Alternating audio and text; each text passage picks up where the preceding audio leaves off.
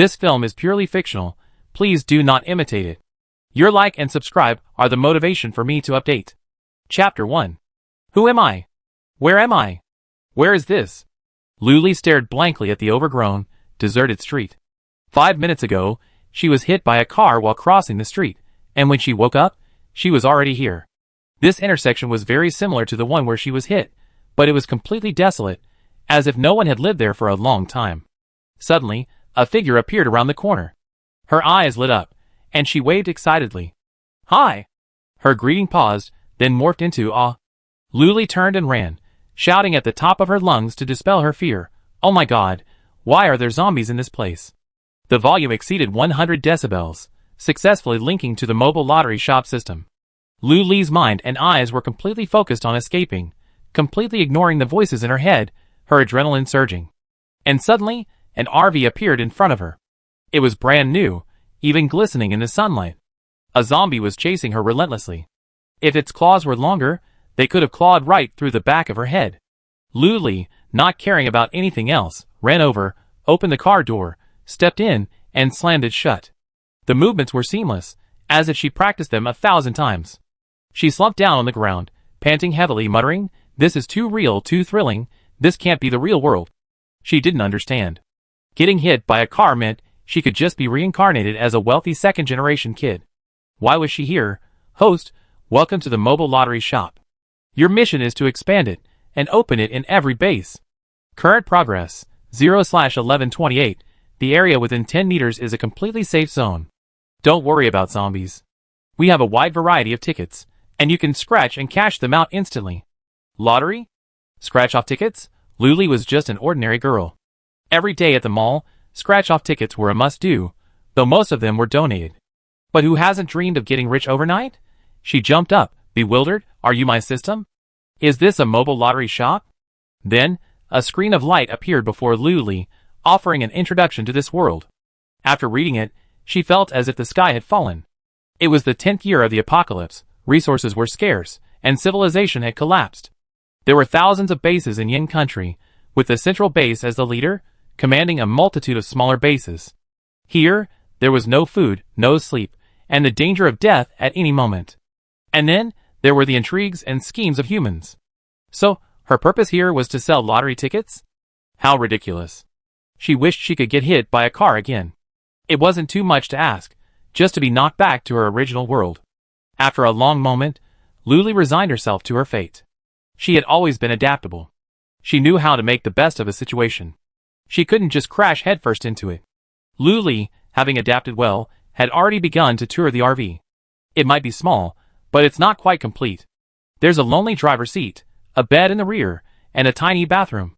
It's just nothing else, and it doesn't seem very spacious. Luli couldn't help but ask, "Where's the lottery ticket?" "I want a scratch-off." "Don't ask, it's just a crazy addiction." The system was stunned, expecting it to question the simplicity, but it turned out to be a qualified host, obsessed with scratch-offs. "Host, please go to the right side of the door." Luli found a smart control panel on the wall to the right of the door. With her years of experience with mobile phones, she fiddled with it, and discovered that it could control the entire vehicle. She pressed one of the buttons, and a section suddenly disappeared from the middle of the right side of the car, as if a window had appeared out of nowhere. A tabletop extended parallel to the bottom, and a sunshade roof topped it, reminding her of an ice cream RV. Luli ran over excitedly, eagerly asking, "Where's the ticket?" The screen reappeared before her, showing the mall. A photo of her remained in the upper right corner, followed by a string of numbers. 100. "Host, these are your initial points. You can buy anything you need, and of course, you get the employee price." Luli, speechless. "What can I buy with 100 points now? You mean I have to enter the lottery myself? And then sell it?" Luli asked, raising her voice in confusion. "Yes, host, and you're currently level 1. You can't spend more than 100 in the mall per day. I look forward to your level up." She felt no guilt at all, even a sense of righteousness. Luli flipped through the mall furiously, coming to the lottery section. "I want to see how many scratch-off tickets I can buy with 100 points. Buy them all. I won't even eat. I won't even drink. I just scratch them as soon as I open my eyes." She noticed that many categories in the mall were grayed out and unclickable, but the scratch-off category was the only one that shone with light, as if tempting her. In the end, the cheap ones made her doubt her life. A book called Big 7 Scratch-Offs, 20 in total, cost 2 points. But she still had to eat and drink. She ordered 5 Big 7 Scratch-Offs in one go, spending 10 points. She also ordered 5 China Fortune Scratch-Offs, spending 10 points. Today's goal: sell them all. Suddenly, Luli remembered something. Can we still use RMB in this apocalypse? The information she had just read stated that currency in the apocalypse had been replaced by crystal cores, and the RMB could only be used to wipe one's mouth. Unable host. Luli was curious. What would come out of scratching? It couldn't be a crystal core, could it? Can I scratch it? Luli asked expectantly, her hands already itching at the sight of the familiar scratch-off ticket. Unable host. You cold-hearted, mean woman. Luli cursed. Since the shop owner couldn't scratch, she could only wait for customers to come. She took out the 10 scratch-off tickets she had just ordered and arranged them neatly on the table. Then, resting her chin on her hand, she fell into a daze again, cursing the system. There's not even a stool. You're making me stand and sell. System, you have points, but you don't buy. And you're scolding me instead? Woman, after a long while, Luli was almost asleep when the panting of a zombie suddenly reached her ears. She opened her eyes abruptly. 10 meters away, a zombie seemed particularly interested in the ticket, but it couldn't get in. Let it in, Luli said, bracing herself. A flash of white light temporarily abolished the 10-meter safety zone, but as long as she remained inside the RV, she was in absolute control. The zombie walked in, dazed and swaying, its appearance making Luli unable to bear the sight. One of its eyes was missing, its entire right palm had been severed, and it walked with a limp. The zombies in this world weren't that terrifying. It seemed they were just humans infected, losing their minds and becoming bloodthirsty. Hi! Luli greeted warmly, as if a guest was welcome. She had a bright and generous face, a strikingly attractive one, and one could tell at a glance that she was a major businesswoman. The zombie tilted its head, puzzled, then slowly shook its head, not understanding a word. Luli quickly opened the store, and found the language section. There actually was a zombie language. Amazing. Chapter 2. It was only 5 points, so she immediately placed her order. From then on, she knew the secret language to communicate with zombies. Incredible. Hey, how long have you been a zombie? Luli asked curiously, his hands folded on the table. The zombie's only remaining eyes suddenly widened, and he took a step back. This human could actually speak zombie language. He danced with excitement. Only half a year? Or a year? I forgot, hee. For a moment, he forgot he was here to eat her. Her blood smelled especially delicious. The two of them chatted, all over the place, about the places the zombies had visited, and the humans they had killed. Luli didn't forget her purpose, and took the opportunity to sell her. Would you like to scratch one? The zombie was stunned. What was this? Luli was also stunned. Could it be that this world didn't even have scratch-off tickets? In her old world, it was touted as a new type of drug, making people want to scratch it again and again, unable to stop. But she couldn't scratch it, so she could only try her best to explain that it was a good thing, a very good thing. The zombie, seeing how hard she was bragging, asked, "Then scratch one?" Luli remembered that she hadn't set a price yet. The currency in this world was crystal cores, and she didn't know what she could get from scratching it. Then let's just use 1 crystal core. She held up a finger. 1 crystal core. The zombie took a step back in fear, stretched out his palmless right hand, pointed at his head, and stammered, "Crystal core?" Luli affirmed, "Yes." The zombie was frightened away, disappearing at lightning speed. He went to get the crystal core? Luli was puzzled. Host, the crystal core is taken from the zombie's brain. The system said considerately. Oh my god, this is such a sin. Luli wailed, slumping over the table, devastated. But she quickly pulled herself together. No, zombies have to experience the joy of scratch-off tickets too. Thinking this way, she paced around the RV muttering, humans use crystal cores, so what do zombies use? They can't just use their hearts. She suddenly remembered the points she just used at the mall, and immediately formed her left hand into a palm and her right into a fist, striking them. Let's use points. Luli put her hands on her hips. You're in my territory, so you have to follow my rules. But now that the only customer had fled, Luli, bored, wandered around the mall. She was currently at level 1, with too many restrictions, even limiting her to second-hand items. But that didn't stop her from shopping. She placed orders, and the items quickly arrived in her backpack. Luli unloaded her items one by one. She used a high stool, so she could sit, and sell lottery tickets. She bought secondhand items for just 8 points.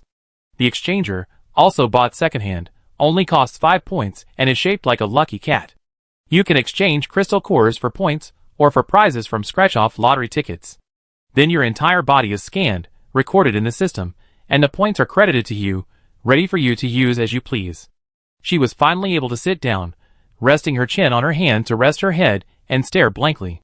Suddenly, the high stool creaked, and Lu Li's eyes widened. Then, she vanished completely. A wailing sound echoed from the ground, and a hand reached out to grab the windowsill. Lu Li struggled to her feet. Putting her hands on her hips, she angrily cursed, "What a crappy stool. No wonder it only costs 8 points." On the floor, the high stool was shattered into several pieces, a complete loss of its pristine appearance. It was like an embroidered pillow, all show and no use. Furious, she ordered a new high stool from the store. It was much more expensive, costing 16 points.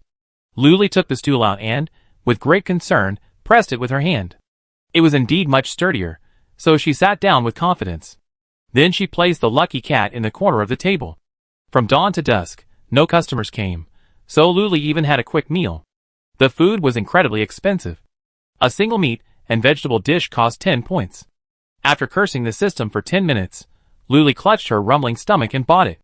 "I can't just sit there and wait for death." Lu Li jumped off the high stool, raised one hand, and encouraged herself. "In that case, let's go to sleep." After that ineffective encouragement, Lu Li felt tired. Luckily, besides the bed, there was a bathroom, allowing her to use the toilet and shower, so she wouldn't have to urinate or defecate anywhere. After washing up, Lu Li fell into a sound sleep. She slept until dawn, completely unwilling to get up. After tossing and turning 800 times, she struggled to get out of bed. She had a ridiculously expensive breakfast, a serving of soup dumplings, costing 5 points. This made her feel threatened. After all, she only had 31 points left. She needed to earn money and eat well. The mall had all sorts of delicious food, but points were also quite valuable. She spent all her money day after day.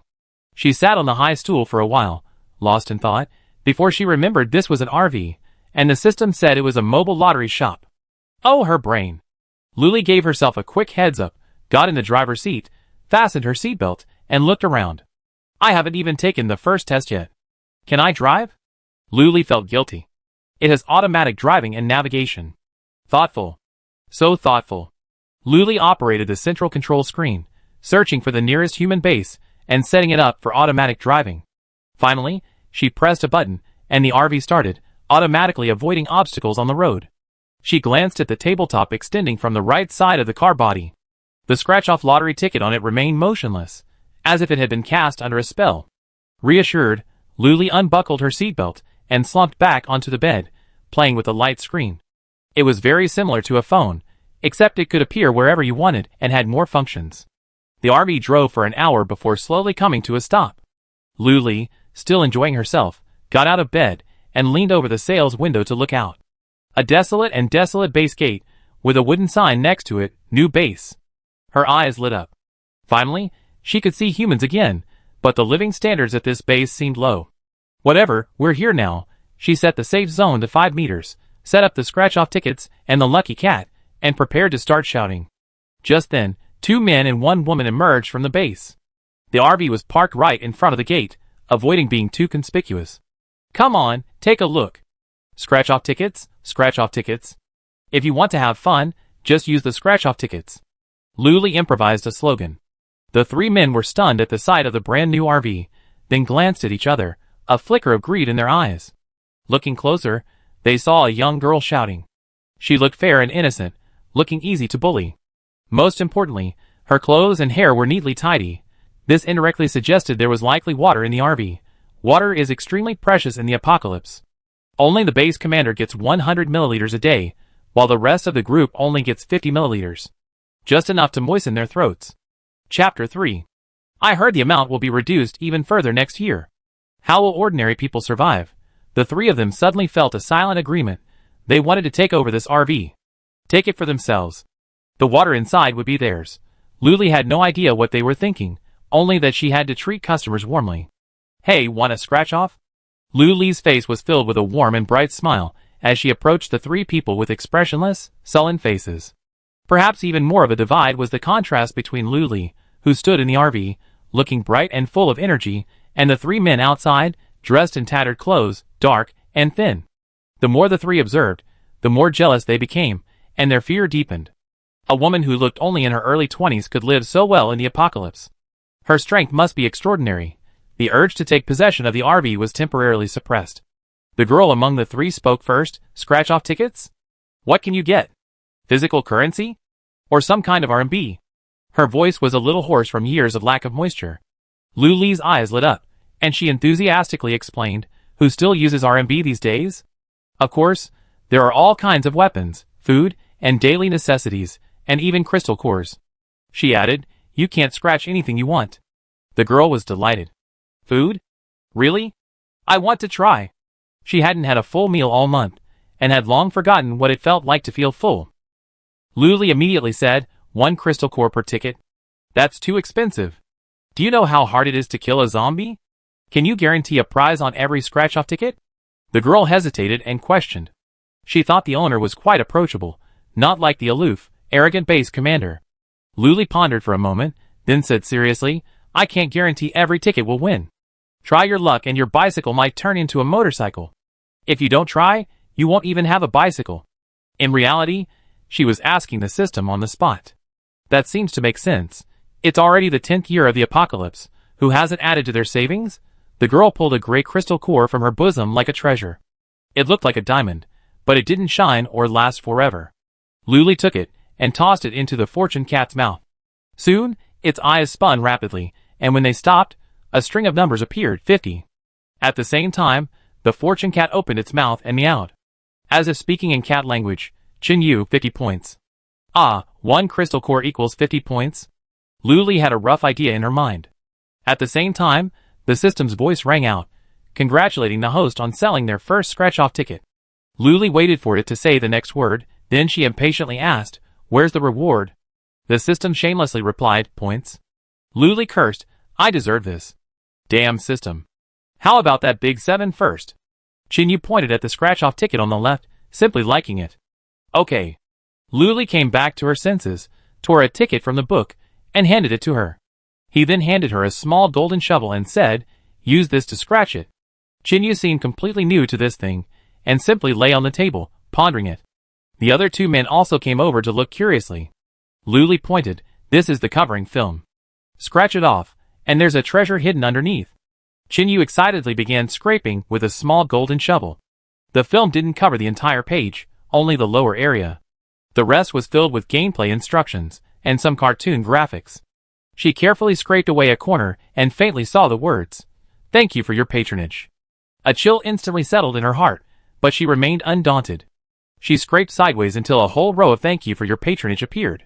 The 2 grown men couldn't help but shout, oh oh oh! Thank you for your patronage. Thank you for your patronage. Chinyu couldn't help herself either. Each of them punched them squarely in the head. The 2 men's upper bodies couldn't help but recoil, and they took a few steps back, losing their balance. But she dared not speak. Luli looked on, bewildered. She had assumed they were some kind of life-or-death friendship, dependent on each other in the apocalypse. Who knew? It would be so hilarious. Chinyu began scraping off another row of thank you for your customer. She couldn't help but glance up at Luli. Was this guy trying to steal the crystal core? Then she thought to herself, no, this guy has a brand new RV. She even saw the bathroom through the crack in the door. It's clean and tidy, so there must be water. With a lingering suspicion, she scraped on until she finally created a dumpling pattern. But the apocalypse had been going on for so long that dumplings had vanished into the history books. Pointing at the dumpling pattern, she asked owner, what is this? Luli took a quick look and blurted out, dumplings. What filling do you want? Seeing the 3 people's bewildered expressions, she took the initiative and chose a large portion of cabbage and pork filling. After all, she was their first customer. Treat them well. Just in case they become a repeat customer. She stuffed the scratch-off ticket into the cat's mouth, and the lucky cat meowed a few times. Luli felt itchy and wanted to pet the cat, but its back was so smooth you could slide on it. Soon, a plate of hot dumplings appeared on the table, about 20 of them. Each dumpling was plump and juicy, the wrapper translucent enough to reveal the pink meat filling inside. The aroma captivated everyone's taste buds. Chin Yu's eyes were glued to them, her saliva watering uncontrollably at the sight of the steam rising. She eagerly asked, "Yes, mine?" Lu Li pushed the plate forward, attached a pair of chopsticks, and said firmly, "Yours. All yours. How can you eat dumplings without dipping sauce? Bring it on!" Lu Li snapped her fingers, and a small dish of chili and vinegar appeared before them. Chin Yu was a bit bewildered. Facing the envious gazes of the other two older boys, she picked up a dumpling and shakily placed it in her mouth. The texture was rich. First, the chewy dough, crammed with the meat filling, with very little cabbage. With one bite, the juices burst forth, mingling with the aroma of the meat. Instantly, Chin Yu burst into tears. It was so delicious. It had been so long since she tasted such delicious food, and her eyes were filled with admiration as she looked at Lu Li. One of the boys swallowed his saliva for the fourth time, finally unable to hold back, and reached out to grab the dumplings. As soon as his hand touched the plate, he was flung 10 meters away. The three watched him soar and land with a heavy, muffled thud. Lu Li gave Chin Yu a friendly smile. "It's okay, keep eating. We protect the safety and rights of our customers." Reassured, Chin Yu glanced at the man watching eagerly from the side, then continued to devour her food. She ate with tears streaming down her face. "It's so delicious, it's true. This is the first time I had dumplings since the apocalypse, and this is the best food I ever had." She devoured it so voraciously that Lu Li, watching with fear, turned and poured her a glass of water. The two men were stunned again, and so was the man, who had struggled to his feet to come over and smell the food. They exclaimed in unison, "Water? It's water!" Their expressions were filled with excitement. Lu Li quickly explained, "Yes, this is water, it's not poisonous, drink it with confidence." Chapter 4. Chin Yu was completely reluctant to drink the water. The water was pure, transparent, and free of impurities. Even the glass was impeccably clean. She first took out her water bag. Then she carefully picked up the glass and tilted it to pour the water into the bag. A few drops of water slipped onto the tabletop. A man eagerly licked them and exclaimed in delight, "Such sweet water." Lu Li was shocked. This table was gone. I had to replace it. I couldn't wait a moment longer. She waved her hand, as if shooing away a fly. The three people, confused, moved away, staring at her in confusion. Lu Li first picked up the dumplings, then expressionlessly broke off the piece of board and had the system replace it with a new one. The three watched helplessly as the board was thrown away. When they turned back, a new piece of board had appeared, serving as the tabletop. The man licking the water blushed crimson as he stammered, "No, I couldn't help it." The other two men expressed their understanding. Seeing such pure water, no one could resist. But their awe of the owner subconsciously rose. He seemed to have a mysophobia and was quite skilled in fighting. This RV was truly bizarre. Lu Li's face returned to a warm smile. The corners of her mouth curved upwards with a graceful curve.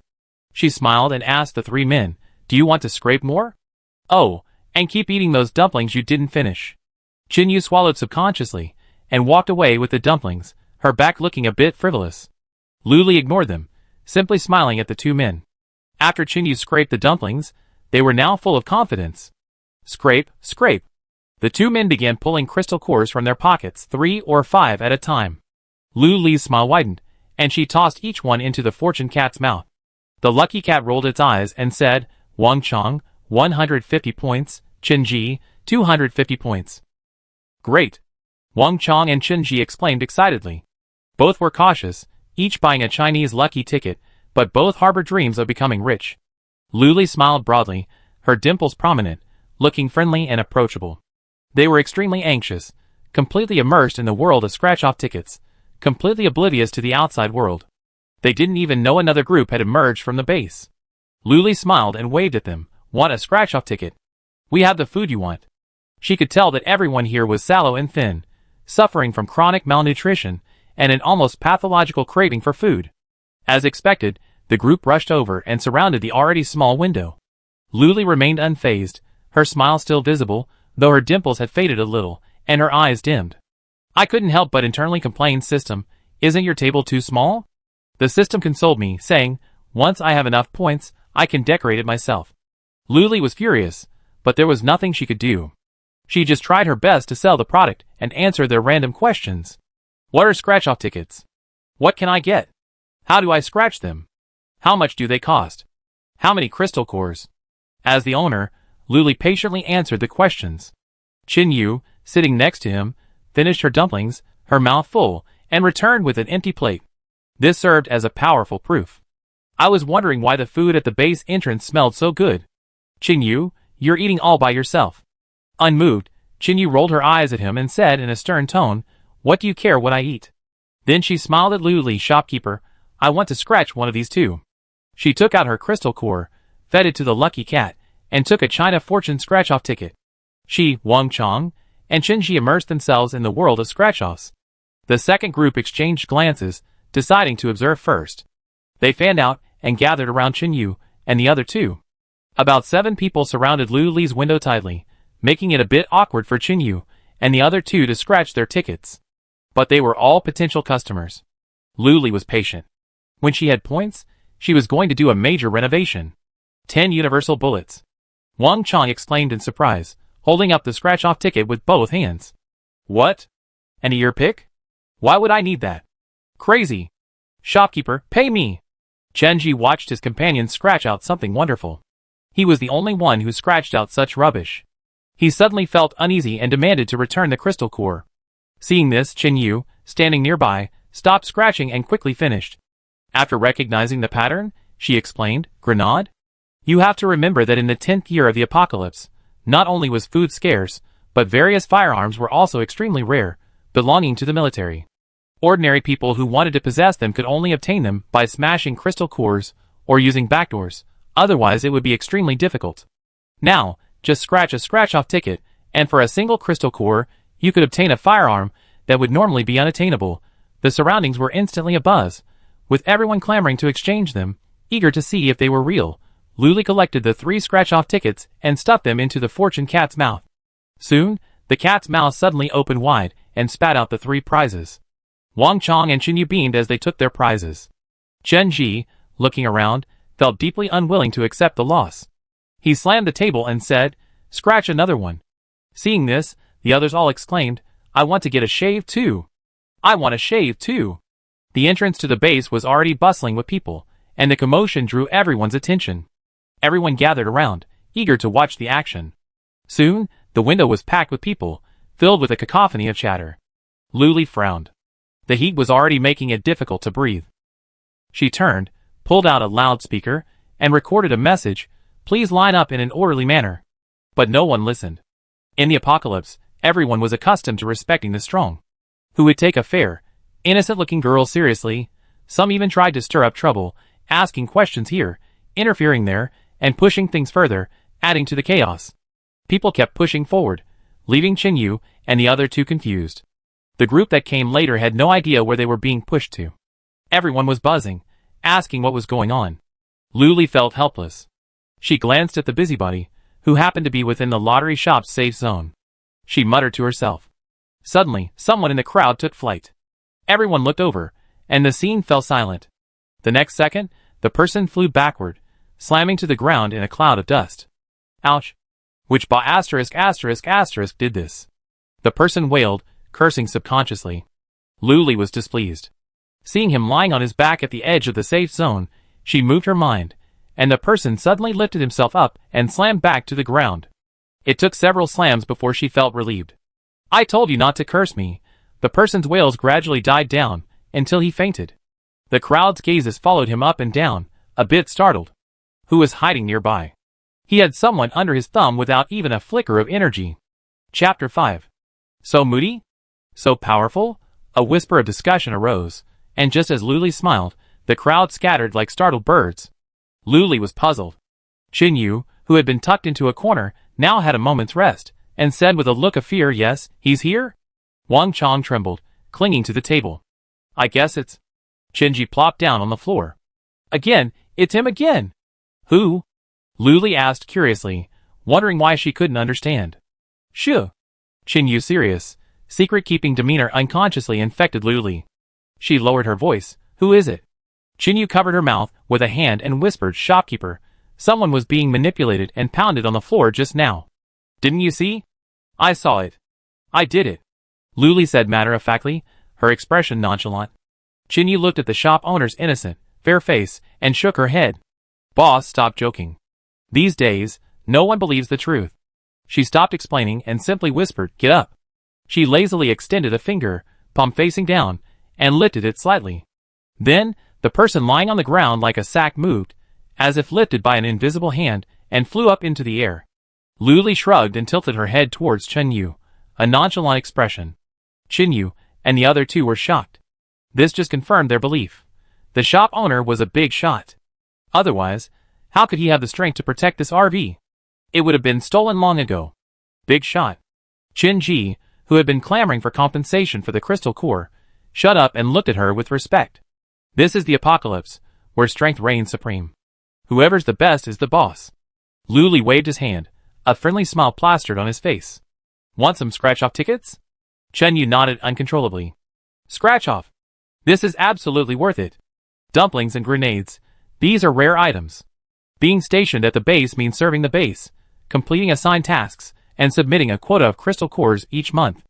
Only then can you receive the base's allocated supplies, such as 50 milliliters of water per person per day, and a small amount of food to maintain health. Not enough to drink, not enough to eat, not enough to wear. This is the reality of most people in the apocalypse. Chen Yu took out a few more crystal cores, and expertly fed them to the lucky cat. The other two, still holding their points, immediately started picking out scratch-off tickets. Just as the three of them were scratching with anticipation, the group squeezed over again, each quietly taking out a crystal core and placing it on the table. She whispered, "Boss, we want to get some too." They had just seen it all clearly. Dumplings, grenades, bullets, they were the real deal. They were going to get them. They were going to get them. Luli hadn't quite heard what she was saying and wondered, "Why are you whispering so quietly?" The group immediately looked terrified, putting a finger to their lips and glaring at her. "Boss, keep your voice down. There's a big boss nearby. He prefers quiet, not noise." Luli was now truly curious. What kind of big boss could so frighten people without even showing his face? But the big boss they were talking about was clearly her. Her voice was clear and bright, as she spoke word by word, "Watch out." Everyone followed her gaze, still a little confused, their impatient tone reaching their ears. Up again, down again. Everyone watched helplessly as the man rose and fell in unison with Luli's rhythm. Could it be that the boss was actually the shop owner? Bang. Luli, tired of playing, casually withdrew his hand, and the man plummeted to the ground as if he had lost his balance. A busybody. Is anyone speaking up for me? I believe it. I really believe it now. The group handed in their crystal cores and waited patiently for the fortune cat to announce their points, then each chose a scratch-off ticket. There were 7 of them, all hunched over the small table, looking somewhat aggrieved. Luli couldn't bear to see his customers suffer. But a glance at the points temporarily put his mind at rest.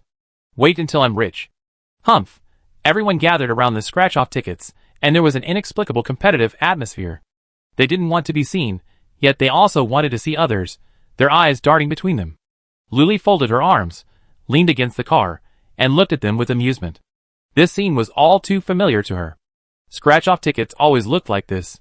She longed to know if the person next to her had won 5 million. Thank you for your patronage, boss. You? A man exclaimed angrily, speechless at Luli's indifferent gaze. This is a big shot. No one can afford to offend. That crystal core is just a waste of money. Ah. Boss, can you help me figure out what this is? I don't recognize it. Chen Yu jumped up excitedly. Luli took it and looked at it. Wow, this girl has an incredible knack for food. Fried chicken and hamburger combo, Luli said, then asked, exchange it now? Chen Yu nodded frantically. Exchange, exchange, exchange. Even though she didn't understand, it had to be something good. The others who hadn't finished scratching stopped scratching and watched quietly, as Luli stuffed the scratch-off ticket into the fortune cat's mouth. Soon, the cat's mouth opened wide and spit out a paper bag. Although unopened, the aroma was already palpable, stirring the most primal desires. Under several pairs of expectant gazes, Chen Yu carefully tore open the paper bag with trembling hands, and the aroma immediately filled her nostrils. Just as everyone stared at her, eager to watch her eat, perhaps to satisfy their curiosity, the paper bag suddenly vanished from the table, taking the aroma with it. Wang Chong frantically asked, Chen Yu, why did you put it in your space? Let us smell it. Chen Yu ignored him. What do you care? Can't I just take my time? The others were furious, but helpless, so they continued shaving. Just then, another angry outburst erupted from the corner. What's the point of saying thank you for your patronage? How can Chen Yu shave out something edible when I don't have a hair at all? It was from one of the group that had come later. Luli smiled, sorry. Apologized, but didn't change. The two who hadn't shaved a hair clenched their fists in anger, but remembering the boss's strength just now, they could only curse inwardly, never daring to show it. Unexpectedly, the other two who came with him both found something, 10 bullets, and the other a pistol. Some rejoice, others grieve. Jealousy can be distorting. Luli watched the group leave. Chinyu, having scratched out something good, also hurried off, her expression nonchalant, as if nothing had happened. Wang Chong and Chen Ji, unwilling to give up, scratched off all their points, but still found nothing. Come again! The two men dug through their pockets again, scrambling for crystal cores. Luli beamed, collecting them and feeding them to the fortune cat. The fortune cat said cheerfully, Wang Chong, 200 points, Chen Ji, 200 points. A level 1 crystal core is worth 50 points, like a scratch-off ticket. All the profits go to Luli, and the system doesn't take a single point. Who lets it be so stingy? Chapter 6. Hey, is this fruit? Boss, take a look? Wang Chong was so excited he didn't know what to say, and quickly handed it to Luli. She took it and looked at it. An apple, what was there to be excited about? She stuffed it into the lucky cat with a blank expression, 3 pairs of eyes staring at it intently. Soon, a red and green apple, juicy and fragrant, fell out. It smelled sweet but not greasy, very refreshing. Wang Chong couldn't wait to take it, holding it in his palm, looking at the apple as if he were looking at the most elusive treasure in the world. Not only Wang Chong, but Chen Ji was also moved. They both swallowed their saliva. Fruits and vegetables, this kind of green organic food is simply in short supply in the end times. The central base went to great lengths to cultivate them, but they all sell for a very high price. Without connections and channels, there's no way to get them. But now, with just 1 crystal core, you could get a whole apple. I once saw the base commander eat this. It was so fragrant, so crispy and sweet. Chinji drooled as he gazed greedily at the apple. Wang Chong hid it in his arms, shielding himself from the malicious gazes of others. Chen Ji was unhappy. Let me see what's wrong. Wang Chong said ruthlessly, go scratch your own ticket. Why are you looking at mine? What if you see me and ruin it? Chen Ji felt frustrated. If he could scratch it, would he still covet someone else's apple? Unwilling to give up, he prepared to continue scratching. Wang Chong planned to find a corner to eat the apple. The base gate was crowded with people, and this was a rare treasure. What if someone coveted it? Whenever someone came out, they would see the RV first, and most people would curiously come over to take a look. After a quick glance and a brief explanation from Luli, anyone with a crystal core would scratch one. By noon, Luli was truly raking in the cash, watching her points balance rise and rise until it broke through the 2,000 mark. Luli silently gave herself a thumbs up, then looked at Chen Ji, who was still scratching, and shook her head, deciding not to persuade him any further. After he finished scratching the ticket, Luli saw his disappointed expression and, before he could scratch the next one, said, we're closed. Come back this afternoon. Chen Ji, with a look of resignation on his face, stuffed the 3 scratch-off tickets into the fortune cat's mouth, his expression numb. The cat spat out 3 prizes, chopsticks, an iron basin, and a glass. He scratched at least 10 tickets, but only these 3 had prizes. Among them, the only prize was a slightly better bullet. What could the others do? What could they do? Chen Ji was furious at the thought. Why could everyone else get good prizes, but he couldn't? Unwilling to accept this, he collected the prizes on the table and stormed off. Luli pulled the shutters above the window, and the RV suddenly darkened, returning to silence. Suddenly, someone knocked on the window. Luli frowned impatiently, reached for a pen and paper, and quickly wrote a few words. She quickly opened the shutter and slapped it out. The paper stuck to the hull, bearing the words, resting, do not disturb. A more discerning person would have obediently left, but the knocking on the window intensified. Luli could even hear the sound of paper being torn. Her eyes narrowed, and she turned to pull the shutter back. She blurted out, I said I'm resting, don't you understand? Her lips pursed, her eyes sharp. He was a tall and strong man wearing a black baseball cap and a slightly dirty black short-sleeved shirt. He said with disdain, you're the one selling scratch-off tickets? Give me one. Luli's tone irritated her, and with a sudden thought, she threw him out. Within the lottery shop's 10-meter safe zone, she was the boss. Even a dragon would have to coil around her. You stinking bitch. Shame on you. The man rose from the ground, his face grim. A dancing flame suddenly erupted from his left palm. He was a psychic, and Luli was intrigued. She knew that in this world, people not only mutated into zombies, but also developed superpowers. Followed by this, a flame erupted from his right hand. He clasped his hands together, and the two flames collided, forming a palm-sized fireball. Luli folded her arms across her chest, her face expressionless, completely ignoring him. It was nearing noon, and the weather was scorching hot, the time when the base was busiest in and out. Many people stood nearby, whispering to each other, glancing at the man and then at the fair-skinned Luli, sighing. That Zhao Haifeng is bullying again. What a pity for that little girl. He's just relying on being the base commander's younger brother. What a shrewd guy. Yeah, fire-related abilities are amazing, right? There are plenty of them in Yin Nation. Hey, Zhao Haifeng messed with that little girl a while ago, and she almost hanged herself. No one at the new base had a good impression of Zhao Haifeng. He was a complete scumbag. No matter the gender, if he took a fancy to someone, he'd do whatever he wanted, relying on the fact that the base commander was his brother and his own power. And now, he targeted the new girl who arrived today. The more people gathered around, the more excited Zhao Haifeng seemed. With his palm facing upward, he held a palm-sized fireball in his hand and slowly walked towards Luli.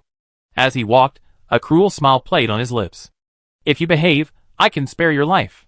Luli clenched her fists, shook them slightly in front of her, and said expressionlessly, I'm so scared.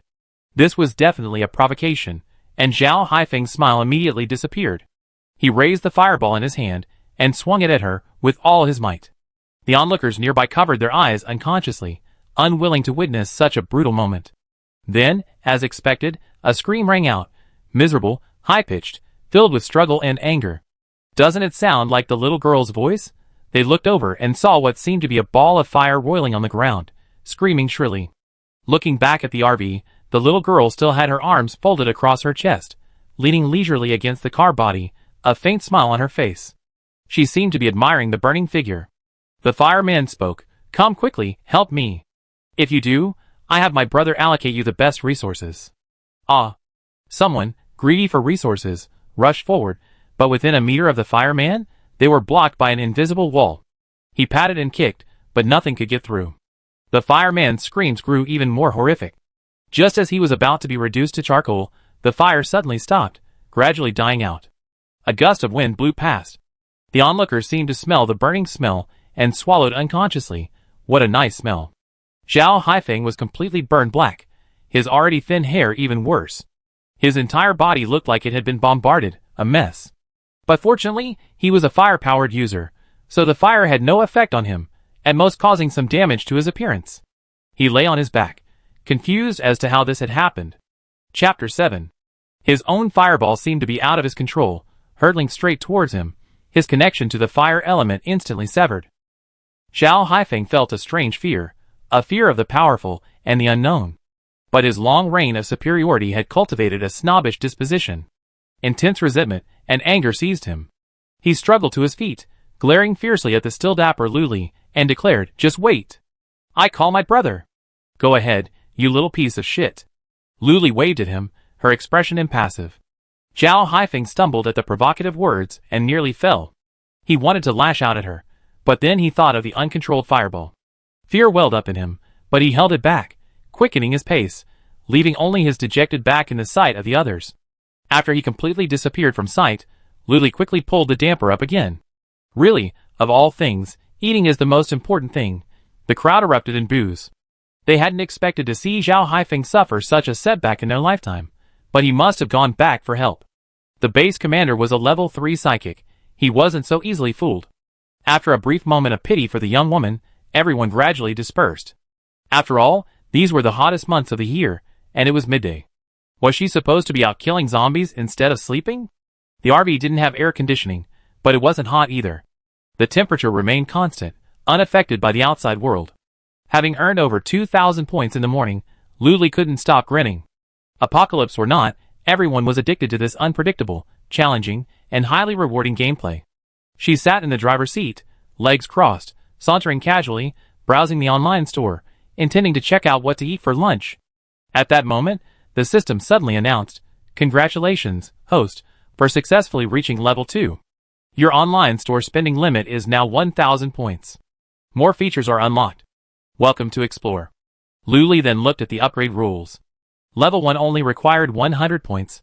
level 2 1,000 points, and level 3 10,000 points. Each level up required a 0 to be added to the points, but Luli found it easy. After all, she only sold a scratch-off ticket for 50 points, and just this morning, she earned over 2,000 points. Some people get so carried away with scratching that they lose all their minds and never stop. As long as they still have crystal cores, they can keep scratching. Even if they run out, they can always borrow from others, right? She took a closer look and saw that she had unlocked the food category. Hot pot, barbecue, the 8 major cuisines, Japanese, Korean, and French cuisine were all available, as long as they had enough points. Luli also discovered that food was incredibly expensive in the mall. A simple lunch box with 1 meat and 1 vegetable set cost 10 points. Can you believe it? But she was a person who lived for the moment. If she wanted to eat, she had to eat. Otherwise, she'd be so consumed by the thought that she couldn't even sleep. She clicked on the hot pot category and selected a single-person set meal that included almost all of her favorite dishes. When she saw the price, she almost pouted. $5.88. I have to sell 12 scratch-off tickets to break even. Oh my goodness. Whatever. Eat. Luli placed her order decisively. At worst, she could sell a few more in the afternoon. She had only 1 mouth to feed. So what? A minute after the order was placed, a flash of white light appeared, and the dining table, complete with pots and pans, appeared before her. In the middle of the table sat a double-flavored hot pot, its base already simmering. It was her favorite spicy hot pot and clear soup pot. Next to it were a variety of condiments, the entire table overflowing with ingredients. Luli prepared her favorite dipping sauce, added her favorite shrimp paste and meat, then flipped on the screen and found a variety show to watch. The RV was perfectly warm and comfortable. She watched the variety show, ate hot pot, and drank carbonated drinks, living a blissful life. Little did she know that someone was squatting outside the RV. He leaned into the crack in the door, sniffing hard, his face etched with ecstasy. He murmured, "What a nice smell." "What's that?" Someone passing by curiously asked. "You dog knows. What do you smell now?" This person's special ability was smell, several times more sensitive than an average person's. Many subtle smells could escape his nose. Luli's RV was impeccably soundproofed and odor-proof. Who knew she encountered such a person? Shoo, smell that wonderful meaty aroma. The olfactory psychic, almost obsessively, clung to the car door, sniffing through the tiny gap. The man next to him swallowed his saliva at the aroma of meat and eagerly leaned in to sniff, but could smell nothing. He could only smell the RV's fuel tank. This woman actually had both a car and fuel, quite capable. He couldn't smell anything at all, and glanced at the olfactory psychic with envy before leaving, feeling rather bored. The olfactory psychic was left clinging to the car door. Inside the RV, Luli was oblivious to all this, doubling over with laughter at the variety show, nearly choking. The hot pot meal lasted a full hour and a half. Luli stuffed the last bite into her mouth, rubbed her stomach, and sighed, "I'm so full." Then she clicked complete on the hot pot order page. A flash of white light vanished, taking away the dining table and its mess. She clapped her hands in satisfaction. It was great. She didn't even have to wash the dishes herself. She rested for a while, intending to finish watching the rest of the variety show. As she did so, she began to feel sleepy. She fought off the sleepiness and took a shower to wash off the hot pot smell before heading to bed for a nap. It was almost 4 o'clock when Luli woke up. She changed her clothes, yawned, and opened the door. A faint scent of hot pot broth wafted out. Luli was placing her scratch-off lottery tickets on the window table when she suddenly caught a glimpse of a figure. She leaned out to take a closer look. Whoa! Someone was sleeping outside the car door. Luli pulled out a stick and poked the man in the head. But he turned around the moment he touched her. Startling Luli, he preemptively attacked. "What are you doing? What do you want to do? I haven't even asked you yet. Why are you sneaking around outside my door?" Luli put her hands on her hips, exuding a powerful air. The man immediately fell silent, hesitating. "I am just sniffing here. Isn't that enough?" Luli, smelling, is that some new profession? Although she didn't understand, she remained undeterred. "Just sniff it out openly. If you're sneaking around, a dog might think you're a thief." Before the man could say anything, Luli impatiently said, "I don't care about you. I'm getting started." As if triggered by some key word, the man suddenly stood up, raised his head, and shouted, "The scratch-off lottery is open." The voice was resounding. Luli was startled, speechless, staring at him. "No, what are you trying to do?" He didn't need to answer. Luli soon realized what was happening. People began to emerge from the base, and began to line up in an orderly manner at the window. Chapter 8. First in line was Chun-Ji, who impatiently exclaimed, "Boss, can you please stop taking naps? Do you know how tiring it is for us waiting?" Second in line was another familiar face, one of the group that had joined Chen-Yu's trio. "Luli, when did I become so famous?" Yes, in the few short hours that Luli had been enjoying hot pot, watching variety shows, and taking a short nap. The news that there was a RV at the entrance to the base selling scratch-off tickets, and that they could even give out food and weapons, had spread throughout the base. And most importantly, the owner was powerful, and spending there was safe, unlike other places where people could be robbed the moment they left the store. This was simply explosive news. After all these years of the apocalypse, they had never seen such a remarkable ability. Yes, after much discussion, they concluded that it was an extremely rare ability. Luli wanted to argue, but looking at the bustling crowd outside, she felt she had failed in her duty, and hurried to arrange the scratch-off tickets. Then he placed the lucky cats on the stage, then pulled out a loudspeaker and shouted, "Line up in groups of 3 and get your crystal cores ready."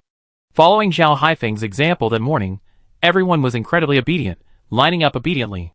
But there were always a few troublemakers, who thought they were the best in the world, and insisted on cutting in line. Luli was bustling in the front. Some first-time customers didn't understand and kept asking questions, forcing her to explain while she was busy attending to everyone else. Thankfully, the lucky cats were there. Simply feed them a crystal core, and they announced their name and points. Then the customer could just choose their scratch-off ticket.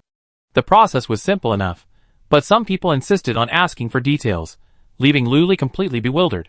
I decided to wait until this group of people had left, and then post a rule. Anyone who asked would have their eyeballs ripped out and glued back on. The first 10 or so people scratched out the usual items. No food, but a few weapons. Everyone was basically there for the food, they just wanted to taste the juicy dumplings Chen-Yu had been talking about, or the fragrant, crisp apple Wang Chong had been chewing. Luli hadn't expected the food drop rate to be so low. When Chen-Yu had been scratching that morning, she thought it was high. After all, food is a rare commodity in the apocalypse, and its scarcity makes it valuable. It would be a shame if it could be easily found. Some people scratched a sheet, didn't find what they wanted, and then left. These people were more rational. Others, unwilling to give up, were determined to find their desired item, and kept scratching until they had completely emptied their crystal cores. As the 20th person approached, the man, who hadn't asked a single question, skillfully fed the crystal core and casually took a scratch-off ticket. Luli, relieved, ignored him. But as she turned, she was poked in the arm by a scratch-off ticket.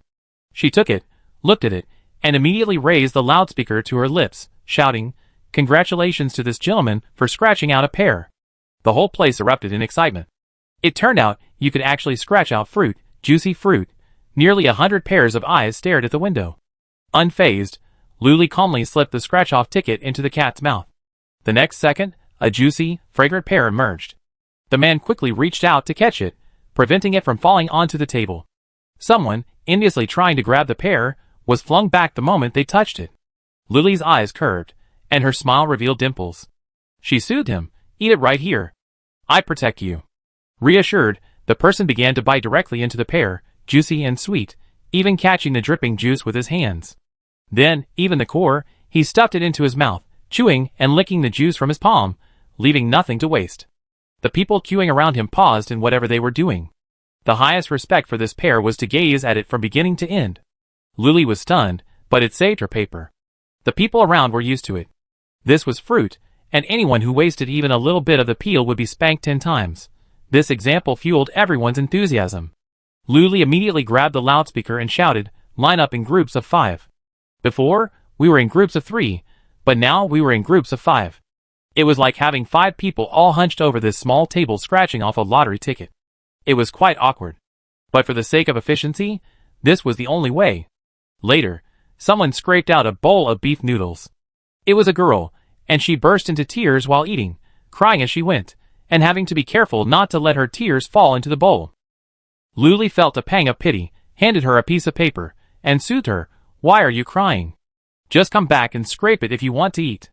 This immediately unleashed tears in the girl. "I don't want to kill zombies. They're too hard. Living is too tiring. I really don't want to live anymore." Overwhelmed with negativity, Luli could only say, "If you die, you won't be able to eat beef noodles this delicious." The girl immediately stopped sobbing, her sobs subsiding as she ate without slowing down. She devoured the bowl, as if it had never been filled before. "Thank you, boss. I come back tomorrow and kill the zombies." The girls were full of fighting spirit.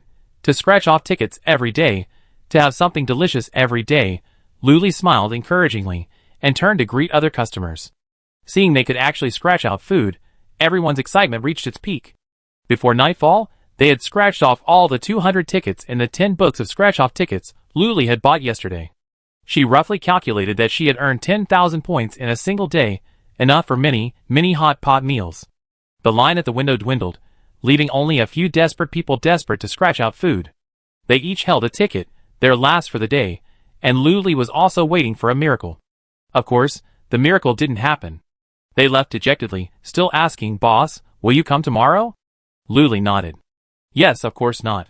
The leeks here are so easy to harvest, crop after crop. Once they're done, they move on to another spot to continue." The men left reluctantly, and Luli decided to pack up and close the shop. She'd start over again, never working overtime again. Wait a minute. Suddenly, a voice drifted closer, reaching Luli's ears. She looked up, but saw no one. Only the guard standing guard at the base's entrance, bored and even yawning. Luli, suspecting she was hallucinating, quickly scooped up the lucky cat and tried to lower the barrier when a stone flew over. It struck the lucky cat's eye, made of porcelain, and shattered instantly. Luli stared blankly, bewildered. Responding, Luli erupted in anger, her hands on her hips, and she roared, "Whoever did this, stand up!" A figure appeared before her at breakneck speed. Squinting, she saw a figure that resembled the fireman Zhao Haifeng. Chapter 9. She preemptively asked, "Are you Zhao Haifeng's brother?" She heard this name from someone else. Someone had warned her this afternoon to be careful, saying the base commander was powerful, etc. She was busy introducing scratch-off tickets to others, and didn't pay much attention, completely letting it go in one ear and out the other. Only when she saw their resemblance did she remember. She had bullied her brother, and now he was seeking revenge? Zhao Hating was stunned. He hadn't expected this girl to be so bold, so he could only respond, "Yes, you are the lottery shop owner who bullied my brother this afternoon?" Luli put her hands on her hips, head held high, and said with a commanding air, "What? A fight?" Zhao Hating felt somewhat deflated by her aura, and inexplicably frightened. Haifeng was at least a level 2 esper, and yet she'd beaten him so easily. This person must be level 3 or higher. Zhao Hating thought to himself, suppressing his anger. He'd always been adaptable, otherwise he wouldn't have been the base commander. He chuckled, "Hey! Civilized people don't fight. Give me a scratch-off ticket." Luli rolled her eyes at him, rather bored. "Sold out. Come back tomorrow." Out of the corner of her eye, she caught sight of the shattered lucky cat scattered on the ground, and a surge of anger welled up. That would cost 5 points. Luli frowned, bending down to pick up the stone. Standing up, she flung it at Zhao Hating, mentally controlling it. Swish. A piercing sound shattered the air. "Ah, you stinking bitch, you're so shameless." Zhao Hating doubled over as it struck hard, clutching his lower body with both hands, a pained expression on his face. Luli didn't care. This strike would be the perfect way to wipe out his entire family. Lululu. Luli stuck out her tongue, shaking her head in a provocative gesture, then pulled down the barrier, shutting out everything outside. To ensure her own safety, Luli asked System, "Is this RV sturdy?" The system assured her, "Don't worry, unless a level 10 psychic arrives, no one can break in." As far as Luli knew, the number of level 10 psychics in this world could be counted on one hand. She was relieved. Zhao Hating couldn't possibly have such powerful connections, and still be the base commander in this shabby place. Could he? Outside the RV, Zhao Hating was sweating profusely from the pain. He felt as if his lower body was being torn apart. The stone had pierced through him, and blood was pouring out. Those watching from the shadows were all shocked. They hadn't expected this boss to be so ruthless, completely disregarding the fact that he was the base commander. The scene suddenly became lively. Even though the Zhao brothers usually bullied the weak and feared the strong, they were still the base commander and held some authority, so everyone was eager to profit from him. Someone rushed into the base to call for a doctor, while others fetched a simple stretcher from the guardhouse. Everyone frantically carried Zhao Hating inside. Luli didn't think too much after her move, not worrying about retaliation at all. Within the safety of the RV, she was the ultimate authority. The system spoke again. Congratulations to the host for reaching level 2 in one day, now reaching level 3. However, the limit is still 1,000 points. Please unlock more new features yourself. Luli was somewhat indifferent to the upgrades. As long as she could sell scratch-off tickets and eat delicious food every day, she was happy. She opened the store and placed an order for 5 each of the 4 scratch-off tickets, Big 7, China Fortune, New Year Dragon Luck, and Rich Now. Each book had 20 pages, each worth 2 points, and she could sell them for 50 points each, making a killing. A lucrative profit. This was her goal for tomorrow. With the enthusiasm of the newborn base, she was sure to sell out. After stocking up, Luli opened the home furnishings section, which was filled with a dazzling array of appliances and decorative items. She got up from her bed and sat down, scanning the RV. She had the bed and the bathroom. At a kitchen? But she couldn't cook. Wouldn't it be more convenient to just buy food at the mall? At a refrigerator? What to put in it? There was nothing there. Luli thought about it for a long time, but couldn't come up with anything. She ended up buying a used money changer, still in the shape of a lucky cat. When the lucky cat appeared before her, an idea struck her. She swiped her hand across the screen, carefully selecting something, and placed her order. Soon, a cute orange cat appeared on the bed. It looked adorable and quite small, probably only slightly larger than Luli's palm. She meowed, seeming a little panicked by her unfamiliar surroundings. Luli scooped her up in his arms, gently stroking her fur along her back, feeling a deep sense of satisfaction. Then, he placed an order for a series of cat supplies from the online store. The litter box, bed, food, climbing frame, and cat strips, all the basics. Luli cleared a corner of the RV, installed the supplies, and placed the orange cat in the soft bed. She sniffed it, rubbed it, and then collapsed on it, seemingly enjoying it. She couldn't help but smile. She poured the cat food into the bowl and arranged the litter. Luli stood up, glanced around, and nodded with satisfaction. She pondered for a moment and said, "I name you." Luli hadn't come up with a name, nor did she want to give it so hastily. She knelt down and petted her. Her fur was soft and shiny. It was obvious that she had been pampered elsewhere before, which was why her fur had remained so soft. "How about calling you Mau Mau?" Luli said. The kitten meowed a few times, and it was unclear whether it agreed or disagreed. Luli, respecting the cat's opinion, said, "If you agree, meow once.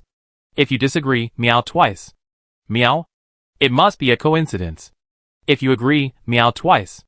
If you disagree, meow once. Luli was unconvinced. Meow? Luli compromised and decided to change the name. The kitten nimbly jumped out of the nest and sauntered over to the cat food bowl.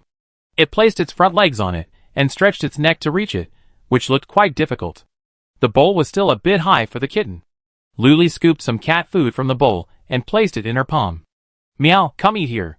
As if understanding her, the kitten didn't force itself, descending from the bowl and moving to her hand, gently licking the cat food. Its furry head buried in her hand, its moist tongue licking Luli's palm, its barbs scratching and itching. She gently tapped her head with her fingertips, earning a disapproving hum. "Hey, this thing has a bad temper." The kitten felt full after a little, tilting its head back to look at her with its large, wet eyes. Luli's heart melted. "No, how about some water?" Meow. The kitten moved back to the water bowl and drank the water. After finishing, it returned to its nest to sleep. Seeing how skilled she was, how she already made the place her own after just a short while, Luli felt reassured and went to wash up and get ready for bed. She placed a few more orders for clothes at the mall, and suddenly came across a fully automatic cat food dispenser that dispensed cat food and water at a fixed time. She was immediately tempted and placed the order. Chapter 10. Luli lay on her bed, teasing the kitten in the bedside litter. Seeing her eyes, moist and clear like a fawn, an idea flashed through her mind. "How about calling you Fawn?" Meow. "Are you agreeing or not?" Luli felt she would definitely agree this time. Meow. Fawn nodded seriously. Luli lifted her up with both hands, locked eyes with her, and whispered tentatively, "Fawn?" "Meow, meow, meow." Fawn was a bit impatient, but still agreed, perhaps even yawning. She placed Fawn back in the litter, stroked her soft fur, and then turned off the lights and went to sleep. The next day, Luli had just woken up when she heard a knock on the window. The bed was so comfortable that she didn't even want to get up. She rolled over and tried to go back to sleep, but the knocking intensified, accompanied by chattering. All of this passed through the cracks, reaching Luli's ears in fragments. The little deer also cried out restlessly, as if sensing a stranger's presence. Luli turned over in bed again, reaching out a hand to touch the little deer's head to comfort her. Finally, she rolled up and, filled with resentment, went to open the window. Pulling open the shutter, she saw a dozen people tightly blocking the window, their faces filled with the anticipation of sudden wealth. Luli, on the other hand, looked grumpy. Under her glare, Chunji took the initiative and said, "Boss, let's play scratch-offs." Luli glanced at the time. 6 o'clock in the morning. Only 6 o'clock. She didn't know whether to lament the lack of entertainment options for the people in the apocalypse, or the excessive love of scratch-offs. With customers already arriving, Luli couldn't help but do business. She went back to wash her face, then returned without even changing into her pajamas. She set up the lucky cat, and took out the 4 scratch-off tickets she ordered yesterday, opening one each and laying them out. Little deer also crawled out of its bed, drank some water, and ate some food on its own. Using the RV's decor, it nimbly leaped over to Luli, and squatted obediently beside the lucky cat. One real cat, one fake, both perched peacefully on the tabletop. At first glance, they looked somewhat similar. However, Chunji and the others were a little frightened when they saw Little Deer, stepping back. "Boss, could your cat mutate?" "Huh?" Luli vaguely remembered that in this world, not only humans have superpowers, but even animals and plants can mutate. Sometimes, you might see an ordinary little dog, and the next moment, it transforms into a 5-meter-long giant, ready to swallow you whole. Luli patted the deer's head and said proudly she wouldn't. "My little cat is the best."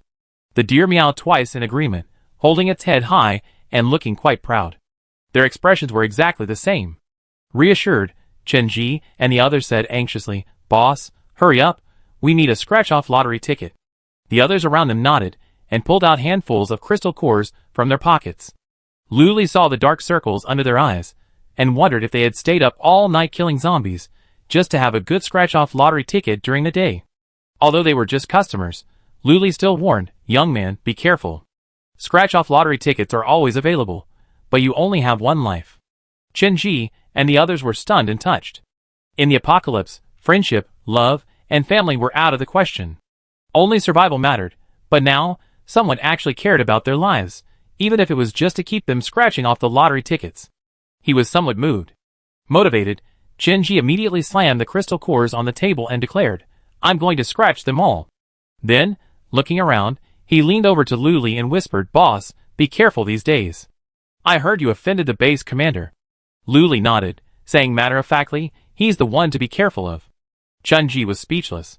He knew his boss was powerful, but there are always better people than you. The little deer looked delighted. He used his front paws to scrape the crystal cores, pushed them in front of the lucky cat, and then fed them one by one into its mouth, seemingly finding it quite amusing. Luli, now without a task, could only watch the others scratch off the lottery tickets with his chin propped up. A system voice echoed in her mind, "Host, a friendly reminder. Scratch-off tickets are now categorized. For example, the Big 7 only reveals food, but the drop rate is variable. The rest are up to you." She paused and thought. Since everyone loves food, she ordered 5 more Big 7 tickets from the store.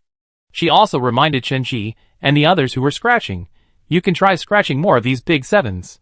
That was all she could say. What happens next depends entirely on her luck. Chunji thought about it, and decided it was always right to listen to the boss. He spent all 350 points he exchanged for 7 crystal cores on Big 7s. The other 3 had their own ideas and chose the newly released New Year Dragon Luck and Get Rich Now scratch-off tickets. The 4 of them began scratching almost simultaneously, their small golden spatulas in hand, their eyes focused and their expressions serious, as if they were performing some mysterious ritual. Not only that, but they also deliberately shielded their faces with their arms, fearing potential malicious glances. Luli understood, but wasn't it still clear when you redeemed it? Luli propped her chin up, waiting to see what new tricks she could come up with this time. Soon, Chunji suddenly looked up, his eyes filled with excitement. He stared at Luli silently, unsure of what to do.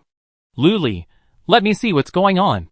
She was about to take the scratch-off ticket and redeem it for him, but Chunji put it away, quickly tucked it into his waistband, and casually scratched off another one. "Luli, man, you successfully caught my attention." But he didn't catch anyone else's attention, as if nothing had happened. Not long after, another man looked up excitedly. "It can actually be scraped out of a grenade." "Boss, do you know how many crystal cores it takes to buy this thing?" A nearby man argued. "Buy? Go buy one and let me see." Even if you have a crystal core, there's no guarantee they'd be available. They're all controlled by the military. The man ignored the sour words. Boss, exchange it for me quickly. Luli took it, stuffed it into the fortune cat, and watched it spit out a grenade. Here. Luli handed it to him nonchalantly, as if the grenade was nothing to her. The man took it respectfully, placed it in his palm, and vanished in a flash. Curious, Luli asked, do you have a superpower too? The man gave her a puzzled look, somewhat reluctant to answer such a foolish question. Considering she was the boss, he reluctantly said, yes, it's a spatial power. He added, my space is small, only a few square meters. The higher the level, the larger the area, and the longer the preservation time. Luli understood. He truly had all sorts of bizarre superpowers. It was like having a giant pocket that could hold anything. Chapter 11. This guy scratched out a hand grenade, but he didn't leave.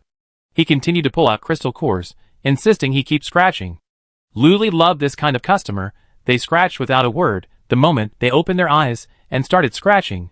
By 8 or 9 o'clock, the crowd gradually increased, and a crowd quickly formed in front of the window. Some regular customers were very conscientious, lining up. When it was their turn, they obediently fed the lucky cat a crystal core, then waited for it to announce their name and points before choosing the scratch-off ticket they wanted. The entire process was flawless, and Luli didn't have to worry much. The only exceptions were some new customers. Not only did they like to ask questions, but when they didn't get the prize they wanted, they would even curse on the spot. Luli naturally didn't smile at this kind of person, and she was considered kind not to kick him out. Just as Luli was introducing a new customer, the previously noisy scene suddenly quieted down. Luli looked up, puzzled, and saw a chaotic line of people making way for a small path, as if welcoming someone. At the end of the path, a figure slowly approached. He was tall, dressed in a white shirt and black pants. Even in the scorching heat, he wore a black cape that reached down to his ankles. The end of the cape swayed with his steps, sometimes brushing his calves affectionately, sometimes drifting away, like a graceful wave. He said nothing, simply strolling casually, but Luli could sense his overwhelming presence. Luli couldn't help but wonder, was this Xiao Hating's chosen supporter? He looked powerful. He urgently asked the system in his mind, can the safe zone protect against this person? The system assured him, of course it can. You are the absolute master. Show your confidence. Luli felt reassured. The system wouldn't lie to her, no matter what. With this reassuring answer, she rested her hands on the table, observing the approaching figure with a sizing gaze until he crossed the path and stood before her. The closer he got, the more breathless Luli felt, as if the very air around her was being used by him. The figure stood in front of the window. The brim of his cloak was a bit long, completely obscuring the upper half of his face, revealing only thin lips and a sharp jawline. From the delicate lower half alone, Luli could tell he was handsome. No matter how many lives she lived, there was one thing Luli would never change, her obsession with looks. Absolutely. Before she could ask, the figure extended his empty hand, and in the next instant, a yellow crystal core appeared in it. The people around her gasped. Luli was puzzled. What color was important? She took it calmly, her fingertips brushing against his palm, like ice. She shuddered. No wonder he was wearing a cape in such a hot day. It was practically his own cooling device. But Luli didn't dwell on it. There were so many bizarre and strange supernatural powers in the apocalypse. She stuffed the crystal core into the lucky cat's mouth as usual. Soon, its contented voice announced, Shenbing, 150 points. So even crystal cores have different levels? What a fucking apocalypse with such clear class distinctions. The man's name was Shenbing. His eyes gleamed beneath the brim of his hat. 150 points. He heard someone say 50 points would get him one scratch-off ticket. So wouldn't that mean he could get 3? He suppressed his excitement and randomly picked 3 scratch-off tickets, then began scratching them off. Although Luli was obsessed with looks, she was even more dedicated to her career. Seeing that he understood the rules, she immediately greeted the other customers, who hadn't dared to approach. Do you still want to scratch? There's still room. Luli's dimples faded with her smile, making her look quite radiant. Shenbing happened to look up, and was stunned by her bright, pure smile. Such a smile was too precious in the apocalypse. But the scratch-off lottery ticket was more important. Shenbing paused for a moment before lowering her head and continuing to scratch, her eyes gleaming with anticipation. The onlookers looked from Shenbing to Luli, who greeted them warmly, and finally shifted their gaze to the tempting scratch-off lottery ticket. Some stepped forward decisively, handed over the crystal core and said, Scratch. Some walked away with trembling legs, not even daring to raise their heads. Lu Li could tell that Shen Bing was powerful and difficult to get along with. How else could he have scared so many people away the moment he appeared? They were all her customers. Lu Li glared at Shen Bing. If he didn't scrape off the tickets for those who had left, she would never forgive him. Shen Bing was oblivious. His eyes gleamed, and his hand, holding the small golden spatula, trembled slightly. He quickly finished scratching off 3 tickets, stacking them together, and handing them to Lu Li, who took a look, raised an eyebrow, and was secretly astonished. Shen Bing's scratched off tickets were all big 7s, and without exception, they all yielded food. Everyone was extremely interested in what the big boss had scraped out, and dozens of eyes were fixed on Lu Li's hands. Shen Bing stared too, but his attention wasn't on the scratch-off tickets, but on Lu Li's slender, white, and delicate hands, each fingernail perfectly shaped and rounded like a pearl. Since the apocalypse, Shen Bing had never seen such fair and delicate hands. Most of them had dirt between their nails, or were covered in calluses. What's worse, all 5 fingers aren't fully formed. In short, it's been ages since I've seen such healthy hands. For a moment, I felt a bit dazed. Seeing her bright and healthy appearance, it was as if I could instantly return to the pre-apocalyptic era. Lu Li stuffed the scratch-off lottery ticket into the fortune cat's mouth, and moments later, it spat out 3 prizes. They were a box of winter dates, a box of sliced watermelon, and a can of Coke. To be honest, many people don't recognize these fruits now, but that's okay, the fortune cat will diligently announce them. Even if everyone still hasn't heard of them, it doesn't matter, just know they're fruits. A box of winter dates contained about 10 or so, each one a perfect size, red and green, and fragrant and sweet. The sliced watermelon was an even brighter red, without even a single black seed. The can of Coke looked like it had just been taken out of the refrigerator, with drops of water still clinging to the sides. Shen Bing tucked the 3 rewards into her cloak, shielding herself from the outside world's greedy gazes, and pulled out another yellow crystal core. Another gasp from those around her, leaving Lu Li speechless.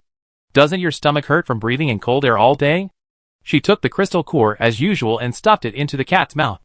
Another 150 points, and Shen Bing picked out 3 more scratch-off tickets. There were 8 scratch-off books on the table, 2 of each type, each with 20 tickets. Each ticket was numbered, and could be freely chosen. Lu Li noticed that Shen Bing was carefully selecting, unlike the others, who would just casually pick or select a favorite number. But he was different. He scanned each ticket from beginning to end, examining it with extreme intensity, as if he could see through the scratch-off tickets. This thought gave Lu Li a shudder. Could this person's supernatural power be X-ray vision? She immediately asked the system, "Can you see through the film covering these scratch-off tickets?" Chapter 12. The system said sarcastically, "How is that possible, host? Our scratch-off tickets can't be damaged by fire or water, let alone this X-ray vision." The system was about to say that Shen Bing's ability wasn't X-ray vision at all. After receiving the system's affirmative response, Lu Li stopped caring. It didn't matter how slowly he picked, as long as he paid, it was all he needed. Shen Bing slowly picked 3 tickets and began scratching, completely immersed in his own world. The outside world's chaos had no bearing on him. After a long while, 2 groups of customers had passed by the window, and Shen Bing was still scratching those 3 tickets. Lu Li checked countless times, and found that he was simply slow. Strange, the first 3 tickets had been scratched very quickly. What? Is the speed set to slow now? It was almost noon, and Lu Li was about to close the stall when he turned around and found Shen Bing still there. A thick stack of scratch-off tickets, scratched off but not redeemed, lay beside her. A new group of customers had just arrived, and she was so busy greeting them that she ignored him. Shen Bing wasn't one to be pretentious. She fed the lucky cat with crystal cores herself, and then chose her own scratch-off tickets, a process she performed with remarkable skill. Done scratching? Want to redeem them? I'm closing up, Lu Li reminded her. As if everyone knew the owner was taking a nap, there was no one at the window, only Shen Bing, still scratching her last ticket. Shen Bing slowly raised his head. His cloak prevented Lu Li from seeing his eyes even if he did. She could only see his thin lips slightly pursed, as if he were lost in thought. Redeemed, Shen Bing said. Lu Li beamed, taking the thick stack of scratch-off tickets. She estimated there were about 30 or 40 of them. He was truly rich, and it wasn't just crystal cores. She stuffed everything into the lucky cat's mouth. Perhaps it was her first time taking on such a large order, or perhaps the second-hand items weren't of good quality, but she was stuck. Her eyes darted around, and a faint meow escaped her lips, attracting the deer. She leaped onto the table in a few steps. She reached out to poke at the lucky cat, which meowed anxiously. Luli couldn't understand, but that didn't matter. She bought Meow Star language on the spot. It was much more expensive than zombie language. It cost 10 points. But right now, she had nothing but points. The moment the order was successfully placed, she understood the dear cat's words. "What's wrong with you, Luli? Please don't die. You're the second best friend I ever met in this world. Are you tired from working? Do you want a break? It's okay, lucky cat. That's what being a cat is like." Then she heard the cat's weak voice again. No, I'm choking." Luli laughed loudly. Shinbing looked over. Her dimples were now very visible. Her eyes and eyebrows were stained with a strong smile. Her whole face was bright and generous, a brilliant smile. It was completely out of place in the bleak, desolate, and dark apocalyptic world around them. Even the teeth were perfectly aligned and clean. Shinbing was truly envious. Luli laughed for a moment before thinking about helping the lucky cat, but she had no idea how to get some out. "Xiaolu, ask your friend how to get some out. Don't let her choke." Xiaolu was shocked, and the lucky cat was shocked. Their eyes stopped moving, and after a long moment, they said, Master, just press your left eyeball 3 times." Luli did as she was told, and sure enough, she spat out all the scratch-off tickets she had just fed her. She then said, "Master, you can only put in 5 at a time. I can't handle it." Okay. Luli agreed. Shinbing was bewildered. She was talking to a lucky cat for no apparent reason. She was just made of porcelain. And this real cat? Too cute, Shinbing was screaming inwardly, but outwardly she remained motionless. One hand rested on the table, her index finger tapping unconsciously, while the other hand hung naturally at her side, looking a little impatient. But really, she just wanted to pet the little deer. Luli stuffed 5 tickets at a time into the lucky cat's mouth, and it took almost 6 times before he finished stuffing them all. A rough count revealed about 32 tickets. This guy scratched off that many this morning? That's 1,600 points. Luli quickly calculated and understood. She was stunned, her gaze on him radiating with enthusiasm. A big client. He must be treated well. Shinbing remained motionless, maintaining her posture. Only the tapping of her fingertips on the table slowed down. Only he knew he was waiting for the lucky cat to spit out its rewards. Then, he could finally have a full meal. Soon, the lucky cat spitted out its rewards, following the order in which the scratch-off tickets had been placed. Time seemed to stretch indefinitely. The lucky cat took nearly 3 minutes to finish spitting. Luli was truly shocked.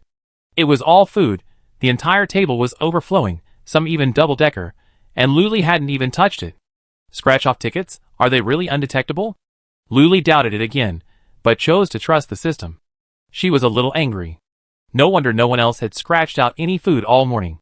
"You sold so many big 7s, and you taken all the food," Luli glared at Shinbing, but could only see the brim of his cloak and hood. She couldn't even meet his eyes. He was completely oblivious. "Here, your reward," Luli said indifferently. There was even a braised chicken dish, packaged in a transparent container. The broth looked rich, along with vegetables and mushrooms, served with rice. It was so tempting to devour it. Luli was hungry. She hadn't eaten since Shinji and the others arrived too early, and after a long day of hard work, she saw a table full of delicious food but couldn't eat. She was hungry. Shinbing stored all the food in her interspatial ring. This was a new product launched by the central base this year, specifically for those without interspatial abilities. Pricing was based on shelf life and the size of the space, starting at 1,000 level 1 crystal cores. It was limited, so it was impossible to buy without some talent. Just as Shinbing was about to leave for his secret base for a hearty meal, he smelled a faint fragrance. He turned and saw that the lottery shop owner's door hadn't been closed yet, but a table had appeared in the RV, complete with an electric griddle. Several slices of pork belly were sizzling with oil, curled up from being roasted. Nearby were 4 or 5 white, plump mushrooms, emitting a charming aroma. Shinbing paused unconsciously. It seemed they hadn't been there when she just put the food into her space. Could this owner be some kind of magician? He turned completely around and stood there, staring at the griddle, swallowing silently. Luli wiped the water from her hands and emerged from the bathroom. The sight of the table full of delicious food had already made her hungry. So she quickly ordered a barbecue set she spotted at the mall yesterday, putting the pork belly and mushrooms on top before washing her hands. She sat down eagerly, rubbing her hands in anticipation. Xiaolu also jumped onto the table, and ate from the bowl of cat food in front of her. So they were eating together. Chapter 13. Luli held the lettuce in one hand and the pork belly in the other. The sizzling, charred meat was placed among the lettuce. She stuffed the whole package into her mouth and chewed it. The juicy, tender, and fragrant flavor was simply divine. She lowered her head and took another sip of her Coke. Ah! She let out a satisfied sigh. Could anything in the world be happier than this? But suddenly, she felt a strong, burning gaze, like a spotlight, cast upon her. Luli looked over, puzzled. She saw Shinbing standing blankly less than 5 meters from the RV. Finally, she saw his true face. He was a very delicate and handsome young man, with a high nose bridge and deep brows. The brim of his cloak blew down in the wind, revealing his soft, smooth fur. It was so tempting to touch him. He didn't look very old, around 20, so it should be a sunny time, but because of the apocalypse, there was a faint sense of death about him. Luli couldn't help but smile at this description and asked him, "Anything else?" His tone was casual, just a casual question. Shinbing walked over and stopped at the window. After a long pause, he shook his head and said, "Nothing." But he didn't leave, just stood there. Luli shrugged, ignoring him. She didn't bother to get up and pull down the screen, and began to eat beef rolls, bacon, sausage, shrimp, chicken wings. She put some on each and let them cook slowly, but a gaze kept lingering on her. Luli couldn't bear it anymore and looked over. She was stunned. It wasn't her, but the food on the griddle. She understood, but there was no way she would share any of it. Luli stood up and pulled down the partition, smiling at Shinbing. "Come back this afternoon, the boss wants to eat." Shinbing was isolated, the aroma of the barbecue gradually fading. He stared at her deeply before reluctantly leaving. Inside the RV, Luli ate with reckless abandon. She could only spend 1,000 points in the mall each day, and this barbecue meal had cost her 688 points. Food is so expensive. Level 4 requires 100,000 points, but she's only earned less than 30,000. There's still a long way to go. Luli sighed briefly, then didn't think much of it. Who cares? The limit of 1,000 is definitely enough to spend. She could just dazzle herself with the little money she earned every day. Barbecue is something that needs to be cooked and eaten slowly, accompanied by a small drink. It was almost 2 o'clock when Luli finished, feeling completely stuffed. After finishing her order, she got up, took a shower, and planned to take a nap. 2 hours had passed without a break. A long line had formed outside, but Luli was oblivious. She rolled over in her cozy bed, clutching the quilt. She fell off the bed with a thud, startling the sleeping deer. It launched into the air, its paws grazing her face and meowing anxiously. Luli scooped her up in her arms, groggily crawling back onto the bed and lying there for a while. After a while, she suddenly sat up and checked the time. 3:57. She quickly got herself ready and rushed to open the door before 4 o'clock. She didn't know why she had this obsession with time. Surprisingly, the first person in line wasn't Shinji, but Shinbing. She was still wearing the same outfit from that morning, the brim of her cape covering the top half of her face. It wasn't that bad looking. Luli thought, perhaps children need to maintain a sense of mystery. She laid out the scratch-off tickets and the lucky cats, and everyone approached in an orderly fashion to begin the process of feeding, selecting, and scratching. She noticed that Shinbing only scratched the big 7. Could it be that he had elderly parents and children, all of whom were ravenous eaters, and therefore needed a lot of food to feed them? Luli stopped daydreaming and focused on her work. Some people scratched 1 or 2 and then left, freeing up their spot. But Shinbing kept scratching, never claiming the prizes, but simply keeping them nearby. Luli began to observe whether anyone else had scratched out any prizes. By 5 o'clock, no one had scratched out any. I'm afraid that Brad had taken them all again. Some customers were already complaining. "Boss, didn't Big 7 sell food? I rushed all the way here from the next base." "That's right, boss. I'm scratching 3 tickets in a row, all saying thank you for your patronage. Do you think that's fair? Boss, you're not going to start cheating people now that your business is big, are you? You can't do that.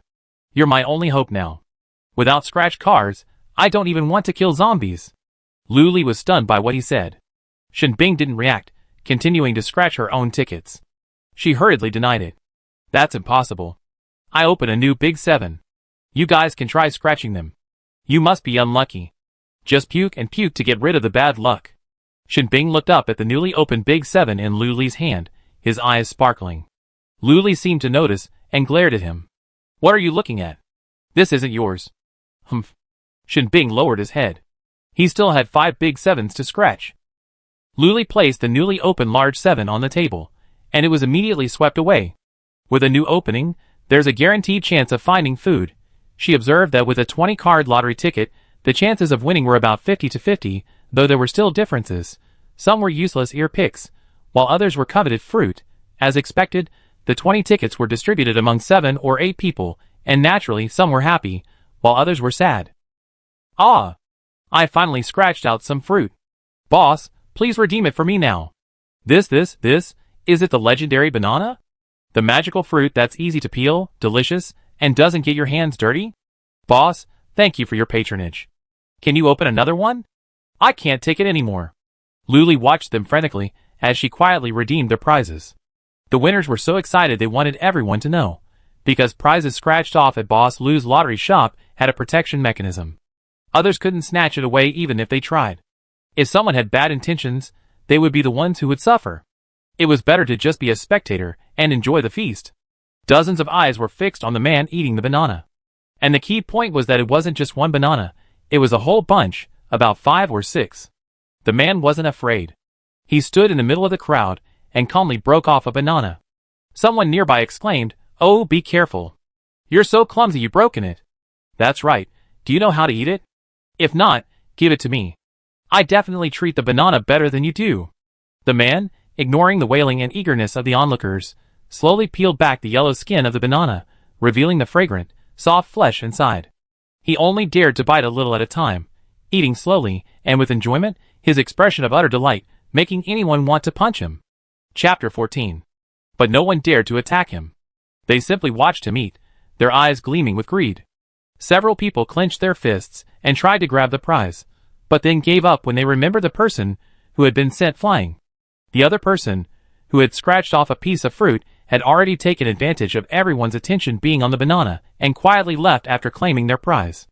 Shinbing was also diligently scratching his own. After finishing the 5 tickets next to him, he looked up at Luli. Due to Shinbing's strength and aloof demeanor, everyone stayed away, leaving him in the best position, right in front of Luli. Luli glared at him, rather impatiently asking, "Are you going to claim your prize or not?"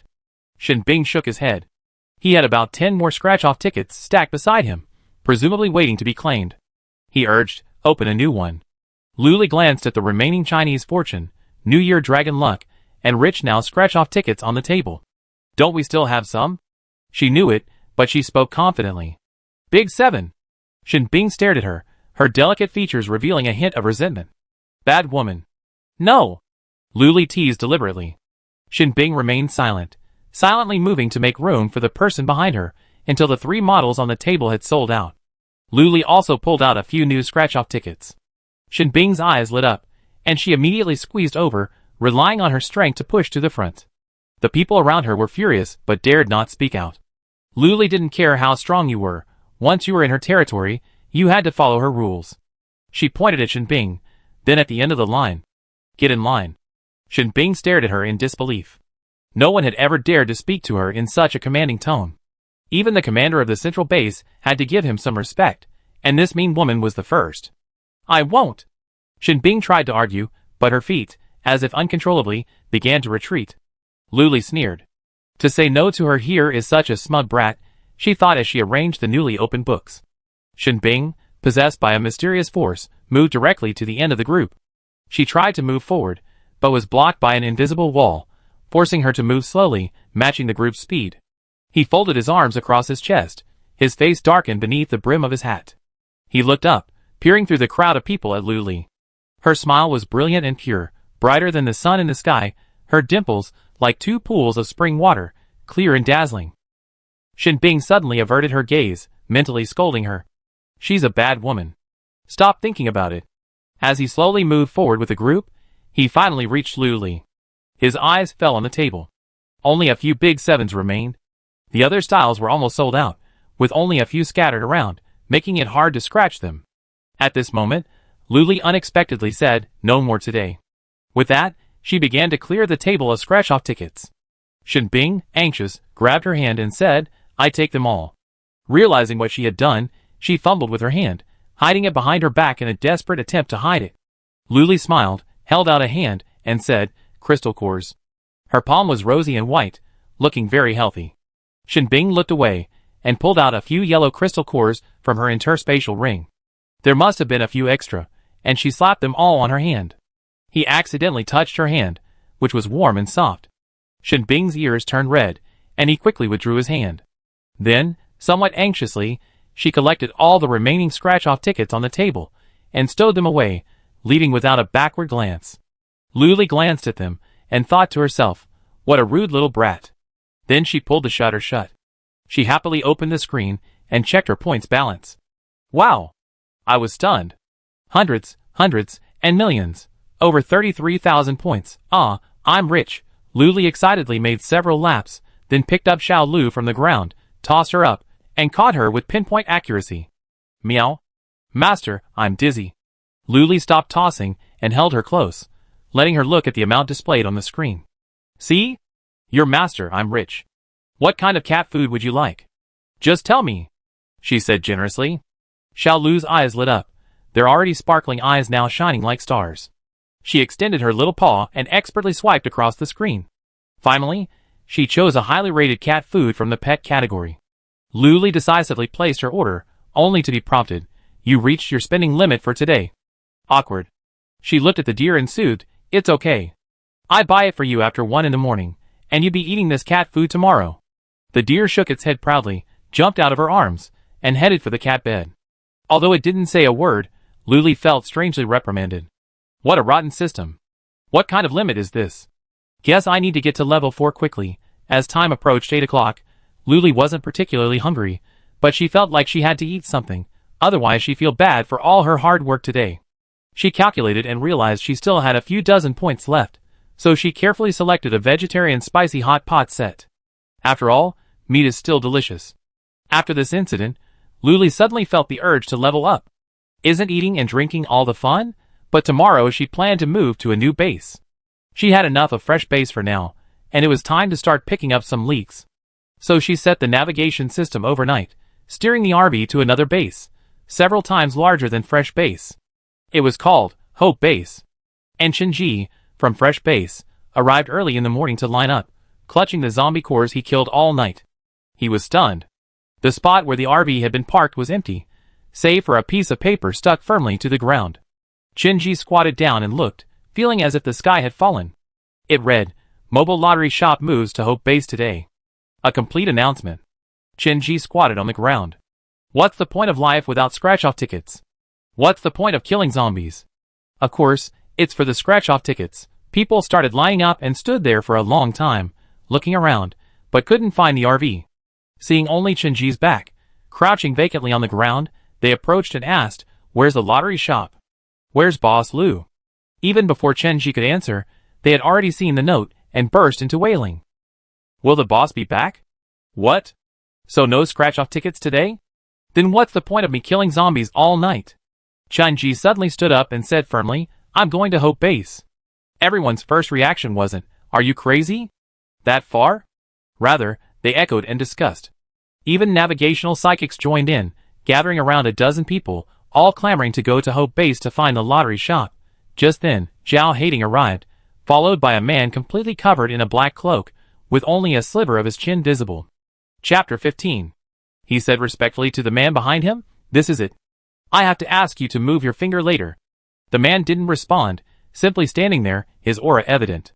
Chen Ji and his group were still squatting on the ground, discussing something around the slip of paper, completely unaware of the base commander's arrival, until the navigational psychic was ruthlessly tackled to the ground. Everyone turned to look, and upon realizing it was the base commander, they quickly stood up and said bewilderedly, Hello, base commander. Normally, they only saw the base commander once a year, and only glimpsed him from afar at grand functions. Now that he was in front of them, everyone was a little overwhelmed. Zhao Hating didn't bother to waste time with them, and asked directly, Where's that woman who was selling scratch-off tickets here a few days ago? Shinji silently took a step back, calmly stepping on the slip of paper. He and the others exchanged glances, and shook their heads. He said, I don't know. I haven't seen him since I came here today. They all subconsciously didn't want the base commander to know their boss's whereabouts. After all, they had a conflict a few days ago, and the base commander was petty, and might be looking for trouble. Xiao Hating's eagle eyes scanned the men sharply, but when he saw nothing unusual, he gave up. He turned and strode back. As he approached the man, he became respectful and even a little humble. He said, "I'm so sorry, that person isn't here today. Tomorrow I definitely." Before he could finish his words, the man spoke. "Who's that person?" "The girl who sells scratch cards in an RV?" His voice was deliberately low, but it sounded very familiar. Xiao Hating nodded repeatedly. That's right. He was halfway through nodding when his whole body froze, still maintaining that insinuating smile, the wrinkles on his face clearly visible. It had become a human-shaped ice sculpture. Shen Bing said impatiently, "Who gave you the guts to mess with Boss Lu? She won't die. I haven't had enough scratch-offs yet." Qin Ji and the others also stood there, stunned, staring blankly. After a long moment, someone screamed, "It's Shen Bing, the ice sculpture maker." Shen Bing looked at them. Even though not even the upper half of his face was visible, only a sliver of his jaw, he still frightened them to death, and they scattered like a flock of startled birds. He walked around the ice sculpture of Xiao Hating, and slowly walked to where the RV had been parked the previous day. Only a piece of paper remained. Shen Bing bent down to pick it up, looking at the words on it with a look of resentment. Soon, the paper froze, shattered into even pieces, and fell to the ground. And he, with incredible speed, vanished from everyone's sight. This group, of course, was Chen Ji and his group, who had been frightened by him earlier. They had gathered again, and were planning to set off soon. Hope Base. When Luli opened her eyes that morning, the RV was already parked safely at the base's gate. Outside, a clamorous commotion filled the air.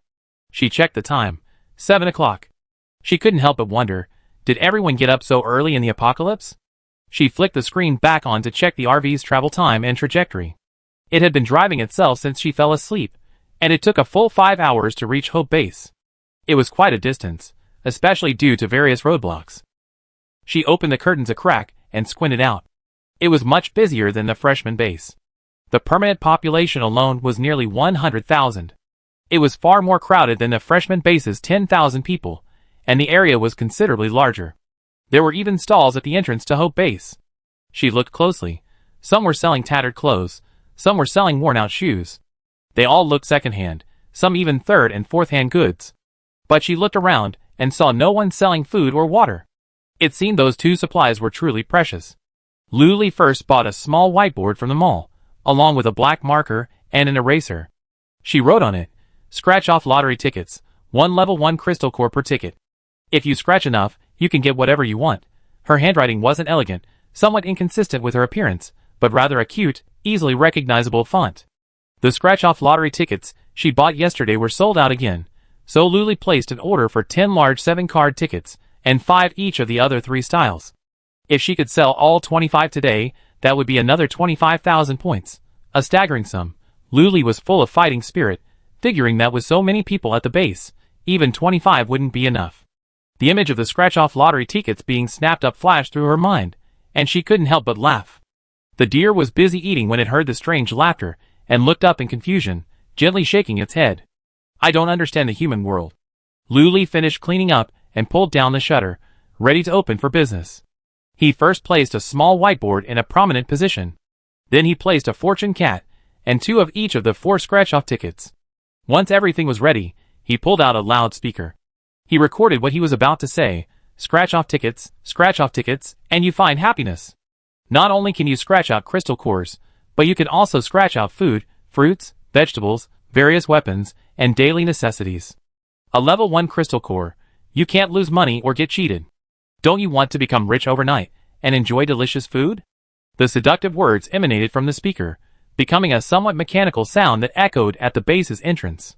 Someone exited the base, stunned for a moment by the words, then sneered and jokingly exchanged a pleasantry with the person next to them.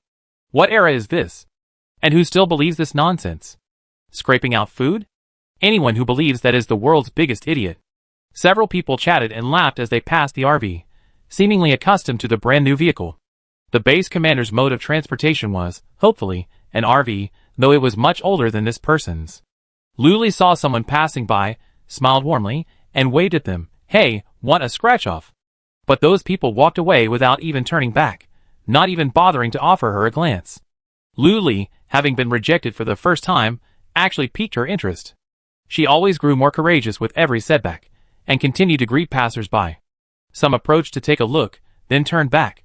Most others didn't even bother, hurried off to kill the zombies. There are plenty of scammers in the apocalypse.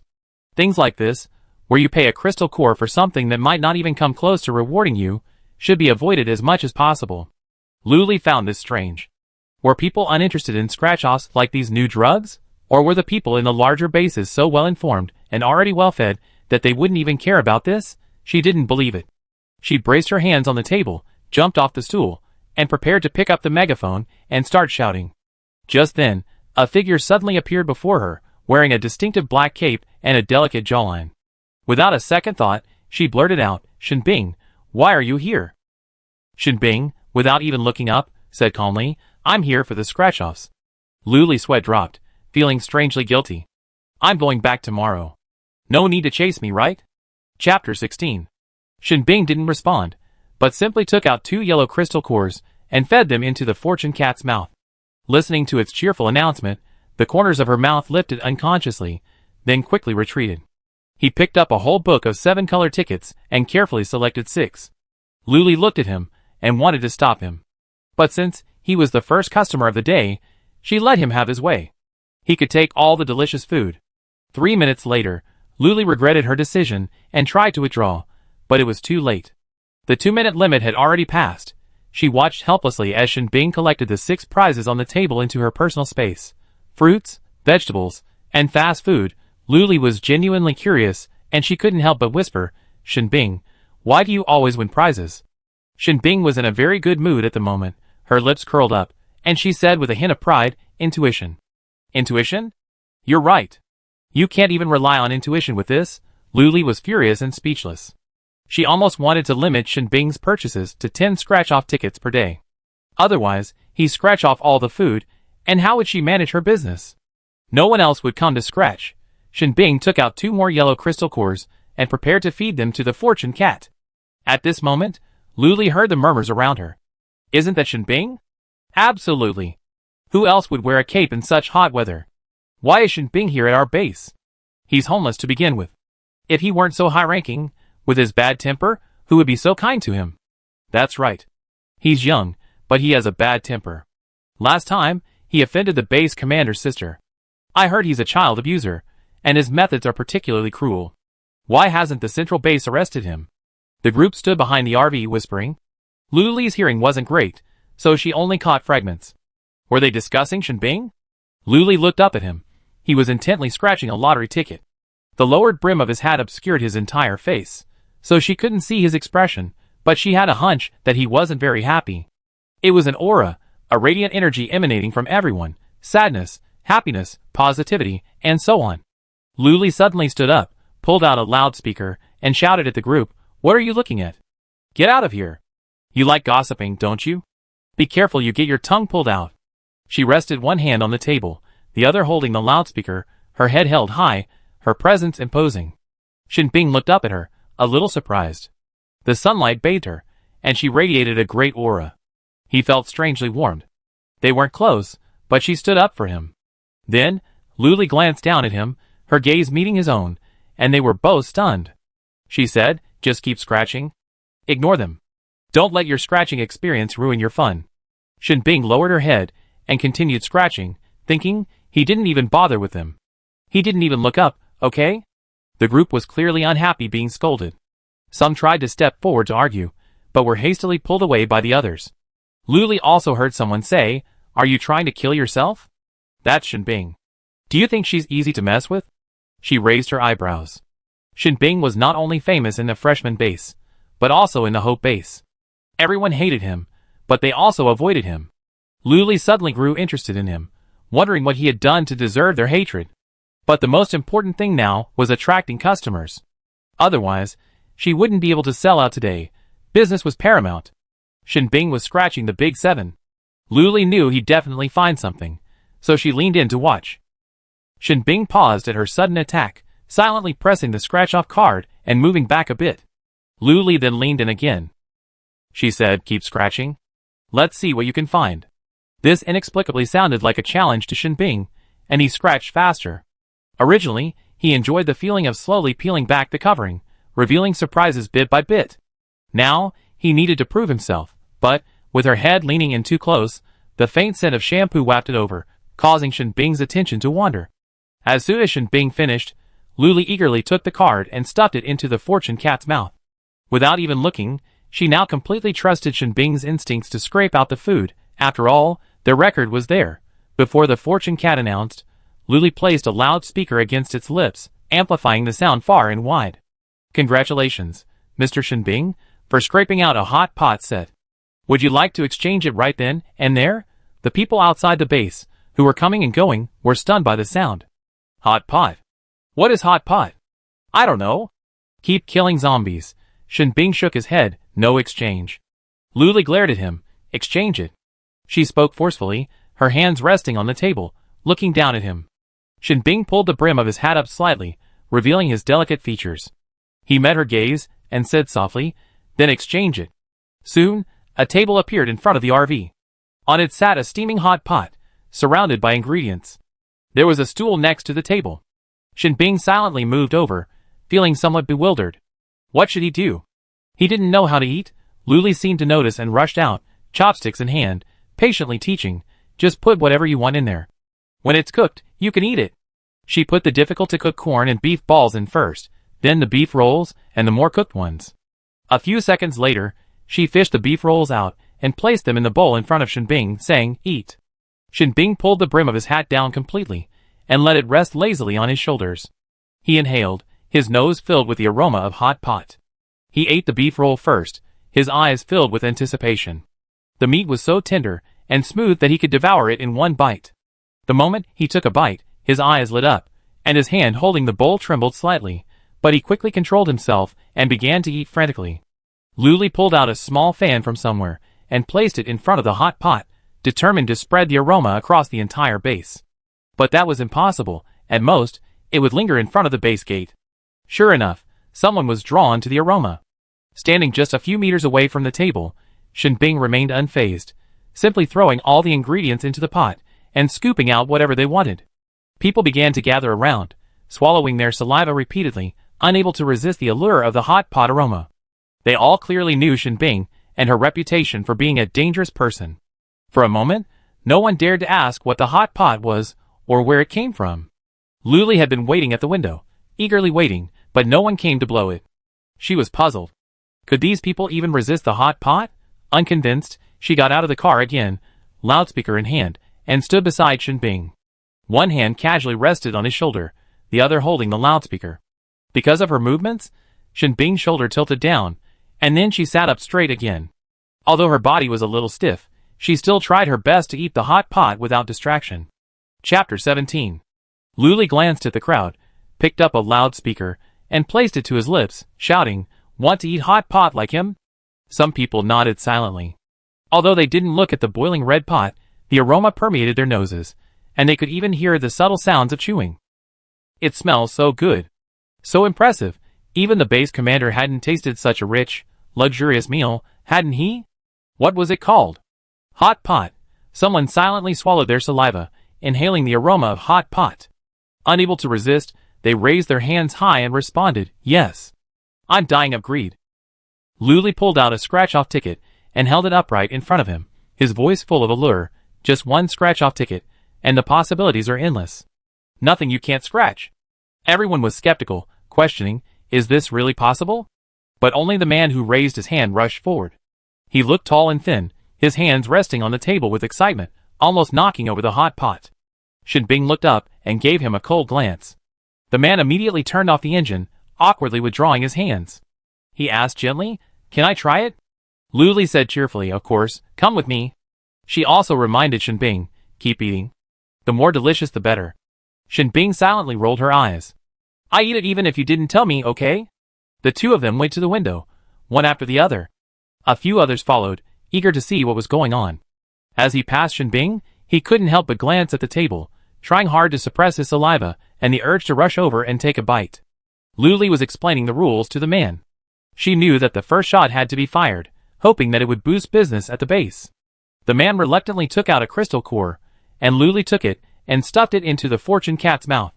It broadcast, Zhao Dajin 50 points. Zhao Dajin covered his face with shame. He had always thought his name was a bit unpleasant, and now, having it read aloud, he felt even more embarrassed. Luli said enthusiastically, "Come on, pick a ticket and start scratching it." She greeted him with a smile, revealing her neat, white teeth. She exuded a healthy and positive aura, a pure smile on her face, a stark contrast to the sallow, emaciated customers around her. Everyone gathered at the window, watching Zhao Dajin intently as she selected the scratch-off tickets. A man in the crowd fixed his gaze on Luli, a flicker of envy in his eyes, his fists clenched, envious of her health. He stared at her for a moment, gazing from her hair to her slender waist, then down, obscured by the RV.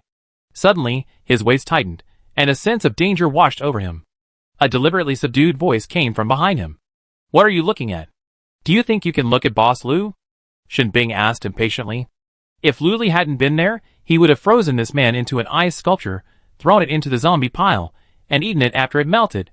The man forced a stiff smile on his face, turned around and smirked. "Shen, Master Shen, I didn't see anything." "Get lost." Shen Bing frowned, his eyes sharp, his delicate features filled with murderous intent, as if it was about to burst out uncontrollably. The man was so frightened that his legs gave way, and he fell to his knees, rolling away. It could be said that everyone in Yen country had heard of Shen Bing's notoriety. Whenever he was in a bad mood, he would freeze people into ice sculptures. Even if frostbite doesn't occur after the ice melts, there will still be sequelae like rheumatism and cold. Shen Bing glanced at the people gathered at the RV window. Good, no one had any ill intentions. He continued to eat contentedly, but now that he was almost full, he cooked the remaining ingredients, packed them up, and placed them in his interspatial ring. After finishing, Shen Bing didn't leave, but instead squeezed back to the window to scratch off a lottery ticket. Zhao Dajin carefully selected a ticket. The number in the lower right corner was his favorite. Being extremely tall and thin, he leaned like a bamboo pole, hunched over the table and began scratching. Luli watched with a pang of pity, and became even more determined to earn points and improve the environment. "Boss, what's this?" Zhao Dajin seemed to understand everyone's anticipation and scratched quickly. The area under the film was mostly filled with a "thank you for your patronage," with only a small pattern appearing towards the left of the center. Luli, too lazy to examine it, took it and stuffed it into Zhao Cai's mouth. Soon, it opened its mouth and spat out its reward. Everyone gathered around, curious. 5 or 6 heads gathered in a circle, creating a rather comical scene. It was a plain, transparent plastic bag, seemingly still steaming. Luli took a closer look. It was a large, still warm meat patty, covered in a slightly yellowed, fried dough. A closer sniff revealed a rich, meaty aroma. "Here, a large meat patty. Eat it." Luli shoved it into Zhao Dajin's hands. Zhao Dajin was a bit bewildered, flattered. He carefully opened the plastic bag, and the aroma became even more pronounced, reaching straight to his head. He took a small bite, revealing the meat inside, mingling with a faint, scallion-like aroma. The skin was thin, the meat was thick, and the meat was juicy. The people around him drooled, their eyes fixed on the meat pie, practically ready to take a bite. Someone, surprisingly, couldn't resist, stretching their head far enough to reach for the meat pie, only to be flung back. The others were startled, and Zhao Dajin frantically wrapped the meat pie up and held it close to his chest, fearing it might be snatched away. Luli reassured him, "Don't worry, our rewards are protected. No one else can snatch it away." Zhao Dajin looked at the flung person, then at Luli's friendly smile, and chose to believe him. Then he gave up his seat and ate in a corner. Someone followed him, insisting he couldn't be driven away, insisting he wanted to smell it. Zhao Dajin had no choice but to squat in the corner, face to face with the person, and began eating the meat pie. Here, with Zhao Dajin's personal demonstration, and the fact that he was from the Hope base, his credibility was extremely high. Everyone was eager to scratch the same ticket Zhao Dajin had bought. Luli, holding a loudspeaker, warned everyone that not every scratch-off ticket would yield a prize. As soon as he said that, 2 or 3 people turned around and left, but some stayed. How can you reap the rewards without putting in the effort? Didn't you see that Master Shen was scratching the tickets himself? If someone dared to be the first to try, others would follow suit. For a moment, the crowd at the window was so intense that it almost squeezed Shen Bing out, but thankfully, given his reputation for being a tough guy, no one dared to go too far. Luckily, there weren't many people who dared to try, less than 20. Luli organized everyone to line up. Everyone was used to this kind of thing. It was a necessary part of getting supplies. As soon as they heard the line, they immediately stood in line, fearing they wouldn't be left out. Chapter 18. Luli smiled with relief and began to entertain the guests. The scratching process was excruciating, but once the prizes were revealed, it was an incomparable joy. People kept coming to watch the excitement, and it was so intense that they couldn't leave, leaving with a few crystal cores missing from their pockets. Near noon, Chen Ji and the others finally arrived at Hope Base. They didn't even need to look for it. It was the busiest spot outside the gate. They hurried over and obediently lined up at the end of the line. Luli had been busy all morning and was hungry. Just as she was about to close for lunch, she saw a familiar face. Chen Ji? You're here too? Luli asked in surprise. For some reason, she felt a pang of guilt. At the mention of the name, Shen Bing's head, which had been scratching the lottery, instantly lifted and looked towards the newcomer, a sense of crisis rising in her. Chen Ji and his companions were exhausted, panting and sweating, but the sight of the familiar RV and Luli brought them peace of mind. After catching his breath, Chen Ji eagerly said, "Boss, give me a few scratch-off tickets." Luli smiled. She hadn't expected our scratch-off tickets to be so appealing that someone would travel all this way to scratch them. She readily agreed, okay. The table in front of the window couldn't accommodate so many people, so Chen Ji and his group leaned over the car with their scratch-off tickets, struggling to scratch them. Luli watched with a mixture of sadness and relief. She glanced at her points balance, and then at the amount she could use today. She hadn't had time for breakfast, so she still had a full 1,000 left. She browsed the mall and greeted customers. To save time, she quickly ordered several sets of used tables and chairs. They were excellent value at a bargain. A table with 4 chairs would seat 4 people, so she bought 5 sets in total. After placing the order, Luli immediately brought out the 5 sets and placed them in front of the RV. The tables and chairs matched perfectly, 5 sets in total, forming a perfect 5-pointed star. Luli didn't have to move them herself, she simply moved her hands and operated the screen, which was quick and convenient. Before anyone could react, 5 neatly arranged and clean tables and chairs appeared before them. Luli, holding a loudspeaker, announced, "Everyone, stop standing. Go sit down and shave." With these words, everyone suddenly woke up. No time to ponder how these tables and chairs had appeared out of thin air. They only knew that if they didn't go, someone else would grab them. 20 seats wasn't a lot, but it wasn't a small amount either. Suddenly, more than half of the seats in front of the window were empty, and the remaining 20 seats were completely occupied. To Luli's surprise, Shen Bing remained motionless. This guy, does he just like to shave standing up? Luli didn't bother with him, there was nowhere to sit anyway. As the time approached noon, Luli's stomach growled. Shen Bing was still scratching lottery tickets at the table, only a piece of the tabletop separating them. "If you're hungry, go eat." Shen Bing didn't look up, but a voice suddenly emerged from beneath the brim of his hat. His voice was normal now, not deliberately lowered, and it held a touch of youthful purity and innocence. Just from the sound of his voice, it was clear he wasn't old, but in the apocalypse, that wasn't a virtue. It could even be used as a pretext for attacking you. Luli shook his head, placed his hands on his stomach, rubbed it, and soothed, "Don't be hungry, little tummy. I take care of you once I'm done with this." Shen Bing listened intently, a smile rising slightly, then quickly disappearing. This busy schedule lasted until 1 o'clock, when the sun was at its strongest, and everyone needed to go back for a rest. The hours between 1 and 3 o'clock were usually the hottest, and also when the base was busiest. Everyone just wanted to sleep, not kill zombies. Luli also just wanted to sleep, not sell scratch-off tickets, even though she couldn't feel the heat from inside the climate-controlled RV. But it was time to eat. Everyone at the base had gradually left, leaving only Chen Ji and his group, about a dozen people, still scratching tirelessly. They were all full, but they still wanted to scratch. They were addicted. They heard Shen Bing had scratched out a hot pot feast, and they were ravenous. Luli collected the scratch-off tickets from the table, and said sternly, "No more scratching the last one." They had no choice but to comply and quickly scratch through. Some wailed, others beamed with joy. I finally scratched out a piece of fruit. After redeeming their winnings, Luli was just about to pull down the flap to enjoy a hearty meal, when a discordant voice interrupted. "Hey, I'm here. Everyone, get out of the way." The tone was unpleasant, not only shrill, but also condescending.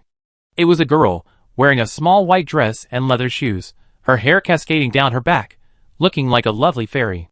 4 other people followed behind her, their faces serious and dressed in uniform. The words Hope Base were emblazoned on their shoulders. Luli couldn't help but burst into laughter upon hearing this.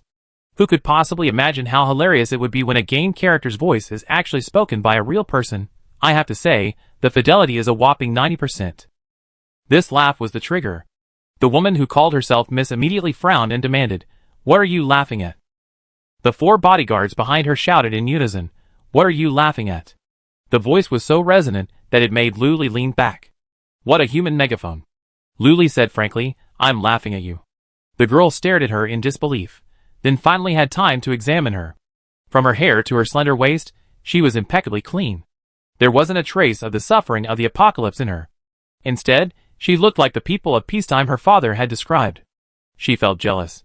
How could she be so clean, neat, and healthy? The girl's eyes shifted, and she saw the RV again. It was brand new, not a speck of dirt or dust. Thinking of her father's old, shabby RV, which needed constant overhauls, she felt a surge of anger. Even the base commander didn't have a brand new RV, so how could she, a civilian, get one? Why should she? What contributions had she made to the base? The girl, hands on her hips, said arrogantly, "Give me your RV, and I forgive your unreasonable behavior." Luli's eyes widened. Had she heard correctly? This person demanded her RV right out of the blue, and with such impunity? She looked at Shinbing, their eyes meeting. Shinbing nodded, indicating she heard correctly. Okay. She also imitated the girl, hands on her hips. "Why should I give it to you? Who are you?" The girl didn't need to answer at all. This question seemed to trigger a key word, and the 4 bodyguards said in unison, "The young lady is Lu Wenchun, the only daughter of Lu Hongtao, the base commander of Hope Base." The word base commander was emphasized. Luli understood. This person was the base commander's only daughter. Just hearing that sounded impressive. But what did it have to do with her? She was just an ordinary person selling scratch-off tickets. She said indifferently. Chapter 19. Lu Wenchun was incredulous again. Wouldn't anyone be flattered by hearing that title? Was she playing hard to get, or did she not know the significance of Hope Base and its leader? Whatever it was, Lu Wenchun felt insulted. A profound insult. She waved her hand and sternly shouted, "Attack!" Lu Wenchun and his companions happened to be 10 meters from the RV, outside the safe zone. Luli's mind raced. At her command, the 4 bodyguards charged forward like tigers. Bang! But it was as if they hit an invisible wall of air, and they were all flung back several steps. Confused, they kept silent, ready to charge forward again. Bang! This time, the charge was even more powerful, sending them flying even further. Luli leaned against the RV, arms folded across her chest, watching the group with a leisurely expression. Her languid demeanor and small eyes were no different from those of a clown watching a circus performance. Lu Wenchun was furious. He turned around and scolded the 4 bodyguards. "Why did my father keep you? You're useless. When we get home, he throw you all to the zombies." The bodyguards' faces turned pale upon hearing this, but they refused to accept the scolding. Those who could serve as Lu Wenchun's bodyguards were at least psychics. How could they accept being called worthless by a little girl? But they didn't want to offend the base commander's only daughter. They could only focus on the woman watching the show in the RV. "Brothers, charge!" The bodyguard captain shouted fiercely. With that, several of them began to channel their energy, intending to use their strongest attack to break through the invisible wall. The nearby garbage moved without a breeze, building momentum for them. Shinbing stood up, his gaze indifferent, his palms quietly open, ready to freeze those people into ice sculptures. He was a level 7 ice-type Esper, the only one in the world, so dealing with these people was a piece of cake. Only Luli remained calm, even taking out a popsicle to eat. Her nonchalant demeanor made her seem more like a spectator. Lu Wenchun gritted his teeth in anger, then glanced at the bodyguards poised for action. He felt reassured. They were all level 2 Esperians, and that villainous woman looked like an ordinary person. Dealing with her? Easy. At that moment, a faint glow enveloped the 4 bodyguards. They began to charge forward. Lu Wenchun folded her arms, imitating the man's actions, and watched the show. Then, her gaze slowly shifted as the 4 figures flew backwards 10 meters. Bang! A few muffled sounds echoed. There happened to be several oversized square trash cans, and the 4 bodyguards fell in, each taking one just enough. Lu Wenchun froze in place for a long moment before reacting. He pointed at Luli and said, You, what did you do to my bodyguard?" Luli helplessly spread her hands. "What do you think? She hadn't done anything. She had simply activated the lottery shop's defense mode. The area within a 10-meter radius of the RV was a completely safe zone. Once defense mode was activated, an invisible wall would erect itself at that 10-meter boundary. The more force you used, the more you tried to break through it, the more it would return to you. Luo-chan ignored the group of bodyguards and hurried into the base. She was going to tell Daddy that someone was attacking the base. Someone was trying to sabotage the base, causing trouble. She had to be apprehended. Seeing them leave, Luli put her hands on her hips helplessly. Why did they always pick on her during meals or after get off work? It was so annoying. Chen Ji and his group watched the excitement and cheered Boss Lu on. Boss, you're the best. Don't let the evil forces buy you off. We all be on your side. Luli waved her hand indifferently. This group of people were fence-sitters, from head to toe. Trust them? Better trust Xiao Lu. Alright. I'm going to eat. Help yourself. Luli's stomach rumbled again, and she dismissed them. Chen Ji and his group nodded tactfully, not leaving. After all, there were tables and chairs outside where they could sleep or go kill zombies. This time, before pulling down the damper, Luli deliberately glanced outside, fearing someone might come looking for trouble again. Instead, she met Shen Bing's indifferent gaze. She glared at him, impatiently asking, "What are you looking at?" Shen Bing said seriously, "Don't close the door. I need to smell it." Luli, Is it really okay to say such shameless things with such a serious and solemn expression? She thought for a moment and decided it wouldn't matter if she didn't close the door. It wouldn't hurt to let him see. This afternoon, she was craving fried chicken, so she placed an order at the My store in the mall. McFlurry, Coke, hamburgers, chicken wings, chicken nuggets, fries, and popcorn chicken were all must-haves. She felt so hungry she could eat a cow, but due to her quota, she spent wisely. It only cost 439 points. Not a lot, not even as much as a hot pot. Luli's order arrived on a tray, looking particularly familiar. It was like ordering food in person, going to the front desk with a tray and finding a seat. Unlike the hot pot and barbecue, this time, there was no table included, so Luli had to place the tray on the scratch-off table. Shen Bing's eyes instantly grew intense, and even Luli noticed. She asked, puzzled, "Didn't you just have hot pot? Are you hungry already?" He shook his head, "No." It was just a subconscious reaction to the food, swallowing his saliva and looking eager, all from the heart. Luli was the type of person who was ambitious before buying, and when placing an order, even imagining what TV show the scene would be in. But once she bought it, her interest and excitement halved, and it was no different now. She sniffed the slightly greasy aroma of fried chicken, glanced at Shen Bing, who looked eager, and moved her fingers. "Here, I give you some." Luli generously distributed half a chicken nugget, half a French fries, and a chicken wing and drumstick to the corner of the tray. "For me?" Shen Bing was a bit incredulous, her eyes lighting up like flashlights. Luli said matter-of-factly, "Yes, gloves, put them on and eat." She looked at Shen Bing's face, which still looked slightly boyish but forced to be mature. She suddenly remembered her younger brother, who was about the same age, had just finished the college entrance exams, and was still underage, yet was much more mischievous than Shen Bing. It was all because of this damn apocalypse. He should have been about to go to college, but now, he was trapped in dire straits. Shen Bing was somewhat flattered, but she hid it well, putting on her plastic gloves with aplomb. She picked up the pile of food that belonged to him in the corner, and suddenly, a red mass appeared in front of her. It was Luli squeezing ketchup. She patiently said, "You have to dip the fries in it." Shen Bing was puzzled. He wasn't even 18 yet, which meant the apocalypse had erupted when he was 8 years old. There is not a single memory of this kind of unnutritious fast food in my mind, only the fighting and intrigue in the end times. Chapter 20. He thought for a moment, picked up a French fry, slowly stood up, and began to eat. Luli, ? Why did he stand up? This question flashed through her mind, and then she burst into laughter. Reaching out to press his shoulder, Shen Bing sat down obediently, looking up at her. "Aren't you going to eat it with a dip?" Luli was still laughing, and only then did she realize that Shen Bing was like a minor.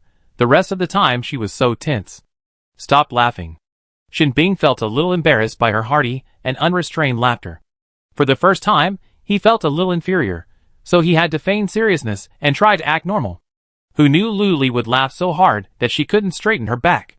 After finally easing back down, she saw his adult demeanor and fell down laughing again. Shen Bing, so angry, what to do? He picked up the French fry with resentment, put it in his mouth, and took a big bite. Just treat the French fry like Boss Lu. Luli calmed down, rubbing her stomach and muttering, I almost laughed my abs out. Thank goodness, thank goodness. She lowered her head to pick up some fries, and met Shin Bing's resentful gaze. She curled her lips, but with great difficulty, she held it back.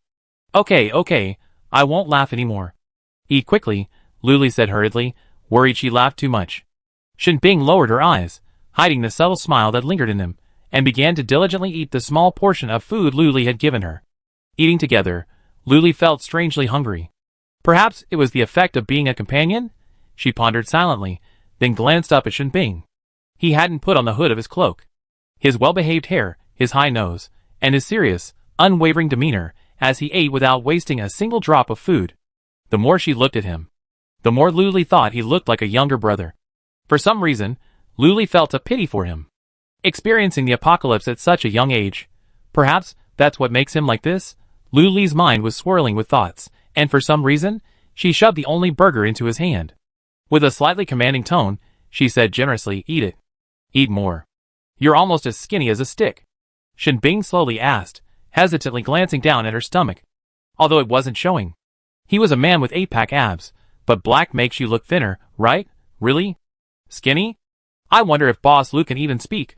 But looking at the burger filling her palm, she consoled herself. Never mind. As long as there's food, it's fine.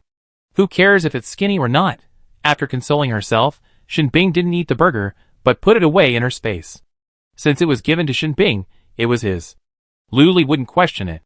Then, the two of them quietly finished the food on the tray. So full. Luli muttered. A flash of white light passed, and the tray and its garbage vanished. Shin Bing didn't ask much.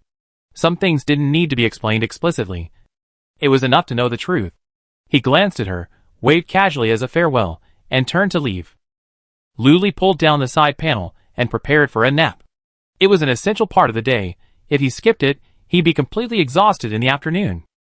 Shin Bing walked alone for a long time. He didn't seem to be moving fast, but each step seemed like teleportation, whizzing dozens of meters ahead. The zombies, sensing his scent, gave him a wide berth. Shin Bing stopped in front of an alley. He looked around before entering.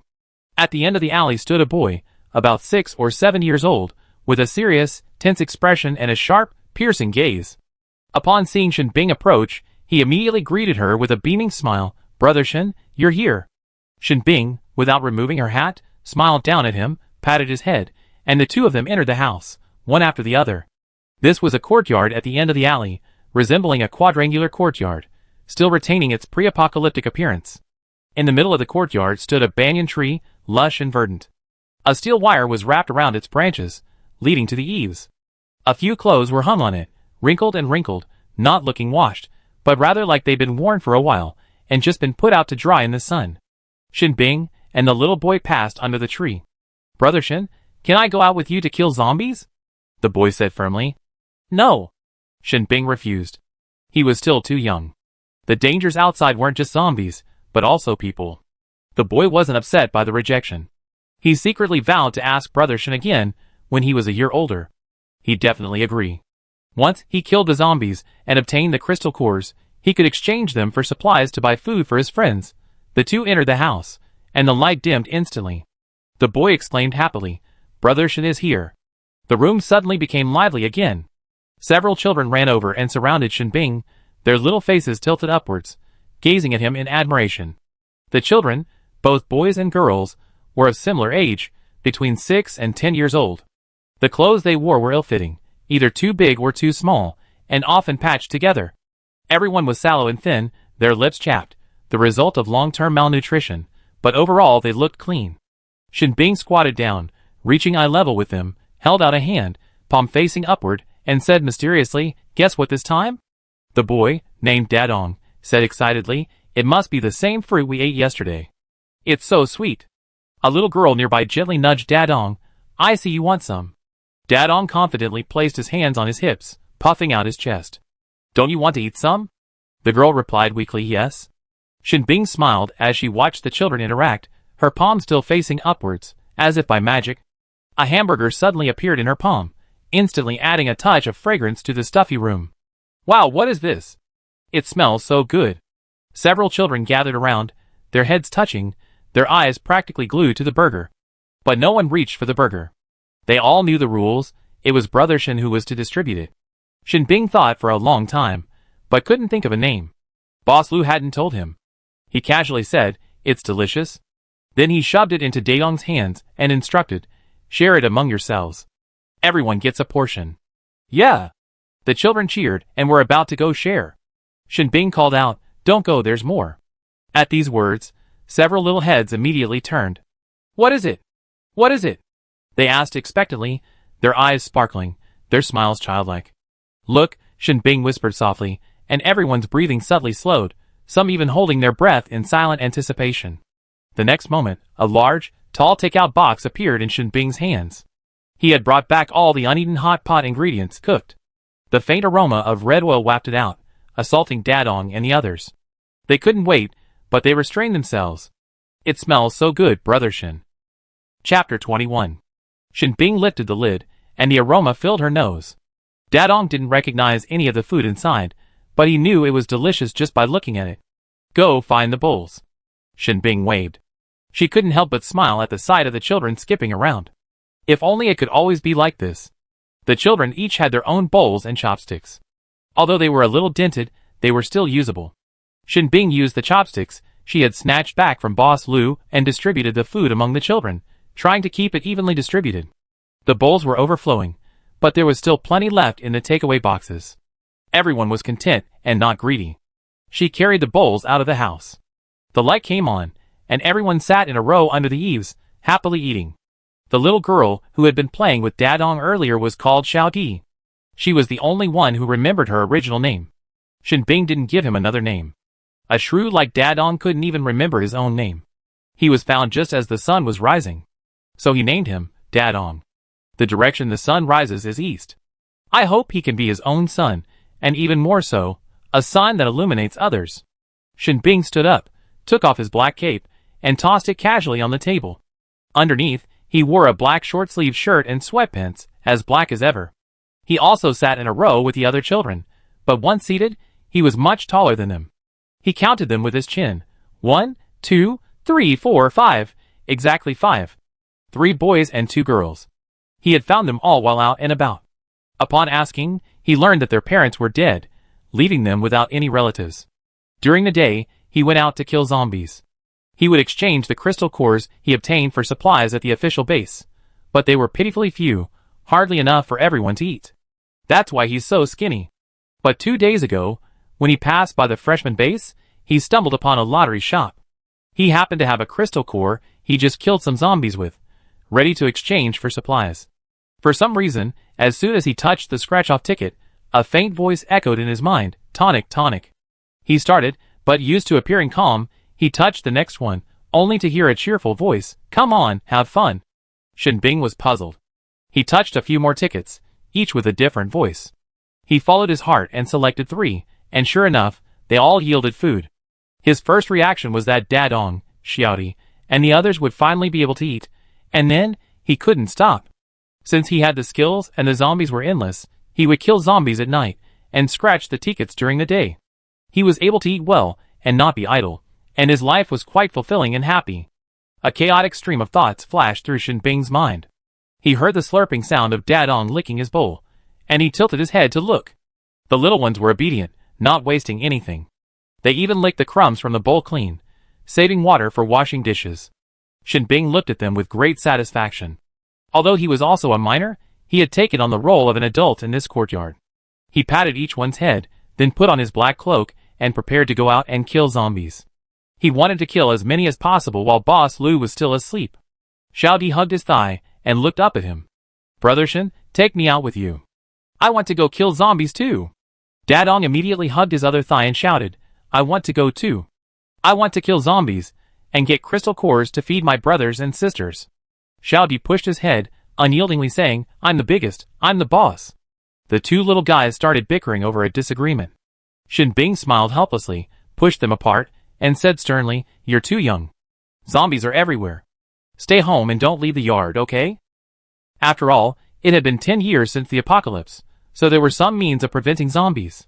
In the 6th year, the central base had developed a powder that emitted a smell that zombies found extremely repulsive.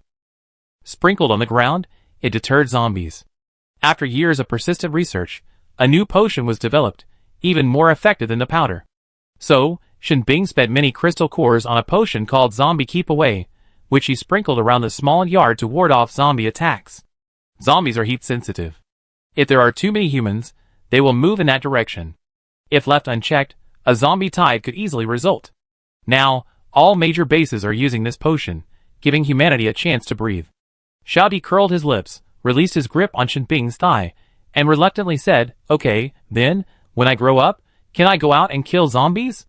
The other children looked at him expectantly. Shinbing had no choice but to nod.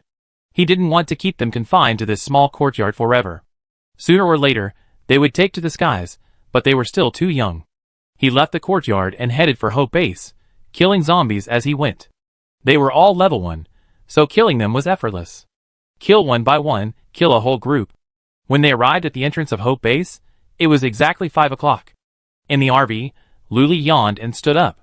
After being teased by that Lu Wenchun, it was almost 1 o'clock. After having some wheat with Shinbing, it was almost 2:30. After a short nap, time slipped away like it was free. She pulled open the door and breathed a sigh of relief when she saw no one was queuing outside. What was the point of constantly making people wait? Boss Lu, Qinji popped his head out from under the table, quickly standing up and calling out. Luli jumped back in shock. "I thought no one was here. Why didn't you say anything?" Qinji scratched his head and said with a silly smile, "I just got back from killing zombies.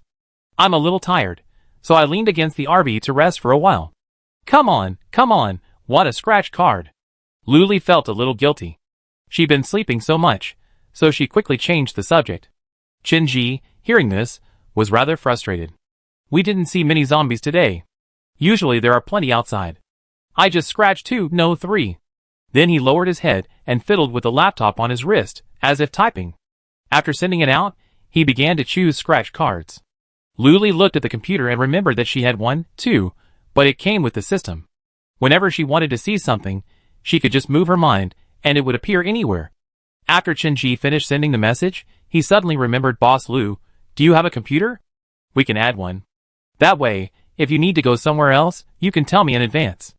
Luli nodded, opened her own computer, found the contacts page, opened the QR code, and tried to scan it for Qinji. Ah, it looked like WeChat in the 21st century. Ding. The sound of a successful scan. But Qinji hadn't even opened the computer yet. He glanced to the side in confusion. Unbeknownst to him, Shinbing had appeared beside him, diligently operating the computer. He felt a pang of anxiety, and quickly scanned Boss Lu's QR code. After submitting the request, he lowered his head to scratch off the lottery ticket. Chapter 22. Huh, Shinbing?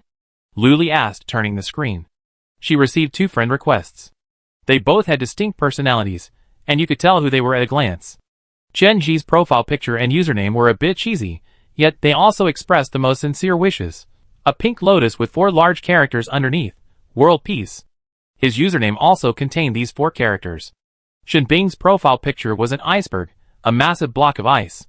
White ice, blue sea, the sun shining on it, glittering like a large gem. His username was also very simple, just 1 letter, B. "It fits his disguise as a mature man," Luli commented inwardly. It suddenly occurred to her that she hadn't set her profile picture or username yet. They were probably still being initialized. She clicked on the homepage and, as expected, it was just a blank cartoon character and a string of code. Luli immediately took a bunch of photos of the deer, then picked the cutest one and changed her username to Deer. She looked at her tidy profile with satisfaction, a smug smile playing on her lips. She reluctantly shut down her laptop. "No, I have to get back to work." Shinbing had been keeping an eye on her laptop, watching her change her profile picture and username. The scene she had just taken of the deer up close flashed back to her mind. It was so heartwarming and endearing that Shinbing couldn't help but smile, a soft sound hidden beneath the brim of her hat, unnoticed. The deer, finally freed, shook its head, licked its fur, and hopped onto the tabletop. It happened to land on the scratch-off ticket Shinbing was scratching, and the cat and the deer's eyes met. The deer's eyes were large, a pale yellow, like amber. "Meow. Hello, human." Confused, Shinbing simply extended a finger and tapped her front paw, motioning her to move away. The touch was soft. The deer didn't move, but turned to look at Luli. Luli caught his gaze, even giving him a look, and casually said, "She said hello?" Shin Bing's head was filled with questions. No, could she understand cat talk? That didn't seem unusual. He heard of such a person before, but wasn't Mr. Lu's ability a scratch-off lottery ticket? Confused, Shin Bing could only nod slightly at the deer and whisper, hello. Shin Bing's outstretched hand was still on the table. The deer raised a paw and placed it on the back of his hand, but then immediately retracted it, shuddering. Meow. This human is so cold. Luli was busy greeting others and acting as an interpreter. She said, you're cold? Shin Bing said nothing, but silently withdrew her hand and tucked it into the wide sleeve of her cloak. The deer hopped off the table and quickly returned, holding something in its mouth. Shin Bing looked closely. It was an oval, milky white sphere, tiny, probably no bigger than his palm. Meow, meow, meow. Here, a hand warmer. The deer set the object down, meowing a few times, and nudging it forward with its paw. Luli leaned over and translated.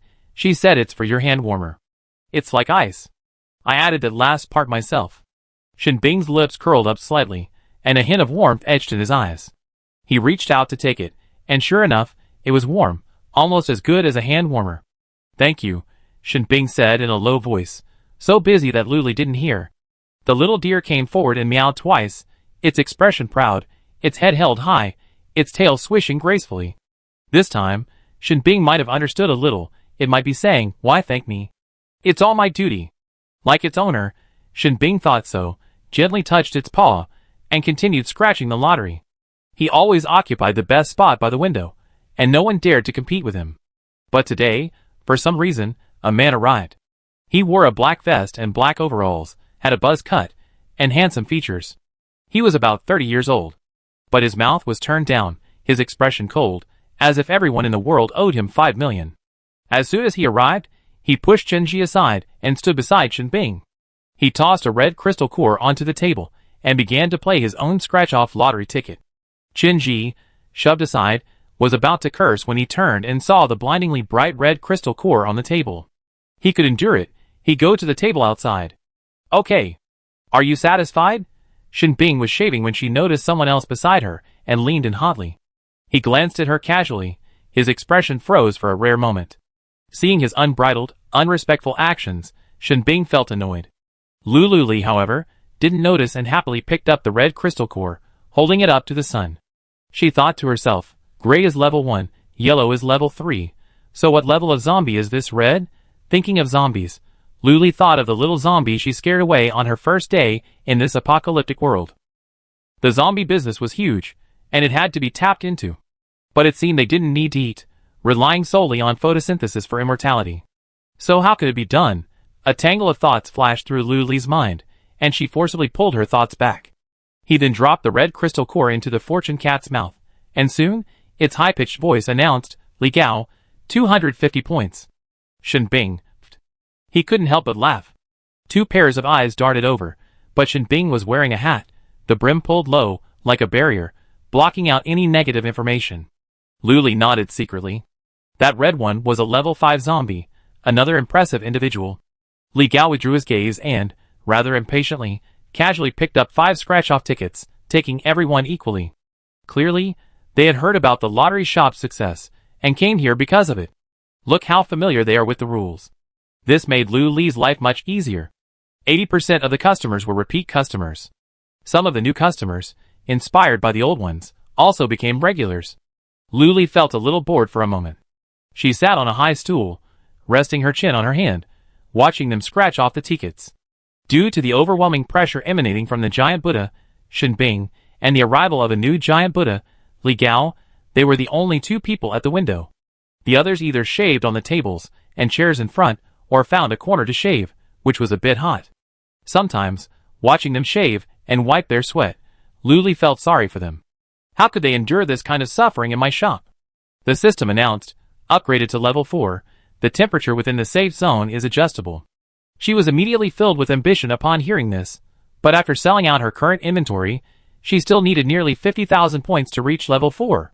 Soon, Shin Bing finished shaving the 5 tickets she had and handed them all to Luli to redeem. As expected, they were all filled with food, ready-made lunch boxes, fruit, mineral water, and even a buffet voucher. Zhao Kai announced this loudly, immediately drawing cheers from the crowd outside. Chapter 23. They looked on enviously, scraping vigorously and discussing. How come Master Shen has such good luck? How come everyone can scrape out food, but not me? Have you noticed? Shen Bing always finds it. That's right. How can his luck be this good? Is he hooking up with Boss Lu? As soon as he said this, Shen Ji slapped the man on the back of the head. Watch your words. The man was about to explode when he turned and saw it was Chen Ji. After a closer look, he realized he hadn't beaten him last time, so he smiled and nodded. Lu Li, curious, asked, why don't you scrape out something else? You could get clothes, shoes, or something like that. Shen Bing was stunned. He scraped food to keep Dadong, Xiaodi, and the others well fed. Then he thought, their clothes had been patched up for 3 years, and their shoes, not to mention the shoes they wore, were ripped from the feet of the dead. He was frustrated, thinking he was so careless. Which one gives you clothes or shoes? Shen Bing asked. Get rich now, Lu Li said. Each scratch-off lottery ticket has its own signature item, like the Big 7, which has a high chance of giving out food. For example, the Get Rich Now lottery ticket specializes in clothing. Even earrings and necklaces can be scratched out, but it seems no one wants them. The China Fortune lottery ticket specializes in weapons, while the New Year Dragon Luck lottery ticket offers a wide variety of items. Hearing this, Shen Bing immediately picked out a few Get Rich Now lottery tickets. Just as he was about to scratch them, he heard Zhao Gao snort loudly beside him. What kind of lousy scratch-off lottery tickets are these? They're all just thank you for your patronage. Zhao Gao slammed the 5 scratch-off tickets on the table and angrily cursed. Lu Li cursed inwardly, what terrible luck you have. A normal person would at least win 1 prize after scratching 5 tickets. Never mind the prize itself, but at least there was a prize. This Zhao Gao's luck was truly awful. Lu Li smiled, dimple showing. She soothed him, it's okay. 5 more, you're sure to win. Her voice seemed to hold a magical power. Zhao Gao, struck by its plausibility, nodded solemnly, and tossed 2 more yellow crystal cores onto the table, his attitude defiant. Shen Bing was utterly annoyed by his attitude. She imagined she'd follow him and freeze him into an ice sculpture the moment he left, the kind that would last all day. Zhao Gao quickly selected 5 tickets and scratched them off with lightning speed. Then he roared, pay me! You must pay me! Lu Li took a look and saw that only one of the 5 tickets had won a prize. It truly matched her claim of the lowest probability. But what about the prize? It was a cup. Who could he blame but himself? Just then, Shen Bing finished scratching and was about to redeem her reward. The lucky cat spit out a box of fresh nectarines, a transparent box containing about 6. Each one was bigger than a fist and juicy, making Zhao Gao envious and even more unbalanced. Why, the lucky cat even shrewdly announced, congratulations to Shen Bing for winning 6 nectarines. Congratulations to Zhao Gao for winning a cup. To Zhao Gao, this was blatant mockery. Someone even laughed unashamedly. He turned to see, and it was Shen Bing, the lucky guy. Hearing this shrill laughter and watching his shoulders tremble slightly, Zhao Gao was furious. I couldn't stand it anymore. Zhao Gao's expression was fierce. Without hesitation, he swung his fist at Shen Bing, stirring up a gust of wind, and it was about to land on Shen Bing's face. Lu Li's mind shifted, and Zhao Gao suddenly froze, as if under a spell. A fierce frown froze his face, looking rather comical at the moment. He continued to punch Shen Bing, the veins bulging on his forehead and hand, evident in the immense force he was exerting. Shen Bing slowly loosened her clenched fist, a subtle smile flickering in her eyes. Boss Lu, is he standing up for me? MMM. Zhao Gao couldn't even move his mouth, only making grumbling, struggling sounds. His eyes flashed with fear. What kind of mysterious power was this? After a while, Lu Li finally released Zhao Gao's restraints. Suddenly free of the shackles, Zhao Gao felt like he had been reborn. He doubled over and coughed violently, gasping for air, as if this was the only way to prove he was still alive. It's you? Zhao Gao took a moment to react, his eyes glaring at Lu Li fiercely, but his body showed no desire to attack. He was a little frightened. The fear of being controlled just now, the feeling of not being in control of his body, was unpleasant. Lu Li spread her palms and smiled. Her face was apparently extremely gentle and friendly, but her words chilled one to the bone. If you try to do anything on my territory again, think twice. Although her expression was friendly, these words actually frightened Zhao Gao into a cold sweat. He let out a long sigh and shouted, I want a scratch-off lottery ticket. Lu Li smiled. That's right. Only when you're upset will you start trouble. She saw the red crystal core in the man's hand. It must be of a high level.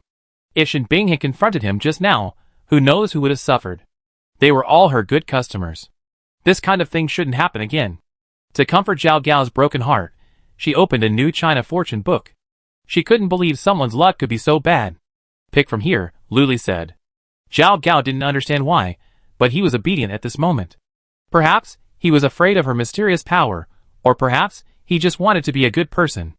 In short, he was just scared. He obediently picked from the newly opened book of scratch-off tickets.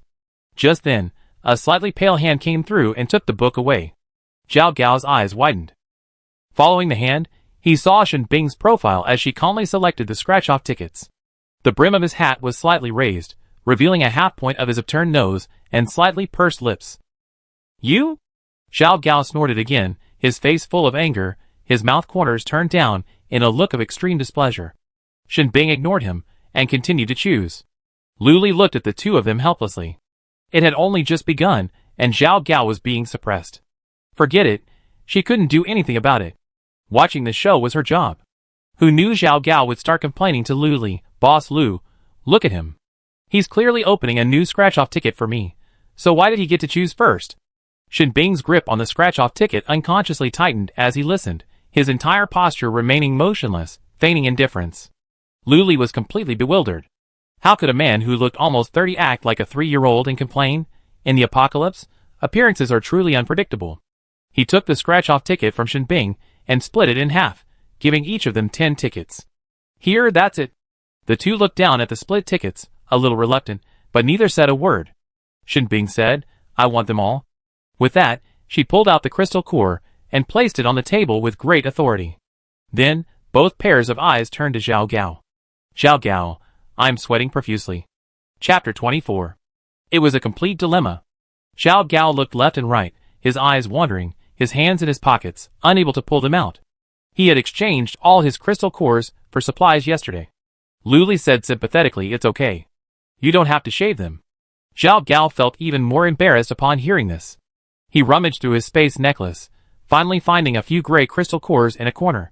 What was going on? I felt a little embarrassed. He hesitated for a moment, then chose the former. He pulled out a few gray crystal cores and placed them weakly on the table. Then he heard a remarkably clear tsk. It was full of mockery. It was a low blow, but a strong insult. But Zhao Gao didn't dare utter a word, his breath inexplicably short. He could only silently vow to himself, tonight, I must kill as many zombies as possible, and tomorrow, I crush this man. Then, the two began scratching off tickets. The competitive spirit was palpable, and invisible smoke filled the air, yet they remained distinct, not even elbows touching. Soon, Zhao Gao let out a cry of surprise, but quickly suppressed it, only for the corners of his mouth to unconsciously curl upward in excitement.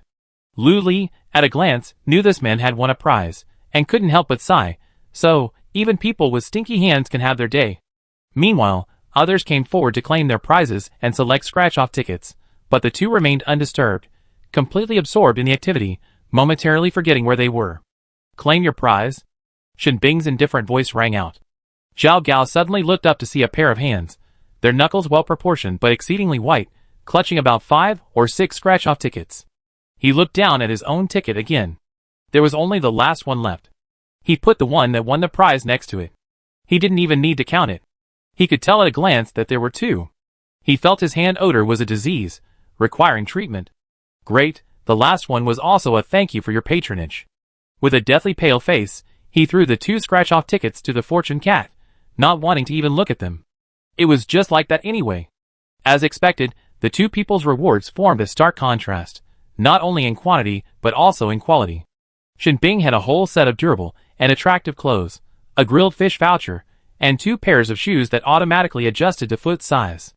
In short, they were all good things. Zhao Gao, on the other hand, wasn't bad either, a banana and a pistol. But the comparison was a little sad. Luli tried hard to suppress a smile, watching Zhao Gao dejectedly store the 2 rewards into his memory card, then suddenly burst into life. He said with great ambition, Boss, I'll be back tomorrow. You mustn't leave. Luli nodded, smiled, and said, Welcome next time. It didn't sound like the robotic voice in the supermarket. Instead, it was filled with intense emotion, his expression perfectly placed, even the curve of his lips and the bared teeth were perfectly balanced. For a moment, Zhao Gao and Shen Bing were stunned. Shen Bing quickly lowered her head, no longer looking, her ears slightly reddened from under her hat. Zhao Gao was a bit rough, for he was 30 years old after all. He praised her generously. "Boss Lu, you look so beautiful when you smile." It was pure admiration and praise, without any ambiguity. Even the look he gave her was clear. Lu Li could tell the difference. Some people looked at her with such open eyes that they almost wanted to rip her clothes off. And some, with pure admiration and appreciation. She understood. Who wouldn't want to take a second look at a beautiful woman? Lu Li's smile widened, and she replied, "Thank you, you're not bad either." He's seen that haiku response somewhere, and now he was putting it to use. Zhao Gao chuckled, scratched his buzz cut, and turned away, adding Lu Li to the laptop. Lu Li saw his profile picture, a little girl with a childlike smile. Could she be his daughter?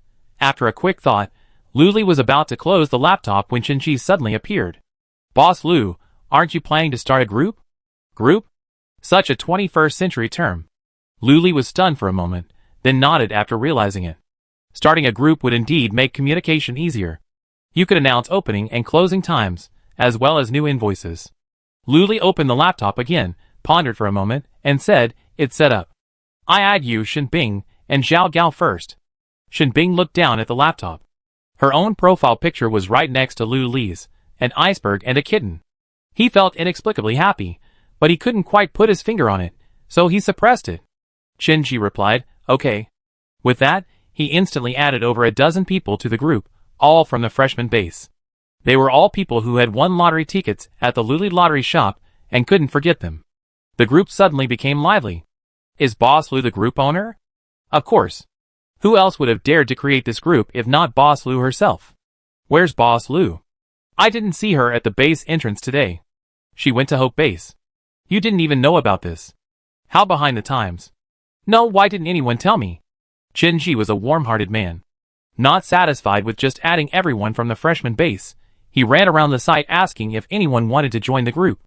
Of course, a huge crowd rushed in, immediately surrounding Chen Ji. It was a massive crowd. Word spread quickly, and finally, the group's membership surpassed 300 people, all of whom had scratched off lottery tickets at the store. Lu Li watched, lost in thought. How wonderful it would be if every one of Yin Country's thousands of bases had a branch of her lottery. That way, she could just lie in bed and watch her points roll in. Just the thought of it filled her with joy. As dusk fell, everyone returned to the base. Chen Ji, hoping to find friends at Hope Base, stayed the night. Shen Bing also left, and silence returned. Lu Li also confiscated the 4 sets of tables and chairs. After all, within a 10-meter radius, they were under her control. The 25 scratch-off tickets she bought today were almost all sold out, with only a few left.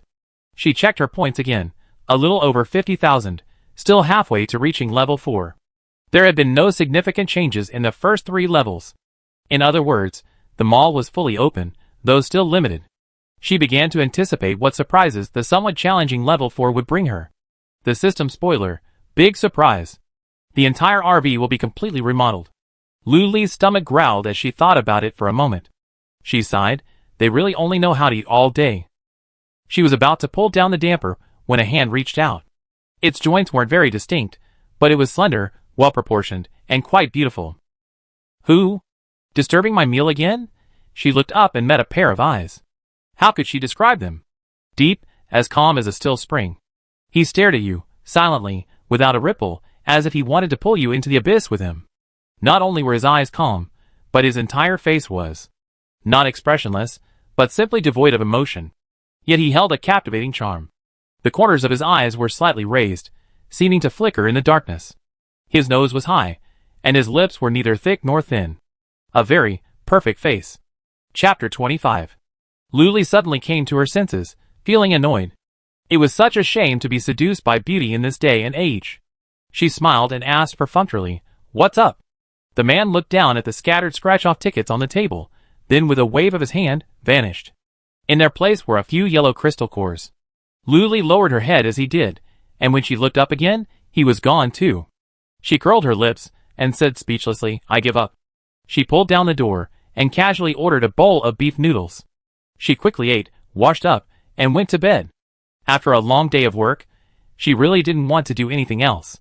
She just wanted to lie in bed and watch variety shows. She opened the group chat, and everyone was chatting animatedly. The main topic was which scratch-off ticket had the most and best prizes. Someone even summarized the numbering patterns, claiming that this number would win prizes, and they had a solid reasoning behind it. While checking the system, Luli renamed the group chat, Luli Lottery Shop. The system replied indifferently, impossible, completely random, completely based on luck, no pattern to follow. Luli felt relieved. If she were ever discovered, she'd simply quit and throw away the numbers that didn't yield prizes. These days, major bases are equipped with signal towers, used to send commands from the central base and facilitate communication between citizens. In the third year of the apocalypse, optical computers were introduced. Their functions were similar to those of mobile phones, allowing for chatting and watching TV series. However, their positioning and other features had become more powerful, and they now came in various forms: watches, necklaces, rings, and so on. As long as you donated enough crystal cores, they could even customize them for you. Luli reviewed the group chat logs again, her eyelids fluttering, and she obediently turned off the optical computer and prepared for bed. But then, the little deer suddenly became irritable, pacing back and forth on the floor, its paws making a clattering sound. Luli drowsily turned over and lay beside the bed to look at her. She held out her hand, beckoning her over. "Little deer, what are you doing?" The little deer darted over, buried its head in her palm, and nudged it, looking extremely uneasy. "What's wrong?" Luli picked her up, and suddenly, alarm bells went off in her mind. The system just in time announced, "The zombie tide is coming." She was fearless. "What are you afraid of?" "I have you here. They can't get in." "Shh, I forgot to tell you, host. I need maintenance every 3 days. When the time comes, I'm leaving." Luli sat up abruptly. "System, what are you doing? Don't leave. Love me, don't leave." She didn't dwell on the passing of time for long. She swiftly got out of bed, walked barefoot to the driver's seat, and set the car to autonomous driving. Soon, the RV began moving. The system didn't specify when the zombie tidal wave would arrive, but judging by Xiaolu's irritability, it was likely coming soon. It was definitely too late to run now, so they could only drive to the nearest point to Hope Base. Large bases must have their own methods for dealing with zombie tidal waves, but as Luli approached the gate, her heart sank. The gatekeeper was actually dozing off? And there were only 2 of them? No, let me ask you, it's such a large base. You only have 2 people guarding it. A few more people could break through, right? The RV's headlights dazzled the 2 guards, startling them. At first glance, they thought it was the base commander returning. He subconsciously pressed the button on his shoulder, and the heavy gate slowly swung open. Luli, these guards are really... But she didn't have time to dwell on it. She stepped on the accelerator as she drove the RV into the base, letting out a long sigh. The other guard rubbed his eyes, his mind gradually clearing. He asked, "Who was that just now?" Guard 1 swore confidently, "It had to be the base commander. Who else could drive an RV?" Guard 2 nodded. "True, but why does it look so new?" Both guards turned and looked at the brand new RV parked inside the base, their hearts skipping a beat. Instinctively, they pressed a button on the wall, and an alarm blared throughout the base. It might be called a base, but it was actually a small city, clearly divided into several areas. There were 4 main areas: residential, core, research, and cultivation. A high, thick wall would be built to enclose these areas to protect against zombie attacks. Luli, sitting in the driver's seat, breathed a sigh of relief when she heard the siren blare that resonated through the sky. It seems this guard isn't completely useless, at least he can spot the approaching zombie horde. The next moment, she saw through the window a group of men, looking serious, rushing towards her and surrounding the RV tightly. "Luli, go deal with the zombie horde. Why are you surrounding her? What a freak." Luli had just stood up when there was a knock on the door. "Oh, they're quite polite."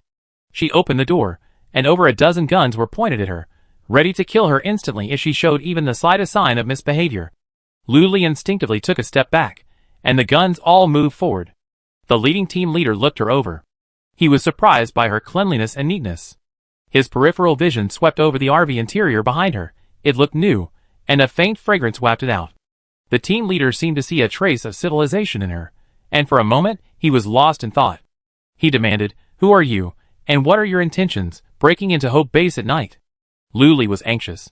She had a strange feeling that a zombie tidal wave was coming.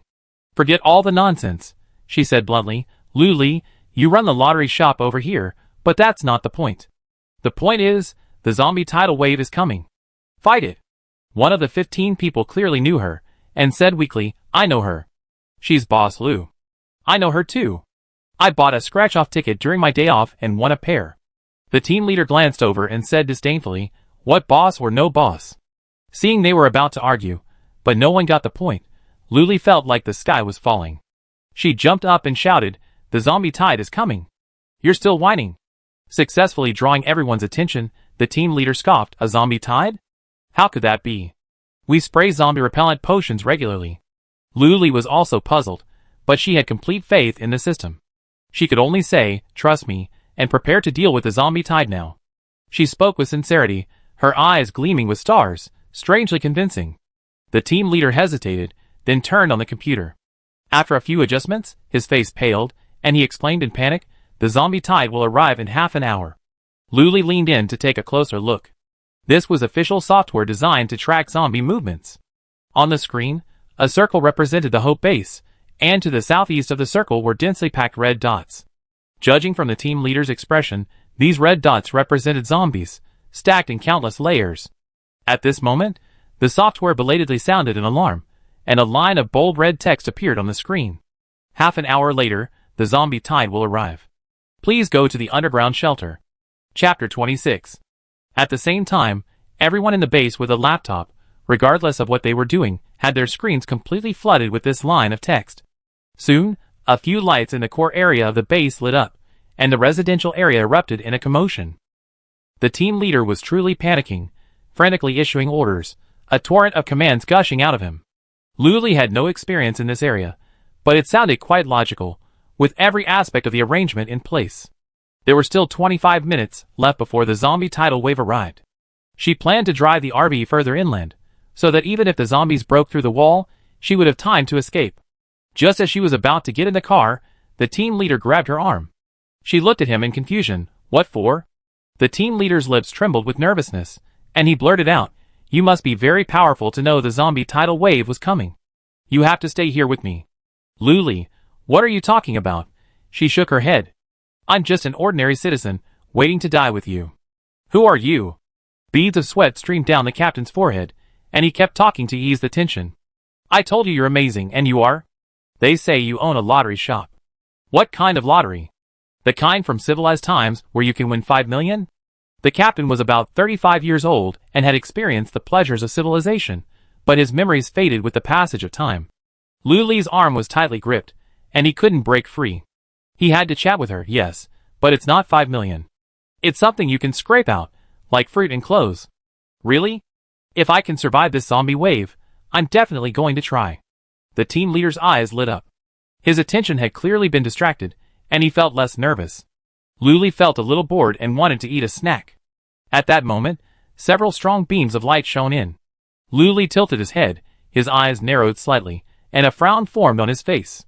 The team leader beside him whispered, it's the base commander and his men.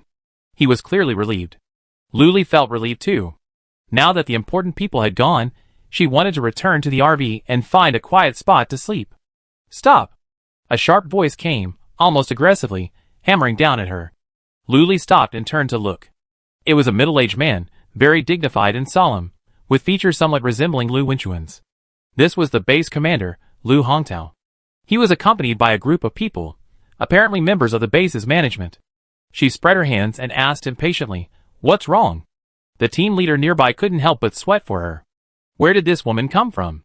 She didn't even recognize the base commander? Lu Hongtao frowned, his face becoming even more dignified, the aura of a level 3 psychic emanating from him. The overwhelming force surged towards Luli, but she remained motionless, simply withdrawing her hands and clasping them across her chest.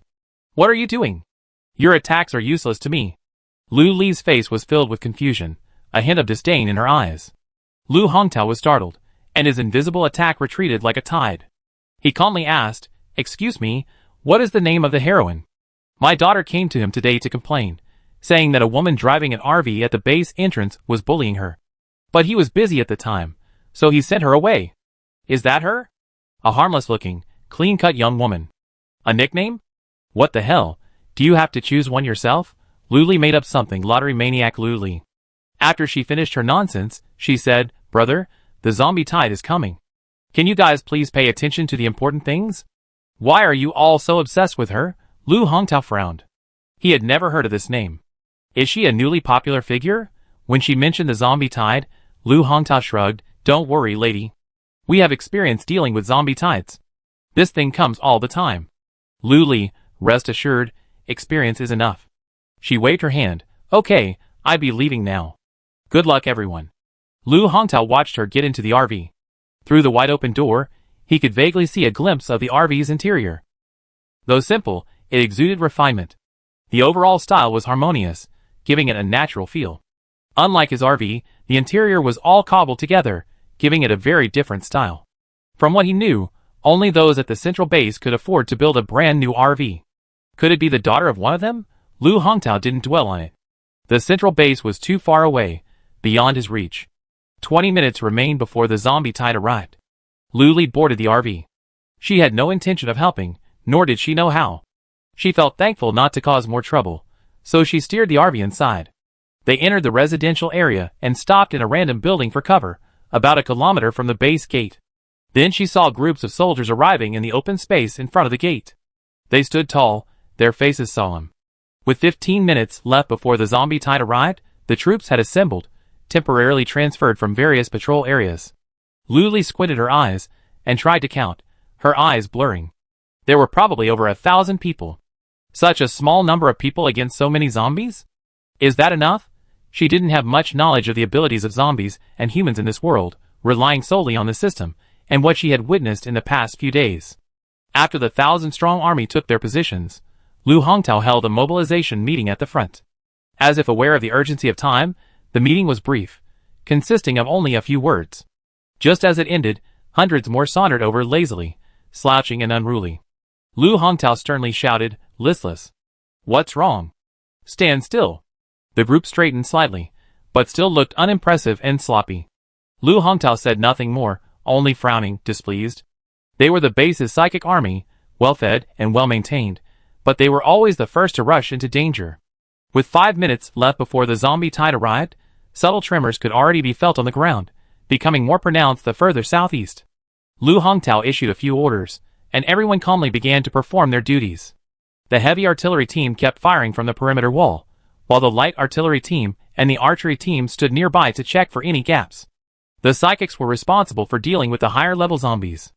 Every procedure and position was familiar to everyone, as if they had practiced them 1,000 times. Lu Li was completely relieved to see that they were proceeding in an orderly manner and not panicking. She still wanted to continue her business at Hope Base. Her optical computer also had software for detecting zombie movements, more accurate than the one at the central base. Lu Li watched the dense red dots approaching the blue circle, so numerous that they seemed to be threatening to engulf the base. She stood up again and glanced out the window.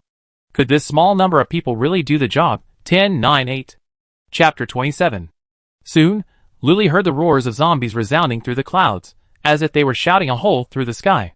The sound of artillery fire rang out continuously, and the southeastern part of the base wall was like a firework display. For a moment, the lights were bright, and the vibrations shook Lu Li's RV. The residential area was quiet.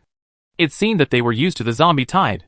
They followed the guards to the underground shelter in an orderly manner. No one was causing trouble, and everyone was just trying to survive. The continuous artillery fire dyed the sky red. Lu Li looked at the software on the computer. The red dots near the blue circle of the base were decreasing significantly, but there was still a steady stream of zombies coming from behind. Weren't they supposed to spray the zombie keep-away potion outside the base regularly? Why was there still a zombie tide? Lu Li couldn't understand. After all this trouble, it was already 9 o'clock in the evening. She had only eaten wheat today, and hadn't eaten anything since then. Her stomach was already complaining.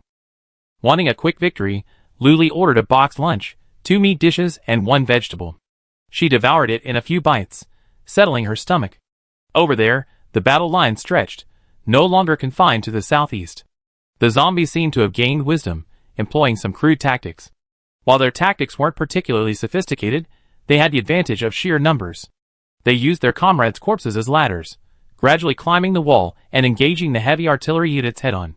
The wall wasn't just a wall; at its top, a deep groove surrounded it, housing floodlights.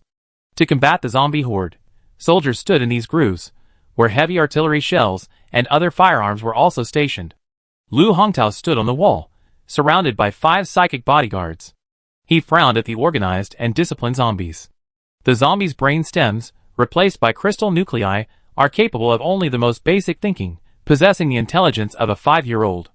But now, as if controlled by something, they become tactical, intelligent, and capable of self-protection. Could it be that high-level zombies are behind this zombie tide? Lu Hongtao was alarmed. He had to find the high-level zombies as soon as possible, hoping that the base's limited defenses wouldn't be able to withstand this sea of corpses. At the same time, he sent a call for help from nearby bases and the central base via his computer. Lu Li had thought the situation would be resolved quickly, but who would have thought that as midnight approached, the artillery fire outside continued. The shells were hurled into the zombie pile like they were free, killing dozens in a single blow. But new zombies would immediately fill the gaps, an endless stream, seemingly endless and impossible to kill. Everyone inevitably sank into a state of exhaustion and numbness, reloading and firing their cannons like robots. Their arms were numb from the shock, but there was no time to rest. A moment's distraction, and the zombies would leap over the high walls and into the base. This was something that absolutely could not be allowed to happen. If it happened, it would be hell on earth. Supplies began to run low. Even the medical team's hemostatics were running low. For a moment, everyone felt a sense of despair. Every piece lasted less than 6 months before a wave of zombies arrived. Were they going to be crushed to the ground by these mindless zombies? The guards were all young men with blood, and of course they wouldn't accept this. Damn it! I don't believe these zombies are endless. Someone roared. Damn it! Little zombies. I'm going to take them. Someone cursed. The blood on the wall briefly boiled, but it was quickly numbed by the endless, black tide of zombies. Lu Hongtao's face was etched with fatigue. This couldn't go on. Resources like ammunition were limited, and so were the manpower. They couldn't withstand the zombies' constant onslaught. He wondered what had become of the Vanguard team sent out to search for the higher-level zombies. Lu Hongtao was concerned for the Vanguard team, but he also had to keep an eye on their supply depletion and ensure the rotation of the heavy artillery crew. He was completely exhausted. All the management had already thrown themselves into the fight, and there was no one around to share the burden. He glimpsed a level 3 zombie dodging the shells, stepping on the zombies' bodies to scale the wall and attack the heavy artillery crew. The people nearby were too late to rescue their companions, and their lifeless companions were already gone. They hated it, but there was nothing they could do. Such scenes happened so frequently on the wall, and he suddenly felt a surge of despair. Was such a huge hope base about to be destroyed by zombies? The computer on his wrist lit up, and Lu Hongtao lowered his eyes to look, the soft glow of the screen illuminating his face. Wrinkles irregularly spread across his face, and at that moment, he suddenly felt a surge of energy and motivation. Lu Hongtao shouted, "Everyone, hold on. The Vanguard has located the high-level zombie and is engaging it. We soon destroy it."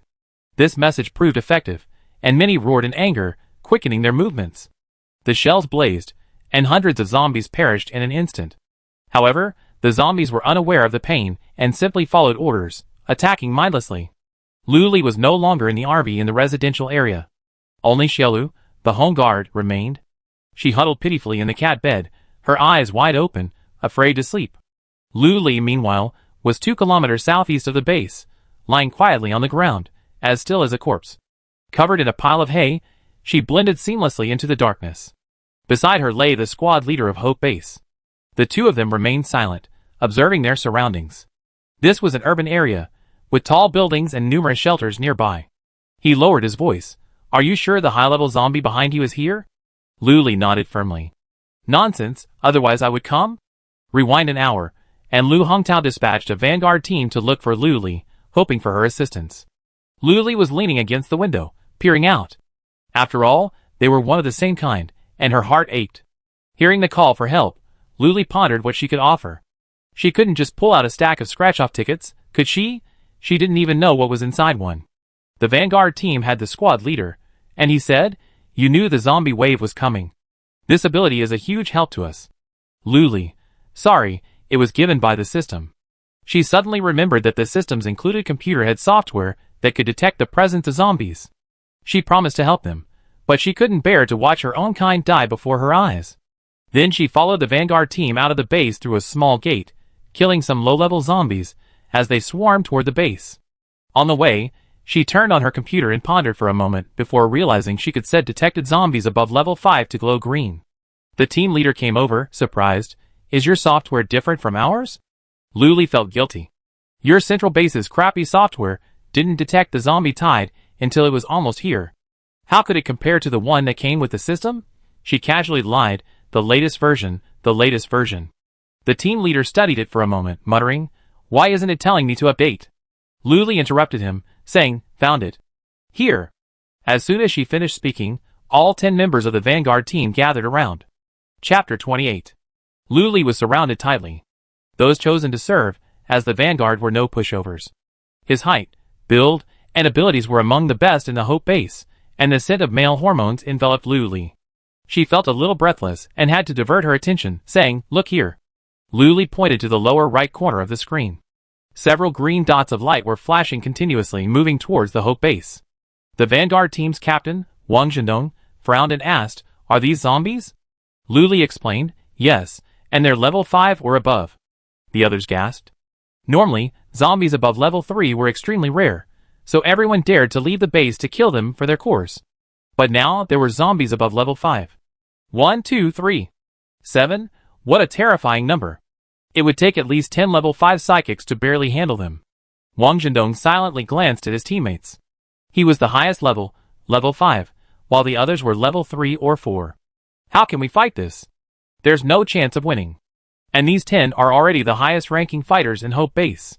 If even they have no chance of winning, then the entire base has no chance of winning. Level 5 is a watershed. Each level above it is extremely difficult to advance. Either you have exceptional talent, like Shen Bing, who can level up without diligent training. Or you must work extremely hard, filling the gaps in your talent with sweat. If you have neither, then just go back to base and lie down. Luli didn't understand the significance of level 5, but the silence around her hinted at something.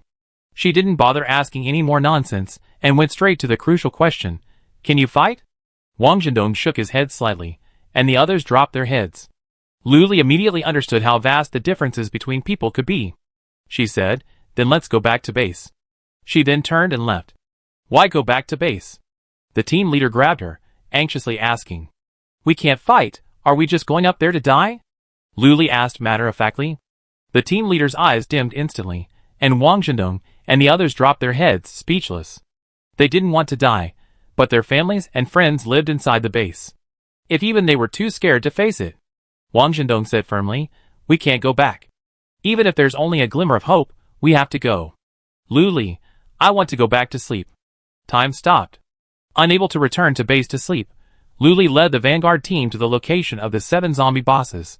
When they were a good distance away, Wang Zhendong asked the team leader to protect Luli while they went to scout out their presence. So, the two of them found a secluded corner and began to lie down, even covering themselves with a pile of hay, which only made it more obvious. Luli lay on the ground, the hay prickling her skin, making it itchy, but she didn't dare to scratch it vigorously. She could only rub it gently against the ground, rubbing it with her clothes to relieve the itch. The team leader tilted his head and asked, what are you doing? Luli said in a muffled voice, the hay is too prickly. The team leader was puzzled. It's not prickly, your skin is too tender. I shut up. Suddenly, another person lay down to Luli's left. She thought it was someone from the Vanguard team who had returned, so she wanted to ask what was going on. Tilting her head, she met a pair of cold, delicate eyes, and she was so frightened that she almost screamed. After realizing what was happening, he demanded, Shen Bing? Why are you here? She happened to be lying next to her. The team leader also tilted his head to look, but it was too dark, and they didn't dare turn on the lights, so they had to stare wide-eyed. Then he whispered, what's wrong? Luli casually replied, nothing, Shen Bing is here. Shen Bing? The team leader exclaimed in surprise, his voice a strange mix of high and low. Luli was in the middle, Shen Bing to her left, and the team leader to her right. Shen Bing half raised herself to greet the team leader, but she only glanced at him before lying back down. Hello, hello, the team leader whispered, flattered. He had heard of Shen Bing, a powerful yet aloof individual who always kept to himself. Why was he here at this critical moment? Could he be here to help Hope Base? As the team leader's thoughts wandered, Shen Bing obediently answered Boss Lu's previous questions. Killing zombies. Saw you and followed me. The voice was perfectly normal, but it startled Luli. She hurriedly covered Shin Bing's mouth, leaning in closer and saying, "Keep it down. There's a high-level zombie nearby." Shin Bing's breath hitched. He didn't wear a cloak when killing zombies at night, and she had covered his mouth right there. He quietly relaxed, his nose filled with the delicious scent of her shower gel, a fragrance unlike anything he smelled in this turbulent apocalypse. He felt strangely greedy, wanting to sniff it a little longer, but Shin Bing reached out and removed her hand from his mouth. Her hand, like her, was warm and scorching, unlike his hand, which remained icy cold year-round.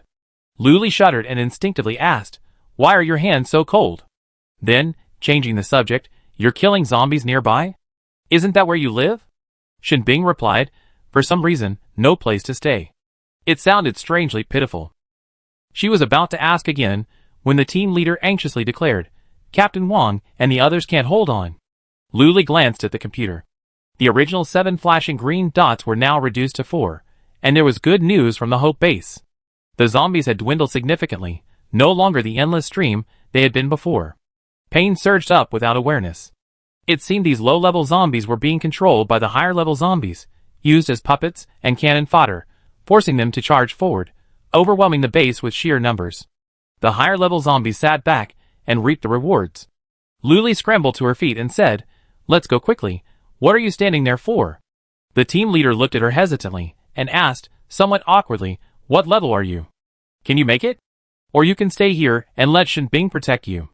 He vaguely remembered Boss Lu saying he was an ordinary person, but what ordinary people could own a brand new RV or a lottery shop that hadn't been robbed? Luli frowned. "Then why are you, a level 4 person, going over there? Are you going to die?" She urged. All right, stop dawdling. Let's go together. If you dawdle any more, Captain Wong will collect your body." The team leader shut up. Shin Bing remained silent throughout the entire process, standing quietly behind Luli. The 3 of them rushed towards the vanguard team. Along the way, another green dot of light disappeared. The team leader's face was filled with anxiety. "They're risking their lives." Luli said nothing, silently moving her legs faster, but she was only an ordinary person, unable to match the immense physical strength of a psychic. Before she was even halfway through the run, she was already panting with exhaustion. She propped her hands on her knees and waved at the 2 men. "You go ahead, I take it easy." Chapter 29. The team leader was concerned about the vanguard, but also worried about Luli being alone, so he was in a state of panic. Shin Bing walked up to Luli, held out his hands. The red tips of his ears were barely visible in the darkness. He said, "Carry me or hold me? Your choice." Luli looked up at his outstretched hands and said decisively, "Carry me." She straightened her back, moved around behind him, and warned him, "Get ready." With that, she jumped up. Shin Bing caught her with perfect understanding, his fists clenched around her thighs. Her body pressed against his, hot and panting from intense exercise. Luli adjusted herself, patted his shoulders twice, and said, "Let's go." At that moment, Shin Bing felt like an ox or a horse, carrying his master, who was now whipping him and yelling, "It's time to go." Shin Bing was shocked by the thought, yet inexplicably wished Luli would whip him, yell at him, and scold him, the more violent the better. Just the thought gave him a thrill. "Will you go?" Luli reached out and patted his shoulder again. Why was he daydreaming? "I really don't understand how someone could be so cold." Like an ice cube, Luli straightened her upper body and moved slightly away for her own safety. Shin Bing came back to his senses, her ears already red. She lay on him, her warmth occasionally spraying over him, making the area around his neck itch. He tilted his head, looked at the team leader, and, mimicking her urging tone, said, "Let's go." With that, he suddenly accelerated and ran in the agreed direction. Luli's upper body suddenly leaned back due to inertia. She hurriedly grabbed his collar and put her arms around his neck. Only then did she manage to stabilize her body. She reached out and gently twisted his shoulder, angrily saying, "Shin Bing, are you trying to scare me to death?" Shin Bing said nothing, but the corner of her mouth curled up uncontrollably. Without Luli, their little burden, their speed increased dramatically, and they soon reached the green dot. As they approached, Shin Bing stopped and placed Luli on the ground. She shook her head, one hand on her hip, the other on his arm. The speed was so great that she felt dizzy and almost vomited the lunchbox she had just eaten. Shin Bing remained motionless, acting as a support for her, momentarily ignoring her ordinary status. The team leader, slightly behind, arrived by now, looking anxiously around. Where are Captain Wang and the others? Luli pointed in a direction, slowing down slightly, and the three of them quietly approached. Not far ahead was a bungalow, overgrown with weeds, and ivy encrusted the entire outer wall. The wind blew, and the leaves all fell in one direction, rising and falling like a green ocean. The three of them walked along the wall, their steps involuntarily lightened, their breath held. Soon, Luli heard the sounds of fighting behind the bungalow. She pressed her hands against the wall, poked her head out, and cautiously inspected the situation. She saw three zombies, swift and tall, still neatly dressed in their shirts and trousers. At first glance, they looked indistinguishable from humans. Only their crimson eyes, long, pointed nails, and sparse hair betrayed their identities. Only 5 members of the vanguard team still had the strength to fight the zombies. The other 4 were battered and injured. They all lingered, leaning or lying in corners, grieving themselves for not being strong enough to follow their companions' continued battles. Shinbing didn't care about tactics or battle. With a single glance, he saw through the 3 zombies' levels. 2 were level 5, 1 level 6. The latter was likely the leader of the 7 zombies, and the strongest. He walked straight out. Luli couldn't pull him up, and the team leader followed closely behind him, leaving him almost exasperated. Now that he had seen his companions being surrounded by zombies, how could he resist observing from the shadows? Awesome. Luli's eyes widened as he watched the scene, and he uttered a word unconsciously. With every step Shinbing took, a small piece of ice formed where he landed, gradually forming an icy path. Then, Shinbing gently raised his hand, and an icicle as thick as an adult man's thigh appeared beside him. Followed by this, countless icicles appeared and hovered around him, swaying slightly up and down as if full of life. From the distance, Luli couldn't hear what Shinbing said, he could only vaguely hear his mouth move. The next second, countless icicles burst forth, hurtling toward the level 6 zombie at breakneck speed. The level 6 zombie caught a glimpse of the icicles and, just as it was about to flee, was blocked by Wang Zhendong and another member of the team. 2 zombies locked in a fierce struggle, and Wang Zhendong knew he couldn't let the level 6 zombie go. They held grudges too tightly. If he let them go, they would face relentless retaliation in the future. The icicles arrived in an instant, seemingly possessing eyes, piercing the level 6 zombie. They looked like icy cubes, brittle and still emitting a chill, but they were sharper and more lethal than any sword or spear. The final icicle pierced the level 6 zombie's body, and it roared to the heavens. The icicle shattered within it, scattering across the ground. This shout called the other 2 level 5 zombies over, and the team leader and the other 3 team members were unable to stop them. Shinbing turned, closing her eyes slightly. The moment she opened them, the 2 level 5 zombies were reduced to ice sculptures. Taking advantage of this opportunity, Wang Zhendong increased his attack, and he and another team member attacked the level 6 zombie with all their might, successfully severing both of its arms. In less than 5 seconds, the level 5 zombie shattered the ice and roared to the sky again. Luli covered her ears and was about to complain about the zombie's name when something suddenly occurred to her, and she looked down at her computer. In the lower right corner of the screen, there had been only 3 green dots of light, but now, hundreds of red dots were moving in her direction. These shameless zombies, unable to defeat them, called for their companions. So shameless, Luli ignored them and stepped forward. Without the wall's protection, she shouted, "Quick victory." They're shameless enough to call for help. After shouting, she quickly retreated, feeling safer with the wall behind them. Several people heard the noise and looked over, but Luli was nowhere to be seen. Only Shinbing was focused on the battle. A huge block of ice suddenly appeared, hovering above the 3 zombies like a thick wall, blocking out the sun. While they were distracted searching for Luli, the ice suddenly fell, slamming down heavily on them. Luli happened to peek out and saw the scene unfold. She could clearly see the zombies being smashed into pieces, their bodies scattering everywhere. It was truly brutal. Shinbing stood still the entire time, her movements limited to raising her hands and closing her eyes, her body remaining spotless. He exhaled, and with a slight movement of his fingers, 3 massive blocks of ice vanished. The team leader, with great foresight, went searching for the crystal core. After digging it out, he eagerly presented it to Shinbing, who naturally stored it in his space. This was also the unwritten rule of the apocalypse: whoever killed the zombies got the crystal core, unless there was prior agreement. Chapter 30. Luli finally emerged, trotting over. After glancing around for a moment, she asked, "Have you killed all the zombies?" Shinbing nodded. Wang Zhendong then took the still mobile team members to check on the wounded. This wasn't far from Hope Base, but for the disabled, it was the furthest distance in the world. The Vanguard team had left in a hurry, and only Wang Zhendong's space ring contained a small amount of styptic powder. Sprinkle the styptic powder on them, and give them a simple bandage. Those with more serious injuries would have to return to base and call in a healing psychic. But now, how to get back was crucial. 3 team members were seriously injured, one with a broken leg, unable to move at all. Lu Li, realizing the urgency of the situation, searched for solutions. She had an RV, but it was far from the base. She wondered if it could just materialize out of thin air.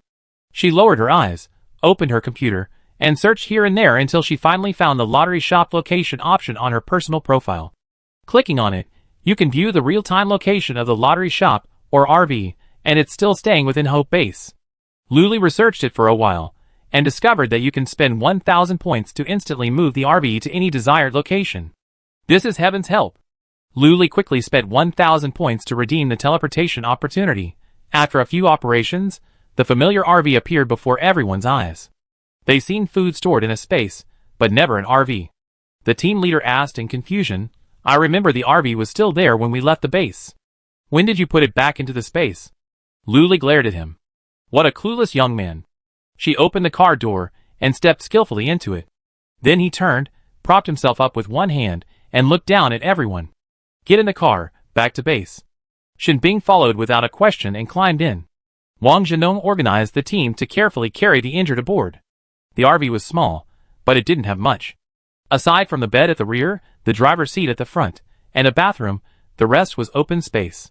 The injured were placed in the open space, while the others huddled together, standing obediently beside the driver's seat, avoiding the bed at the rear. Lu Li sat in the driver's seat, set the destination, and let the RV do its thing. Shen Bing stood beside her like a door god, one hand casually resting on the back of the chair, eyes closed. Lu Li yawned and sped up the RV. She was so sleepy. Half an hour later, the RV came to a steady stop outside the base's side gate, which also served as the back door, avoiding the zombie horde ahead. Even though there was a zombie swarm at the main gate, for guards were stationed at each gate to prevent any emergencies. Wang Zhendong went up to coordinate, and after a few words, the side gate opened and the RV drove in.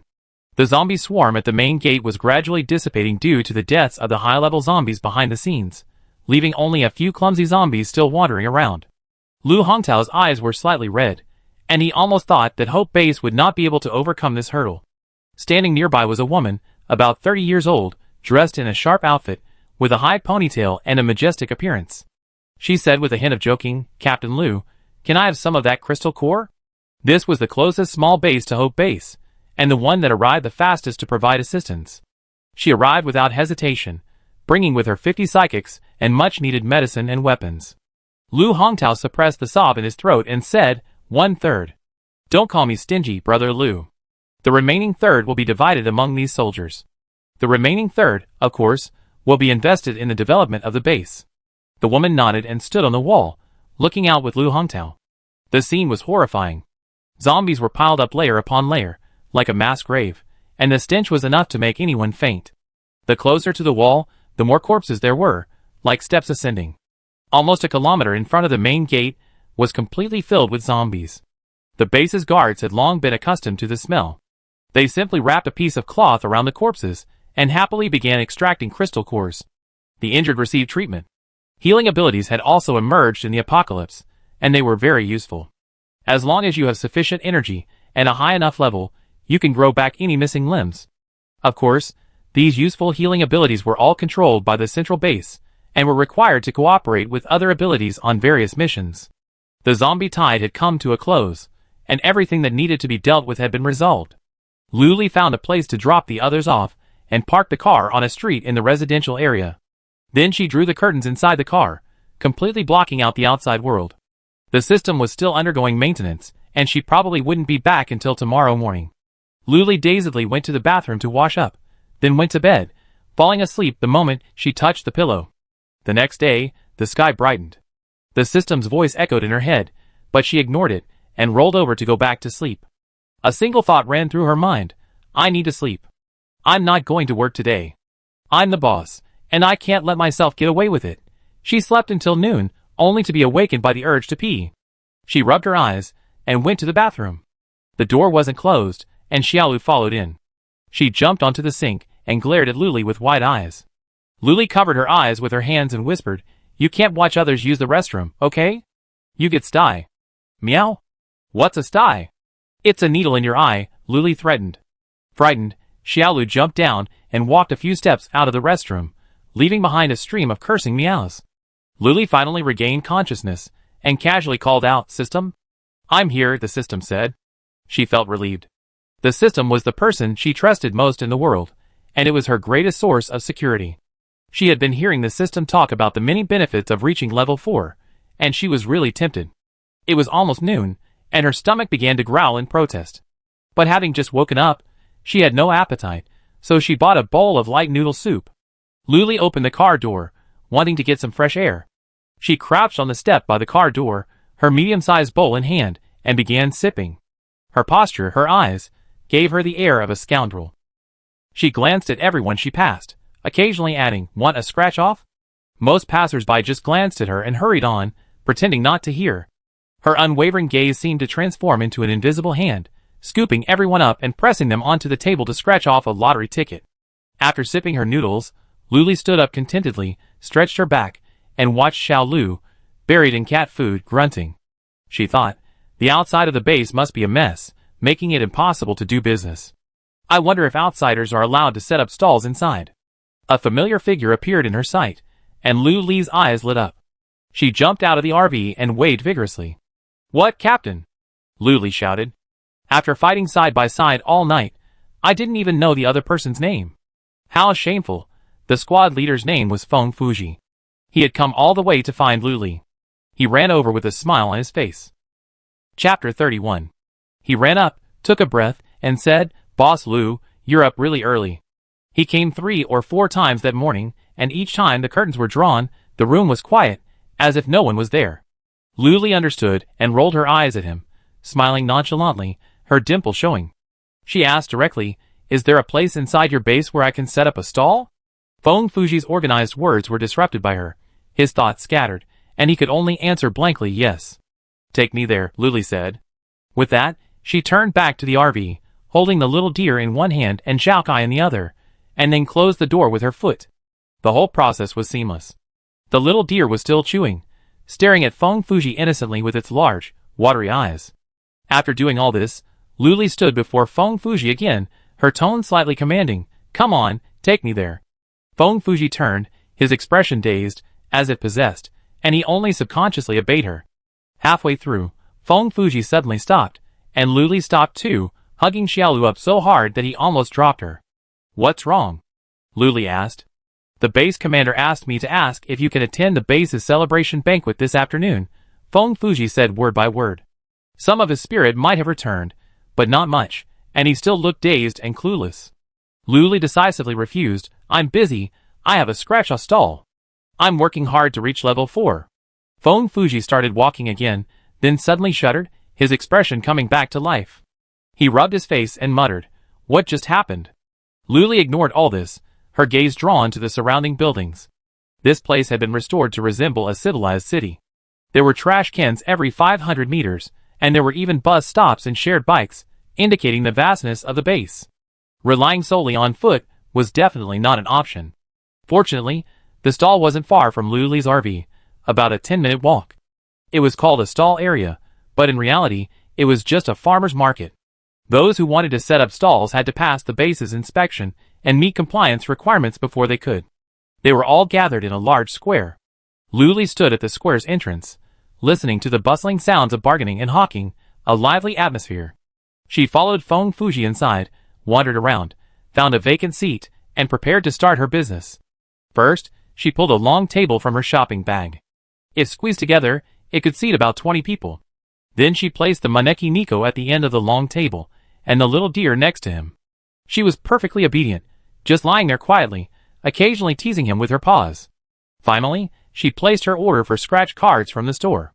The Big 7 was always the most popular, so she bought 10, and 3 each of the other 3 styles.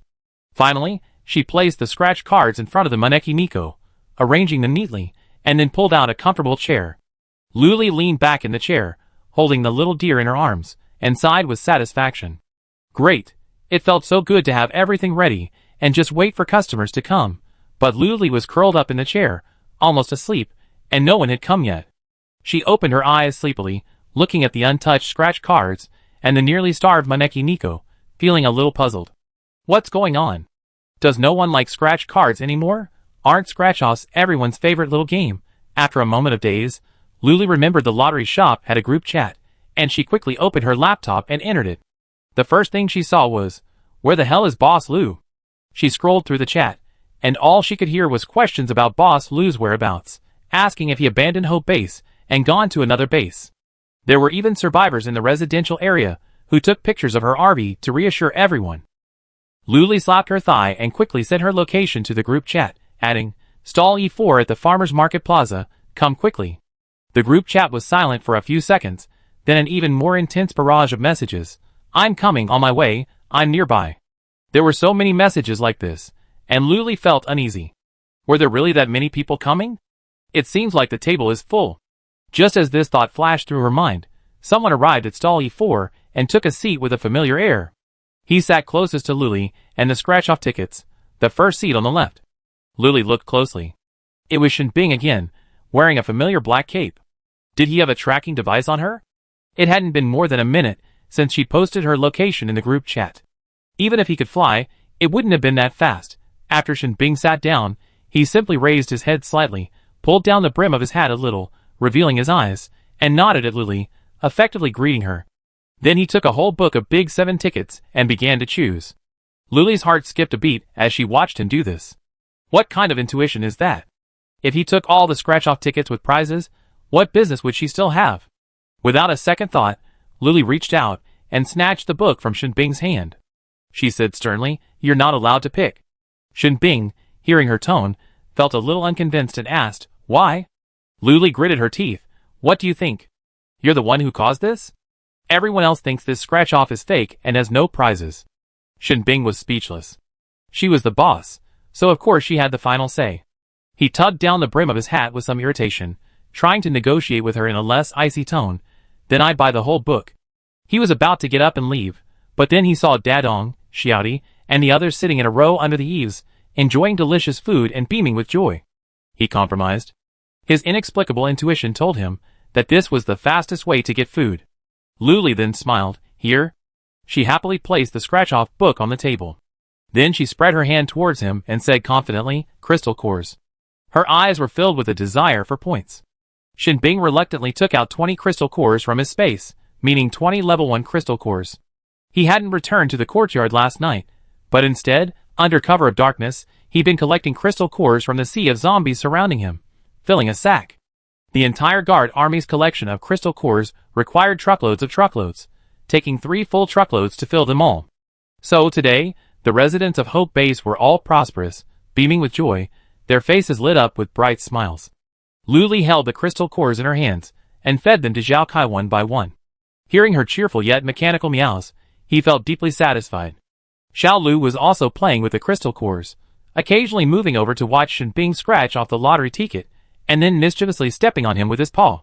Shinbing's arm was stepped on, her sharp nails occasionally scraping against his skin, but he didn't mind. He even felt a little fond of the little cat. But his expression remained cold, even a hint of disdain. By the time Shinbing was halfway through scratching off a whole book, customers began arriving, mostly repeat customers. Everyone was familiar with the process. First, they feed the crystal cores, then choose a scratch-off ticket, and then find a seat to start scratching. Chapter 32. Team leader Feng Fuji also joined in the fun, but for some reason, while choosing scratch-off tickets, Shinbing stared at him, a hint of resentment and a hint of dissatisfaction in her eyes. When he tried to look closer, she had already lowered her head. Feng Fuji didn't understand, but he didn't bother to delve into it. After selecting the scratch-off tickets he liked, he looked up. Of the 20 seats, only one next to Shinbing was empty. Why weren't they all sitting there? Feng Fuji happily sat over, not using the small golden shovel provided by the lottery shop, but using a coin. Beside him, Shinbing scratched quickly. A mere 20 tickets was a piece of cake for him. But now his intuition was useless. In a whole book, there was a certain probability of winning tickets. Usually, it was between 8 and 12, and the prizes were random, unknown even to the system and Luli. Shen Bing counted the winning tickets, 11, and curled his lips in dissatisfaction.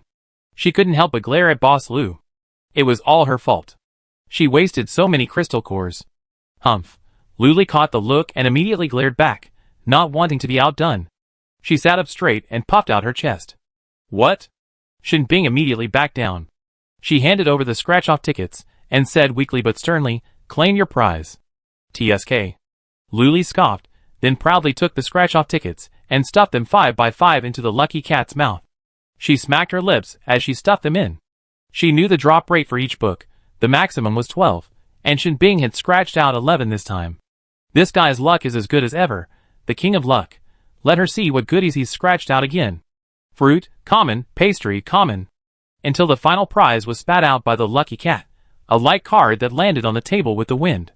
Luli picked it up and looked at it, then suddenly stood up, his eyes widening in disbelief. He looked at it over and over again 2 or 3 times. Shen Bing was curious, but he kept silent, remaining seated as steady as a rock, a mature miner. Is this true or false? Luli repeatedly asked the system in his mind. The answer he received was always true. It couldn't be truer. Host. Accept reality. Luli, heartbroken, threw it in front of Shen Bing, then turned his head away, not looking at it again. Shen Bing casually picked it up and examined the ID-sized card. There were only a few simple lines of text on it. Congratulations, Mr. Shen Bing, for scratching out convenience store. This is the second prize in this batch of Big 7. You're welcome to claim your prize at any time. Shen Bing's breath hitched, and he could almost hear his heartbeat racing. He knew what a convenience store was. It had tons of food, drinks, and other daily necessities. Literally, everything you could possibly want. If he owned a convenience store, wouldn't that mean Dadong and the others wouldn't have to go hungry anymore? He wouldn't have to kill zombies day and night, and could just come to Boss Lu for scratch-off tickets. After a brief moment of fantasizing, Shen Bing couldn't help but get excited, his ears reddening with excitement. But then, a cold shower hit him. Where did the goods in the convenience store come from? He quietly glanced up at the dazed Luli. Could it be that Boss Lu provided them? Could such a thing just fall from the sky? But if Boss Lu didn't provide them, where would he find the goods to sell? Luli seemed dazed, but in reality, she was talking to the system. Why is there a convenience store among the rewards? Luli was incredulous. Shen Bing had actually scratched off such a great item. Each batch consists of 1,000 tickets, and there's only one convenience store. And that's only the second prize. The first prize would be shocking. Luli didn't care about the first or second prize right now. Shen Bing had scratched out the convenience store, so it belonged to him. She was furious. Her childhood dream had been to open a small supermarket, earning a steady income while she lay at home. Host, the convenience store still belongs to you. He's just running it. Besides, you set all the rules. Luli's eyes lit up, and she seemed rejuvenated. She confirmed, really? We need a contract. Hearing this news, Luli's anger subsided. She was still the boss, and Shen Bing was just the employee. She immediately began to think about how to run the convenience store. Then, the system handed her a piece of paper. It had some important points on it. The distance between the convenience store and the lottery shop must not exceed 10 meters. The goods in the convenience store are provided by the lottery shop, regardless of the method. Luli scanned it, and found only these 2 important points. The rest was nonsense. The goods are provided by her? How? Luli looked around the mall. Needless to say, the food was very expensive. You can't just buy from here and sell it at a convenience store, right? Who would do that at a loss? After wandering around for a while, Luli found an obscure category in the corner, near expiry items.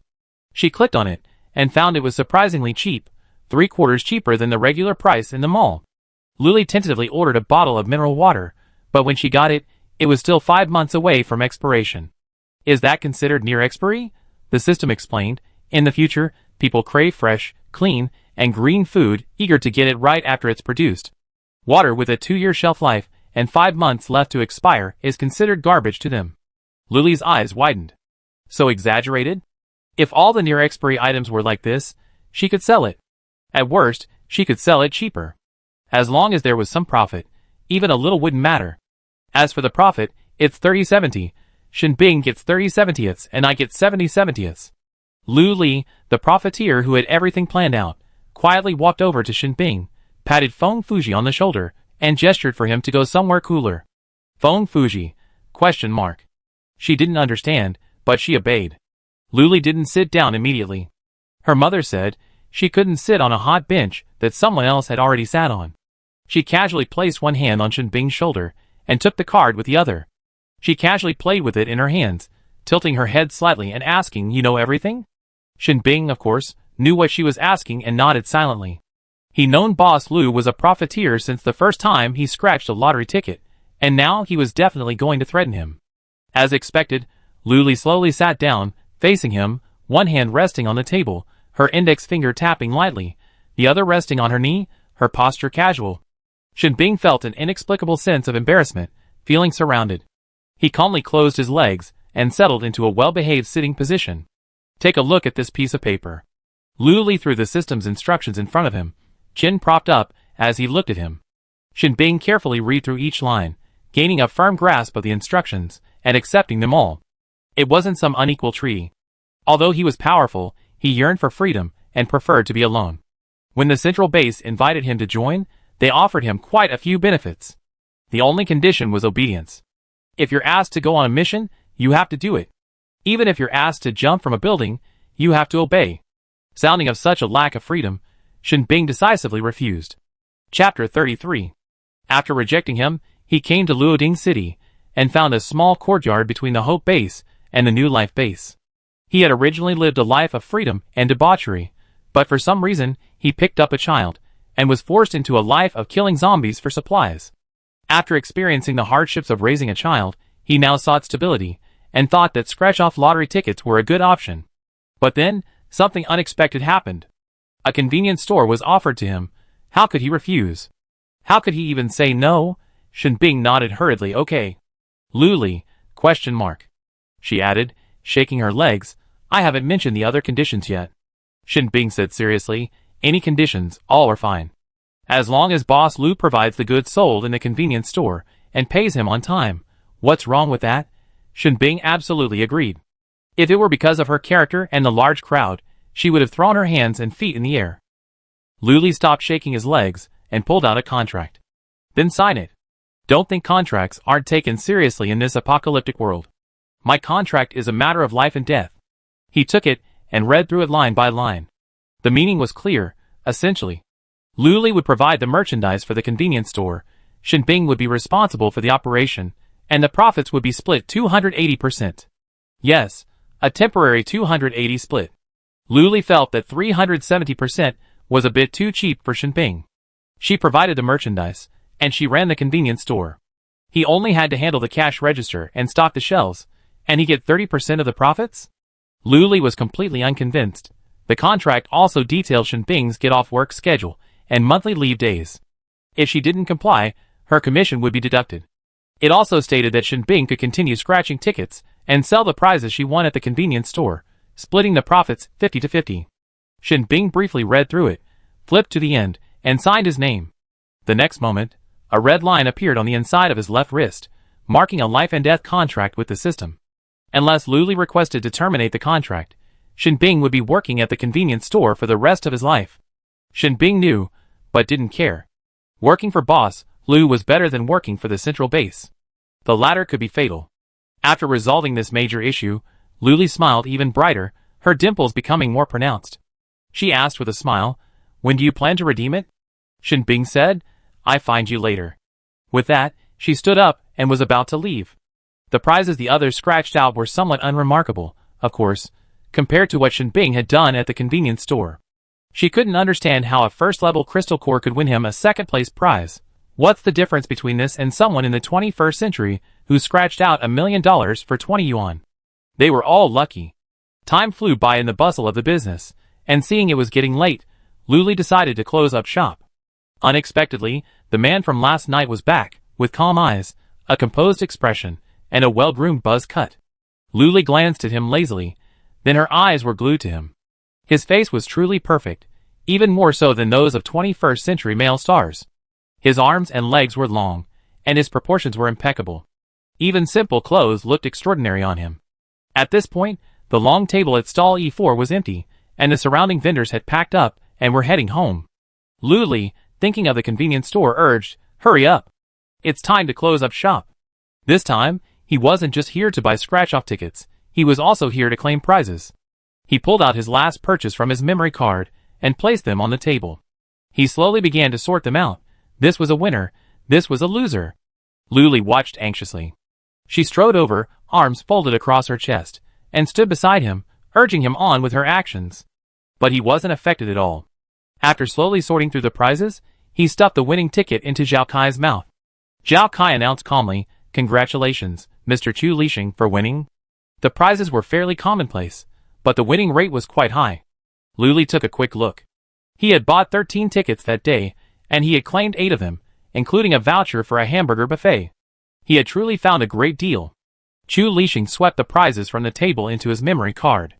With another sweep, he collected the remaining scratch-off tickets from the day's sale.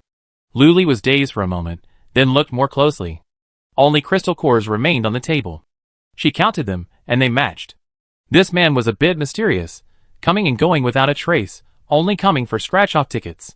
Pure too pure, but people like him appear every day, and Luli was used to them. It was only because he was handsome that she took a second look. Luli packed the long table, the lucky cat, and other items into her shopping backpack, then picked up Xiao Lu and headed back. Feng Fuji had taken her on a walk around lunchtime, and she had a good memory.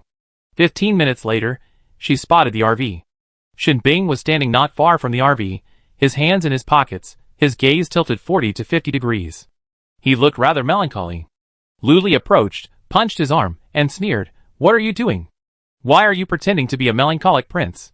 Shen Bing came back to her senses, feeling awkward. What melancholic prince? He was just looking up at the geese flying by. Luli opened the car door and put Xiao Lu inside. Seeing her eagerly grabbing the cat food, he couldn't help but smile. "All right, give me the voucher." Luli held out his hand, a hint of impatience on his face. Shen Bing obediently pulled the voucher from his pocket, his palms sweating, slightly soaking the corner of the card. Luli noticed this keenly, his eyes darkening. Without a word, he pulled the Maneki Nico from his backpack and stuffed it inside. Then, both pairs of eyes simultaneously turned to Maneki Nico, their gazes filled with anticipation. Puff. Maneki Nico's mouth opened wide, almost as wide as Luli's upper body, as if it could swallow her whole. The sight was somewhat frightening, so Luli stopped holding it in his palm and placed it on the ground.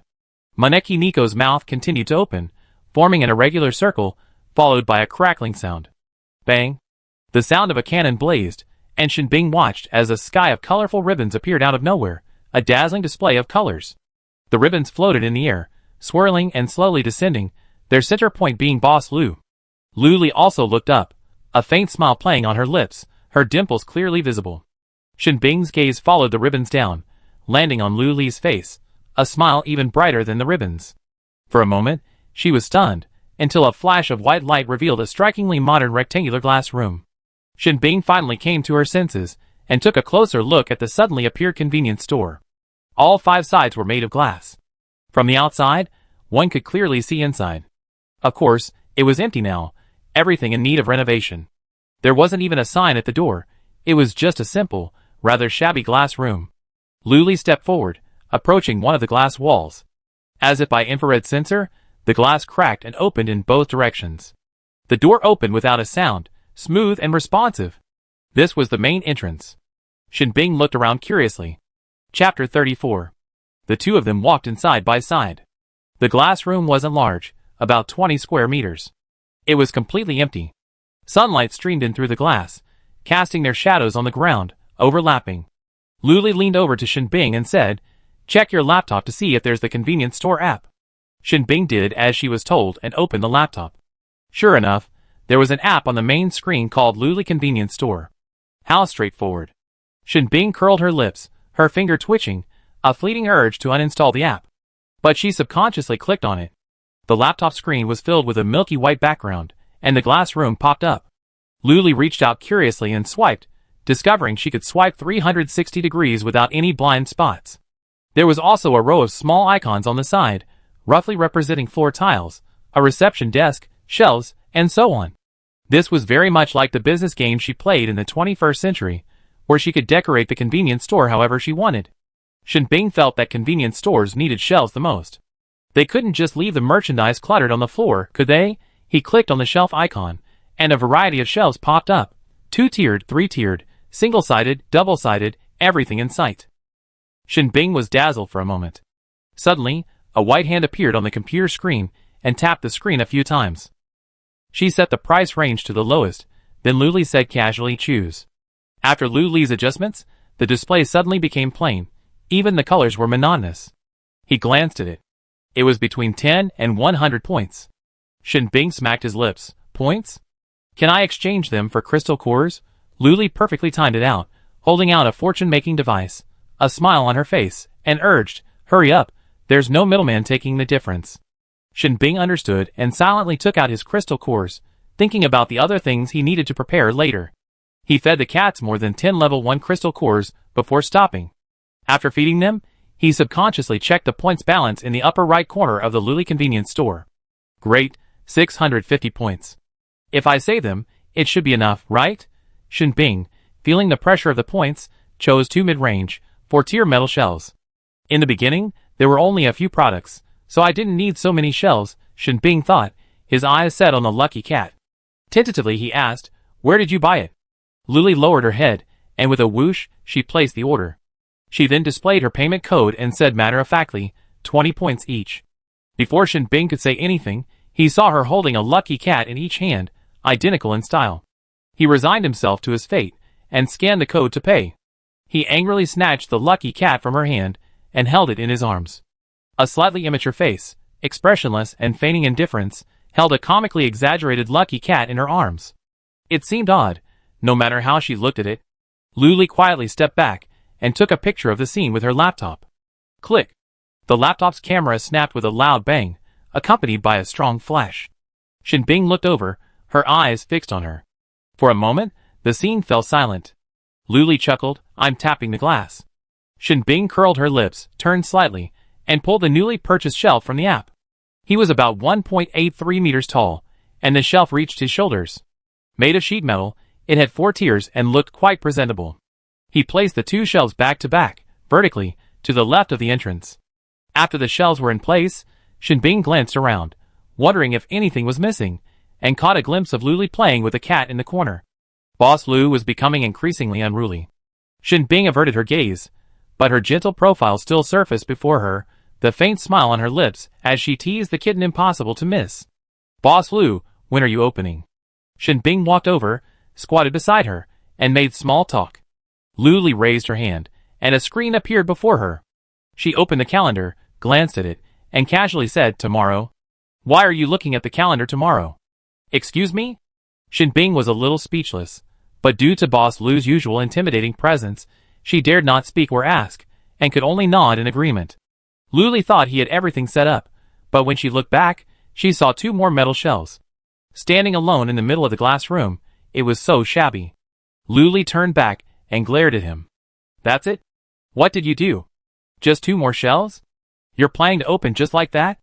Shinbing said matter-of-factly, that's enough. She stood up, walked around the shelves twice, and then, hands on her hips, surveyed her surroundings. There's no front desk, so where are you going to put the cashier? There's no freezer. Don't you want a cold drink in this hot summer? Lu Li asked, puzzled. It's expensive, Shinbing uttered. Lu Li was speechless. It was truly a practical matter. She patted Shinbing's shoulder earnestly and said, young man, you. She couldn't persuade him, because she, too, was a savvy person. She changed the subject, then I decorate it properly once I have the money. You hear me? Don't ruin my Lu Li brand. Shinbing nodded obediently, and held out her hand. Goods. Lu Li suddenly realized something. She turned away, opened her laptop, and swiped to the expiring items category. Then she turned back and said, choose here. Shinbing leaned closer, nearing the light curtain. For a moment, the 2 of them were quite close. She stretched out her hand, and slid the light curtain toward him, seemingly making it more convenient. The expiring items were mostly food and daily necessities, but they all had long shelf lives, like bread, biscuits, ham, and pre-made meals. There were no fast food items that needed to be prepared and eaten immediately. Shinbing looked over, secretly smacking his lips. It was so cheap, if 1 crystal core cost 50 points. The sack of crystal cores in his space could buy him so many that he probably wouldn't be able to finish them all in years. Thinking of this, Shinbing suddenly said seriously, Boss Lu, don't let anyone else see this page. Otherwise, it could bring about fatal disaster. Then she thought of Boss Lu's miraculous ability. If she wanted to, no one could possibly get close to her. Shin Bing lowered her head again, gazing at her slender arms so close to him. If he wanted to, he could silently freeze her into an ice sculpture. The thought flashed through Shin Bing's mind, and she was startled by herself. How could she possibly have such a despicable thought about Boss Lu? Luli reached out and patted the back of his head. Because of the height difference, she had to stand on tiptoe. With a hint of impatience towards her younger brother, she scolded, "Hurry up and look."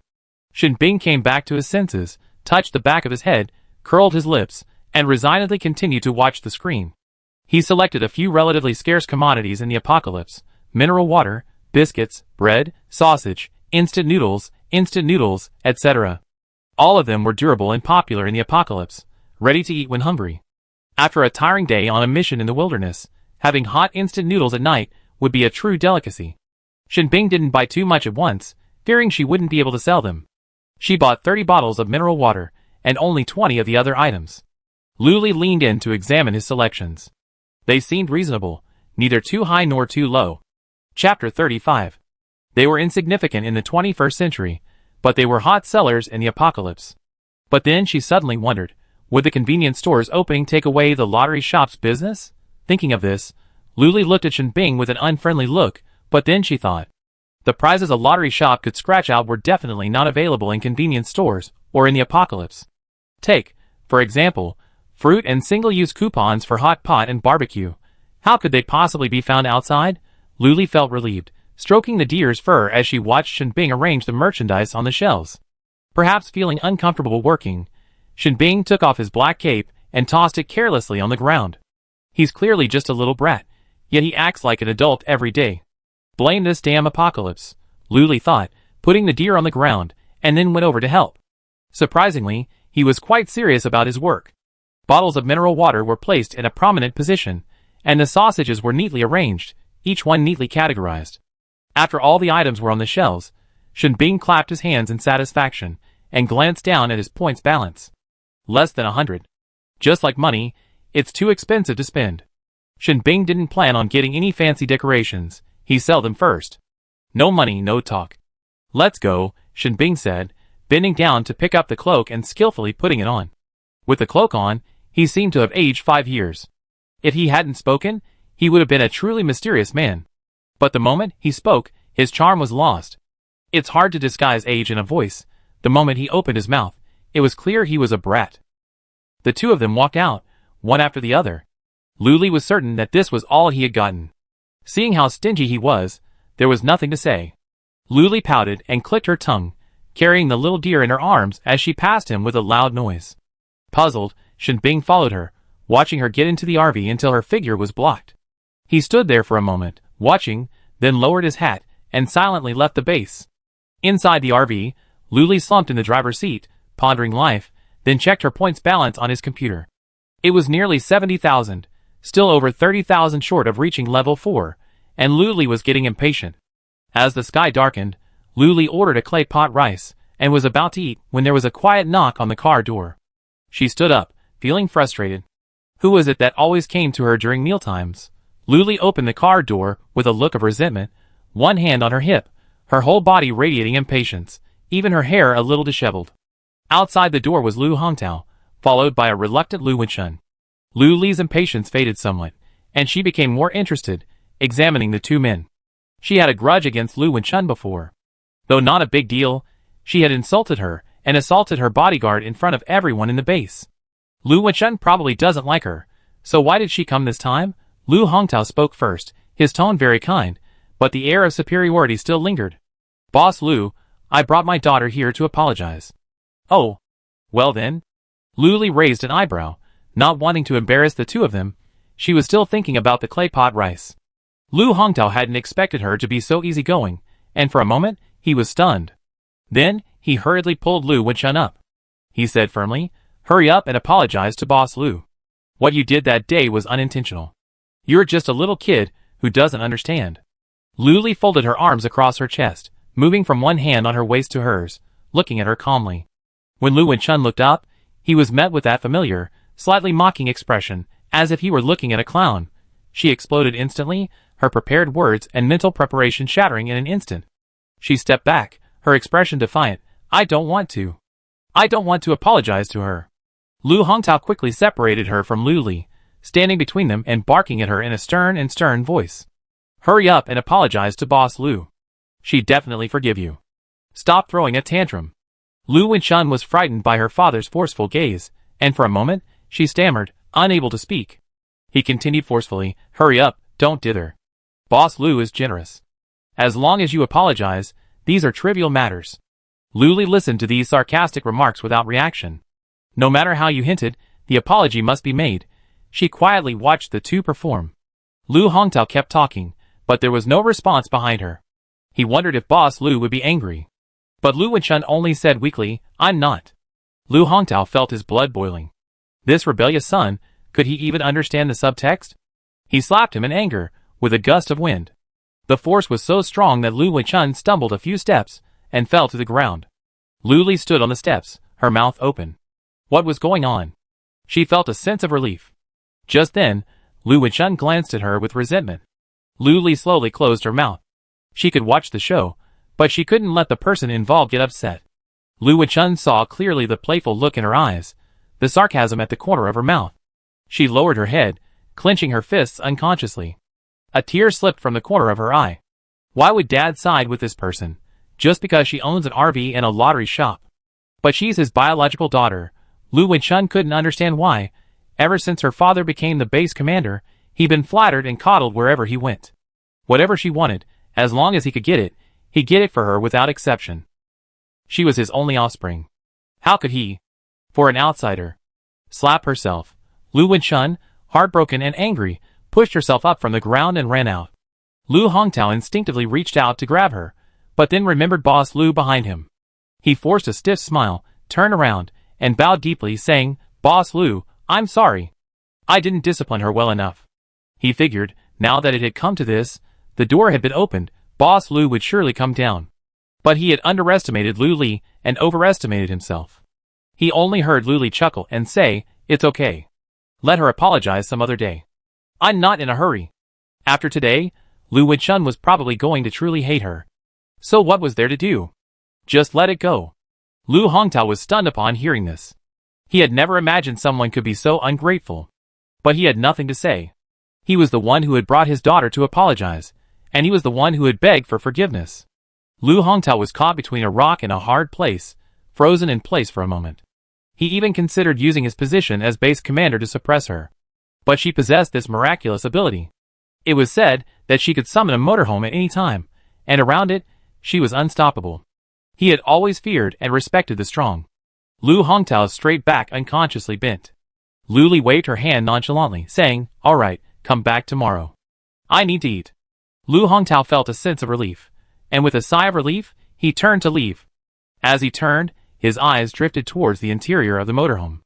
On the small table, a casserole dish seemed to be placed, steaming. He had been a little nervous, but now he could smell the fragrance wafting through the air. Lu Hongtao was even more certain of Boss Lu's status as a powerful man. Even he was not worthy of eating hot meals every day. Chapter 36. He averted his gaze and hurried away, his thin shoulders looking a little frail in the darkness. Lu Li dismissed him and hurried back to her clay pot rice, carefully handling the casserole. Thankfully, it wasn't cold. She picked up a spoon and stirred the rice, vegetables, and sauce together. It tasted delicious. Xiao Lu jumped onto the table and leaned over to the casserole, sniffing furiously. Lu Li pushed her away. Unwillingly, she moved closer again, only to be pushed away again. She was then sternly lectured, you're a cat, you know? Cats can't eat human food. It kill you. You can only eat cat food. She was still chewing when she turned back to point at the cat food, only to find that Xiao Lu had barely touched the food in the automatic cat food dispenser.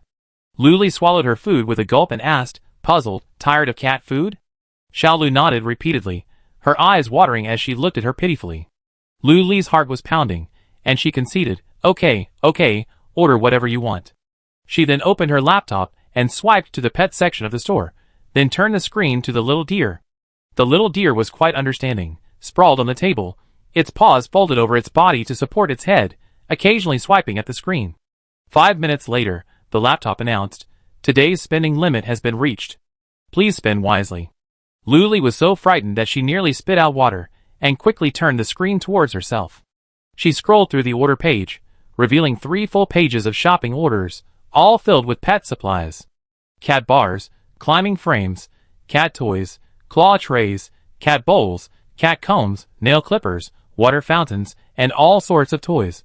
Luli looked at the little deer, then at the 3 pages of orders, and nearly gasped. "No, Xiaolu, you're just a kitten. Why are you buying so many things? There won't be enough space at home." Luli was heartbroken. This cat wasn't like her at all, spending lavishly and without restraint. It's true that someone who doesn't manage the household doesn't know how much food and clothing are expensive. Xiaolu pulled the screen closer, scrolled to the bottom of the order list, and pointed it out to Luli.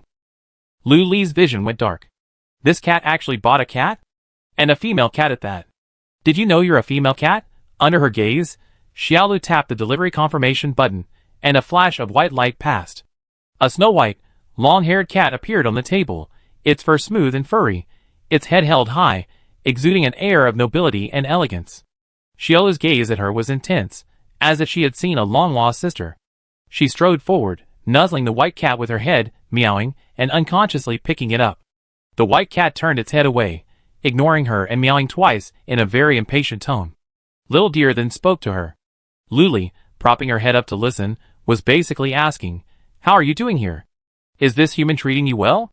If she hadn't understood meow language, judging by the white cat's expression and tone, she would have thought she disliked Little Deer. She felt relieved.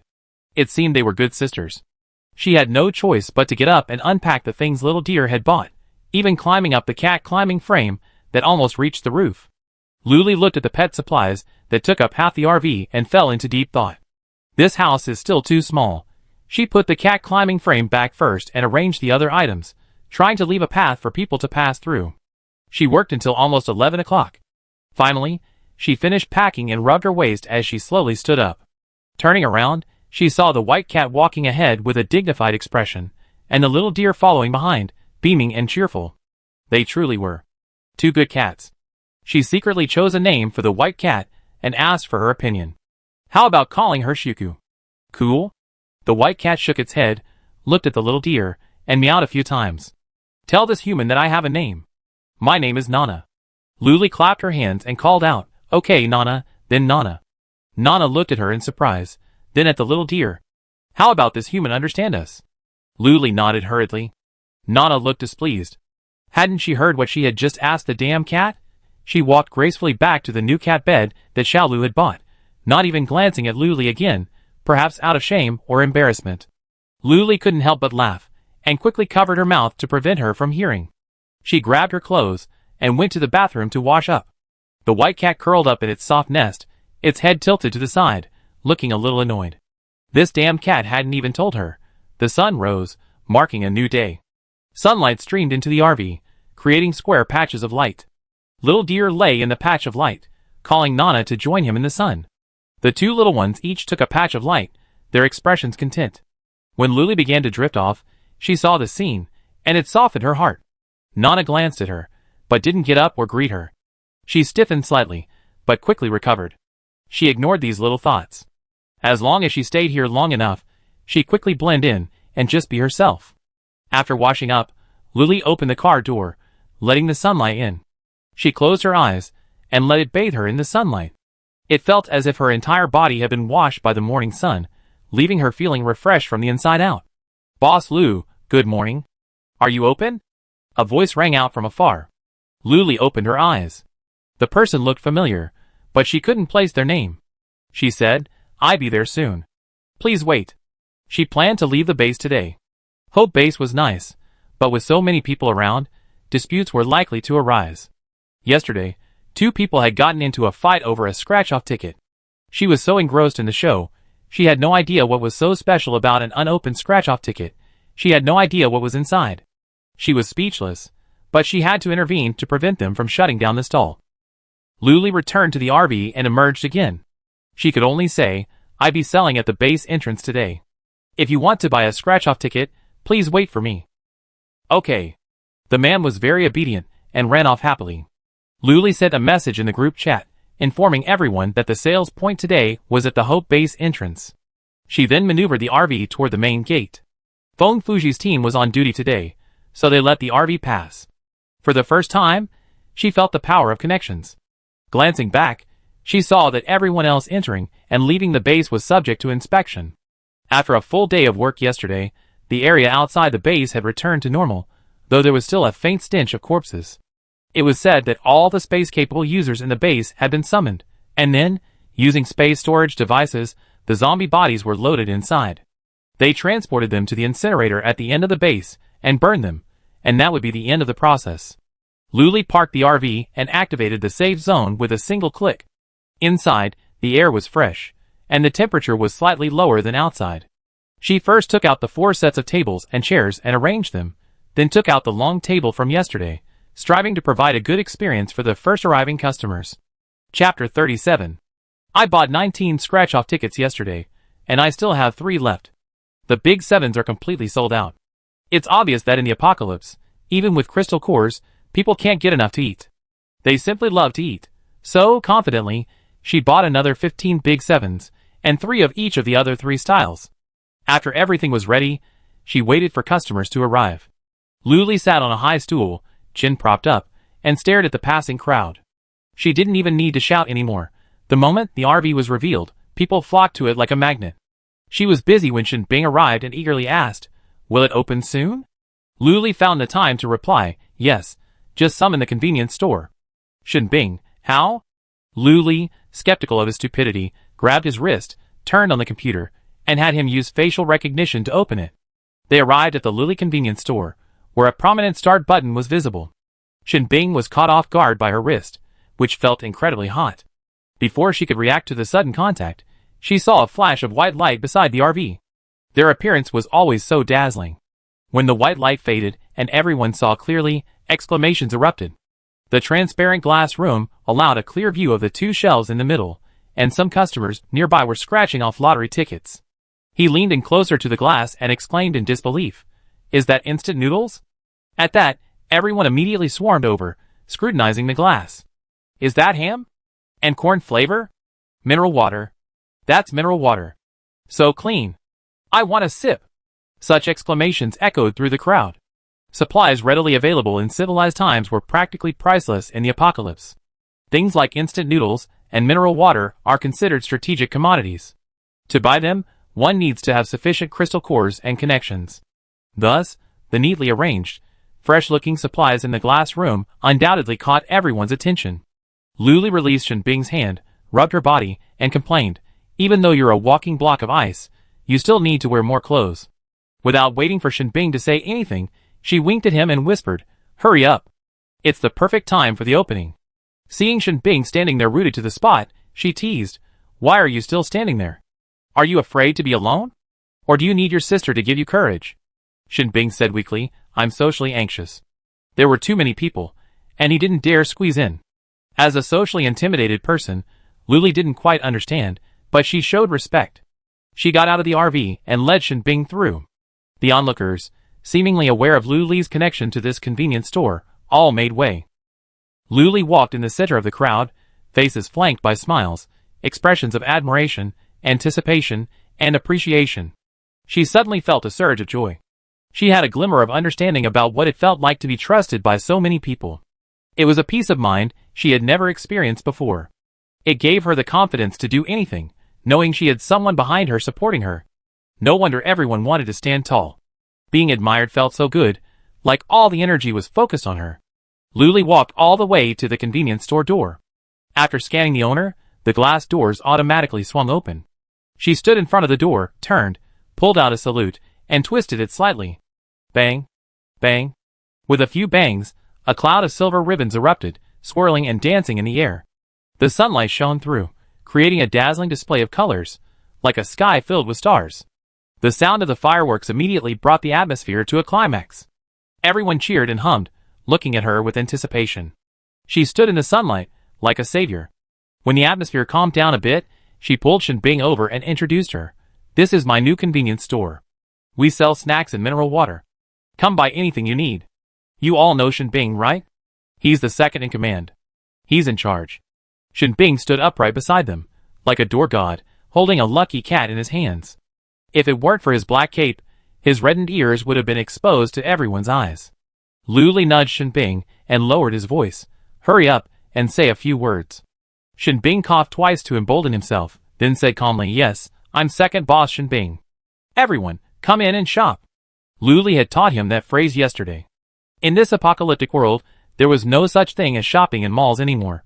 People just said they were buying things. Everyone, impatient, followed Lu Li and Shinbing into the convenience store. The convenience store wasn't big, but it was packed in no time. Everyone inside was gathered around the shelves, looking at the items.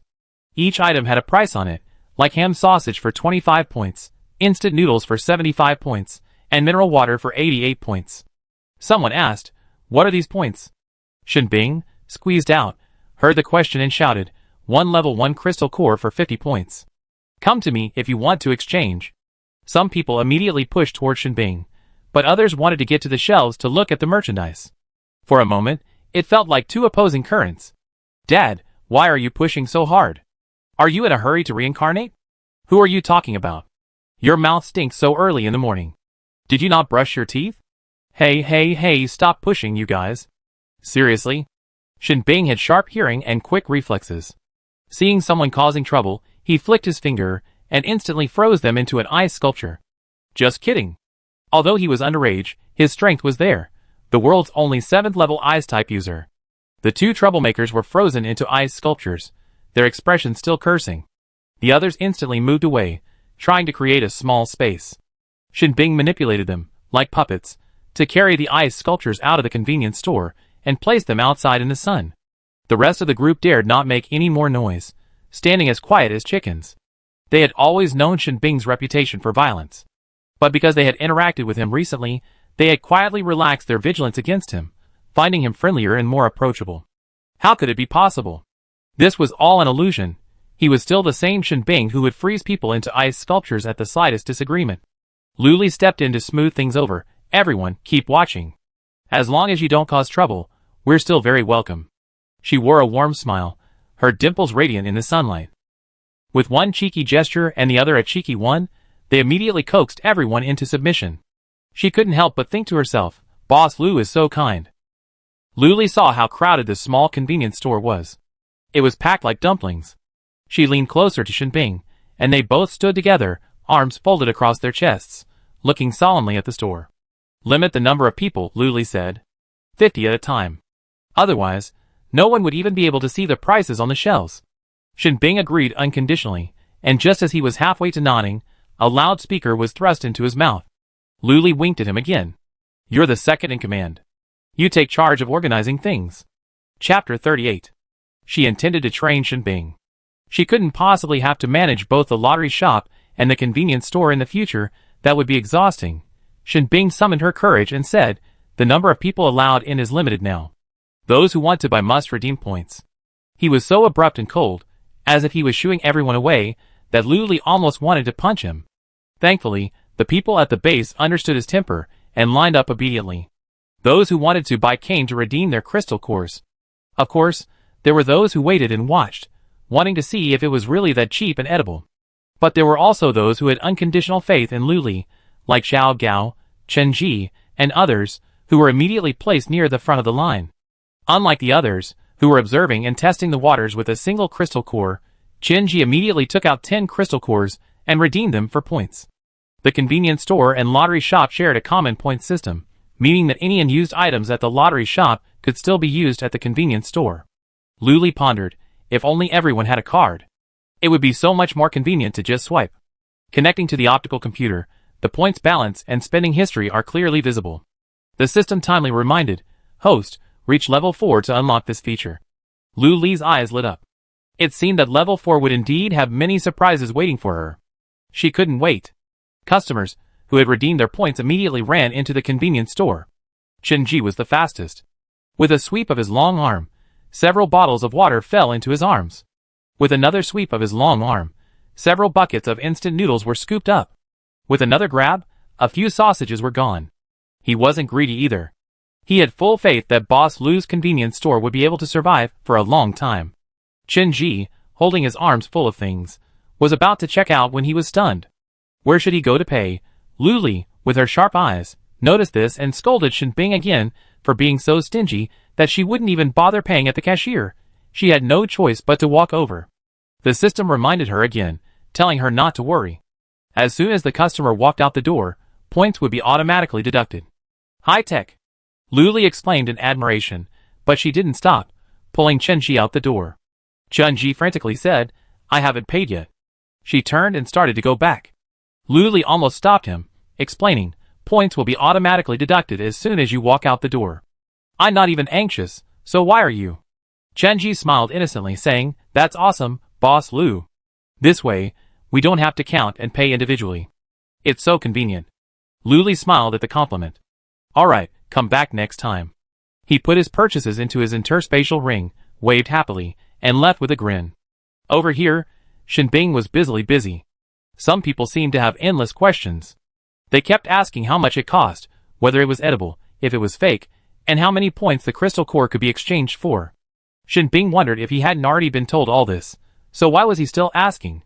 He kept a cold face and refused to answer. He simply stood there, expressionlessly holding the lucky cat steady in his hands. Seeing he didn't answer, the others left in boredom, but didn't go far, just standing on the periphery to watch. The group of 5 was all slovenly, some shaking their legs, some sitting unrefined on the ground, and some picking their noses, sending booger pellets flying everywhere. Shinbing knew at a glance that these people were the cancer of the base, never going on missions, and surviving on the minimum living allowance. As long as they didn't cause trouble, Shinbing would turn a blind eye. They finally waited for Chenji to emerge. They hurriedly grabbed him and asked, where are your purchases? Show them to us.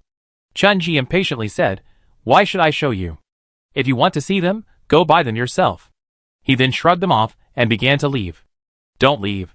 Those people had surrounded him, waiting for something to happen, hoping to get something for nothing.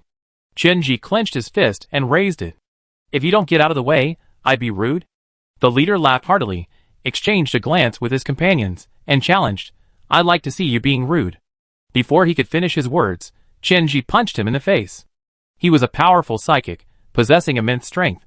The man took the blow forcefully, his face twisting to the side, and a trickle of blood trickled down his mouth. Damn it, don't hit him in the face. The man roared, his expression irritated. He waved his hand, brothers, go. Beat him to death. You dare to hit my boss? You're really asking for your life. Boss, I win this round for you. Charge. Beat him to death. Several men rushed forward, uttering threats. Chenji showed no fear, believing he'd be half crippled at worst. Just as they were within a step of Chenji, they were suddenly frozen. Looking down, they saw their feet frozen solid. Fear filled their faces, they struggled, but their feet felt like cement, unable to move. The cold seeped through their shoes and seeped into their bones. Chenji also looked down, smiled, and immediately winked at them, saying, Loyalu, just be a good watchdog here. He then turned to thank Shinbing, thank you, Hero Shin. Then he scurried away. Shinbing didn't even turn. Still holding the lucky cat steadily, his brows slowly relaxed. Even though he didn't turn around, the troublemakers couldn't escape his senses. Everyone felt relieved. Convenience store purchases weren't like scratch-off prizes, which had protection mechanisms. It depended entirely on skill. But as long as they were near the convenience store, Shinbing and Luli were there, they were safe. With 50 people entering the convenience store at once, it was still a bit crowded, but after the previous warning, everyone was very obedient. Each one happily selected the items they wanted to buy, and then left the convenience store. If the balance was insufficient, an alarm would sound, beep beep, XXX balance insufficient, cannot be deducted, please top up as soon as possible. It was so loud that it could be heard clearly throughout the convenience store, and within the surrounding area for dozens of meters. Most importantly, it would even call out names. Who could bear it? They quickly covered their faces, and went to Shinbing to top up their points. If they still refused to repent, and tried to get away with it, don't blame the convenience store for going into attack mode. Less than half an hour after opening, Luli heard a shout from inside, Boss Lu, Boss Shin, the shelves are empty. Shinbing was startled. Was everyone's purchasing power so strong? He hurried to the lottery shop to find Zhao Kai. He stuffed several handfuls of crystal cores into its mouth, about 30 of them, for a total of 1,500 points. Luli propped his chin up and jokingly said, I told you not to buy more yesterday, and now you're all scrambling. The tables in front of the lottery shop were also full. The two shops didn't affect each other's business at all, but rather complemented each other. Shin Bing said nothing, but curled his lips silently. Who knew business would be so booming? He still had to go to Zhao Kai to redeem the points on the app. His own points could only be redeemed at convenience stores, like a superior to his subordinate. Shin Bing redeemed his points, and went to the app to make a large purchase. It was the same goods from yesterday, but the quantity was greatly increased. He stood in front of the shelves, facing several large cardboard boxes containing the newly purchased goods. Chapter 39. A crowd of people gathered around, eagerly saying, "Boss Shin, stop displaying. We can just take it ourselves." Shin Bing silently stepped back, letting them take their own items. Anyone carrying anything from the convenience store would be identified and charged upon exiting the door. The news of a convenience store at the base's entrance had spread throughout the base before noon. Even the base commander, Lu Hongtao, came curiously to see. His first glimpse was of two ice sculptures flanked by 5 people with frozen feet. He smacked his lips. This boss was a ruthless man. Shin Bing, tired of holding the lucky cat, dragged a table and chairs from the lottery shop over. He placed the lucky cat on the table and sat down beside it, letting everyone handle it freely. Exclamations echoed from the surroundings. The base commander is here? Shin Bing didn't even glance at him. For a psychic of his level, it was the base commander who should greet him. As expected, Lu Hongtao walked past the others and went straight to Shin Bing, politely saying, "Master Shin is here too." Shin Bing nodded faintly, feeling a sense of relief at the mention of Master Shin. His nickname used to be Master Shin, the Lord of Ice. It sounded a bit childish, but he liked it, and everyone started calling him Master Shin. Lu Hongtao had always wanted to invite Shin Bing to join the Hope base, but was repeatedly rejected. So, he continued to chat with a very good-natured tone. "Master Shin, you're here to see the convenience store too? That's strange. I wonder which expert opened this store." Master Shin casually pointed in a direction, and Lu Hongtao looked in the direction. It was Lu Li, dozing off with his chin propped up, still fishing. Customers are self-sufficient, no worries. Shin Bing was shocked. Was this Mr. Lu a pig? Lu Hongtao was shocked. What exactly was Lu Li's special ability? He already opened a lottery shop, and now a convenience store? What was he planning? He just gave up on the central base business. As he thought this, he already elevated Lu Li's status even higher. He absolutely couldn't offend him. Lu Hongtao praised her profusely. Boss Lu is such a good man, truly benefiting the people. After showering her with praise, and receiving Shin Bing's approving nod, he finally breathed a sigh of relief, and headed towards the convenience store he was interested in. He wasn't too keen on the thrill of scratch-offs, and the like at his age. Convenience stores were the best, you got what you paid for. He strolled in casually. Customers, conscious of his status, tossed some of their items aside. Lu Hongtao feigned a friendly air. "You guys buy yours. I come in and take a look." With that, everyone, regardless of his sincerity, immediately rushed to the shelves to grab the tickets. Lu Hongtao was immediately squeezed out of the crowd, his face darkening as he looked at them with displeasure. Someone who liked to flatter him shouted, "What are you doing? Can't you see Base Commander Lu is here? Why are you pushing? What if you get people hurt? Get out of the way." Others murmured quietly, "You're so obvious. You're such a flatterer. Why are you still standing there?" Someone else shouted, "Oh, the base commander is so magnanimous. Why would he care about such a small matter?" Lu Hongtao heard both words clearly, and for a moment, the air was quiet. He said magnanimously, "It's nothing. It's first come, first served. You go ahead and look." After that, he took a few steps back, his face friendly and his smile gentle. Everyone praised him. "I knew the base commander wasn't stingy. He's very generous. You're the only one worrying about it." The flatterer, feeling slightly embarrassed, rushed forward, fished out a few buckets of instant noodles, some bread, and bottles of water from the cardboard boxes, then fled. Lu Hongtao's eyes darkened, but he maintained a friendly smile, remarkably down to earth, his hands quietly clenched behind his back. With the base commander's polite words, everyone relaxed, went forward to select their items, and then left the convenience store. Each person was very quick, not wasting too much time, given the long queue outside. After the 50 people had mostly left, Lu Hongtao casually approached. He feigned indifference as he picked up a bottle of mineral water, held it up to the sunlight, and sighed inwardly, "It's so pure." Even the water provided by the central base was full of impurities, and tasted strange, like a rusty odor. Staring at the bottle of water, he couldn't help but swallow, eager to taste what such pure water tasted like. Thinking this, Lu Hongtao couldn't help but unscrew the bottle cap and gulp down a few long gulps, finishing almost half of it. Alarm, alarm. Lu Hongtao drank water without paying. Lu Hongtao drank water without paying. The alarm echoed throughout the convenience store, audible even within a 50-meter radius. Shin Bing abruptly stood up and strode toward the store, his brow furrowed and a fierce expression on his face. Others also looked toward the convenience store, chuckling uncontrollably and whispering, "What's going on at this base?" "I don't know. Is he inspecting the convenience store?" One of Lu Li's loyal fans defended him, saying, "How could he inspect our boss Lu's store? Who the hell does he think he is?" That's right. Boss Lu has benefited so many people, but what has Lu Hongtao done? He's just putting on an act all day. Alright, keep your voice down. We still have to stay at Hope Base. Lu Li stopped dozing, leaned over to look, and curiously got out of the car and trotted over. A Yin countryman who has always loved melons. In the convenience store, Lu Hongtao heard the alarm as if he had just seen it in a dream. Embarrassment washed over his face, and he quickly screwed the bottle cap back on. He turned sideways to look at the aggressive Shin Bing and explained with a wry smile, "How many crystal cores are there? I'd buy them." Shin Bing's face was stern. "This is just a warning. If it happens again, you'll be blacklisted and never allowed back in." Lu Hongtao's face flushed crimson.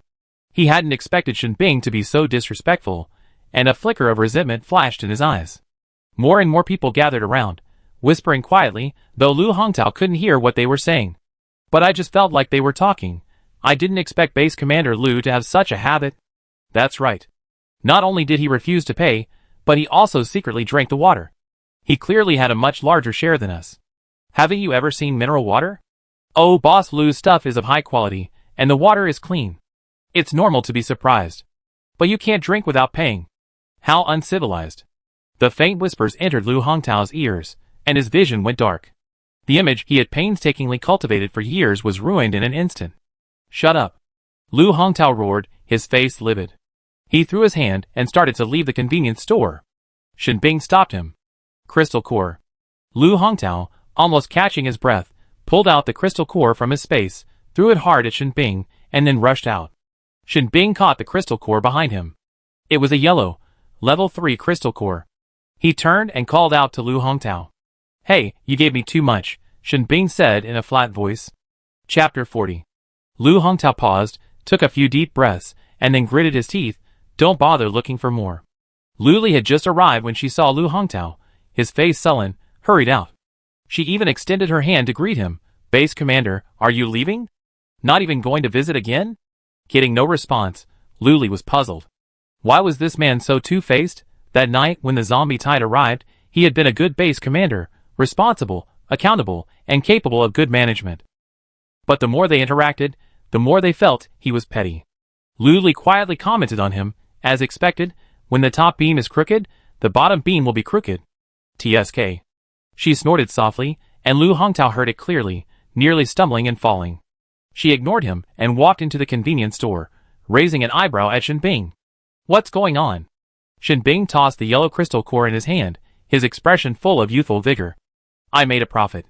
Lu Li smiled, walked over to him, and whispered, "That's fine. Don't let that old take advantage." Shin Bing, amused by her, nodded repeatedly in agreement, then said to the customers, "You guys continue." The two walked out side by side. Lu Li was a decent-sized man, about 1.7 meters tall, slightly taller than Shin Bing's shoulders. Walking beside the great hero Shin, he carried an imposing presence, even towering over him. Several customers greeted Lu Li. "Boss Lu, have you eaten yet? What's for dinner today?" Lu Li smiled back, but when she mentioned eating, she remembered she hadn't eaten yet. She immediately pulled Shin Bing over to eat. When they reached the window of the RV, Lu Li rested her elbows on the table and said generously, "Whatever you want, I treat you." Hearing her call herself sister made Shin Bing feel a little uncomfortable for some reason. He asked directly, "Boss Lu, how old are you?" Lu Li blurted out, 23? How about you? Aren't you underage?" The first time they met, Lu Li had already felt Shin Bing was young. The more she interacted with him, the more childish she seemed, like a little brat. Shin Bing was silent, but that also served as an answer to her question. Lu Li laughed heartily.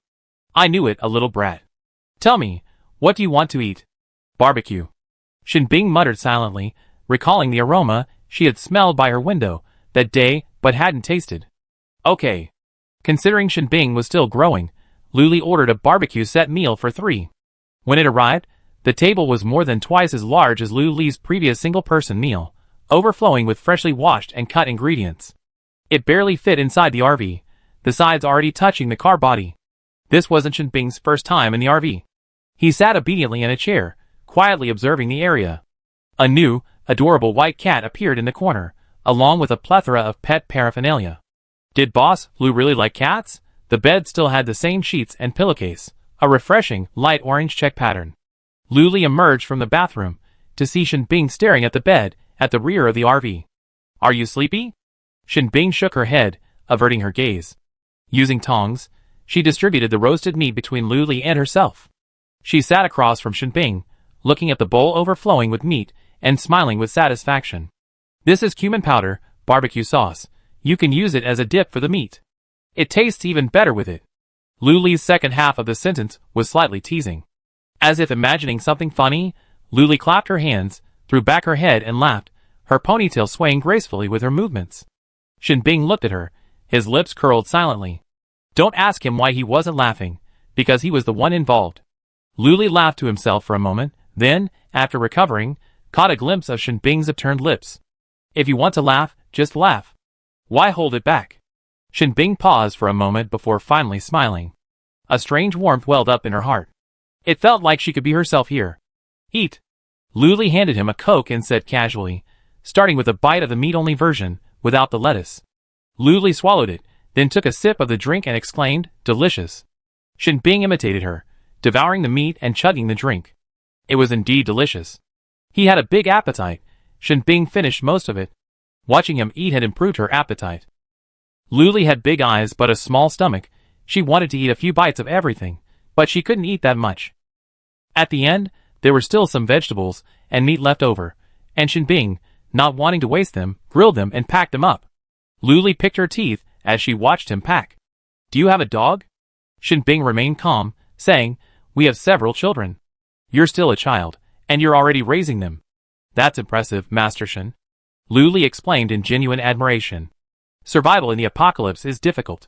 Many people sell their children for supplies, eat them, or abandon them. As a 7th-level psychic, he could have lived a comfortable life, supported by the base, and occasionally sent on missions. Perhaps because of his freedom and kindness, he couldn't bear to see the children wandering around, so he brought them home to raise. Luli said nonchalantly, bring them here tomorrow and help out at the convenience store. I pay them. Shinbing's eyes lit up, and he whispered quickly, thank you. The tips of the boy's ears flushed red. Luli wasn't being overly charitable. She had a premonition that her stall would expand, a perfect opportunity to cultivate a small influence. After finishing, Shinbing instinctively tried to clear the dishes. Luli didn't stop her, but silently pressed the button to confirm receipt. Another flash of white light, and the table and hot plate vanished, leaving Shinbing staring wide-eyed. He stammered, Boss Lu, the space won't wash your dishes. But I will. Luli patted him on the forehead and said, what are you thinking? Where this thing came from, and where it goes back to is none of my business. With that, she exited the RV. Shinbing followed closely behind, fearing she'd be locked in. At noon, the customers would disappear on their own. Everyone loved napping so much that they couldn't help. Luli, about to take a nap herself, saw familiar customers trooping out of the base. She waved, where are you going in this heat? They shouted back, killing zombies. Wow, they're so hardworking. Then, they said, everyone who gets the crystal cores should come to Boss Lu and spend them. Luli beamed, be careful, then. Please come back and spend some money. They felt warm inside, once again convinced that Boss Lu was a kind capitalist. The thought gave them even more motivation. They couldn't wait to go out and kill a few hundred zombies and spend them all here. Luli contentedly pulled down the door. Shinbing, seeing no one was around at noon, also closed the convenience store. She decided to reach level 4 at Hope Base, and then explore another base with a fresh start. Thinking this way, Luli fell asleep, falling asleep super quickly, without any insomnia. She woke up again to a knock on the door. She checked the time. It was almost 4 o'clock, and she rolled out of bed. Outside, Shinbing knocked on the door expressionlessly. This Boss Lu must have become like a pig because he slept too much in a day. Chapter 41. Shouldn't psychics be full of energy, needing no sleep, and able to recover through practice alone? As he was lost in thought, the car door opened, and he was met with Lu Li's impatient expression. Before she could roar, Shinbing had slipped away at breakneck speed. A customer had just arrived, and Lu Li, as usual, smiled, yet a lingering resentment welled up in her heart. "I settle with you later." When the business officially opened, Lu Li felt somewhat bored, simply because the customers were so reassuring. They could feed their own crystal cores, choose their own scratch-off tickets, and redeem their prizes themselves. There was absolutely no need for her. The system was also very worry-free. The process flowed smoothly, with no hiccups at any stage. "Sister, can I scratch one?" Lu Li was lost in thought when a childish voice suddenly rang out. She looked around but couldn't see anyone. It wasn't until she stood up, leaning her upper body over the table, and leaned out that she realized it was a small child. Withered hair, a sallow, thin face, dry lips, and slightly soiled clothes, a mix of various colors. But her eyes were bright, wide, and gleaming like stars, gazing at you. "Sure, do you have a crystal core?" Lu Li replied, leaning over the table. The little girl pulled out a crystal core as if it were a treasure, and said firmly and proudly, "I do." "Oh, wonderful!" Lu Li praised, taking out a newly opened large 7 and handing it to her, saying, "Pick one." The little girl, with a sense of ritual, looked left and right for a long time, unable to make any sense, but muttered to herself, "I'm 7 years old, so I picked number 7. The little girl counted down and pulled out a ticket. Lu Li smacked her lips. This skinny little girl, looking no more than 4 or 5 years old, was truly too thin. After choosing her ticket, the little girl found a corner and began scratching. After a long while, she returned to Lu Li, dejected. She took it and looked. Oh no, she didn't win. She almost couldn't bear to tell her the cruel truth. "Sister, I know. I didn't win," the little girl said dejectedly. But she quickly cheered up. "One more, last one," she murmured softly, "if I can't find anything to eat when I go back today." The rest of the words were so quiet that Lu Li couldn't quite hear them, but they were definitely not good news. Lu Li's mind raced, and she stood up and shouted, "Shinbing, come here." Shinbing's heart skipped a beat. The tone sounded strangely fierce, and she immediately wondered if she had offended Boss Lu. But her body remained honest. She started towards the RV, and the first thing she saw was a little girl who was barely taller than the window. "Come on, pick her a scratch-off ticket," Lu Li said, gesturing cryptically at the laptop. Shinbing glanced down. "There's news about Boss Lu. Use your intuition." He understood. He stepped forward, took the entire scratch-off book, looked through it one by one, and then picked one out and handed it to the little girl. "Here, scratch it." She took it obediently and began scratching with complete trust. Soon, she explained, "Sister, do you think this means there's a prize? It's actually quite nice to see whether you won or not. If you didn't win, there's a whole page of thank you for your patronage. If you did, there's a cute little design. Let me see." Lu Li took it and said exaggeratedly, "Congratulations on winning." Then she stuffed it into the lucky cat's mouth. The little girl stared at the strangely shaped lucky cat with sparkling eyes. Suddenly, it opened its mouth wide, as if to devour someone. She took a step back in fear. Still trembling, she patted her chest to comfort herself. Lu Li handed her a box of dates, "Your reward." At that moment, she seemed to hear the voice of an angel descending, bringing her good luck. It was so beautiful, and the little girl's eyes welled with excitement. She took the box of dates with both hands, bowed repeatedly, and said incoherently, "Thank you, sister. Thank you, sister. I'm leaving now." Lu Li watched her walk away, and gave Shinbing a thumbs up. "Well done." Shinbing smiled and prepared to return to guarding the convenience store. Suddenly, Lu Li exclaimed, angrily, "Damn, are they even human?" Following her gaze, Shinbing saw the little girl surrounded by several adults. Their ferocious expressions, coupled with their snatching movements, were truly terrifying. Shinbing raised her leg to go over, but Lu Li pulled her back. He looked at her in confusion. Lu Li shook her head slowly. Those people must be her relatives. There was a slight resemblance between their features. From a short distance away, Lu Li could faintly hear some adults scolding her. "You little bitch, you took the crystal core to the lottery, huh? I beat you to death. You have to hand over the crystal core you win to us. Ching Ching, we're all doing this for your own good. There are too many bad guys out there." Li Ching Ching tightly guarded the dates in her arms, preventing them from snatching them away. She had only one firm thought in her mind. "I must let my sister taste the fruit. Little bitch, hand it over." Several people surrounded her, punching, kicking, and hurling foul language, desperate to beat her to death. The customers playing scratch-off lottery tickets nearby glanced at her, then quickly averted their gaze. What if they couldn't bear it? These days, there are so many things like this, and it's impossible to handle them all. Taking care of yourself is the most important thing. Li Qingqing curled up on the ground, gritting her teeth, her hands tightly guarding the dates.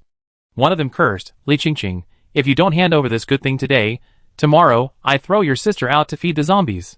Li Qingqing was stunned, the image flashing through her mind, a moment of daze. Several people toppled her over, snatched the box of juicy dates at lightning speed, and fled.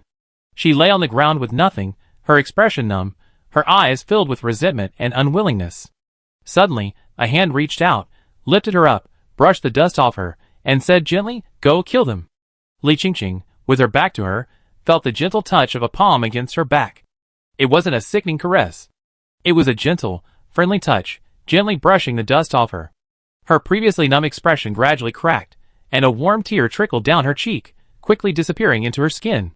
Luli held her shoulders, turned her around, and said, "Do you dare? Go and kill these people who have been bullying you." Li Qingqing's eyes flickered with hesitation, and she stammered, "They are my relatives." "They don't consider you relatives." Luli said dismissively, "You are a psychic, right?" Li Qingqing nodded and extended her hand. A small pool of clear water appeared in her palm, flowing through it and entwining with her fingertips. "Because I'm a rare elementalist, they've been holding me captive and threatening me with my sister. My sister is the most important person to me." Luli encouraged, "Then rescue your sister and kill them all. With your abilities, you can definitely move into the central base." Chapter 42. Li Qingqing's eyes lit up, her fingers rubbing nervously at her clothes as she tentatively asked, "Really?" She said nothing more, simply opening her laptop and searching the central base's official website. She swiped to the recruitment page and showed it to Li Qingqing. The benefits were quite good. The food in the cafeteria was very nutritious, and the dormitories were excellent, with both double and quad rooms available. Monthly crystal cores were provided based on rank, and there were bonus crystal cores for completing missions. It was truly a great place for those without connections. Li Qingqing's eyes lit up the more she looked, her face flushing slightly as she excitedly grasped Lu Li's wrist. "I want to go," she said firmly. "Then go," Lu Li affirmed. Li Qingqing bowed deeply, turned with a determined look, and ran away. "Thank you, sister."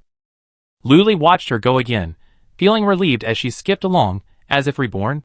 She slowly stood up, her feet numb from squatting. Her legs gave way, and she slumped to the side. A hand reached out to support her shoulder. "Thank you, Master Shen," Lu Li said casually, patting her butt. This patting was a method she had seen online to quickly relieve leg numbness, and she hadn't expected it to actually work. As they walked back side by side, Shen Bing couldn't help but ask, "What did you say to her?"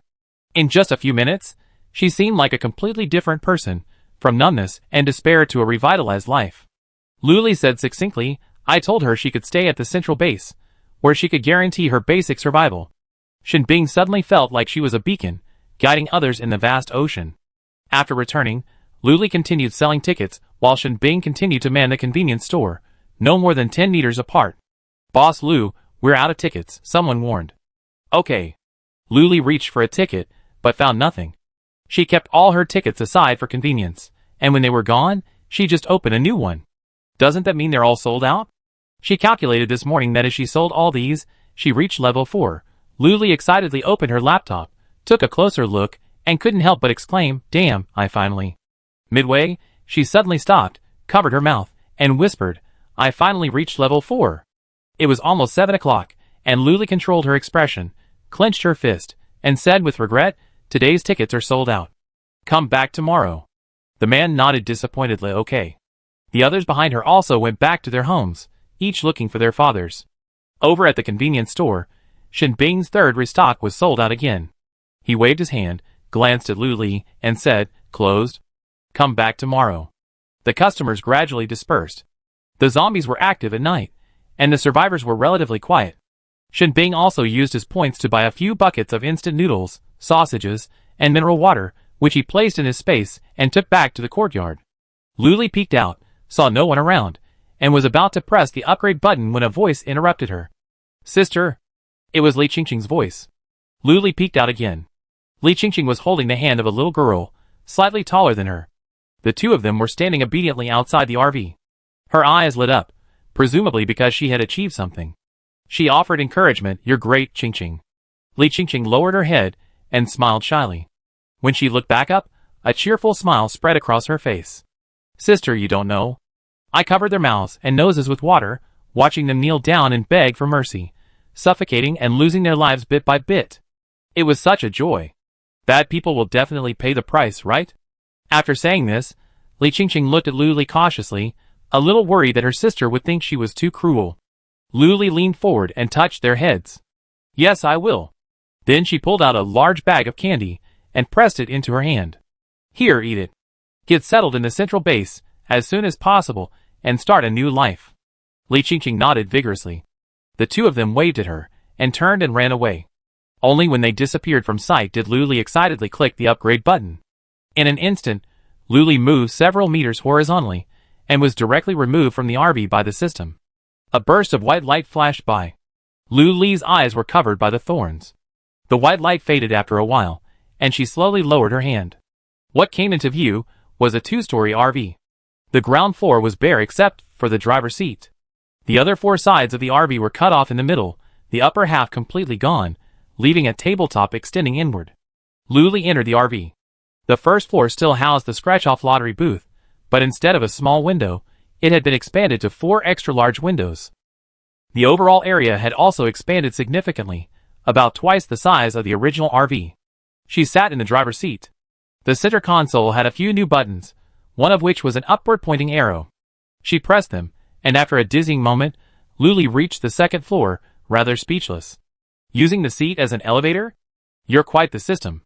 The second floor became her living area, with a 1.5-meter bed in the rear and a bathroom with a bathtub and separate wet and dry areas. The front of the car led to a small kitchen, fully equipped with all the necessary utensils, including a refrigerator and a matching table and chairs for 4.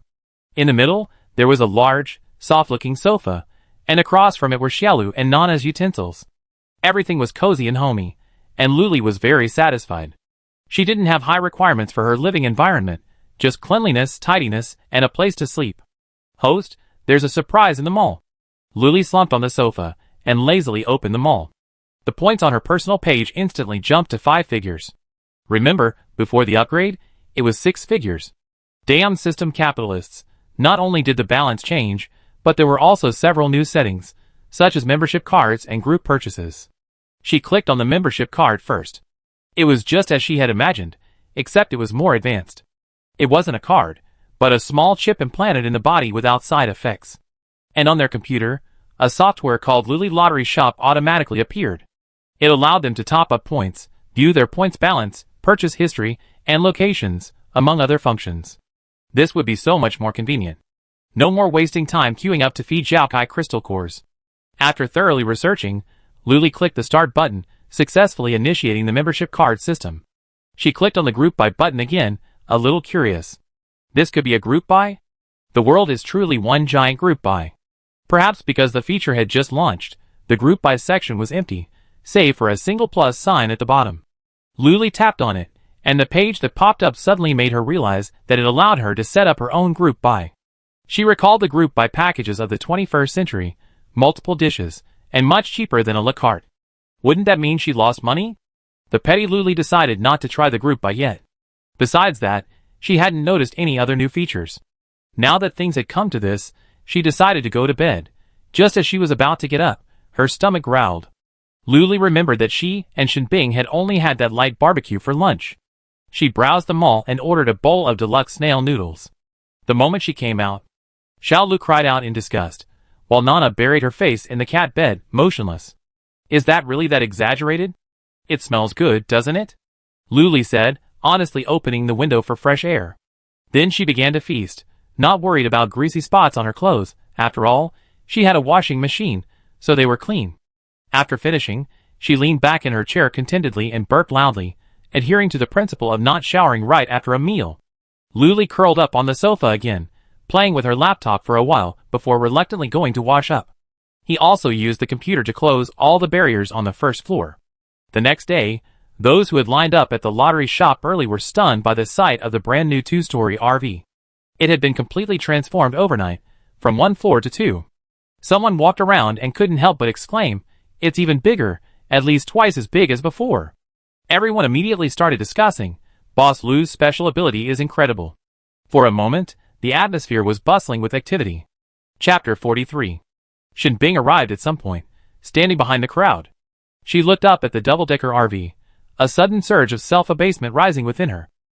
Time ticked by as they discussed the situation. At 9 o'clock, Luli pressed the button. The upper half of the four-sided vehicle vanished, replaced by a tabletop extending 60 centimeters inward, incredibly sturdy. Luli hadn't expected so many people so early in the morning, so she hurried to the mall, buying 20 copies of the Big 7 and 5 copies of each of the other 3 models. After setting them up, she bought a card-making machine at the mall, complete with a scanner. Just point it at the customer, and with a beep, the information would be recorded. The customer's computer would then display the Luli Lottery Shop app, allowing them to top up their points. But then she realized there seemed to be a new way to play. It was called Super Lotto. This was all too familiar to her. After all, in the 21st century, a single ticket cost only 2 yuan, yet the prize could change one's life. Luli clicked on it immediately. The gameplay was similar to the previous one, both with number selection. Pick 6 numbers between 1 and 31 as your own.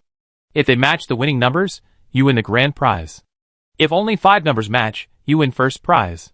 For numbers match, you win second prize, and 3 numbers match, you win third prize. After that, there's no chance of winning. Excitedly, she pulled out a small whiteboard, wrote down the rules, and marked the prizes. The grand prize is 500 first-level crystal cores, the first prize is 300, and the second prize is 100. There are still 100 third-place prizes, each worth 5 crystal cores. Who provides the crystal cores? Of course, the system pays the lion's share. After all, it also takes a cut of the game it launched. As for the pricing, it was 1 level 1 crystal core per bet. After quickly writing, Luli pulled out her whiteboard and found a spot to set it. Someone with sharp eyes saw it and immediately crowded over to take a look. They silently read it over in their minds, but still didn't understand. She had no choice but to pull someone nearby to look at it with her. They both murmured, and Luli, always paying attention, walked over. She rested her hands on the table, leaning forward slightly, her dimples blooming with a smile. "What's wrong? What don't you understand? Just ask." The person quickly waved his hand away, saying, No, I just want to buy one and try it out." Luli's eyes lit up. She hadn't expected the business to open so quickly. She quickly placed an order for a Super Lotto machine on the mall. After reaching level 4, the mall no longer restricted the use of points. When the machine came out, everyone was stunned again. It looked very sophisticated and high-end. They knew Boss Lu was extravagant, but could he not be so extravagant? Only the Research Institute and the core area of the base have access to electricity, but that's limited. Who could be as generous as Boss Lu? Luli studied the machine and waved, "Come on, pick your numbers." The man pondered for a moment, then solemnly named 6 numbers, which Luli entered one by one. After a moment, the machine began to make a clicking sound. They suddenly stepped back, panicking. Is it going to explode? Luli rolled his eyes at them. He then pulled a small slip of paper from the side and handed it to the man. The man took it and breathed a sigh of relief. It was the sound of the machine printing. At the top was Luli Lottery Shop Super Lotto, below which were the numbers he had chosen, and below that were the betting times and prize draw times. Luli urged, "Remember to bring your ticket when the time comes to claim your prize." Upon hearing this, the man immediately kept it close to his body. If he won but lost the ticket, he'd wake up in the middle of the night and slap himself, regretting it to death. As soon as he left, several people rushed over, vying for the ticket, saying, "Boss Lu, we want to buy one too." Luli quickly said, "Come one by one, everyone gets a share. Just prepare the crystal cores and figure out the numbers in advance, so you don't get stuck dithering when the time comes." They all knew that Boss Lu had a good temper, but a bit of patience. 1 crystal core, 1 ticket, wasn't expensive. Anyone who could play scratch-offs every day had some money, and even if not, these days, ordinary people had the guts to kill zombies. If they didn't have some skills, they wouldn't have survived until the 10th year of the apocalypse. Everyone has a few crystal cores. Shin Bing quietly approached, standing at the end of the line. The person in front of him turned and was met with such apathy. He shuddered and said, "Master Shin, you go first." He shook his head in defiance. He couldn't cut in line. Boss Lu hated people who cut in line the most.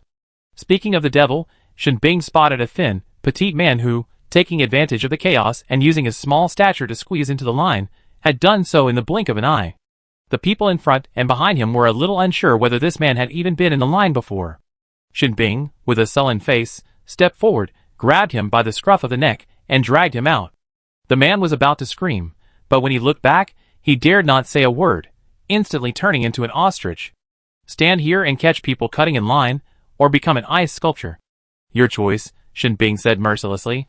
The skinny man quickly clasped his hands together and begged for mercy. First, Master Shin, I was wrong. Shinbing nodded in agreement and went back to the end of the line, keeping a close eye on the convenience store. He bought 2 extra shelves today and stocked up a lot, so he could easily hold out for a few hours. It was finally Shinbing's turn. Lu Li, upon seeing him, greeted him. Why are you waiting in line? You can just buy a ticket during lunch. Shinbing, I was careless. Lu Li glanced behind him. Where are those little brats of yours? Didn't you bring them? Shinbing looked toward the convenience store, a rare touch of tenderness in his cold gaze. Helping out at the convenience store. Okay, bring them to lunch, Lu Li said casually, expertly entering the number he given, handing him the ticket, and repeating what he said dozens of times that morning. Don't lose the ticket. You need it to redeem your prize later, Lu Li urged repeatedly. Shinbing put the small note into his storage, ensuring it wouldn't be lost. He walked back to the convenience store, where Dadong was arranging bottles of mineral water on the shelves. Xiaodi sat by the door, a lucky cat on a high stool beside him. He wasn't very old, but his eyes were fierce, watching everyone who came to top up their points, lest they act dishonestly. Today, Shinbing had only brought Dadong and Xiaodi, fearing that Boss Lu would be upset by the large crowd. Lu Li had been busy all morning, entering customer information, explaining things briefly, and even inputting lottery numbers, and giving detailed instructions to those buying them. She was truly exhausted. Only as the customers thinned out near lunchtime did she finally breathe a sigh of relief. She slumped limply on the table, not wanting to lift her hands. When Shinbing approached, Dadong and Xiaodi, Lu Li glanced up and weakly greeted them, sit anywhere. Xiaodi suddenly felt a little nervous. She looked at the luxurious RV, then glanced down at her washed-out clothes, rubbing the corners of them nervously. Chapter 44. Boss Lu is so clean and smells so good, will he dislike them? They're relatively lucky. Shinbing is an ice-powered user, capable of creating ice that melts into water, ensuring a daily water supply. Shinbing led the 2 children into the RV. Aside from the front, which was just outside the driver's seat, the rest of the area seemed quite bare. The only high stool was under Lu Li's butt. So, the 3 of them stood there like standard bearers. Lu Li crouched down for a moment, realizing there was no movement behind her. She struggled to stand up and look back. Awesome. 3 people were staring at her. She quickly ordered a dining table from the mall that could accommodate 8 people. Don't stand, she said, come sit down. Shinbing, one in each hand, pushed Dadong and Xiaodi forward, her expressionless face, speak. Hello, Boss Lu. I'm Xiaodi, 8 years old. Xiaodi said a little nervously. Hello, Boss Lu. I'm Dadong, 7.5 years old. Dadong followed suit. Lu Li, Had she introduced herself? She stood up too. My name is Lu Li, and I'm 23. Shinbing, he sat down first, pulling the 2 to follow. I'm so exhausted this morning. I feel like I could eat a whole cow right now. Lu Li wailed, opening the store to see what to eat for lunch. The 2 children sat stiffly, while Shinbing reviewed her morning points. I chosen. Take a look at what you like to eat. Lu Li turned the screen to Dadong and Xiaodi. She had to be nice to Shinbing. After all, he was in charge of the business, had to pay for the purchases himself, and still take an 80% cut. Thinking of it, Lu Li felt like a skinned deer. Xiaodi waved his hand in defiance. Look, Boss Lu, Dadong and I aren't picky eaters. Before meeting Big Brother Shin, I eaten everything. Dadong also shook his head violently. Lu Li skipped over Shinbing and retracted the light screen. For 4 people, 5 dishes and a soup, then. She quickly ordered, and the food quickly appeared on the table. Lu Li told them not to be polite and to treat the place like home, so they could eat as much as they wanted. After that, she poured herself a large bowl of rice and began to eat with the dishes, a look of satisfaction on her face. Dadong and Xiaodi were left alone, stunned and bewildered. Was Boss Lu being too kind to them? They had never seen such fresh leaves and so much meat before, and Xiaodi and the others gulped frantically. Shinbing poured them each a bowl of rice and said, Eat quickly, stop looking. Then they came to their senses and obediently began to eat, picking up their bowls and only picking at the dishes in front of them. The sound of their eating was negligible, a very well-behaved gesture. Outside the car, a few people had gathered, all coming to the convenience store to buy instant noodles. Then, they smelled a fragrance that reached their heads. Someone sniffed hard and said, "It's meat." Their voices trembled. They followed the scent and found the RV, still open on all sides. Several people were sitting at the dining table inside. "Is that braised pork? It smells so good. I haven't seen braised pork since the end of the world." "That's corn. Golden yellow, so beautiful. I'm dying of greed. Boss Lou and Boss Shen are having dinner. Oh my god, it's so delicious. Yeah, I seen the base commander's meals. They're only slightly better than ours. Compared like heaven and earth, Boss Lou's food tastes so good just by smelling and looking at it." Several people crept closer to the car, peeking out, sniffing hard, as if they could actually eat it. Shen Bing had already spotted them, but knew they meant no harm. It was simply that food was scarce in the apocalypse. Just like when he seen Boss Lou eating barbecue before, he hadn't dared to even dream of eating it. Just the smell was enough. Luli took a sip of the corn and pork rib soup and smacked her lips. Delicious, so delicious. You guys should have a bowl later. Putting down her bowl, she thought she saw a few heads pop up to her left. She looked closer and saw they were some people. And they looked familiar. "What are you doing?" Luli called out, not too loudly. The men squatted on the ground, their backs against the car, staring at each other for a moment before whispering, "What should we do? Should we get up? This is so embarrassing." "Never mind. Confess and get leniency." With that, the man stood up and pulled his companions up beside him. Then, one by one, like pulling a carrot, they all stood up. Awkwardly, the men touched their noses, scratched the backs of their heads, and looked up at the sky, down at the ground, and at their toes. Luli understood a little. Another time to smell the food? Her little brain raced, and she suddenly spotted a business opportunity. But she quickly dismissed it. We were all compatriots. How could we go to such lengths? Charging for just smelling the food was a bit excessive. She waved her hand. "It's okay, it's okay." The others, relieved, squatted down again. Dadong, Xiaodi, and Shen Bing were still eating, not leaving out any of the chili and meat scraps in their bowls. Luli glanced at her own bowl.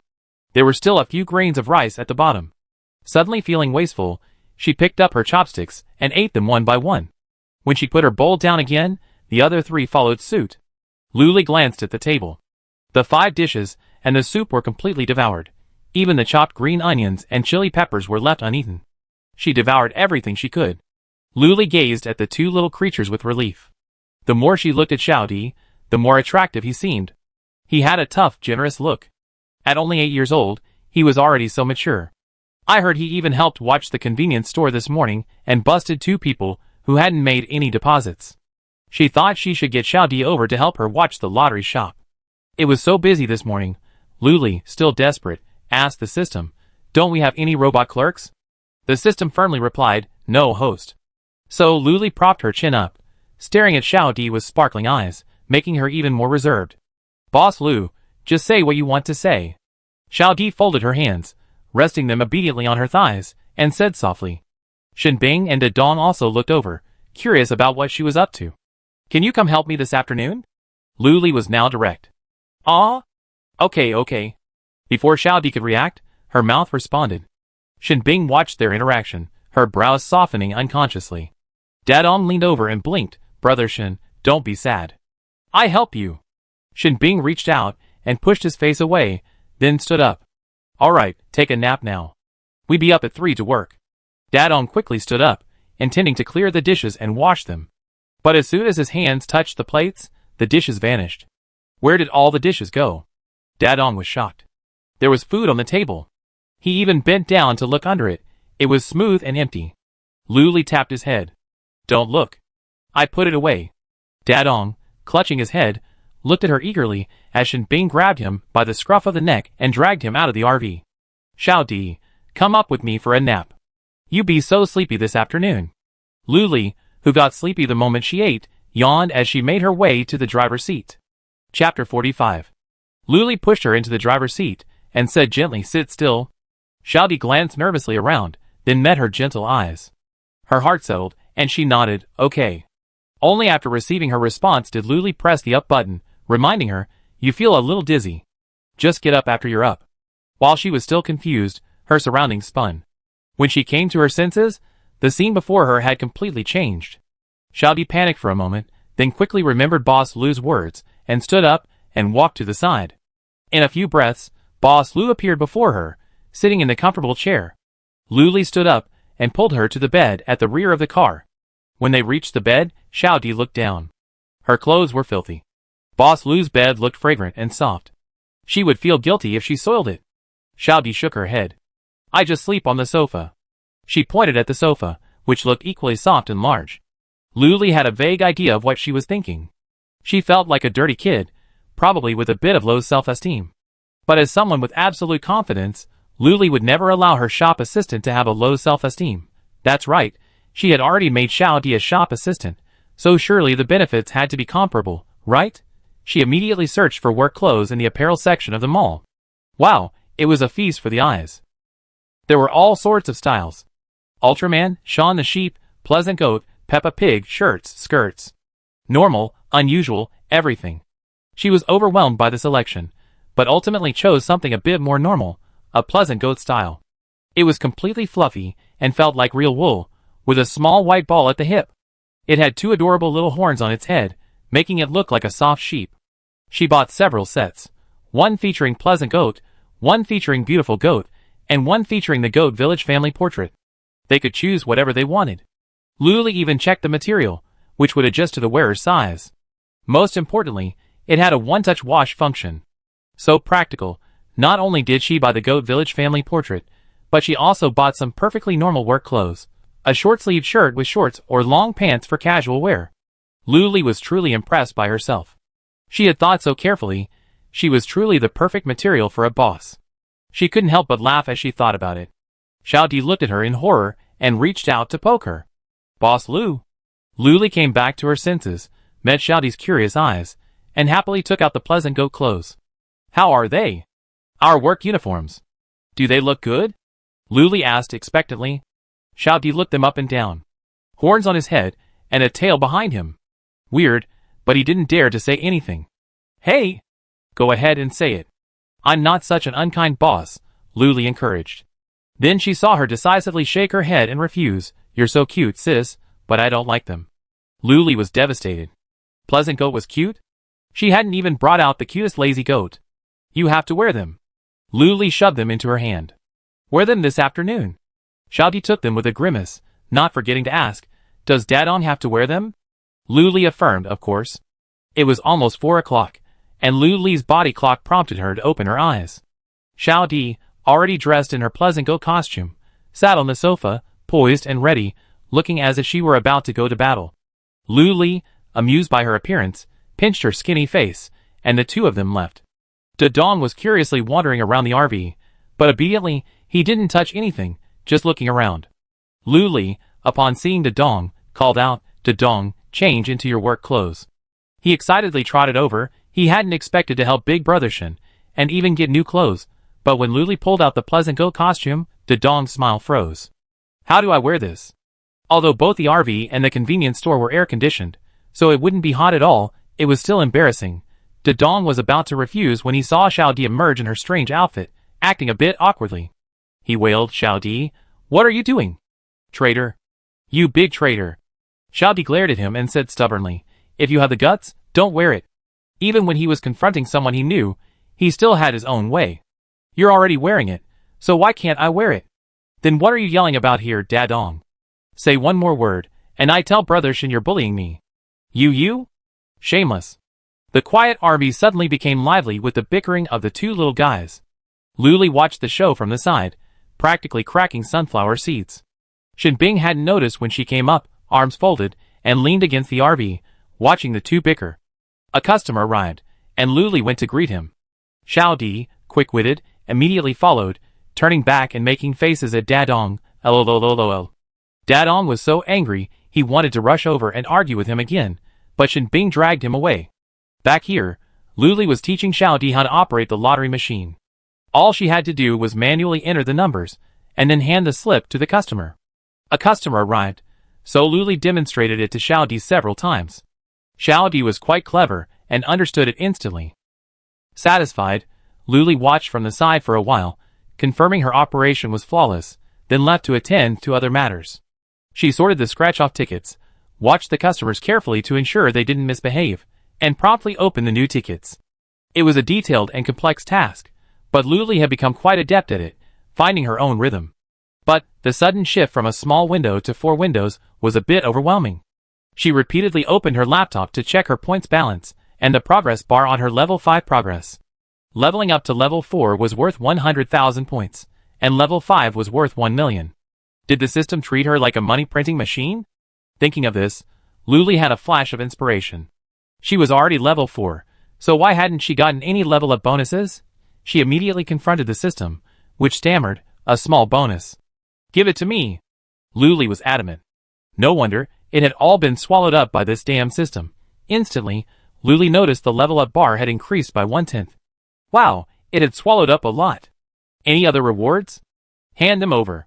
Luli continued to press her, but inwardly, she thought 100,000 points was a lot and assumed they were gone. Who knew the number of items in her backpack had reached double digits, having only been in the single digits before? She immediately opened it, jumped up in shock, and burst into a rage. "You lousy system, you're swallowing up all my rewards, aren't you?" Around her stood a circle of customers, and upon hearing this, their gazes suddenly darted towards her.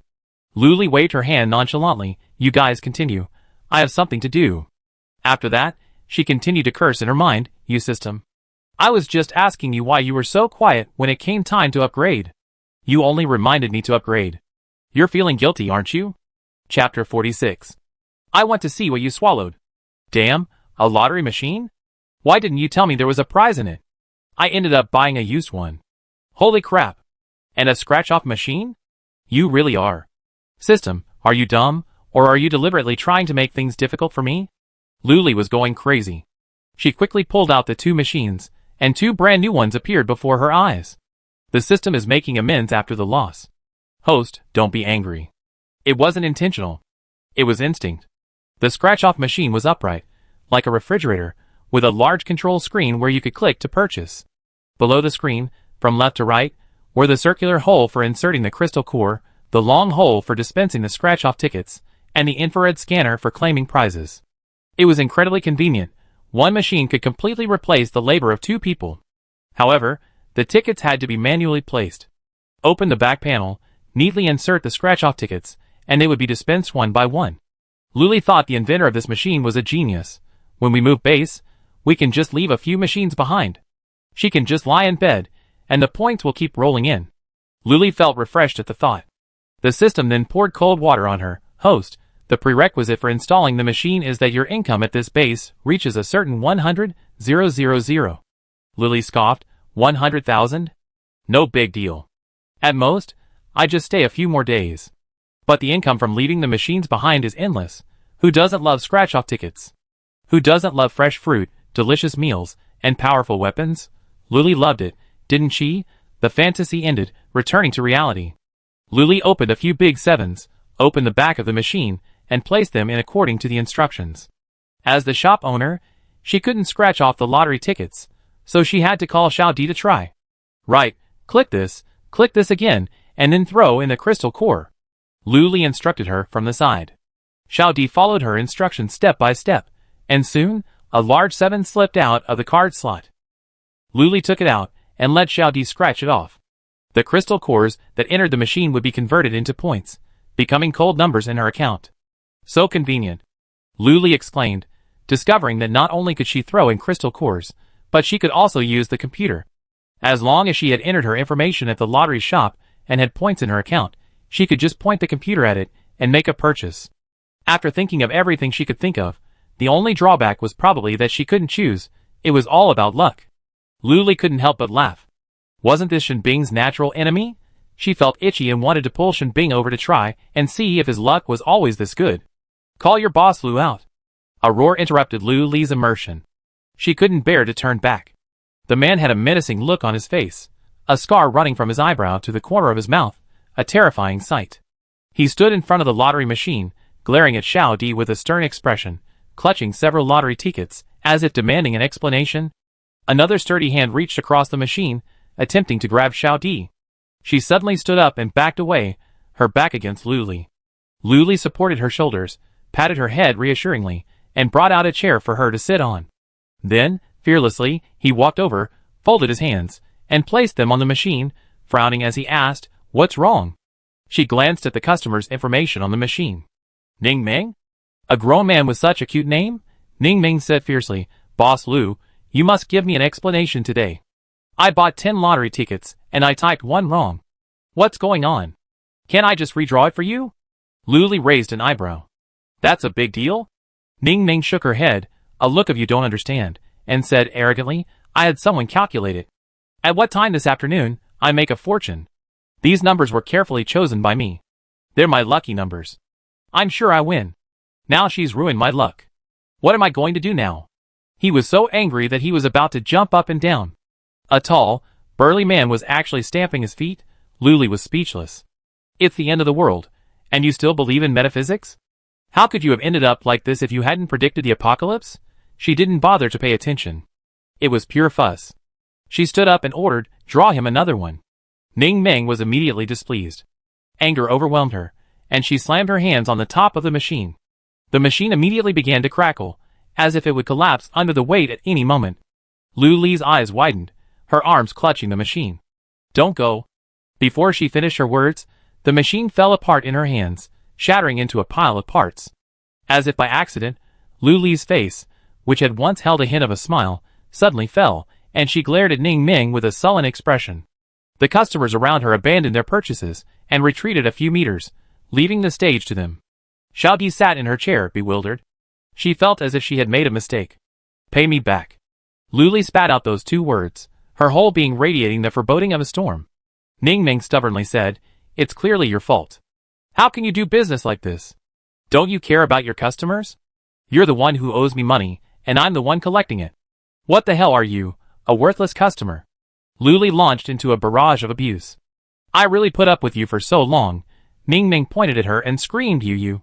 He turned and shouted at the crowd, "Come and see. This shady lottery shop not only didn't apologize for calling the wrong ticket, but they're also asking me to pay. My numbers were a jackpot. They messed them up." He shouted, but no one around agreed. They all looked at him like he was an idiot. Luli rested her hands on the table, a satisfied smile on her lips.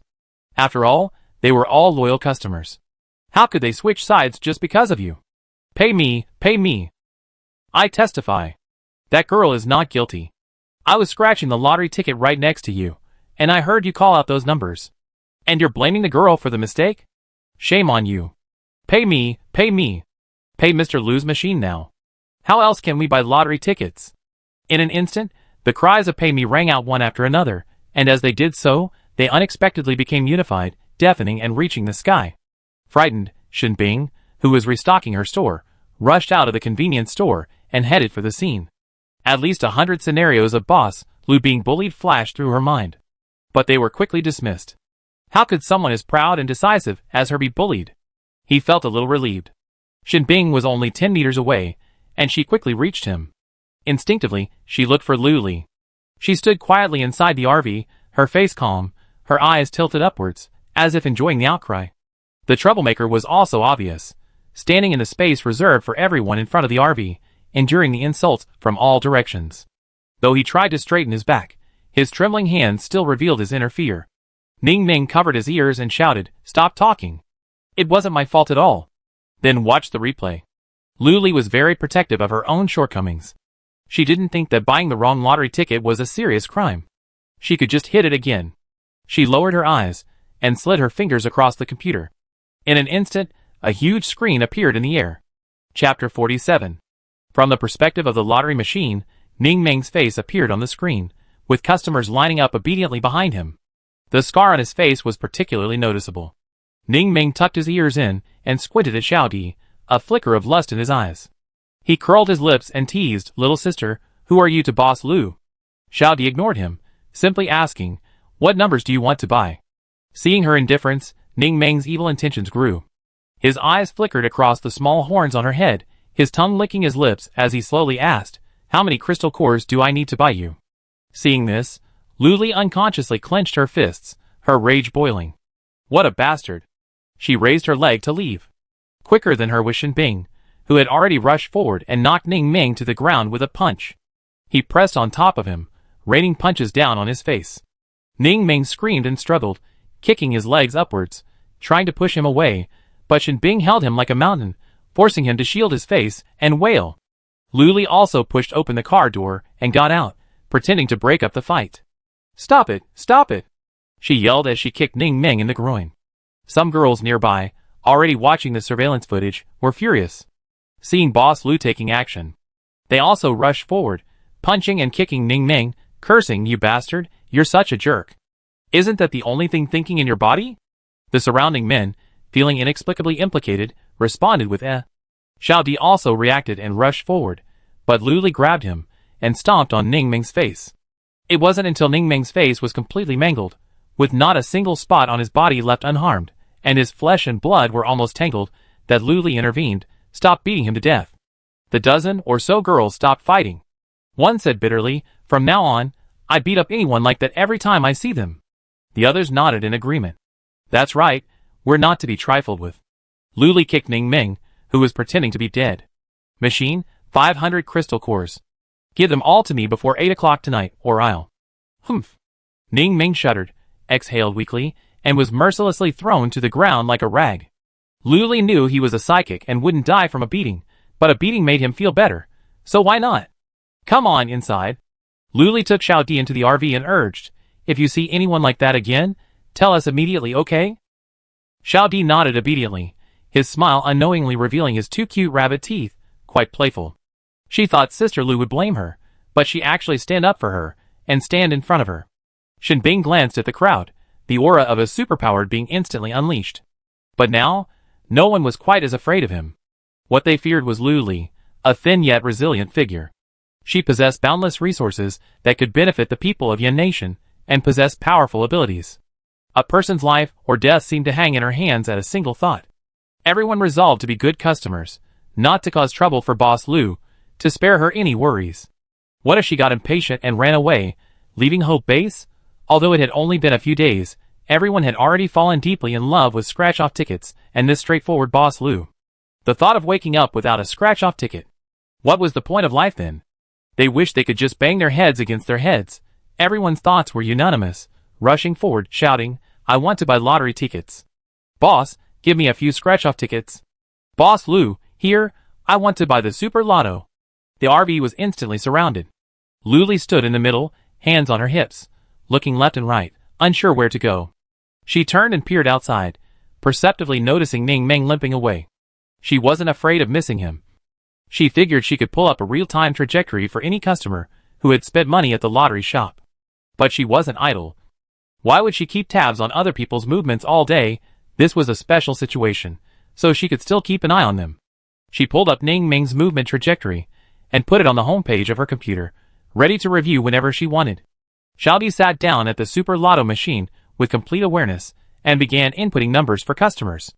This was the reward for upgrading to level 4. Lu Li had just taken it out when Ning Ming smashed the old one. Out with the old, in with the new. Lu Li had originally planned to move to another base tonight, but she wanted to leave behind a few scratch-off machines. She had met the 100,000 point requirement, but one was clearly not enough. She shuddered to imagine how long the line would be. Lu Li checked the store, her eyes widening. 10,000 points for one? Robbery?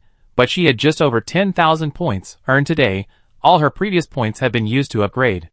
For a brighter future, Lu Li reluctantly placed an order for one and placed it outside the RV. Customers immediately gathered around, barraging with questions. Lu Li raised her hand, hushed them, and then explained everything. It was simple enough for anyone with a reasonable mind to operate it. A few hundred meters away, Lu Wenchun stood in a corner out of the sun, his face gloomily fixed on the RV. Beside him stood a man, about 1.80 meters tall, with dazzling blonde hair, dressed in a neat white vest and black overalls. His features were distinct, and a cigarette dangled from his lips, slowly exhaling smoke rings. He asked disdainfully, "Is that the RV?" Lu Wenchun nodded. "Yes, the RV's owner, Lu Li. Kill her, and I won't take a penny less." The man expressed understanding, slumped his long legs, mounted his motorcycle, and sputtered off. A cloud of dust flew across Lu Wenchun's face, but she paid no mind. A smug smile flickered in her eyes. The motorcycle roared along until it stopped not far from the RV. He dismounted swiftly, tossing his head, his blonde hair fluttering in the sunlight, making him look incredibly dazzling. Some customers knew who was coming just by the sound of the motorcycle, quickly pocketing their scratch-off tickets and quietly departing. Luli put her hands on her hips and squinted her eyes as she looked around. Strange, why were there so few people all of a sudden? Suddenly, a man with fairly smooth yellow hair appeared in her sight. If it weren't for his face and figure, he'd be fine. Luli wanted to call him energetic young man. But the combination of his face and hairstyle gave him the perfect score. Not bad, but still a little behind Shinbing's face. Oh, can you please stop wanting to attract any handsome guys? She became serious, a smile spread across her face, her dimple showing. She was about to ask if he wanted a scratch-off lottery ticket. But the man came charging over, tapping his toes lightly, stepping onto the tabletop and leaping into the RV. He landed steadily in front of her. Luli frowned, sensing something was amiss. This guy definitely wasn't here for the scratch-off lottery. She subconsciously activated her highest defense, ready to attack if anyone made any move. Chapter 48. Once the system detects murderous intent, it can be directly eliminated with her permission. Luli was completely unafraid. With the system behind her, she had the greatest confidence. She raised her head and said firmly, "Get out." The man shook his head slowly, took out a pack of cigarettes, tapped them, and poured out the last one. He held the cigarette between his slender fingers, placed it in his mouth, lit it, took a calm puff, and then slowly tilted his head to exhale the smoke ring. "Do you think that's cool?" Luli stepped back, avoiding the cigarette, and said disdainfully. The man was stunned, and his eyes shone with murderous intent. It was the first time anyone had said that to him. What woman wouldn't be afraid of her? Not a nymphomaniac? Who was like her? How bold! He reached out with lightning speed, aiming for her fair neck. But the moment before he touched, the man's legs gave way, and he sat down on the ground. He looked up at her, only to see a provocative smile in her eyes. He was a little annoyed, and quickly stood up, attempting to attack again. The energy of a 6th-level Esper exploded in an instant. Luli stood motionless, seemingly unaffected. The anxious crowd surrounding the RV was repelled by the energy, and shouted anxiously, "Go call Boss Shin." Some people watched the show. Have you ever seen Boss Lu suffer a loss? Yes, no one had ever defeated Boss Lu in the RV. Everyone felt slightly relieved and focused on watching the show. Shinbing arrived late, not bothering to enter through the door. He braced himself on the table with one hand, and quickly jumped in. "Luli, are you okay?" He had just sensed the energy fluctuations of a 6th-level Esper. He wasn't sure if the RV could withstand it, nor if Luli could, so he rushed over anxiously. "Shinbing? Why are you here?" the man exclaimed.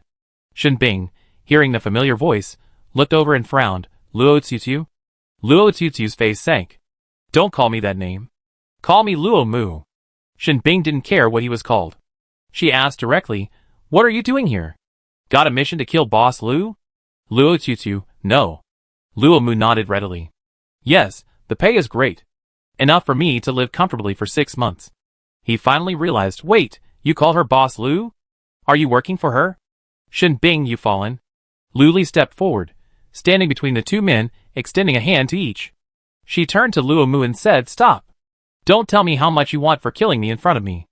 I won't double it, I just tell you to get out of here." She then turned to Shinbing and said, "You, take your friend away. Don't let me see him." Shinbing glared at Luo Mu. "It's all your fault. Boss Lu has a bad impression of me." So called away meant Shinbing dragged him to a convenience store. As soon as they entered, Luo Mu couldn't help but exclaim, "This? Mineral water?" Shinbing said calmly, "What's wrong?" He was used to people's surprise. After all, he'd been there too. "So what?" Luo Mu repeated in shock, circling Shinbing several times. "Are these yours? Are you rich?" Shinbing shrugged. "No, the shop belongs to Boss Lu. I'm just working for her." Luo Mu was shocked again. "How much benefit did she give you? You're a 7th-level Esper, the only ice type in the world, and you're working for her? Did I hear correctly? Who is this Luli?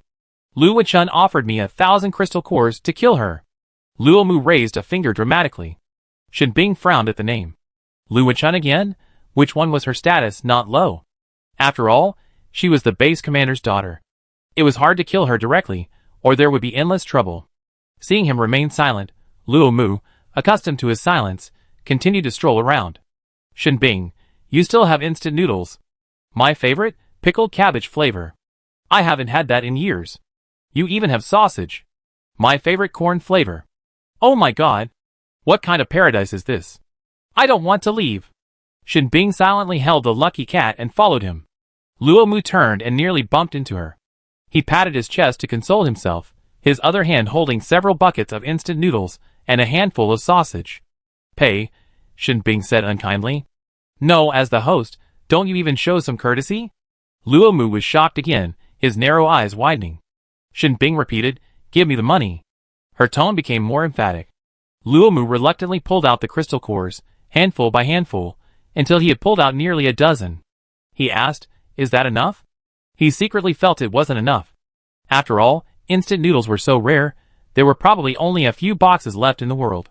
With the collapse of human civilization, coupled with power outages and a sudden drop in population, the factory naturally couldn't operate.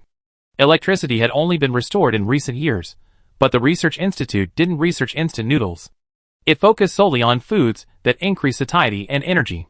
A few crystal cores fell to the ground, making a clinking sound. Dadong appeared in time to pick them up. He politely returned them to Luomu, counting on his fingers, you don't need so many. 5 is more than enough. Luomu was shocked again. So cheap? He then thrust the crystal core into Dadong's hand and stored the items in his arms into his memory. Then he rushed to the shelves, shoving everything into his memory, saying, come on, get into Grandpa's arms, and let him take you away.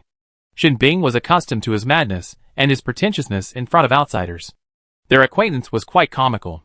Luomu was tasked with killing Shinbing, but he couldn't defeat her. This was the only mission Luomu hadn't completed in his career. The two of them met through fighting and met, and they've been together ever since.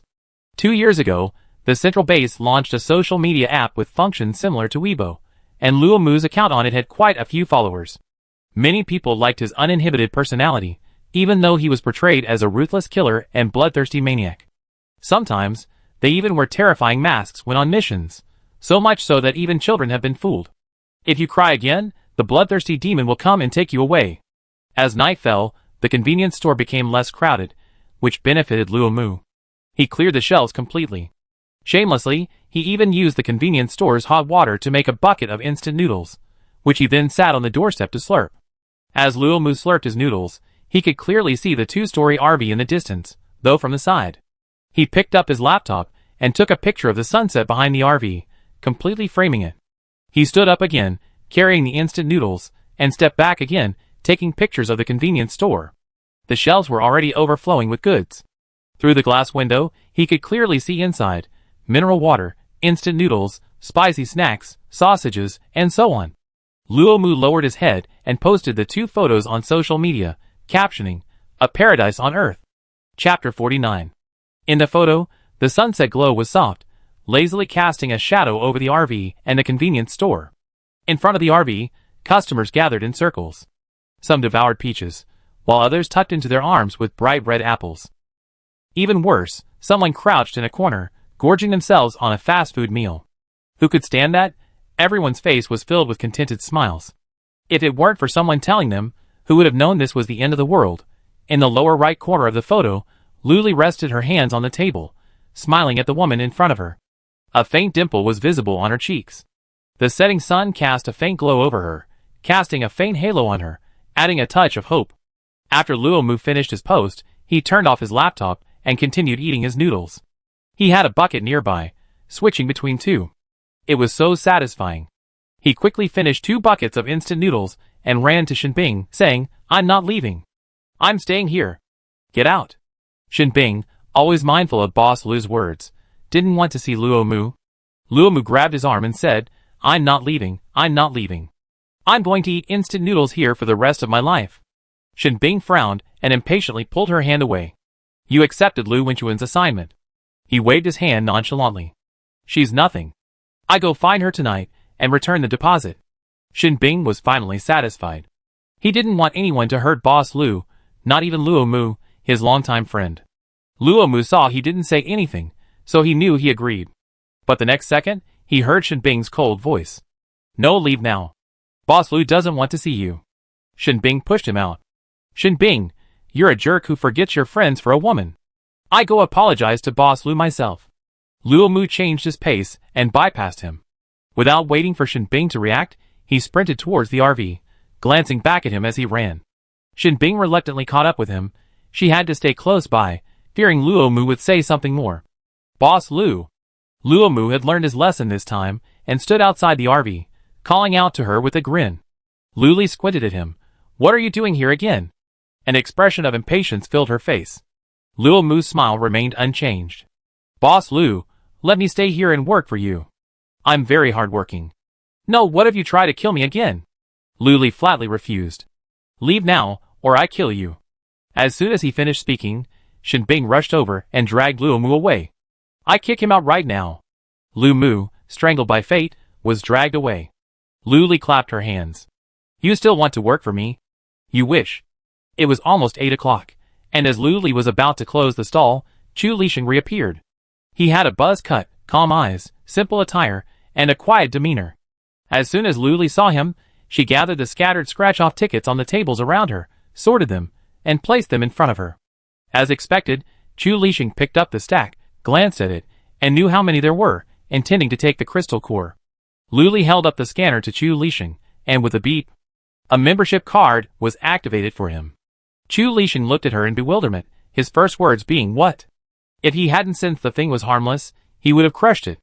Look at the optical brain, Lu Li said curtly. No. Chu Li declined, paid the corresponding crystal core, put the scratch-off ticket away, and pulled out a stack of scratched-off tickets from his space. He glanced around, but didn't see any signs of wealth. Lu Li said proudly, young man, you're out of luck. We have a scratch-off machine in our shop now. Go claim your prize there. She raised her chin toward the two machines standing a few meters away. Chu Lixing walked over. Following the instructions on the screen, he scanned each ticket one by one, and occasionally, a prize popped out from the bottom slot. After scanning all the scratch-off tickets, Chu Lixing collected the prizes and walked away, leaving nothing behind. Lu Li stared at his round, buzzed hair, her eyes wide, muttering, he's got personality. I like him. Shin Bing, leading Dad on over, only vaguely heard the last 3 words and subconsciously asked, what do you like? She glanced at the man's back as he walked away. He looked so familiar. Suddenly, his alarm bells went off. Wasn't this Chu Lixing? The perennial leader in the rankings, rumored to be an 8th level psychic, but no one knew his true strength. Even such a prominent figure like scratch-off tickets? Yes, the Yin Nation psychic rankings, filled with high-level psychics you can name, like Luo Mu, Shin Bing, and Chu Lixing, all in the top 20. This is also a ranking put forward by the central base, used to encourage everyone to practice diligently.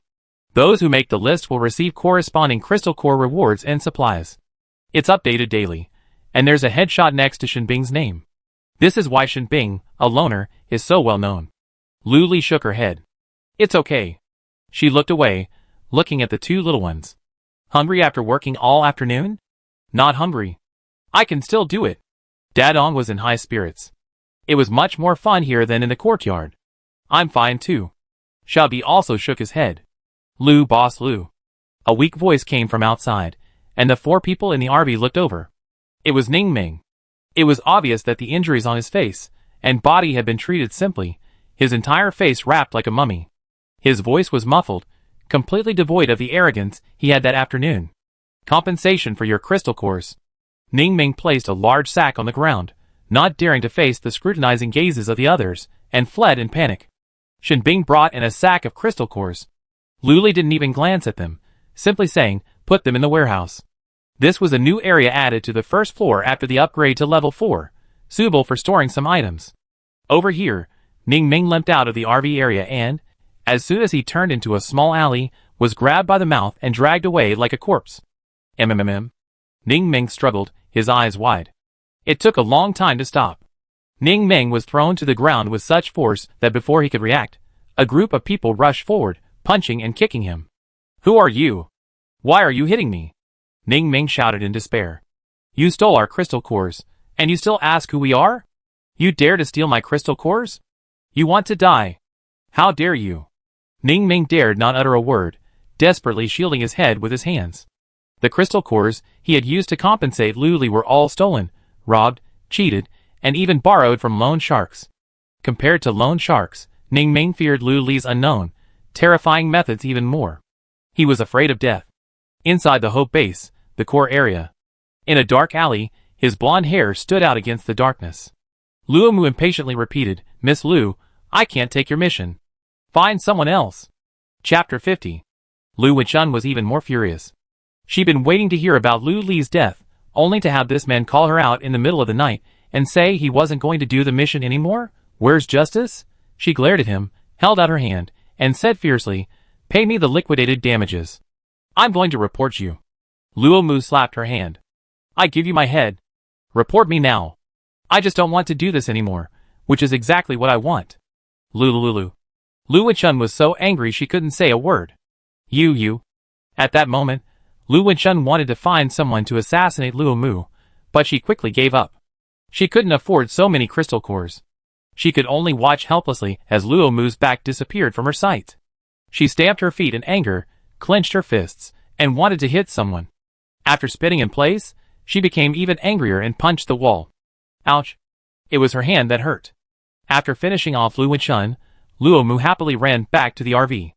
From 10 meters away, he could smell a fragrance. He couldn't quite describe it, but it was probably the most fragrant he ever smelled. He reached the side of the RV and, looking pathetically at the 4 people inside, happily enjoying themselves, lay on the table. A simmering hot pot sat on the table, its aroma wafting continuously. Luo Mu sniffed hard and muttered softly, "What a fragrant smell. So fragrant. I'm dying to eat it. I never smelled anything so fragrant in my life." Lu Li was putting meat into the pot, but right across from her lay Luo Mu, his blonde hair like a large golden retriever, a touch she'd been tempted to touch. She was helpless. He was staring at the hot pot with such eager eyes. How could she eat? She ate anyway. Lu Li stuffed a mouthful of meat into her mouth, deliberately making sounds of enjoyment. Delicious. This meat is so tender. She still glanced at Luo Mu provocatively. "I can't stand it anymore." Luo Mu puffed out his chest, his face grim and furious. "So what?" Shen Bing turned silently and said to him, "You are blind to the truth. It's too late to regret it now." Luo Mu curled his lips. He was completely helpless. He couldn't beat Shen Bing, and it seemed he couldn't even beat Lu Li.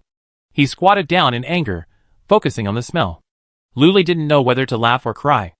It seemed she was frightened by Shen Bing's beating that afternoon. What she didn't know was that Shen Bing hadn't frightened her, but that she had been completely subjugated by these extremely scarce resources in the apocalypse. Suddenly, Luo Mu's computer began to ping, and he looked down. After a moment, he jumped up in shock, his hands on the table. "Boss Lu, you're mad." "Huh?"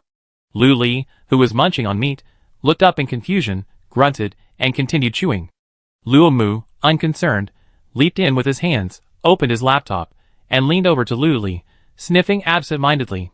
Lu Li couldn't bear to see such a handsome face like this, so she said helplessly, "Get him some bowls and chopsticks." Handsome men should be obedient, serving as vases, or, if that doesn't work, as lovable pets. He smiled immediately upon hearing this, sat down next to Shen Bing, and waited patiently. Lu Li then checked his laptop.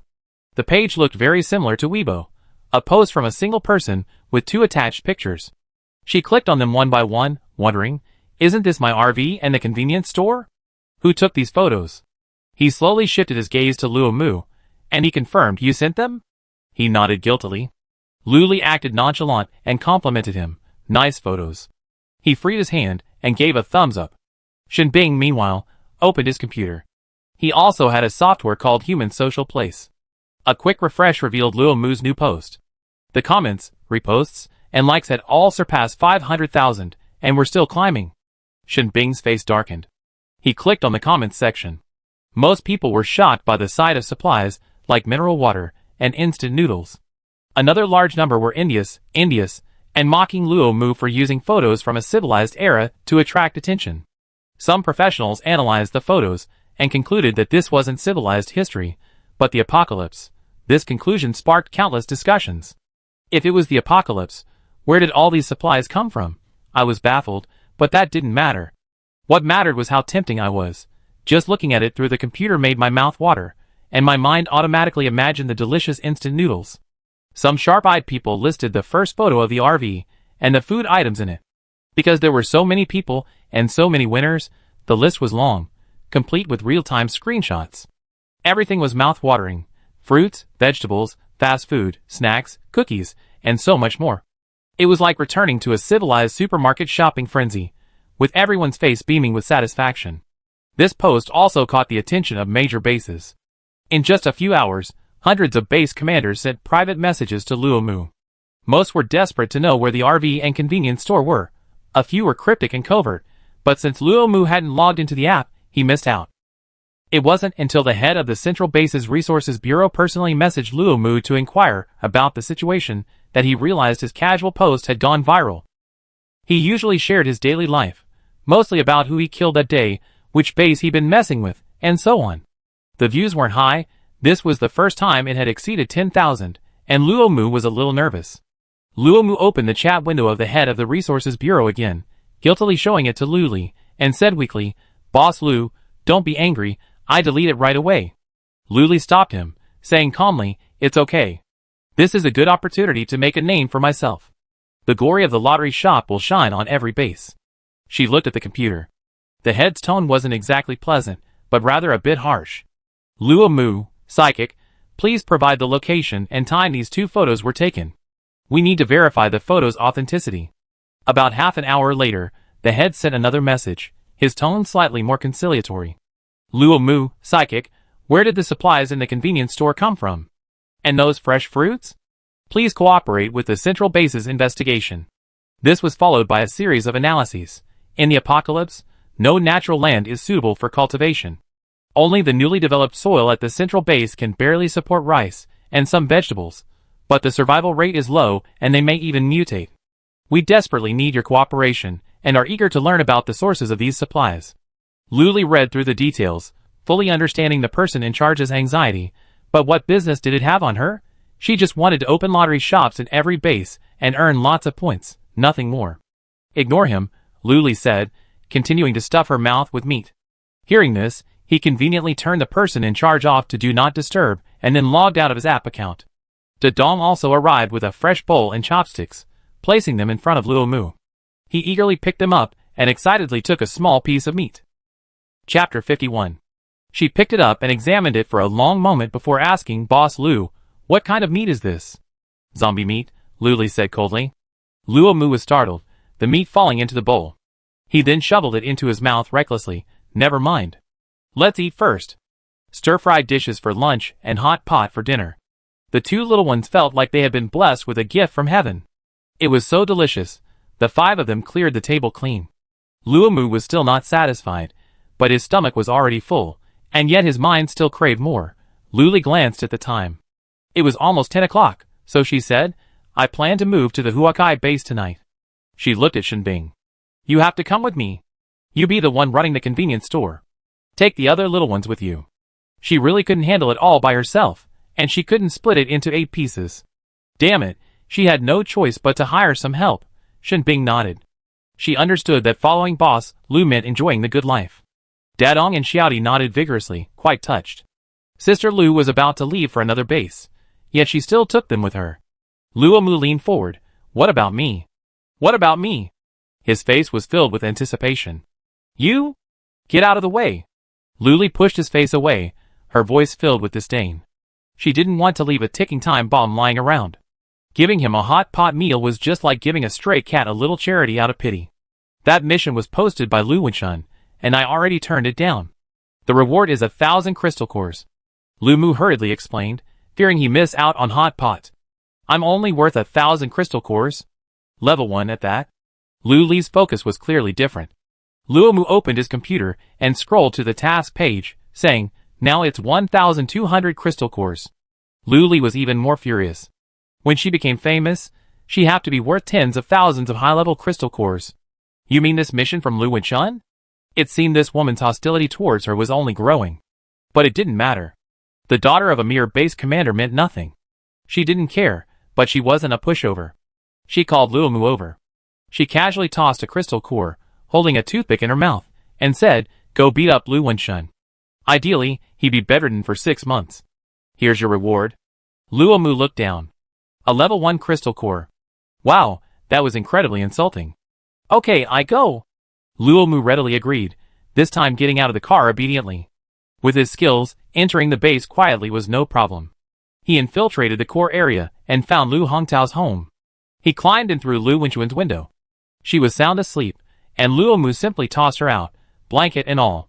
He found a deserted alley, threw her to the ground with a clang, and ripped the gag from her mouth. You? Luo Mu! What are you trying to do? Lu Wenchuan's eyes flashed with fear, her hands and feet bound tightly, unable to move. Luo Mu pulled out the crystal core and waved it before her eyes, then activated the recording function on his computer. I've been invited to give you a beating, Luo Mu said slowly, his voice completely nonchalant. Who is it? What's the reward?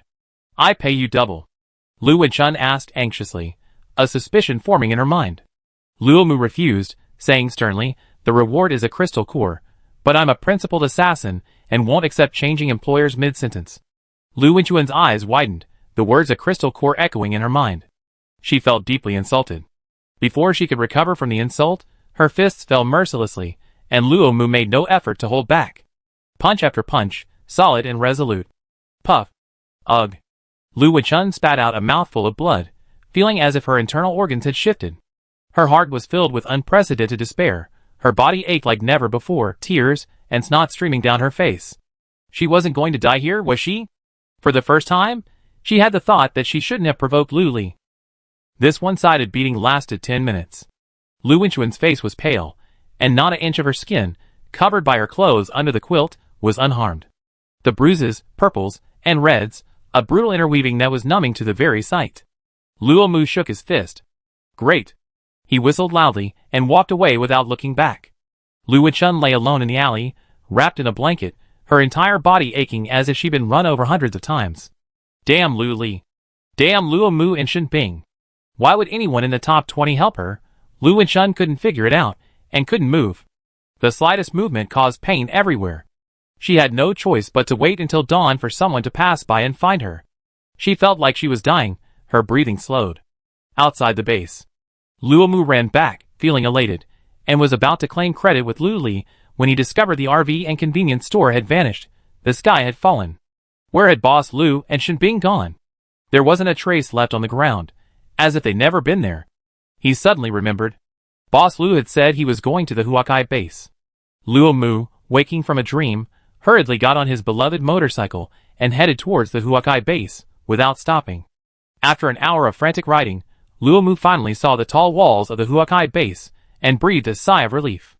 As expected, he found the RV and convenience store 100 meters from the base gate. Luo Mu dragged his tired body over. The convenience store was also closed, completely dark. The RV's 4 sides were also closed, looking like a large iron box from the outside. Poor Luo Mu had no choice but to sit on the ground against the RV, hugging his knees and waiting for dawn. Ah! A scream shattered the morning tranquility of the Hope base. A sudden commotion ensued. When Lu Wenchun awoke, the first thing she saw was a doctor in glasses and a white coat. He waved a flashlight in her eyes, blinding her and blurring her vision. After slowly closing her eyes, Lu Wenchun vaguely heard the doctor whisper, "It's useless. I'm afraid you'll never be able to stand up again." Lu Wenchun wanted to get up, but she couldn't muster the strength. Her eyelids grew heavier, and her body felt like it was filled with cement. She drifted off again. Lu Hongtao, standing beside the bed, looked grave, and kept asking the doctor questions. On the second floor of the RV outside the Huakai base, the sofa had been replaced by a bunk bed. Xiao Di slept on the bottom, and Zhang Ting on the top. They were all the little ones from Shen Bing's courtyard. Lu Li habitually opened her laptop and scrolled to her profile, noticing that the progress bar, which hadn't moved for a long time, had moved. Lottery shop base capture progress, 1/1128. She clicked on the progress bar, and a map of Yen Kingdom popped up. A 5-pointed star lit up in the chicken's belly. She was stunned. She hadn't quite remembered anything about it. After a long moment of reflection, she remembered that this was considered a main quest. But she felt it was too difficult to complete, so she simply minimized it and dragged it to a corner. When she left Hope Base yesterday, she left 2 scratch-off machines behind, so why did the progress bar move? Chapter 52. Lu Li understood. It was indeed a difficult task. First, she had to earn 100,000 points in a base, and then leave the scratch-off machine behind to qualify. But completing one reward earned her 50,000 points. Lu Li felt more balanced.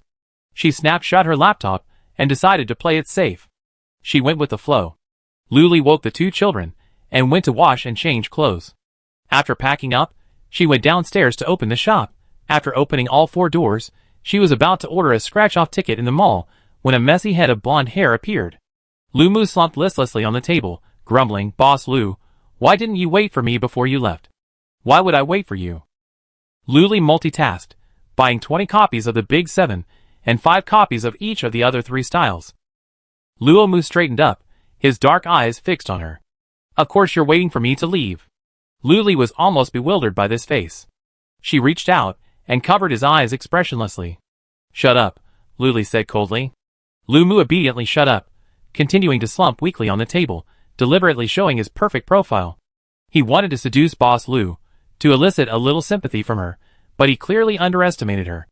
Luli took out her scratch-off tickets and placed them evenly on the 4 sides of the table. Seeing it was still early, she bought a bowl of noodle soup. "Smells so good." Lu Mu suddenly straightened up, his eyes gleaming as he stared at the bowl of noodle soup. The green leaves floating on top were so tempting. There was also a whole fried egg, its edges charred, its white and yellow hues strikingly eggy. Lu Mu folded his hands on the table and slowly moved closer, stopping less than half a meter from Luli. He could see it better, and his appetite grew even stronger. He swallowed dramatically, hoping the other person would notice and offer him a small bite to eat. Luli didn't care, slurping noodles as she scrolled through her laptop. Last night at 10 o'clock, the Luli Lottery Shop app promptly updated the winning Super Lotto numbers. 3, 7, 10, 15, 22, 30. Winning customers can claim their winnings at the scratch-off machine, regardless of whether the lottery shop is open or not. She opened the group chat, which was mostly devoted to discussing the winning numbers and Luli's online fame. Until one line, "Boss Lu has run away." It was like dropping a bomb on an already turbulent surface, roiling the situation even further. In an instant, countless messages flashed up, making it difficult for Luli to make out, only a few sporadically. "Boss Lu, how can we survive without you? Boss Lu, please come back soon. I can't handle this alone. What's the point of living without scratch-off tickets?" 10,000 people signed a petition in blood, begging Boss Lu to return to Hope Base and open a shop. This message instantly flooded the screen. Luli found some time to type a message, saying she'd be at Huakai Base for the next 3 days and welcome new and old customers. She also included a precise location. Hope Base was only about 300 kilometers away, and with a fast speed, it could be reached in 2 hours. Of course, this was the speed of a psychic. Ordinary people would be another story. The obstacles along the way alone would be enough to make life difficult. Luli pinned these 2 messages to the top of the group chat, visible to anyone who joined. She glanced at the number of people in the group chat and was shocked. It was about to break the 2,000 mark, and a group could only hold 5,000 people at most. Luli imagined, with 5,000 people, how many messages would that have to send in a single day? She quickly set up a group, limiting it to a maximum of 2,000 people. Lu Mu leaned over to take a look and immediately said, "Boss Lu, I want to add you." "Get lost," Luli said mercilessly. Lu Mu slumped back down listlessly. How could he possibly win Boss Lu's favor?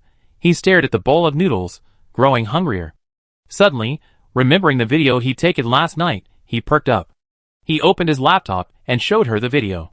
"Boss Lu, this is the video of me beating up Lu Wenchun yesterday." Luli glanced away. The video was dimly lit and shaky, and all he could hear was Lu Wenchun's muffled groans of pain. He could vaguely see her pained expression, and a flicker of relief flashed through his heart. Luli nodded in satisfaction, reaching across the table to touch his head. "Well done, I deserve a reward." Luli bought a bowl of noodles, the same kind she made, and pushed it towards Lu Mu. "Boss Lu, you're so kind." Lu Mu was touched. Whoever gave him delicious food was considered the boss. Just then, Shinbing and Dadong arrived. He glanced at Lu Mu calmly, and seeing him enjoying his meal, his eyes dimmed. "Good morning, Sister Lu." The 3 little boys greeted politely. Luli smiled back and said, "Go to the store and get whatever you want. Brother Shin has employee discounts, so it's very cheap." As soon as she finished speaking, 3 pairs of bright eyes turned to Shinbing. "Let's go!" Shinbing led the 3 to the convenience store, and Xiao Di and the 2 little girls also came down. Shinbing was like a mother duck, with a flock of adorable ducklings following behind her. Lu Mu followed, carrying the noodles. Luli finished her noodles and looked toward the Huakai base. This base's name didn't carry the same profound meaning as the previous two. She heard the base commander was a woman, and she knew that in the apocalypse, male chauvinism was even more pronounced. Most men possess greater strength and stamina, but inevitably, many exceptional women held important positions. Around 9 o'clock, the base gates opened, and the guards began their shift change. She noticed that the 10-person squad was surprisingly composed entirely of women. Their faces were resolute, their uniforms fitted, and they looked heroic. After a while, some residents emerged, groups of 3 or 5, also women.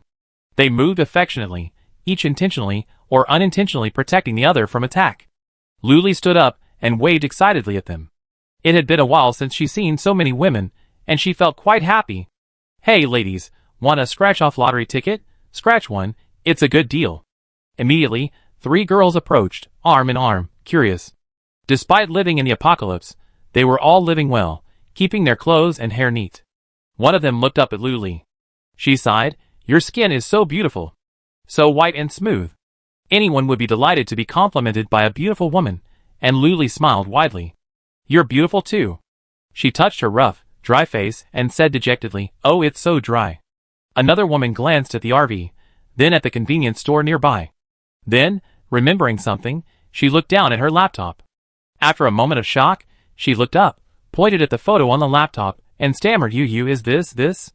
Is it?" Luli admitted generously yes. The 3 girls exchanged glances, then gathered in front of the laptop to look at the photo, then compared it to the RV and the convenience store.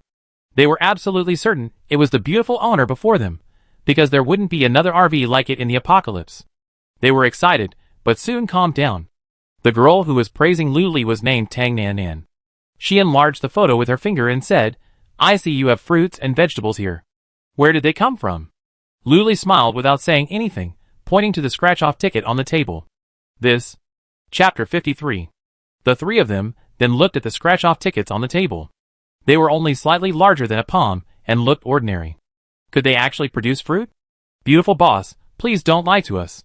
Tang Nanan's face was filled with disbelief. "Try it and you see." Luli propped up his chin as he chatted with them, his eyes flickering over their faces and hands, and for a moment, he felt a pang of heartache. They were clearly in their 20s and 30s, but their hands looked like those in their 50s and 60s, wrinkled, dry, and peeling. Tang Nan, intrigued by the novelty, eagerly asked, "Boss, how do you play?" "1 crystal core for 1 ticket," Luli said. They didn't find it strange at all. After all, it could produce fruit. I won't emphasize its significance. 3. Tang Nan waved her hand generously, turning to her 2 companions and saying, "I treat you too." Luli accepted the 3 crystal cores, swiping her pawns across the table, gracefully saying, "Take your pick." Having just arrived at the Huakai base, they decided not to use the membership system until they were familiar with the environment and the market. The 3 girls seemed to have returned to civilized times, browsing through a table of scratch-off tickets. They were all the same, only the numbers varied. Luli had no idea what she was picking, but she was respectful. "These 3 are all," Tang Nan said, holding the 3 scratch-off tickets. "Okay, scratch with these." Luli handed over 3 small, adorable gold shovels, which the 3 of them couldn't put down. Tang Nan murmured softly, "Are you really going to scratch with these?" "I'm a little reluctant to let go." A girl next to her nudged her, "Hurry up and scratch. We have a mission to do." The 3 of them began scraping, perhaps anticipating the fruits and vegetables too much, working quickly. With a few quick strokes, they were done. As expected, a wailing sound was heard, followed by a cry of surprise. The other 2 immediately looked at Tang Nan, excitedly asking, "How's it going? Did you scrape out any fruit?" Fruit was all they could think of, and they missed its juicy, sweet taste so much. "It doesn't seem so," Tang Nan said dejectedly, handing it to Luli. "Boss, can you see what this is?" Luli took it, peered at it for a long time, unable to make out what it was. She calmly stuffed it into Zhao Kai's mouth. Soon, a palm-sized tube emerged. Luli took it and saw, "Oh, face cream. Suitable for both face and hands." "Here, this is face cream. For skin care," Luli explained as she handed it to them. "Really?" Tang Nan happily accepted it, instinctively rubbing her rough face, eager to use it right away. Luli nodded affirmatively, of course. "It's guaranteed to work." Tang Nan unscrewed the cap and carefully squeezed it onto the back of her hand. The milky white paste smelled delicious. She rubbed the backs of her hands together, a faint floral scent gradually emanating from them. Tang Nanan's hands were visibly brighter, and even the wrinkles and dead skin were much less noticeable. Luli was amazed. What could possibly be so effective? Wow! Tang Nanan exclaimed again, turning around and examining her hands in the sun. They had truly become a shade whiter and more tender. The other two girls came over to examine them more closely, putting their hands together for comparison. After a moment, they said, "Hurry, give it to me too." Tang Nanan generously handed it over, used sparingly. "Don't let me use it all up." Okay. They knew their limits, squeezing only a mung bean-sized amount onto the backs of their hands and rubbing it together. The effect was there, but perhaps because the amount was too small, it wasn't as noticeable as Tang Nanan's, and they were content. They all clamored for more. This was truly good stuff. In the apocalypse, there were no more useless things like skincare products. Everyone was focused on practicality and durability. Luli let them choose. She noticed the Tin-Man guards frequently glancing over. She didn't mind. Her shiny RV, appearing at the base entrance, deserved the attention. People gradually emerged, and Luli noticed that they were all women, not a single man. She couldn't help but ask Tang Nanan and the other two, "Is your base all women?" Tang Nanan replied matter-of-factly, "Yes, the base commander said those filthy men don't deserve to be in our base." Luli wholeheartedly agreed. In the first two bases, she's seen so many men, and they were generally filthy. That's right. Luli affirmed. She was chatting with Tang Nanan and the others when a familiar sister called out, startling her. She looked towards the source of the voice and saw a familiar, stubborn little face. She exclaimed in surprise, "Ching-Ching?" Li Ching-Ching stood not far from the RV. Her neatly cropped hair framed her face, her lips pursed, revealing a restrained joy. Her clothes were worn but clean. She took a few steps forward, looking up at Luli, her gaze filled with gratitude. "Sister Lu." Li Ching-Ching called out again, explaining, "Sister and I didn't go to the central base. It's too far. We saw the Huakai base and thought it was great, so we moved in." Upon hearing this, Luli realized she hadn't been thoughtful enough. The central base was a long way off, and two children would have faced countless dangers along the way. She smiled broadly and praised generously, "You did a great job. It was I who didn't think it through. No, if it weren't for my encouragement." Li Ching-Ching quickly waved her hand in denial. Tang Nanan's gaze flickered between the two of them, settling on Li Ching-Ching. "I know you. You were new here last night, and you're an elementalist." Li Ching-Ching lowered her head and smiled. "Yes, sir. If you need water in the future, you can come to me. It's very cheap." "Okay, do you want to put some on?" "I see your hands are cracked," Tang Nanan offered. Yes. Li Ching-Ching was a little flattered, but she honestly extended her hand. The four people watching, Luli, were almost dying of laughter. They kept saying no, but their hands were already stretched 10 meters away. Tang Nanan lowered her head, took her hand, and gently squeezed a soybean-sized amount of cream onto the back of her hand. Luli's heart softened as she watched this scene. Mutual support between girls is always so tender. A light floral scent, so nice. Li Ching-Ching was reluctant to rub it, so she brought it close to her nose and sniffed it before slowly rubbing it. Tang Nanan was excited, "Boss, I want more." The other two girls also came over, saying, "I want some too, I want some too." Li Ching-Ching also stepped forward, standing on tiptoe to see the tabletop, but her height limited her view, so she could only partially see. Luli took out a footstool and handed it to her. Li Ching-Ching stepped on it, finally able to see the entire tabletop clearly. The lucky cat, the charm, remained on the tabletop, but the membership card system was still a bit inconvenient for new customers. Once they had more confidence in the lottery shop, they would promote it. Then, as long as they had a crystal core in their hand and tapped it against the app, a top-up would be considered successful. Chapter 54. When you need to make a purchase, the software will recognize your behavior and automatically deduct the payment after you scratch a ticket. Luli clicked on the membership card page and saw nearly 1,000 members already. She smiled with satisfaction. After successfully converting one person, she would receive 5 points. While it might not seem like much, the important thing is to accumulate them. Tang Nanan and the other two each chose a scratch-off ticket and quickly informed their friends on their laptops. "There's that legendary online lottery shop at the entrance to the base. Come on." Inside the convenience store, Shen Bing, along with a group of children and a large group, finished breakfast and prepared to open the store. First she stocked up at the mall, and then led a few people to stock the shelves. Seeing the popularity of the Hope base, Shen Bing purchased 2 more shelves. Now, The convenience store has 6 shelves, 2 by 2, placed back to back. The merchandise is organized into categories. Shin Bing even wants to buy a freezer specifically for chilling mineral water and beverages. But after checking his balance and the points he earned over the past few days, and realizing he still had to give 80% to Boss Lou, he gave up. Just minutes after opening, someone came up and asked, "Are you the convenience store that's going viral online? Where's the RV?" Dadong pointed speechlessly behind him. "There." The man nodded and peered inside again. "Are you looking at this thing or eating it?" Dadong patiently said, "Eat it." The man was shocked. "Instant noodles these days? I'm afraid it's a scam." Dadong said, "You know if you try it." The man clearly didn't believe it, clutching his wallet tightly and walking away. He saw that they weren't from the Huakai base, but rather the residents who depended on it for their livelihood. A few more girls came in curiously, arm in arm, wandering around, exclaiming and whispering, "Look what this is. Scallion biscuits. And this, look. Oh my god. Pork floss bread. What does that 55 mean? 55 crystal cores? Oh, that's expensive, but it looks delicious. This is cheaper. 25 crystal cores for a ham sausage. Want to try? Do you have any crystal cores with you?" "Yes, I did. I was planning to exchange them for a small bag of shampoo." The group gathered and pulled out all their crystal cores. They only had 20. They looked at each other and gave up. Xiao Di watched curiously from the side.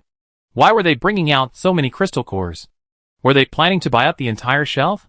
One of the girls met Xiao Di's curious gaze and offered, "Little sister, are you from this store?" It was actually a positive response. After all, the 5 children were all wearing the same sheep-themed outfits, making them easy to spot. Xiao Di nodded and asked directly, "What do you want to buy?" The girl pointed regretfully at the sausages and said, "But we don't have enough crystal cores. We're still short of 5. Xiao Di's eyes widened, and he waved his hand in denial. "1 crystal core can buy 2 sausages." The girls across from him all stared wide-eyed and asked again, "Really? Doesn't that mean 1 crystal core is equivalent to 2 sausages? 50 of these what?" Xiao Di reminded points. The girl continued, "1 crystal core equals 50 points, right?" "It's a level 1 crystal core," Xiao Di added. "Great!"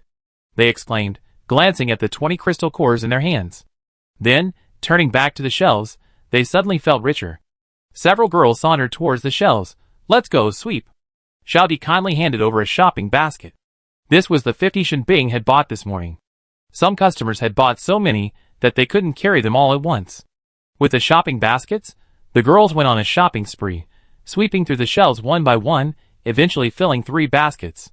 Shocked by their shopping prowess, Xiao Di quickly approached, holding the lucky cat. "Just put the crystal core in her mouth. When you walk out the door, your points will be automatically deducted from your account." Sounding incredibly professional and sophisticated, the girls beamed, leaving the convenience store feeling incredibly fulfilled.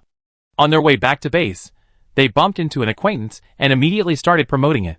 "Did you know there's a new convenience store right down the street? They say there's a lottery shop next door. Of course it's real, or else you think I get this bread from somewhere? I bought it at the convenience store, and 2 for 1 crystal core is a lot of money. Hurry! You miss it if you miss it." And so on, all the way back to their own residence. Tang Nanan and the other 2 at the lottery shop were frantically trying to tell their friends and family, because they didn't know if the shop would still be there tomorrow. First come, first served. Anyway, the news spread like wildfire, reaching the ears of base leader Lu Zhizhi. She was browsing Human Design Land, opening the 2 photos Luomu had posted countless times, zooming in on the fruit. She also read almost every comment below, with all sorts of comments. I knew this was Boss Lu. He was first at the New Life base, then went to Hope base. I heard he run away again, and I didn't know where he ended up. The residents of Hope base spoke out. They didn't expect Boss Lu to become so popular. Didn't that mean he never come back? Hopefully, the residents will be happy. Boss Lu is really nice, though she can be a bit short-tempered and impatient, but that doesn't matter. She's the master of scratch-off tickets. The residents of the new base have arrived. At first, I didn't believe such a good thing could happen, but I actually scratched out some fruit. Pictured, a juicy apple. At least hundreds of people have shared their experiences, including pictures, and even initially skeptical netizens are gradually becoming convinced. They're even begging the heavens to let Boss Lu set up a stall at their base. Lu Zhizhi also noticed that Boss Lu seems to only set up a stall outside the base. That would make her audience more uniform. Those who dare to leave the base are either out to kill zombies or complete missions. In short, they have some crystal cores on them. The timid ones don't even dare to leave the house. I don't know when they visit the Ziowakai base. In front of her was a bag of compressed biscuits, a small bottle of water, and a small bowl of black jelly, breakfast. Just looking at it made me lose my appetite, but this was already the most premium breakfast in the base. Lu Zhizhi, accustomed to this, first gulped down a black jelly, a nutrient supplement developed by the central base, with a faint bitter taste. She then unwrapped a compressed biscuit and swallowed it down in small bites with water, her eyes fixed on the fruit in the hands of the people in the picture. Suddenly, there was a knock on the door. Lu Zhizhi wiped her mouth and shouted, "Come in." A woman dressed in a guard uniform entered and respectfully reported, "Base Commander, there are RVs and convenience stores outside the base. They're the ones that went viral online yesterday." Before she finished, the usually calm commander suddenly stood up. Then, a gust of wind blew past him, and she hurried to follow him. Lu Zhizhi was a 4th level speed user. If she really reached speed, no one in the entire base could catch up.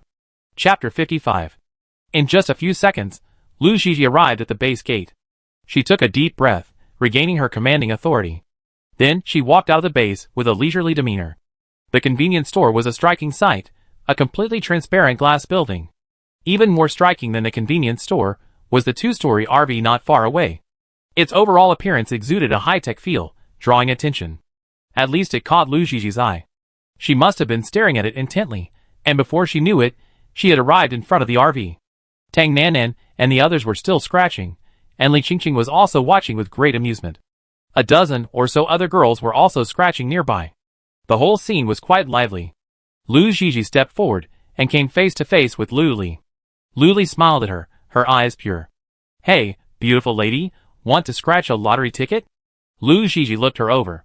Her eyes were pure, as if she was truly admiring a beautiful woman, not staring at her with disgusting, filthy eyes like those men. "Scratch one." Lu Zhizhi knew. A level 1 crystal core. Lu Li held up a finger. Lu Zhizhi took out the crystal core and placed it on the table. Tang Nanan, standing beside her, finished scraping off a sheet and sighed deeply. "Boss, thank you again for your patronage."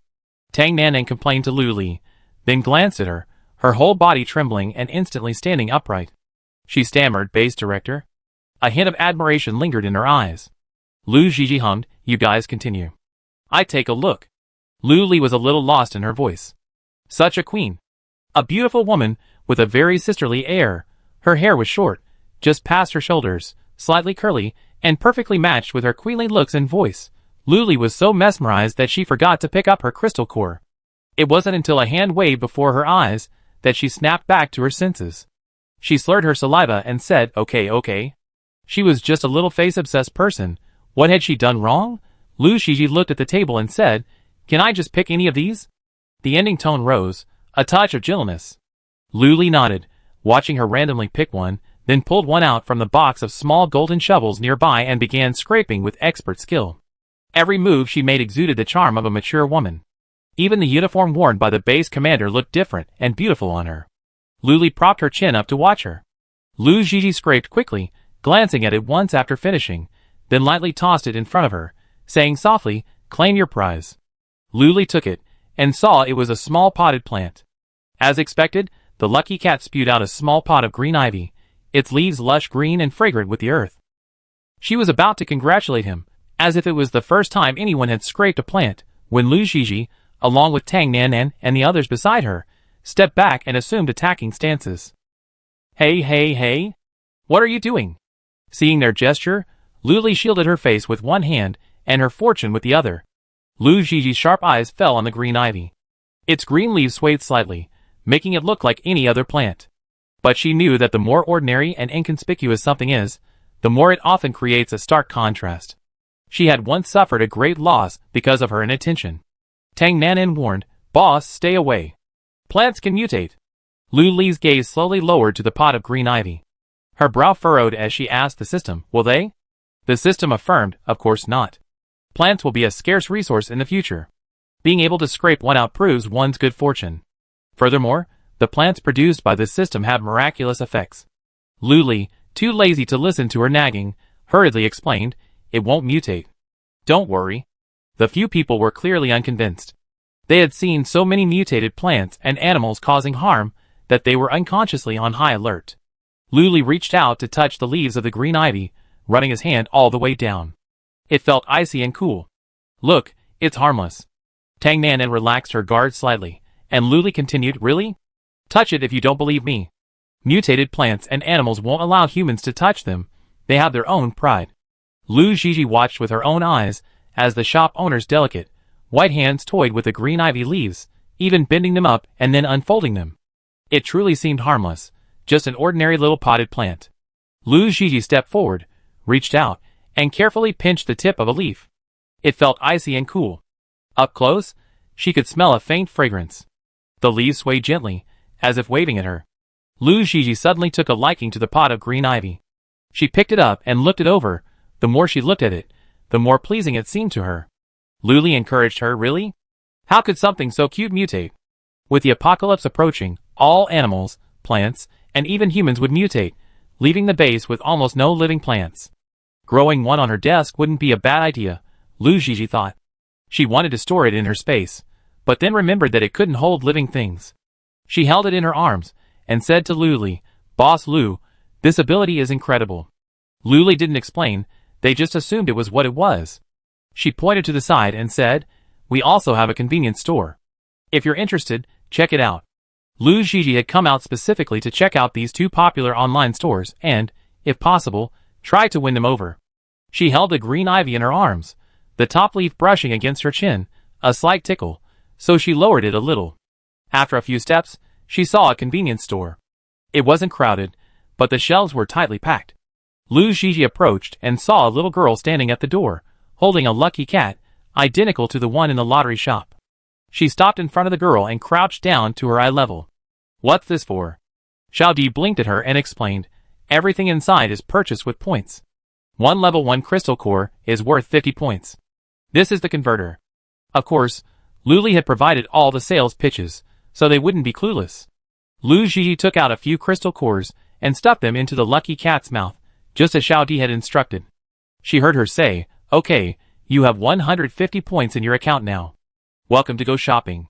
She stood up, feeling strangely excited as she walked in. Another little girl offered her a shopping basket. "Take one if you need one." She declined, saying she was just looking around and didn't want to buy anything. Instant noodles. The taste of childhood.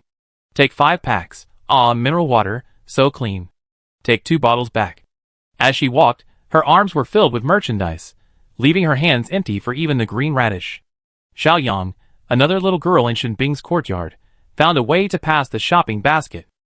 Lu Gigi smiled, accepting it without a trace of embarrassment, as if she hadn't been the one to refuse 10 minutes ago. As she walked past 3 aisles, Lu Gigi's mood grew heavier, questions swirling in her mind. Where did all these supplies come from? As far as she knew, there were no snack factories left in the apocalypse. Yet, there's a date on it, making it look fresh. Some of the transparent packaging lets you see inside. It's real food, exactly as it was before the apocalypse. Could it be that Boss Lu's supernatural power really is to conjure up supplies? Chapter 56. Lu Gigi was deeply shocked. Such a supernatural power had never appeared in the 10 years since the apocalypse. If it existed, everyone wouldn't be living in such dire straits. Lu Gigi's mind was in a tizzy. A few girls nearby chattered. "Is this really edible?" "Of course it is. It looks delicious anyway." "Whatever, let's buy one and try." Before she knew it, her shopping cart was overflowing, and that was even with her restraint. She knew without even looking that the 3 crystal cores she reserved weren't enough, so she gave 10 more to the lucky cat. She'd keep the extra ones, and replenish them if she needed any. She put her purchases into her space, hugged Lulu again, and was about to return to base when her eyes drifted to the RV. For some unknown reason, Lu Gigi turned and returned to the RV. Luli was extremely welcoming to beautiful women. Without waiting for her to offer a greeting, Lu Gigi said, "Boss Lu, I have something to discuss with you." Luli was startled, then nodded, "Okay, follow me." Lu Gigi boarded the RV and followed Luli into a small, somewhat cluttered room filled with various odds and ends. In the corner, there was even a sack of crystal cores, overflowing with energy. Lu Gigi thought to herself, "Boss Lu truly despises money, and is selfless and righteous. He must be running a convenience store for charity, otherwise how could it be so cheap?" But what outsiders didn't know was that these items were even cheaper on Luli's laptop, A huge profit indeed. Sit down, Luli pointed casually upon entering. Lu Shiji looked around. Where was there a place to sit?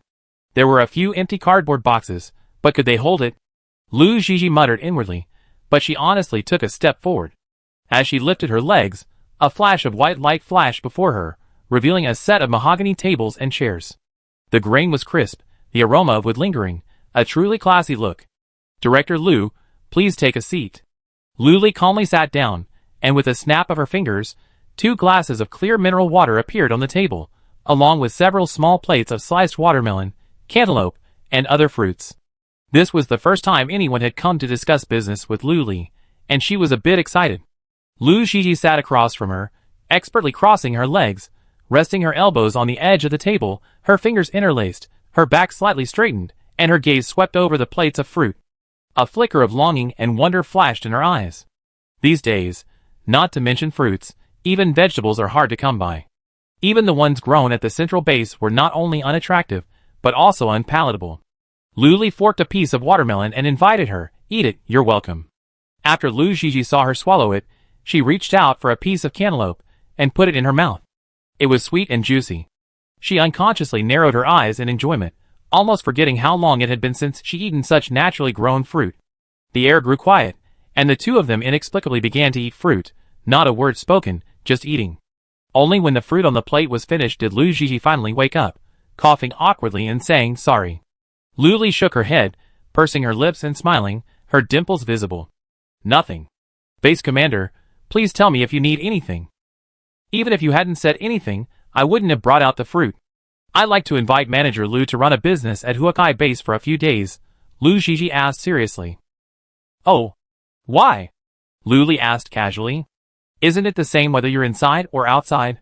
Huakai Base is the only all-female base. The guards, cleaners, and planners are all women. Consequently, there are also many elderly, weak, women, and children who don't normally have the opportunity or ability to leave the base. But I want to tell them that there's hope in life. At least there's hope of meeting a kind-hearted person like Manager Lu." Lu Shiji looked her straight in the eye, speaking each word carefully.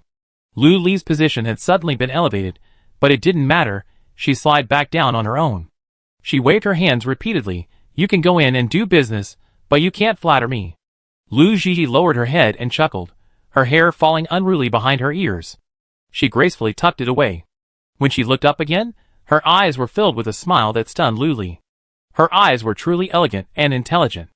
"Okay, tomorrow, then okay, Boss Lu?" Lu Shiji looked at her, seemingly asking. Okay. Luli agreed. Her eyes truly spoke volumes, making them completely irresistible. Lu Shiji achieved her goal. She stood up, drained the water in her cup, and bowed deeply to Luli. "Then I be leaving first. See you tomorrow." She turned to leave, but Luli stopped her. "Hey! Let's add a laptop." The two of them successfully added the laptop, and Luli smiled inexplicably. It was so refreshing to be able to do it with a beautiful woman. Out of the utility room, Xiao Di was watching over the shop, and Luo Mu was also busy running around. "You're not leaving yet?" Luli squinted at Luo Mu, impatiently asking. His blonde hair was a bit dazzling. No. Luo Mu was redeeming a prize for a customer. He had a box of fruit, and he was practically glued to it, refusing to let go. He and the customer started a fight over the fruit. Luli walked over and swatted Luo Mu's hand away. She then handed the fruit to the customer, smiled sheepishly, and turned back to Luo Mu. With his hands on his hips, he angrily cursed, "Get out of here right now. You've been causing trouble for me every day." Luo Mu slurped his saliva, the sweet aroma of fruit still lingering on his nose. He didn't seem bothered by Boss Lu's barrage of scolding. He just pouts reluctantly, straightens his back, and says, "Get lost." With that, he swaggers out of the car door, and pulls out his beloved motorcycle from the compartment. Its sleek lines are predominantly black. Like a black panther poised for a charge, Luo Mu's long legs sway, his hair swaying with his movements, leaving only a puff of exhaust.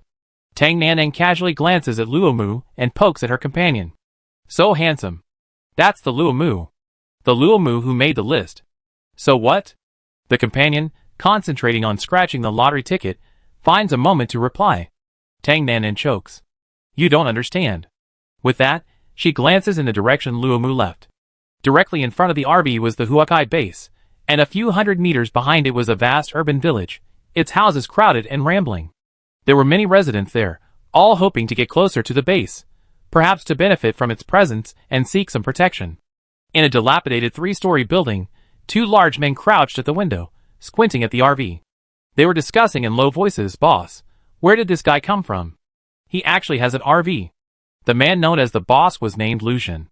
He was a burly man, and he looked like a skilled fighter. He said fiercely, "Who cares where he came from? I'm taking this RV. Go get the guys." A moment later, a rustling sound was heard, and more than a dozen large men gathered on the 3rd floor. The stench of greasy hair, smelly feet, stinky armpits, and bad breath filled the air. Thankfully, the windows were glassless, allowing for minimal ventilation. Water was scarce, making showering a luxury. Chapter 57. They chattered and jostled, vying to squeeze in through the broken window to see the RV. "Wow, so many beautiful women. Are they all from the flower-blooming base? Of course, I see them coming in and out every day dressed in slutty clothes. I wonder who they're trying to seduce. Where did the RV come from? Who knows? The boss said we grab it tonight, and it'd be ours then. It's just one RV. How are we going to divide it? What if it's a top expert on the list? Who cares? The boss says we grab it, and it won't be the only time." They glared at the girls, looking them over like they were merchandise. Oh, that's beautiful. It's glowing white. I saw it too. She's in the RV. Is she the owner? Her? At most, she's the RV owner's servant. She's pretty, but how can a woman own an RV? Why are all those people gathered around the RV? Who knew they were all rushing to be servants? Ha ha ha. The moment he said that, the room erupted in laughter. Lucian clapped his hands, drawing everyone's attention. "Listen, when it gets dark we'll..." Luli, completely unaware of all this, even thought there weren't many customers and pulled out the lottery machine. Or maybe it was because the Huakai base wasn't crowded, but she felt more relaxed than ever.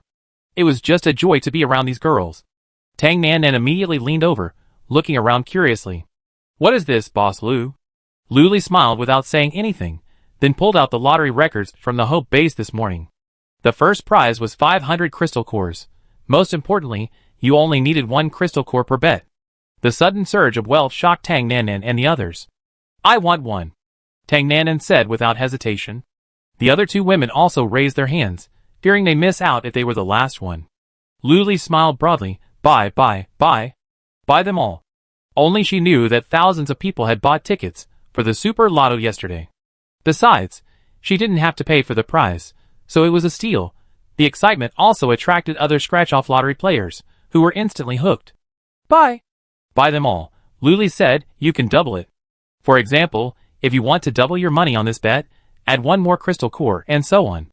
Of course, the prize money will also be doubled. The basic first prize is 500 crystal cores. If it doubles, you can imagine." After hearing this, Shinbing became even more excited. If it doubled, wouldn't that mean 1,000 crystal cores? Oh my god, she was suddenly overwhelmed, but she inexplicably began to like this feeling. It was all about watching the points jump up and up. The sense of accomplishment and satisfaction was overwhelming. Luli and Xiao Di were busy greeting customers together, and they were both very busy. The convenience store not far away, after the base commander's personal promotion, also saw a peak in customer traffic. Thankfully, a few young people helped stock the shelves and redeem points, otherwise Shinbing wouldn't be able to handle it all by herself. It was all manual labor, not high-tech at all. They were busy like this until noon. At 12 o'clock, Luli raised his hand and said on time, Okay, let's stop here for the morning. The boss is hungry. It's time to eat." Some people laughed, understandingly scratched off their ticket, and left, even telling Luli to be open that afternoon. Someone glared, shouting in exasperation, "Customers are king. We don't even have food to eat, so why should you?" Luli glanced over, and saw a man he didn't recognize. He pulled up his purchase history on the computer, and saw he only bought 1 ticket, and hadn't even scratched at all. What kind of king is that? And here? You're nothing. I'm king. Scratch it if you want, then get out. Luli glared at him impatiently. You? You wicked store manager. You're kicking customers out? The man stuttered angrily. He turned and shouted to the onlookers, "Look everyone. The wicked store manager is telling customers to get out if they don't scratch. That's outrageous." The other customers looked at him like he was a fool.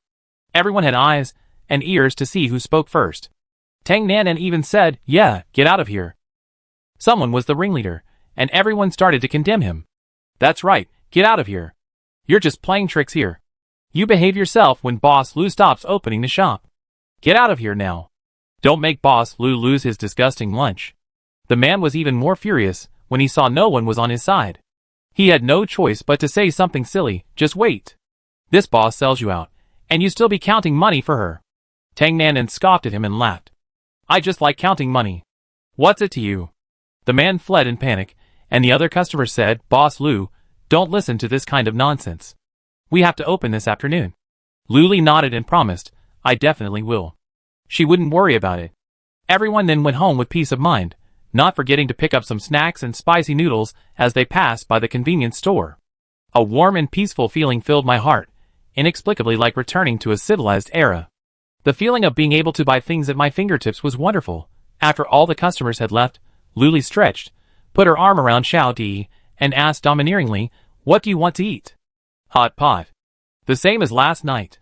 Luo Mu suddenly jumped in and interrupted. Lu Li glared at him.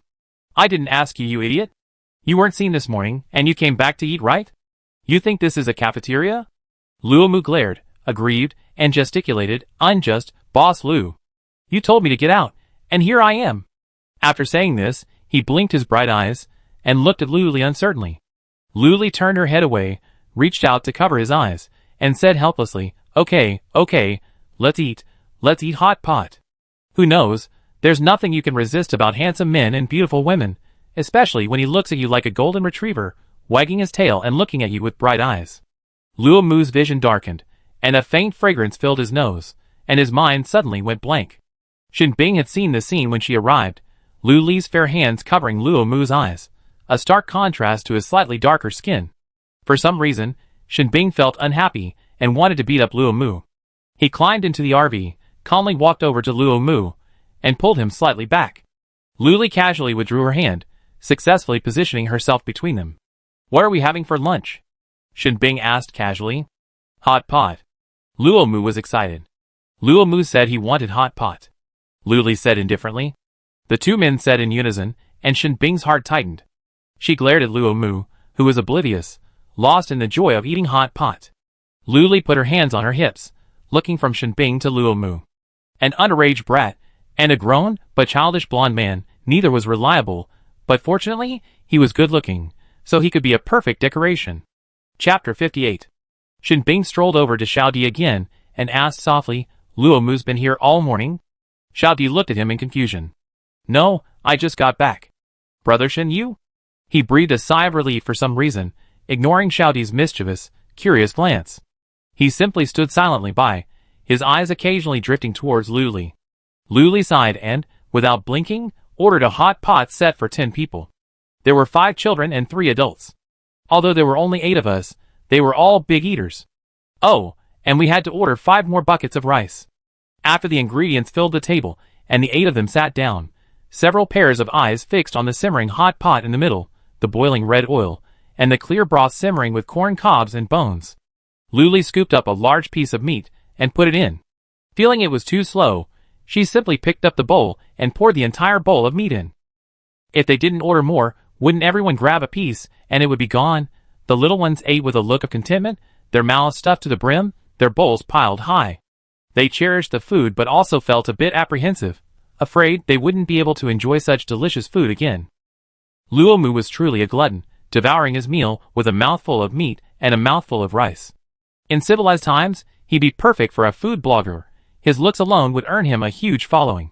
Shin Bing, as always, ate quickly and elegantly, leaving her table clean and tidy, unlike some people. The oil dripping from the edge of that bowl could be used to make another hot pot. Lu Li's eyes drifted towards Luo Mu, who was enjoying his meal. If Lu Li didn't have some money now, and the mall didn't limit the use of points, she'd be afraid these people would have bankrupted her. The aroma of the hot pot wafted from miles away. Lu Xun leaned against the window, eating his unpalatable food, when suddenly a rich, meaty aroma filled the air. He suddenly stood up, sniffed, and turned around, finally locking onto the direction of the RV. The aroma was so strong that Lu Xun couldn't help but jump down from the 3rd floor. He landed safely, and took a few deep breaths. It smells so good. Lu Xun followed the scent forward, winding his way to the RV. The closer he got, the stronger the aroma became, as if he had been thrown into a world of fragrant aroma. His sharp eyesight instantly locked onto the pot on the central table in the RV, completely certain that the aroma was emanating from there. He also scanned the 8 people at the table.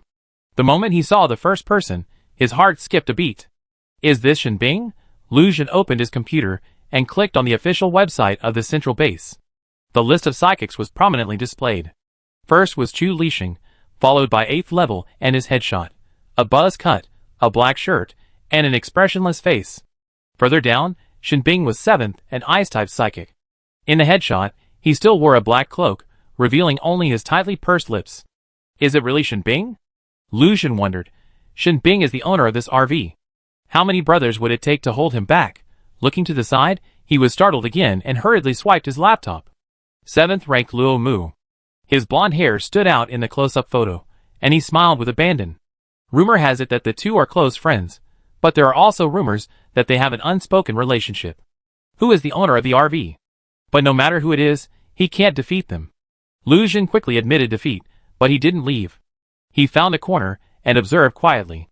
Smelling the fragrant hot pot, he perked up and stared intently at the RV when he suddenly noticed a glass house. It was just that the RV was mostly blocking his view, so he hadn't noticed before. Lu Xun quietly shifted his squatting position. Now he could see both the RV and the convenience store. With his sharp eyesight and a slight energy boost, he could see everything inside the convenience store clearly. It was shocking to see. Lu Xun jumped up from the spot, rubbed his eyes, and then focused his gaze again. He cursed, "Holy crap! Is that mineral water? And instant noodles?" He spun around twice in excitement, ignoring the smell. He turned back to his base, a look of arrogance on his face. Inside the RV, Lu Li was quite satisfied after a hot pot meal. Across from him sat the beautiful Shenbing, and next to him was the equally beautiful Luo Mu, whose eating manners were not. The whispers of a few children brought Lu Li back to his past life, a scene of a Chinese New Year dinner with his peers. After the hot pot, it was time for their daily nap. Lu Li bought 2 bunk beds for Shenbing. This allowed them to rest briefly at the convenience store at noon, and in the evening, they would return to a small courtyard they had found in the urban village behind. The afternoon business went smoothly, and with Luo Mu's jokes and banter, time flew by. However, the sales volume wasn't as high as that of Hope Base in half a day, due to the small population of Huakai Base and the lack of trust from the survivors around. But it didn't matter. Lu Li was confident that everyone would eventually fall under the lottery shop's wing. Time flew by, and as darkness fell, the zombies were especially active at night, so everyone went home early. Lu Li treated the group to a quick stir-fry and sent them on their way. For some reason, he felt particularly sleepy today. After quickly washing up, Lu Li collapsed onto the bed, played with her laptop for a while, and fell into a deep sleep. Seeing this, Xiao Di and Zhang Ting subconsciously stepped softly and began to wash up. Xiao Lu and Nana ate cat food, meowing softly, as if discussing something. In the urban village, Lu Xun's 3-story base. The first floor was packed, a sea of people, all expertly masked with black cloth. Lu Xun stood at the front, his face covered with black cloth and dressed in black, seemingly blending into the darkness. He raised his hand slightly, then lowered it, turned, and walked out, followed by dozens of men in night clothes.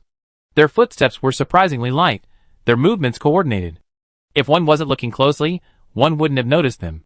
The group arrived silently near the RV. Aside from the searchlights at the Huakai base, everything was pitch black. 2 o'clock. Lu Xun lowered his voice, and those who heard him spread the word. Everyone moved lightly towards the 2 o'clock direction, successfully arriving in front of the convenience store. They tiptoed quietly in front of the glass, practically drooling at the alluring merchandise inside. "How do we get the boss?" "Smash it," Lu Xun sternly demanded. The people surrounding the glass room instantly pulled out hammers, shovels, and other tools. At Lu Xun's command, everyone simultaneously raised their weapons and smashed against the glass. With a loud bang, the glass shattered on all sides, breaking into countless small fragments that clattered to the ground. Lu Xun waved his arm. "Brothers, rush in and get the stuff." With that, he rushed in first. Looking at the shelves overflowing with merchandise, everyone was envious, their hearts racing. There was no need to fight for it. Lu Xun had a space ring. He swept his big hand across the shelf and put everything into the space. Chapter 59. But his space was too small, only accommodating one shelf. The other 5 had to be scattered elsewhere. In a matter of seconds, the 6 shelves vanished, leaving only a shattered mess. Lu Xun's heartbeat quickened, his face flushed. He whispered, "Hurry!" Dozens of people quickly left the scene, tiptoeing back to their base. Lu Li faintly heard the explosion in her sleep, but she felt like she was dreaming and rolled over to continue sleeping. Xiao Di heard the explosion, her eyes snapping open. She tiptoed out of bed and leaned over to the window to peer out. She instantly woke up and immediately went to find Lu Li, trying to nudge her. Unexpectedly, she rolled over, hugging her pillow and falling back asleep. Pushing again was futile, so Xiao Di had no choice but to whisper in her ear, "Your lottery ticket was stolen." Lu Li, nearly dead, sat up in shock, exclaiming, Who stole my lottery ticket?" Xiao Di grasped her shoulders, anxiously saying, "Sister Lu, the convenience store was vandalized." "What?" Lu Li rolled out of bed, slipped on her slippers, and hurried downstairs, her mind still a bit hazy. She knew she hadn't been dreaming. Xiao Di and Zhang Ting followed, and the 3 of them emerged from the RV. The shambles of the convenience store lay not far away, clearly visible under the floodlights. As they approached, they could see it was completely empty. Not only had the windows been smashed, but everything inside had been stolen. Fuck. Lu Li couldn't help but curse. Whoever did this, just come to me if you're not happy with me. What's the point of messing with my fragile convenience store? She spun around in anger. Don't let me know who did it. She scolded the system again. Don't you have a completely safe zone? Where have you gone? Where's the safety? Host, only to the RV. The system said weakly. Lu Li choked, her anger uncontrollable. She pulled up the RV's surveillance footage, but there were only 2 people facing the convenience store. The angle wasn't good, so she checked them one by one, following the timeline, and finally found the culprit. She wanted to catch them through the screen, right there. Right there. Execute them. Xiao Di leaned over. There are quite a few of them. They look very experienced. This doesn't seem like their first time. It was a repeat offender, which infuriated Lu Li even more. She felt they should be dragged out and chopped into pieces. Then minced into pieces and fed to the zombies. Looks familiar, Zhang Ting said softly. She was a bit introverted and timid, and her voice was low. Huh? Lu Li asked, have you seen Ting Ting? Zhang Ting nodded affirmatively. When we first arrived at the Huakai base, Brother Shen was helping us look for an apartment, and we ran into this guy. She pointed at Lu Xun, stealthily clinging to the glass on the laptop. That's him. Lu Li clenched his fist and punched the air. Let's go find him. He lifted his leg and then lowered it again. He swiped a few times and dialed Shen Bing's laptop. Within 5 seconds, the call was connected, and his slightly hoarse voice came from the other end. Hello? Hurry up, come to the lottery shop. Lu Li's tone was unfriendly. Shen Bing, on the other end, instantly regained consciousness, quickly packed herself, told Dadong and the others, and rushed over. What's wrong? As soon as she asked, Shen Bing noticed, and her face darkened. Shen Bing's eyes darkened, and the air around her seemed to solidify. She looked at Lu Li and the others, her gaze softening for a moment. Are you all okay? Lu Li was still waving people, calling Luomu over. The roar of a motorcycle, accompanied by a plume of exhaust, reached them. I'm here, I'm here. A late-night party? Luomu shouted, and the next moment, he saw the scattered glass. He immediately shut up and said sternly, whoever did this, I only need 1 crystal core to beat him up. This slightly eased the tension. Lu Li glared at him, just follow me. Seeing Luomu about to mount the noisy motorcycle again, she immediately said, put away your rickety bike. Luomu was startled, pulled his long legs back, and touched the motorcycle. I'm not talking about you, not you. Then he obediently tucked it away into the space. You guys go back to the RV first. Don't worry, outsiders can't get in, Lu Li said to the 2 little girls. After watching them board the RV, Lu Li turned and, waving his hand in the direction of Lu Xun's base, calmly said, let's go. The 3 of them walked in unison, with Shen Bing and Luomu slightly behind Lu Li, guarding behind. Luomu asked, who is it? Where is it? Lu Li paused and looked at Shen Bing. He knows. Shen Bing, I know? Ting Ting said that when you took them house hunting that day, you encountered a group of people.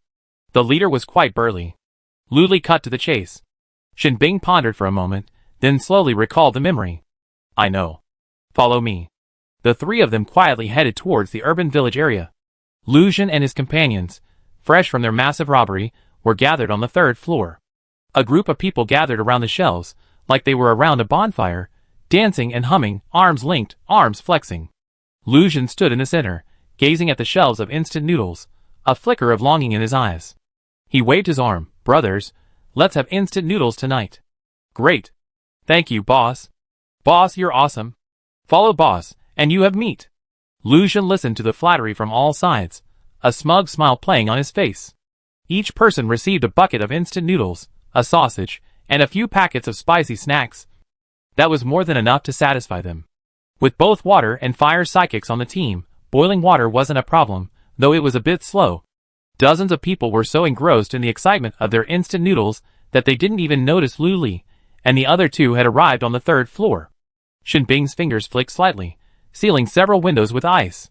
The energy fluctuations from this movement caught Lu Xun's attention. Who? Lu Xun asked subconsciously, his eagle-like eyes scanning the window. With a start, he knew who it was. A thin layer of ice sealed several broken windows. Lu Xun shouted, "Brothers, jump out the windows and scatter." At these words, some stopped eating noodles, and those who had space immediately put away the shells. It was a clear division of labor. In a few breaths, the scene was cleared. Those facing the windows tried to break through them with their bodies, but despite the thin layer of ice, they couldn't break it. Lu Li walked in, followed by Shen Bing and Luo Mu, exuding an air of prestige. The two men behind him had serious expressions and imposing auras. Energy surged toward Lu Xun, and the others like a tide. Instantly, some struggled to breathe, falling to their knees under the overwhelming pressure of the energy. A first-level psychic even bled from his mouth and nose, his limbs limp and unable to move. "You stole my things and you're still trying to leave?" Lu Li spoke coldly, his eyes like invisible hands clamping down on Lu Xun. Lu Xun felt his legs go weak for some reason when he faced her, but at least he had dozens of people behind him, so he managed to hold on. He puffed out his chest and said, "What's wrong with me robbing you?" Chapter 60. Lu Li was speechless. He was a repeat offender, so self-righteous. Lu Xun barely managed to stand upright, resisting the overwhelming energy from Shen Bing and Luo Mu. "Brothers, charge!" Turning around, he saw people behind him collapsing or fainting. He was left alone facing a formidable foe, and Lu Xun's confidence instantly vanished. A level 4 warrior against level 7 and 6 warriors, he stood no chance. His defenses crumbled bit by bit. Thinking of Shen Bing, the Ice Sculptor, the Lord of Ice, and so many other titles, Lu Xun's legs gave way. With a thud, Lu Xun fell to his knees, his hands covering his head. He pleaded in a muffled voice, "My dear, I was blinded by greed." As he spoke, he slid forward on his knees and hugged Shen Bing's thighs. Shen Bing kicked him away, landing directly in front of Lu Li, coldly saying, "There's no point yelling at me." Lu Xun understood. Even a master like Shen Bing was smitten by this little girl. What magical power did she possess? Without giving it a second thought, Lu Xun lunged forward to embrace Lu Li's thighs. "Beg for mercy first. As long as there's life, there's hope." Lu Li quickly dodged, sneering, "I don't want to shorten my life." Lu Xun ignored her, and continued to chase Lu Li on his knees. Just as he was about to embrace her thighs, she kicked him away. Lu Li snarled, "Where are the things you stole? Hand them over." It was so annoying. Weren't they so tough when they smashed the convenience store? Why were they so cowardly now? Lu Xun felt a surge of reluctance, but the pressure on him grew heavier, practically crushing him to dust. He had no choice but to release the shells from his space. He had wanted to keep them all for himself, which was why he hadn't taken them out during the celebration. The merchandise on the shelves remained untouched. Seeing their boss had confessed, the other underlings also handed over their share. Shen Bing collected everything into his space. This was all money, not a single one could be left untouched. Lu Li glanced around, feeling unwilling to give up, and kicked Lu Xun again, "Hand over all your goodies." "No." As soon as the words left his mouth, Shen Bing's pressure was overwhelming, bending his back to a 90-degree angle, and he crumpled to the ground. Then, relaxing slightly, Lu Xun gasped for air, attempting to struggle again. With a flick of his finger, he attempted to unleash his supernatural powers. Before he could mobilize his energy, Shen Bing appeared like a flash, appearing before him in the blink of an eye. He stepped on the side of Lu Xun's face, crushing him to the ground, and snarled, "Don't let Boss Lu say it a third time." Lu Li was delighted. Having underlings was truly wonderful. He didn't have to do anything, all he had to do was talk. No wonder so many bigwigs love to recruit minions. Luli looked at Shinbing's docile hair and Luo Mu, standing beside her like a male model, and couldn't help but make a secret decision. I must recruit many minions, and they must be handsome and powerful. That's the badge of a woman. Lu Xun was afraid. The pressure from his rank was like a mountain, impossible to overcome. His lips trembled involuntarily, and he felt fear and resentment. The crystal cores in the space poured out like beans, crackling. Among them were high-level crystal cores. Shinbing pulled out a sack from somewhere, and, with a wave of her hand, dumped all the cores into it. Satisfied, Luli folded her arms and ordered, "Tie them all up." Lumu had been useless for a long time, and she was afraid that she would not take him to the hot pot next time. Upon hearing this, she immediately took action. He deftly pulled out several bundles of hemp rope from his space, and tossed two to Shinbing. He himself, holding the rope, chuckled as he walked toward the group. The closer he got, the more they retreated into a corner. Dozens of people were huddled together in a corner. Seeing them, Lu Xun shouted, "This was all my idea. If you want to tie them up, tie them up." Luli personally took the rope and kicked him twice in anger. "I told you not to smash my convenience store and steal my things. You're all going to be tied up. What's the rush? If you have something to talk about, go give it to someone else instead of yelling." Luli cursed. The rope in her hand wrapped around Lu Xun's body without hesitation. Shinbing was afraid that he might struggle and hurt Luli. She deliberately applied pressure on him, immobilizing him and forcing him to obey Luli's orders. Luli was just an ordinary person, not the kind who liked exercise. It took a lot of effort to tie Lu Xun up.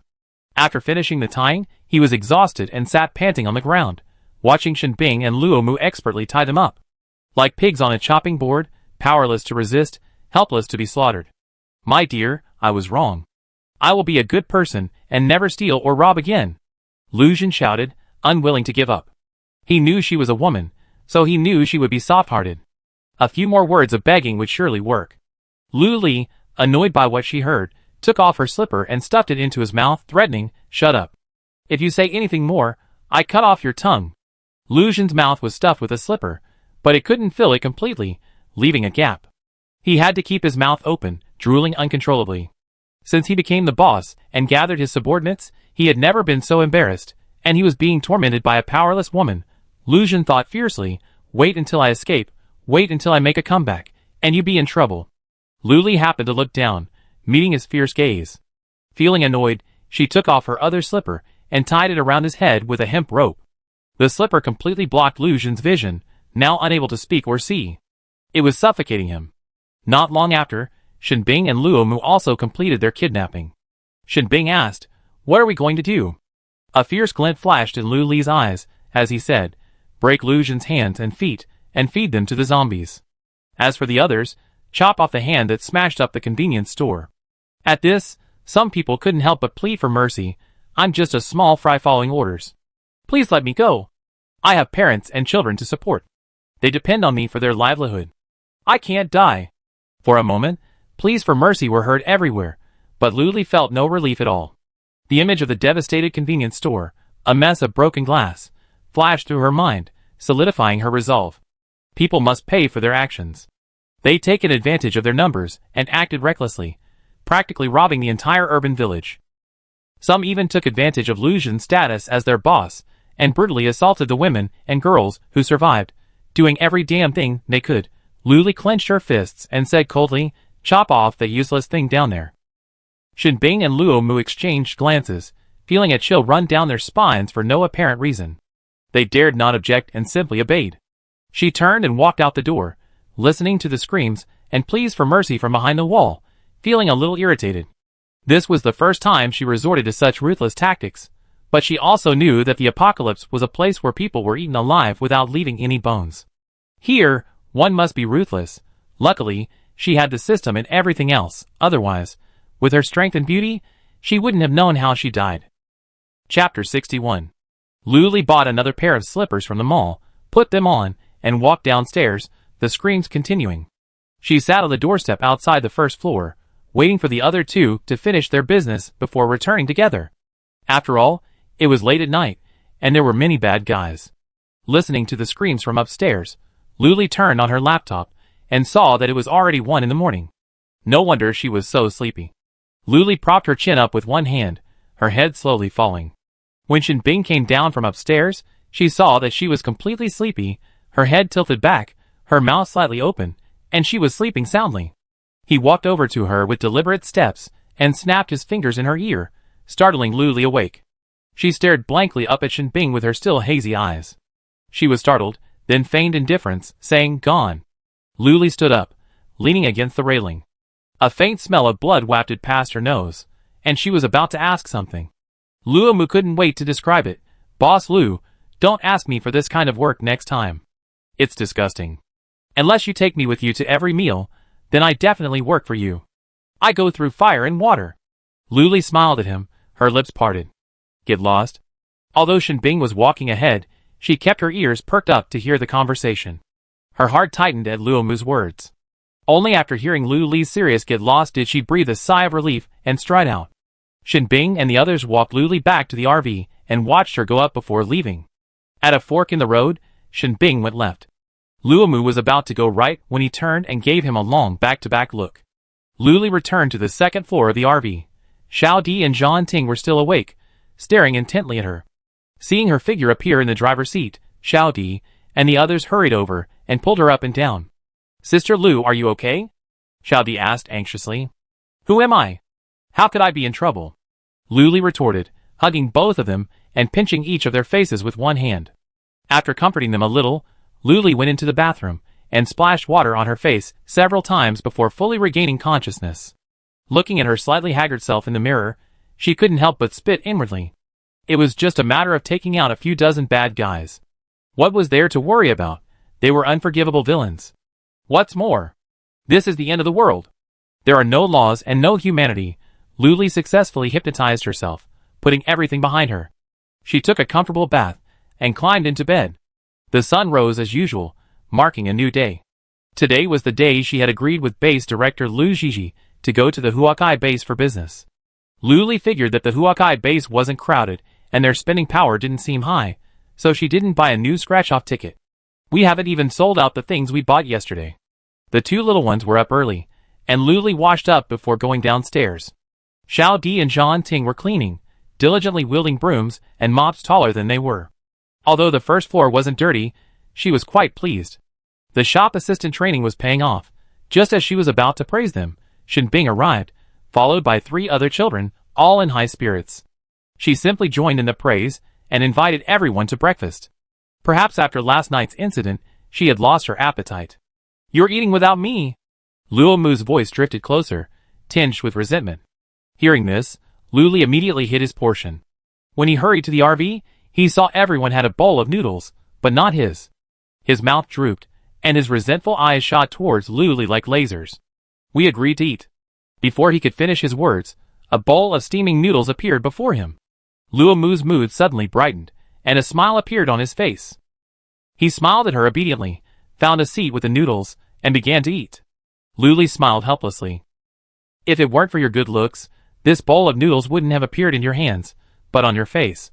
While they were eating breakfast, Lu Zhizhi arrived, still wearing the simple and uniform base commander uniform. She looked elegant and graceful on her. Lu Li was puzzled. She had seen Lu Hongtao wear the same uniform, but it made him look as old as a man in his 60s or 70s. As expected, fashion perfection depends on appearance. "Base commander, have you had breakfast?" Lu Li asked casually, standing up to greet her. Lu Zhizhi couldn't help but think of the black jelly she had that morning. It tasted terrible, but it was very filling. Her eyes involuntarily drifted to Luomu, who was slurping his noodles. The broth was incredibly rich. It was topped with a fried egg, lush green vegetables, and even a small piece of lean meat. The aroma was intoxicating. Lu Zhizhi calmly withdrew her gaze, and said modestly, "I eaten." Then her gaze fell on a pile of broken glass 10 meters away, and she remained silent for a long time. Lu Li waved her hand nonchalantly, and the broken glass disappeared. Lu Zhizhi continued to wait, expecting a new convenience store to appear. But nothing happened. She looked at Lu Li again. "Boss Lu, where's the convenience store?" Lu Li sat on a high stool, stole a glance at Lu Zhizhi, then sighed deeply, his shoulders drooping. It was smashed up by a bunch of scoundrels last night. She was clearly not in high spirits. Shinbing sat at the back table, watching her shoulders slump, feeling a strange pang of pain. "Who is it?" Lu Xin's group or Zhao Dai's? Lu Zhiji stepped forward, resting her hands on the table. Lu Li sat up abruptly, excitedly saying, Lu Xin. Lu Zhiji, with an expression of I knew it, soothed him, it's nothing. I sent someone to capture him today.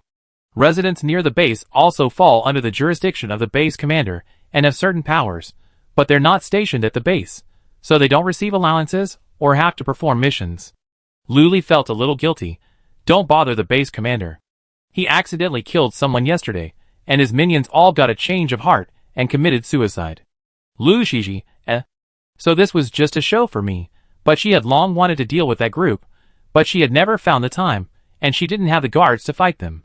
She clapped her hands and praised him sincerely. Thank you, Boss Lu, for getting rid of this pest.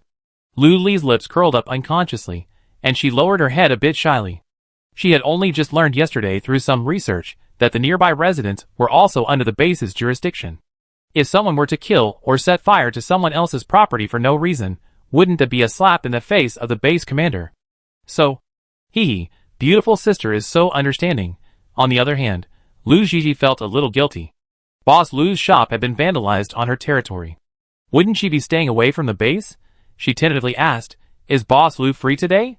Lu Li nodded like a chick pecking at rice, then glanced at the time on her laptop. It was 8:50. She said, 10 o'clock? I'd be there sharp at 10 o'clock, okay? Lu Zhiji couldn't refuse. She smiled and nodded. Then I'd be waiting for you, Boss Lu. Chapter 62. Lu Li smiled back, feeling the strange sensation of pretending to be an adult and interacting with adults. After watching Lu Zhiji leave, Lu Li hurried to find Shenbing. Hurry, hurry, use your points to buy another convenience store. One of them anxiously grabbed his arm. It's hard. Is it muscle? Not sure, but after pinching it again, it really is. It feels good, just the right amount of firmness and softness. Shenbing tensed unconsciously at the pinch on her arm. She looked up at her eyes gleaming with curiosity and exploration. Then, her arm was pinched again. I thought it was over, but this woman pushed further using both hands. She kneaded her arm while she spoke. Shenbing, do you hear me? Hurry! Lu Li smacked his lips, feeling the unprecedented sensations beneath his hands. He felt a strange itch. He thought she had been single since birth, and now in the apocalypse. She laughed inexplicably, and everyone's gaze turned to her, all expressionless with confusion.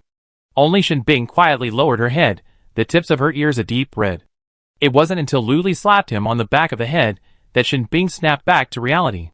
Facing the scrutiny of everyone, he opened his laptop and clicked on the Lu Li convenience store app. It was indeed possible to spend points to buy another convenience store, and even choose the exterior design, aside from the most primitive glass house. There were also small wooden houses with pointed roofs, red bricks, single-story, two-story, and three-story buildings, with a variety of styles to choose from high-tech to traditional. Shenbing browsed around and finally settled on the cheapest two-story convenience store. The structure resembles the picture below, but without the decorations. The first floor would be used as the convenience store, and the second floor would be their sleeping area, close to Boss Lu, in case the incident from last night happened again. Although it was the cheapest, it still cost nearly 5,000 points, effectively using up all of Shenbing's recent earnings. Looking at her double-digit point balance, Shenbing fell into deep thought, determined to earn more points. After placing the order, Shenbing dragged the convenience store out and placed it next to the lottery shop, less than 2 meters away, a matter of seconds' walk. Wow! Dadong exclaimed, looking at the convenience store, which was taller than an RV. Lu Li couldn't wait to inspect it. A large window, half a person's height, graced the front of the first floor, next to the main entrance. Stepping inside, it was bright and spotless, with large windows on all sides and a staircase leading to the second floor in the corner. The second floor contained 4 bedrooms and 2 bathrooms. The only drawback was that it was completely bare, a complete slab of bare bones. Shenbing had to gradually furnish it with furniture. Most importantly, there was a large balcony. While the view wasn't great, it was a great place to grow flowers and vegetables, a real draw for young people. Lu Li walked in front, followed by a stream of exclamations. Honestly, in the apocalypse, having a sheltered room was already a great thing, but now, having a bedroom and a bathroom was fantastic. Xiao Di eagerly went over to Shenbing and hugged her arm. Brother Shen, can Ting and I have a bedroom? John Ting, standing on the other side, also looked at Shenbing eagerly. Can I, Brother Shen? Asked Boss Lu. I don't have the final say, Shenbing said. So Xiaodi eagerly went to Luli again and asked, Sister Lu, can Tingting and I have a bedroom on the second floor? Of course, first come, first served. Don't tell Dadong and the others. Luli leaned close to her ear and whispered. Xiaodi gave a small exclamation and rushed, dragging Zhang Ting with her, to the room she had set her sights on the second floor. Once inside, she shouted, this room belongs to Tingting and me. Dadong rushed over, you're cheating. We need to compete fairly. Sister Lu said first come, first served. I don't care. Otherwise, go find Sister Lu. Xiaodi said ruthlessly, hands on his hips. Dadong was cowering. He dared go to Big Brother Shen, but not Boss Lu. He was inexplicably terrified. Shenbing looked at the others and laughed. Luo Mu climbed onto his shoulders. Don't you need a room for me? I'm one of the regular guests too. Get lost. Shenbing twisted her shoulders, shook off his hand, and said coldly. I'm going to find Lu Li. Luo Mu snorted coldly, turned around and walked away, circling Lu Li. Luo Mu rubbed his hands together, his blonde hair swaying slightly, resembling a giant dog. Boss Lu, give me a room too. Sure, Lu Li agreed immediately, then changed the subject, but you have to stay near me for 8 hours a day. That's the condition. Luo Mu instinctively wanted to refuse. Like Shenbing, he hadn't accepted the Central Base's invitation. It was simply because he disliked being confined. A motorcycle could take him anywhere he wanted. He had always been a worldly person, sleeping wherever he went, using the sky as a blanket and the ground as a bed. When he got bored, he'd leave. With his abilities, taking on a single mission could give him 6 months of leisure time, never having to worry about crystal cores or hunger. But ever since meeting Boss Lu and eating all those delicious treats, he couldn't let go. Even in his dreams, he wondered what delicious treats Boss Lu would bring the next day. After pondering for a long moment, he confidently said, then I take that room. He placed one hand on his hip and pointed to the room next to Xiaodi. Both rooms had excellent orientations, were spacious and airy. Lu Li, feeling both amused and helpless, agreed okay. Originally, he wanted a handsome bodyguard. After all, Shenbing needed to guard the convenience store and couldn't be by her side all the time. Lu Mu, who had nothing to do, was the only option left to conscript. Shenbing, eavesdropping on the conversation from a distance, silently clenched her fist, then released it. One room for Shenbing, one for Dadong, and the other 3 boys. The choices were made, except for the beds. Shenbing glanced at her points balance and said decisively, we buy the beds tonight. The most important thing now was earning points. Otherwise, I'd be sleeping on the floor tonight. Luckily, Lu Zhen's gang didn't go all crazy last night and squander everything they stolen. There were still quite a few left, and the merchandise was perfectly fine on the shelves, as if nothing had happened. After touring the second floor, Lu Li and her group returned to the first floor and put out the shelves they had taken back the previous night. After arranging the merchandise neatly, they could reopen for business. She checked the time, seeing it was almost 10 o'clock, so she led the group back to the RV and drove it towards the Huakai base. The guard saw the RV and let it pass. The base commander had specifically instructed that the lottery shop and convenience store would be open for 1 day within the base. He urged everyone to visit if they had time. If they missed this village, they would miss it. He also gave some staff a few hours off, giving them time to browse and buy some new items. The RV slowly drove into the Huakai base. With all 4 doors open, Lu Zhiji could be seen standing to the right of the gate. Behind him were 2 rows of guards, holding artificial flowers and expressionlessly dancing the Yanko dance, while shouting with great vigor. Chapter 63. Welcome, welcome. A warm welcome. Welcome, Boss Lu, and his lottery shop and convenience store to the Huakai base. The expressionless, unremarkable Yanko dance, coupled with a righteous welcome speech, created a momentary awkwardness. Even the RV slowly stopped, right in front of Lu Zhiji. Lu Li rested her hands on the table, stunned by what was happening. What was this all about? A welcome ceremony? That's too dry. The scene fell completely silent. After a moment, the guards began to applaud, clapping frantically. With their solemn expressions, anyone who wasn't aware would have thought they were about to commit murder or arson. Lu Li couldn't stand the awkwardness and intervened, saying, okay, find me a place to open my business. The 5 little kids behind burst into laughter, but they still had a certain sense of restraint, covering their mouths to try not to laugh out loud. Lu Zhiji also boarded the RV and directed it forward, eventually arriving at a large square within the Huakai base. A crowd of people was already standing there, and Luli wondered, could they all be here for her? After the RV stopped, a crowd instantly surrounded it, shouting and reaching out their hands. The crowd was 3 layers deep, quite a sight. For a moment, Luli thought of the zombie siege. She shook her head and looked at Lu Gigi, her meaning clear. Your people, organize them quickly. Lu Gigi laughed, picked up the loudspeaker on the table, and said sternly, line up.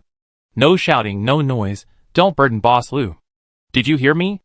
Lu Gigi emphasized her tone, her face imposing, the aura of a superior fully radiating from her.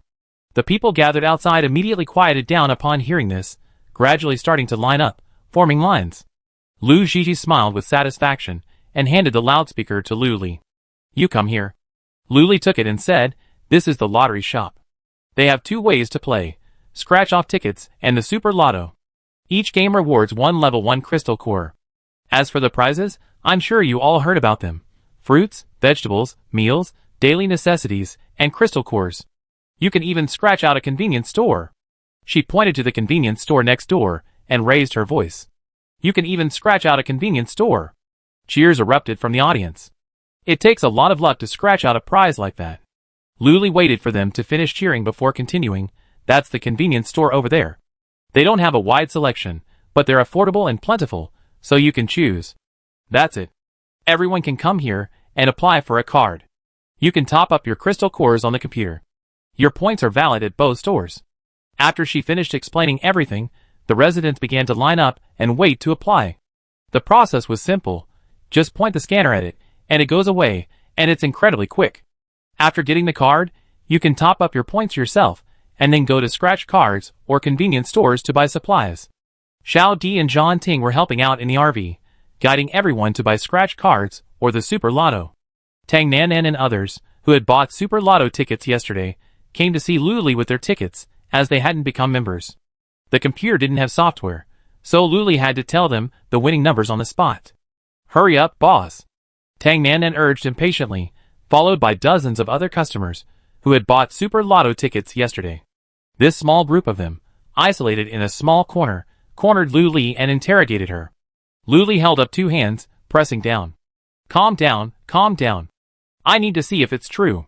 She opened the Luli lottery shop and checked yesterday's winning numbers, reading them out in order. 5, 9, 10, 13, 27, 31. Not only did people from the Huakai base buy tickets, but those from the Hope base also bought tickets from the scratch-off machines. A sudden cry of surprise erupted from the crowd. I won 5 numbers. The people around her cast envious glances, and any hint of jealousy was quickly suppressed. Luli held a megaphone. Congratulations. Come claim your prize.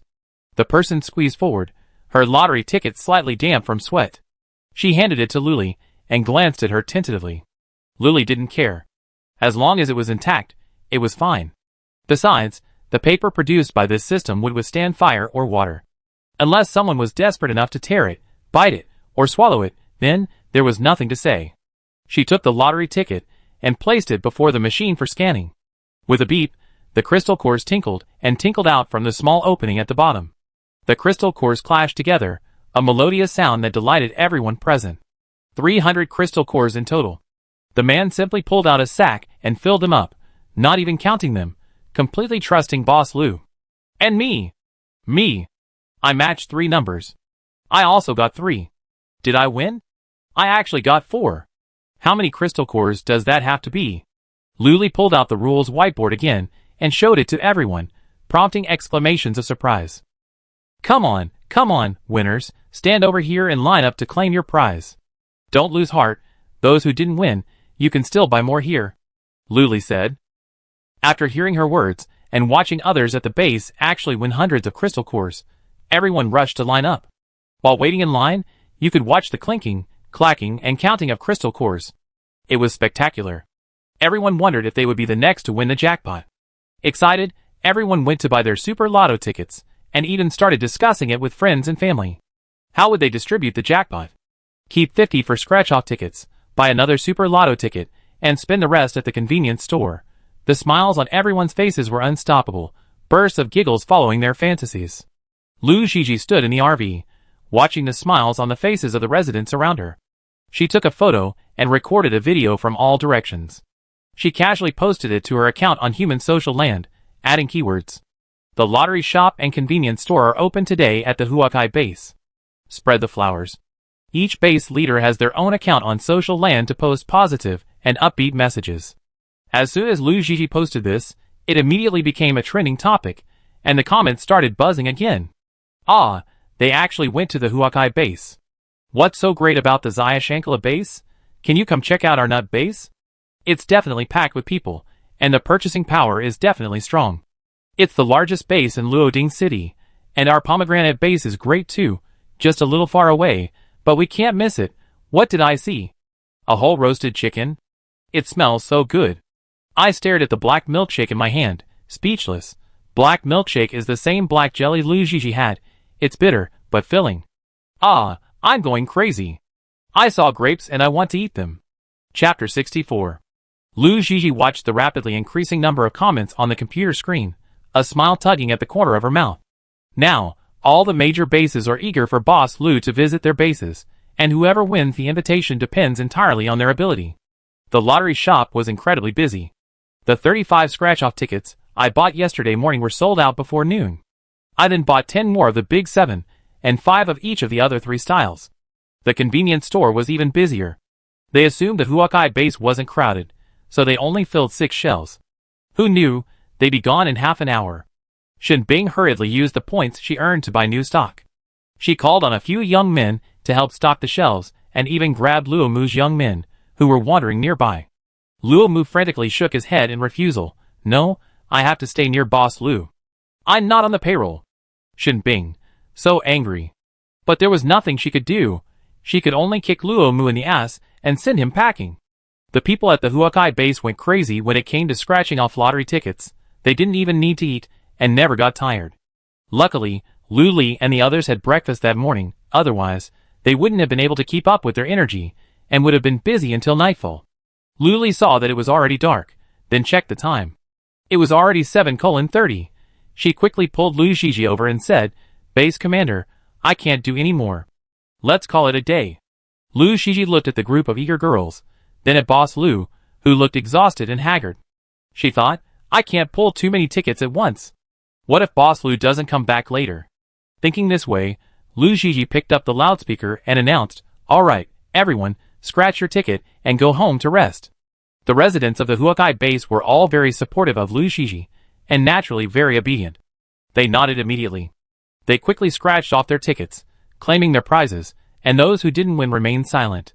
The scene dispersed peacefully. Shen Bing, seeing the scene had ended, planned to sell out the items on the shelves and then pack up and close the shop. As 8 o'clock approached, the square grew quieter. Lu Gigi expressed her sincere gratitude again.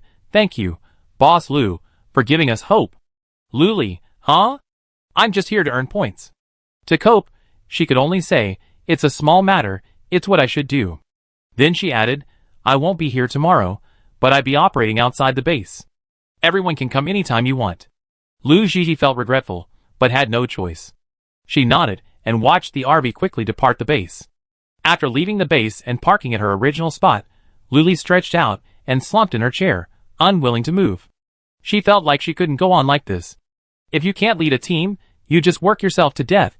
She needed to manage, free herself up. That was the true meaning of being a boss. Lu Li suddenly realized something, her eyes bright as she glanced at the people milling about in the RV.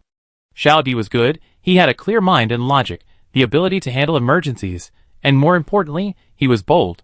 De Dong was also good, though a bit loud and not very careful, but also bold and strong. John Ting was very attentive, but introverted, not good at communication, and a bit timid. The other 2 little boys, Xin Shi and Xin Li, were both named by Shen Bing, taking their surnames. They had similar personalities to John Ting, perhaps because they were abandoned as children, which led to a certain timidity and low self-esteem. But it didn't matter. As long as they could work, Lu Li wouldn't mind. They desperately needed help right now. For example, selling the Super Lotto required someone, and selling scratch tickets also required someone. So there were 2 of them. Book Xiao Di and John Ting. The other 3 little boys gave Shen Bing the convenience store, which was more than enough. It was just a matter of training them. Lu Li was full of fighting spirit, but now, her stomach was rumbling. If she couldn't decide, she'd better eat first. Of course, dinner would have to be high-calorie. Today, someone had a barbecue gift pack, a full 100 skewers of both meat and vegetables. And they were already grilled and ready to eat, the sizzling heat of the charcoal, accented by the aroma of cumin. It was so fragrant, Luli was ravenous. She browsed them all, thinking, barbecue isn't filling enough, especially with so many people. Luli first ordered a barbecue set meal of 500 skewers, then added fried rice, stir-fried noodles, cold noodles, and other main dishes. She wanted to cater to everyone's tastes, but Shinbing and the others weren't picky at all. As long as they had something delicious, they were happy. They were even a little afraid. Boss Lu's appetite had spoiled them, and what would they do without him? The moment Luo Mu thought of this, he wanted to stop immediately, swearing to blame Boss Lu to death. Come on! Dinner's ready. Lu Li, like a cafeteria lady, called everyone with her hands on her hips. The busy chattering crowd immediately dropped their work and rushed over when they heard it was time for dinner. Looking at the fragrant, steaming barbecue on the table, they couldn't help but drool, and Luo Mu was even more exaggerated. He had his eyes glued to the barbecue, savoring it countless times with his gaze. If he hadn't been afraid of Lu Li's beating, he would have done it long ago. 500 skewers laid out together were quite a sight, surrounded by neatly arranged boxes of fried noodles, fried rice, and so on. Sit down. Lu Li even provided everyone with drinks. Hard-working people deserve good food and sleep. More energy to work. The little ones sat together, looking at the skewers of meat and vegetables before them, a little hesitant to start. They quietly observed how Sister Lu ate. She picked up a skewer loaded with meat and placed it sideways in her mouth. With a bite, a pull, a large mouthful of meat slipped into her mouth, leaving a hint of cumin spice on the corners of her mouth. Having learned how to do it, the little ones joined in, their mouths drooling with grease. Dadong slurped as he ate, occasionally taking a sip of his drink to cool down the spiciness. Lu Li, watching, smiled and asked, puzzled, "Is it really that spicy?" Dadong nodded frantically, stuffing his mouth with meat, taking a moment to say, "Spicy, very spicy. It's so spicy, but I still want to eat it." Good, good, good. After a delicious barbecue, everyone was extremely satisfied. After eating and drinking, Lu Li asked, "How much did the convenience store make today?" Shinbing was shocked when he saw the 5-digit point balance. Considering he spent all his points on buying this double-decker convenience store, he made it all back in a single day. The purchase cost was completely negligible. A bucket of instant noodles in the expiring category only costs 5 points, but they're sold directly for 75 points. Just imagine the profit the middleman made. Today's biggest sellers were instant noodles and mineral water, which also commanded the highest unit prices. He counted them quickly and reported, 22,050. Wow! The children nearby exclaimed in amazement. What a lot! They looked at Lu Li with eyes full of admiration. Lu Li felt a little embarrassed. After rewarding everyone with a lollipop, he also checked his point balance. Wow, I earned 60,000 points in just 2 days at the Huakai base. Girls have the most spending power when it comes to this. Soon I'd be able to light up another base star. Lu Li thought happily when she felt a tap on her shoulder. It was Shinbing. Chapter 65. Just one look at him, and Lu Li knew he had something to ask. With a pretentious expression, he crossed his legs and folded his arms across his chest, asking, "What is it?" Shinbing leaned over, their heads touching for a moment. He whispered, "Boss Lu, I can't buy furniture here." Lu Li understood. His Lu Li convenience store only sold food. There was no furniture selection. Okay, pay with your points. Lu Li swiped his laptop to the furniture category and shared the screen with him. Shinbing called a few of the children, and they gathered together to select their favorite bedding. Of course, it couldn't be too expensive. Luo Mu shamelessly approached and quickly added a 1.8-meter tall bed to his shopping cart. Shinbing realized it only after paying the points, but it was too late. She had no choice but to drag Luo Mu outside and give him a beating. I've been wanting to beat him up for a while now. I've been fed up with him, clinging to Boss Lu like a little tail all day long. He should be the one to be a little tail. Shinbing thought bitterly as she beat him up. She was merciless. After the beating, the two of them returned to the RV as if nothing had happened. Lu Li saw them walking back arm in arm and asked, "Where have you been?" Luo Mu was about to complain, Shinbing. But he was immediately covered up. Shinbing said calmly, "We were communicating. What kind of relationship do I need to communicate with you?" Luo Mu thought to himself, but he couldn't beat her, so he had to give in. "Oh," Lu Li said, "I'm going upstairs. You guys can go back." Shin Bing agreed and led the group back to the second floor of the convenience store, where they placed the beds they had bought in their rooms. But it wasn't just the bed he needed to buy, there were all sorts of other things too: pillows, sheets, toothbrushes, toothpaste. To save himself the trouble, Shin Bing bought the same items for everyone. It didn't matter if they were boys or girls, they were all the same to him. After buying these daily necessities and placing them in the bathroom and bedroom, it felt quite homey. Shin Bing checked every corner, making sure nothing was missing or a potential danger before washing up. After returning to the room after showering, he found someone sprawled out on the bed. Upon closer inspection, it was Luo Mu. Shin Bing grabbed him and tried to throw him out the window, but Luo Mu's words stopped him. "Do you like Boss Lu?" Luo Mu said with certainty. Shin Bing panicked and paused for a moment, then without hesitation, opened the window and flung him out.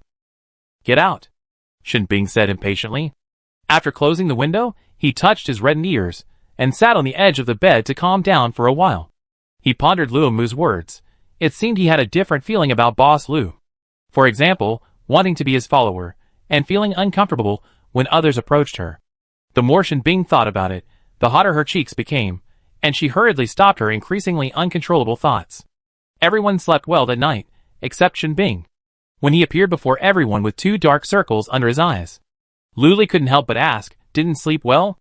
You're not used to your bed?" Shin Bing's eyes wandered, and she didn't answer her directly, just a casual him. She shrugged and glanced at him curiously. Why were his ears so red? It wasn't that she wanted to see it, but the redness was too much, and against his youthful face, it looked like he'd been severely bullied. If she didn't ask, he wouldn't say anything. But if she asked, wouldn't he start talking? Luli had a good idea, so she asked again, "What's wrong with you? Didn't you get enough rest?" Goodness, Shin Bing just slipped away. Luli was even more curious. Just then, Luo Mu strolled over, his hands in his pockets, looking around. If you didn't know better, you think this was his place. She grabbed Luo Mu and asked, "What's Shin Bing doing?" Luo Mu had been thrown out the window last night. Although he was unharmed, he was still angry. He just snorted, "Ask him yourself. 1 or 2 of these. Are they really that hot-tempered?" She didn't bother to care. After suppressing her curiosity, she prepared to open the shop. It was still early, and seeing no customers, Luli placed an order for 20 copies of the Big 7, and 5 copies of each of the other 3 types. She leisurely bought a hash brown, a panini, and soy milk, and ate them with great ceremony. The little ones woke up one after another, and came to the RB to greet her. Luli saw that breakfast was a must, and with a wave of her hand, she placed an order for 5 more copies of the same breakfast. Luo Mu joined in the fun, gazing at her eagerly. Luli ruthlessly refused, "Go cool off." She was a professional at holding grudges, and she was determined to get her revenge immediately. Luo Mu immediately sat down next to her, tugging on her elbow and rocking her. "Hey, Boss Lu, I'm telling you something." Luli tilted her head and snorted softly, "You're not listening." Luo Mu sat down on her other side again, repeating the same trick. Luli couldn't help but laugh at his swaying golden hair. "Go ahead," Luli said proudly. "It was last night." Luo Mu was about to whisper when fate grabbed his neck. He was thrown out of the RV along with the chair. After a brief moment of shock, he reacted quickly. In an instant, he righted himself and landed firmly on the chair. He stood up, hands on his hips, and angrily shouted at Shin Bing, "You're shameless."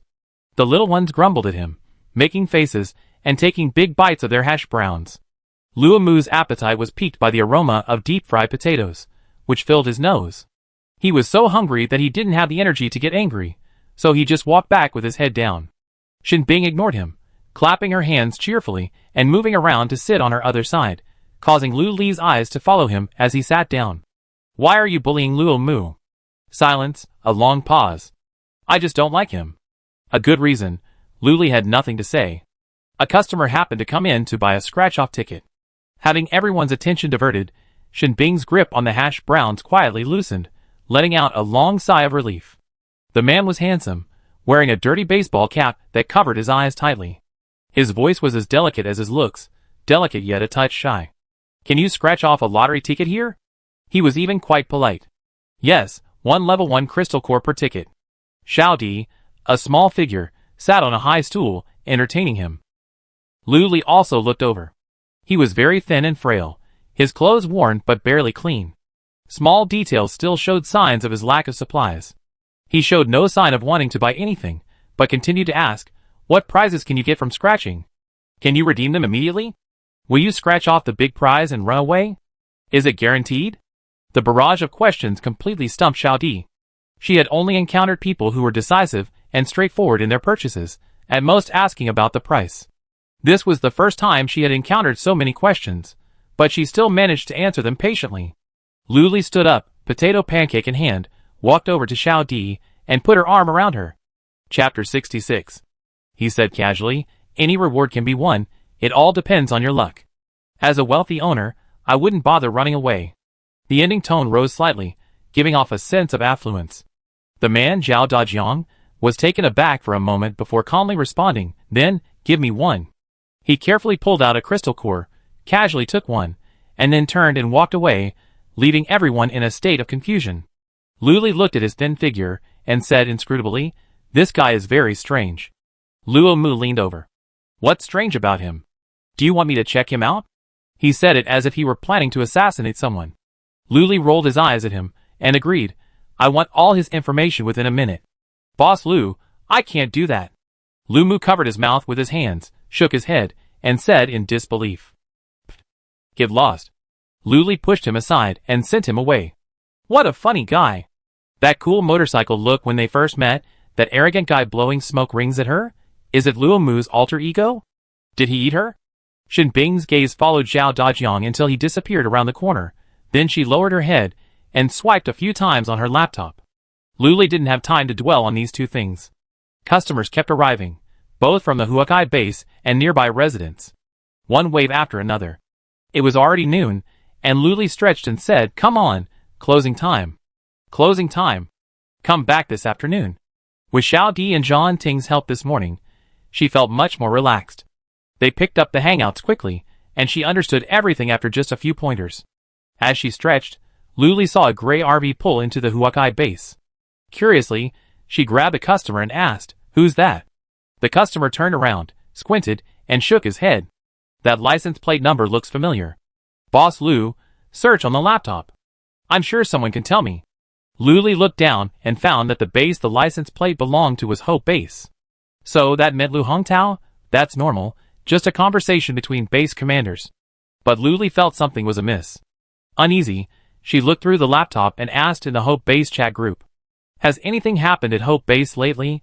As soon as Boss Lu spoke, others immediately responded, with news pouring in. "I haven't heard of any major events, except that the base commander's daughter is disabled." Yes, the base commander has been in a bad mood these past few days. The entire base is undergoing major changes. That's right, many people can't stand it anymore and have run away. I'm planning to run too. So which base are you going to? Walnut Base. It's a large base with a large population, and I heard the base commander is approachable. Take me with you. I'm going to the Walnut Base too. It's close. The topic gradually strayed, but Luli quickly grasped the key point. Lu Weichun was disabled. She knew. She paid Luo Mu a crystal core to beat him up. Could it be that Lu Hongtao was teaming up with Lu Zhiji to deal with her? Why, Luli refused to accept it, but subconsciously, she felt that Lu Zhiji wasn't that kind of person. She was elegant, generous, sensible, and considerate of the base residents. That old Lu Hongtao must be trying to get her. Luo Mu happened to be nearby. She tossed him a crystal core, and he instinctively caught it and asked, "Who are you going to kill again?" If the customers hadn't mostly left, Luli would have wanted to cover his mouth. She leaned over and whispered, "Lu Hongtao." Luo Mu whimpered, shaking his head, his hair flying wildly. "That won't work. Lu Hongtao has someone above him." He pointed a finger skyward, a look of profound secrecy on his face. Luli also raised a finger skyward. "I have someone above me too, even more powerful than him. I'm just asking you if you're going. If not, I find someone else," Luli said impatiently. I really wanted to kill all of them. She just wanted to run the lottery shop properly. What had she done wrong? "Go away." Luo Mu agreed immediately, and put the crystal core away. Was he afraid? Yes, afraid that Boss Lu would not give him food and kick him out of home. Over here, at the Huakai base, Lu Zhiji held a bowl of black jelly, which was quite difficult to swallow. She couldn't help but think of the luxurious breakfast she had seen at the RV yesterday morning, noodles with a rich broth and a vegetable omelette. Just thinking about it made Lu Zhiji swallow. She felt that the black jelly wasn't so unpalatable after all, so she tilted her head back and drank it in one gulp. She began to wonder again, what were the chances of winning over Boss Lou? Given her personality, she probably wouldn't stay at one base for long. Just as she put down her bowl, there was a knock on the door. The guard came in to report, "Base Commander, I hope Lu Hongtao from the base is here." Lu Hongtao was a pretty good base manager, if a bit rigid. But with someone above him, he wasn't afraid to offend. "Please ask him in." Lu Gigi sat up straight, her fingers unconsciously rubbing the rim of her bowl, lost in thought. Lu Hongtao strode in, followed by 4 bodyguards, all with solemn expressions. "Base Commander Lu, what brings you here?" Lu Gigi stood up to greet him, then said, "Please sit down." Lu Hongtao naturally sat down in the chair across from her. Lu Gigi followed suit, their eyes meeting, a fleeting glint of light. During the recent zombie wave at Hope Base, only Huakai Base, with 500 guards, arrived to support. While not many, it represented all the troops Huakai Base could mobilize, and they also brought a wealth of supplies. This brought a brief pause to the relentless zombie horde, giving the exhausted Hope Base a break. Lu Hongtao was grateful to her. He bluntly asked, "I heard that lottery shop opened at Huakai Base." Lu Gigi's heart skipped a beat. She had heard a little about the feud between Lu Li and Lu Hongtao. Yes, Boss Lu is truly remarkable, possessing such a rare ability. "I even invited her to operate at the base for a day," Lu Gigi said truthfully. There was also a hint of a warning in her voice. A flicker of disdain flashed in Lu Hongtao's eyes, and he clenched his fists, wishing he could tear Lu Li into pieces. He scoffed and got straight to the point. "Lu Gigi, I'm here to collaborate with you to eradicate Lu Li. If you agree, I also look for the Nut Base and the New Life Base." New Life, Hope, Blossoming Flowers, and Nut Base, the 4 largest bases in Luoding City. Not to mention the dozen or so smaller bases, which don't even qualify to register with the central base, and can only survive by relying on the larger bases. At this point, Lu Hongtao even stood up excitedly, his hands resting on the table, glaring at Lu Gigi with bloodshot eyes. Lu Gigi calmly stepped back, met his piercing gaze, and shook her head. "I won't cooperate with you. Boss Lu won't be eliminated so easily, Base Commander Lu Hongtao. I advise you to give up this idea," she offered earnestly. Lu Hongtao's eyes widened, bloodshot all over, a terrifying sight. His mouth trembled as he angrily asked, "Do you know what she did to Chun Chun?" Chapter 67. What the hell does it have to do with me? She brought it upon herself. Why would she bother provoking Lu Li? After 2 days of getting to know her, she probably understood Lu Li's personality. If you don't provoke her, she won't provoke you. Lu Gigi grumbled inwardly, but didn't show it on her face. Instead, she said with regret, "I know Chun Chun is still young. Chun Chun is still so young. She'd never be able to stand up again for the rest of her life, confined to a wheelchair forever. I'm so angry. I wish I could bring Lu Li to Chun Chun and let her do whatever she wants."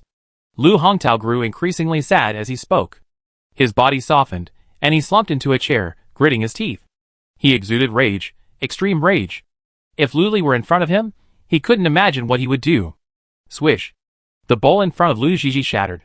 Lu Gigi could only do her best to appease him, feigning agreement.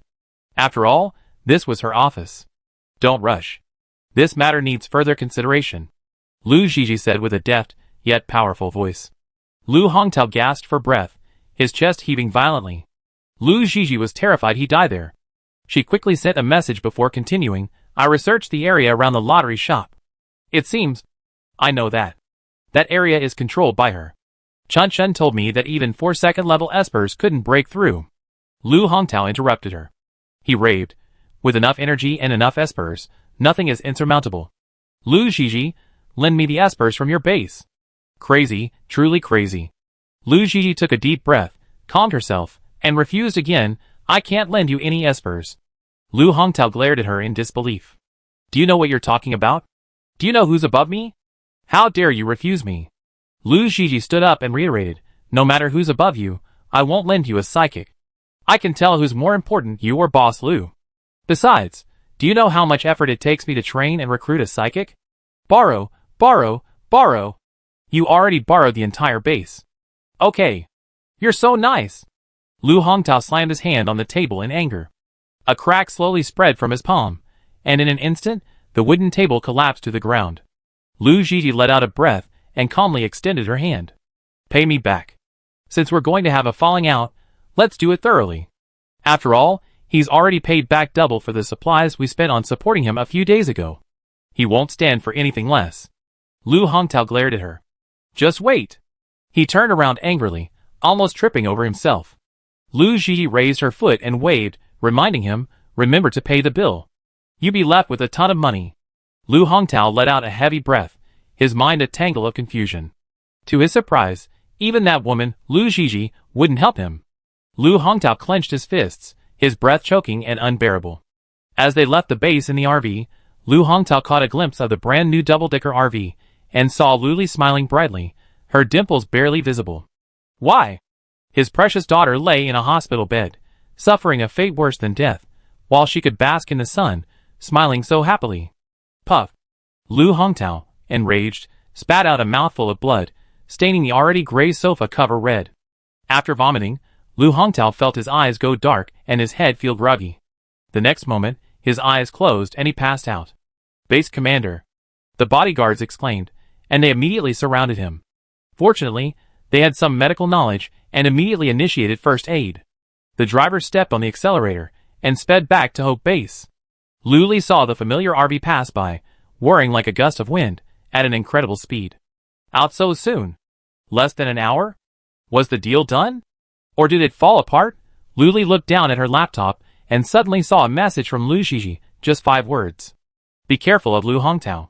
From her previous experience with Lu Zhi's messages, she knew she would always include punctuation, which meant she had sent it in a hurry. She stopped her chaotic thoughts and replied, okay. Just as she turned off the laptop, it vibrated again. Luli looked and saw it was Lu Zhi's reply. Lu Hongtao tried to co-opt me to deal with you, but I refused. Great! Luli exclaimed, baffled. She knew Lu Zhi was showing her favor. Between her and Lu Hongtao, she had chosen her. Luli was satisfied. She didn't mind being someone else's second choice, but she had to firmly choose her. She propped her chin up, gazing towards the Huakai base, thinking, after selling all the scratch-off tickets today, she would reach the goal of 100,000 points, and could leave the automatic scratch-off machine at the Huakai base. She heard that collecting the 5-pointed star icons from all 5 bases would bring new surprises. She was looking forward to it, even though it was only 1. As she was thinking, her arm felt like it was being poked by a piece of ice. She tilted her head, and Shin Bing held up the laptop for her to see. Luli leaned over, and saw the information for the morning's first customer. He took a quick glance. His name was Zhao Dajiang, height 178 centimeters, weight unknown, date of birth unknown, and he was approximately 20 years old. Born and raised in Luoding City, he had excellent academic performance before the apocalypse. His only surviving family member was his older brother Zhao Dai. Zhao Dajiang. A name that sounded familiar. It seemed Lu Zhi had mentioned it before. Since he had connections, Luli immediately asked, do you know who Zhao Dajiang is? The response was swift and detailed. He learned that they were part of a gang even larger than Lu Zhin's, specializing in robbery. They were the older brother, Zhao Dai, and the younger brother, Zhao Dajiang. One martial artist, the other a scholar, they were a perfect match. The older brother was a 4th-level psychic, while the younger brother was very intelligent and served as the team's strategist. After a while, Lu Zhi asked, did they come to see you? Did anything go wrong? No, Luli said. This is so strange. What are these 2 people up to? Are they all trying to cause trouble for her? Never mind. Eating is more important. With her 2 generals by her side, and the system as a protective amulet, she beat up anyone who comes her way. Everyone happily ate lunch at noon, took a short nap, and then reopened for the afternoon. Just as the scratch-off tickets were set out, Zhao Dajiang arrived, as if determined to be the first customer. Luli sat on a high stool, her chin resting on one hand as she watched him approach. Zhao Dajiang didn't look at her, but simply took out the scratch-off ticket she bought that morning and placed it on the table. Claim your prize. Luli took a look and was amazed. On her first try, she scratched out the coveted fruit, a fruit basket. When the lucky cat spit out the fruit basket, Zhao Dajiang couldn't help but gasp. It was large enough for a grown man to wrap his arms around, and inside, a dozen or so kinds of fruit were arranged in a chaotic and orderly manner. Apples, pears, dragon fruit, dates, grapes, oranges, cherry tomatoes, cantaloupe, peaches, and more. Each one is juicy and bright, clearly the finest fruit. Chapter 68. In an instant, The fruit basket vanished. Luli looked up in surprise, meeting Xiao Dajiang's slightly flustered gaze. He feigned composure and said, "I stored it in my space." Luli understood, but wasn't it a little too fast? "At least let me admire it." "Still shaving?" Luli asked habitually.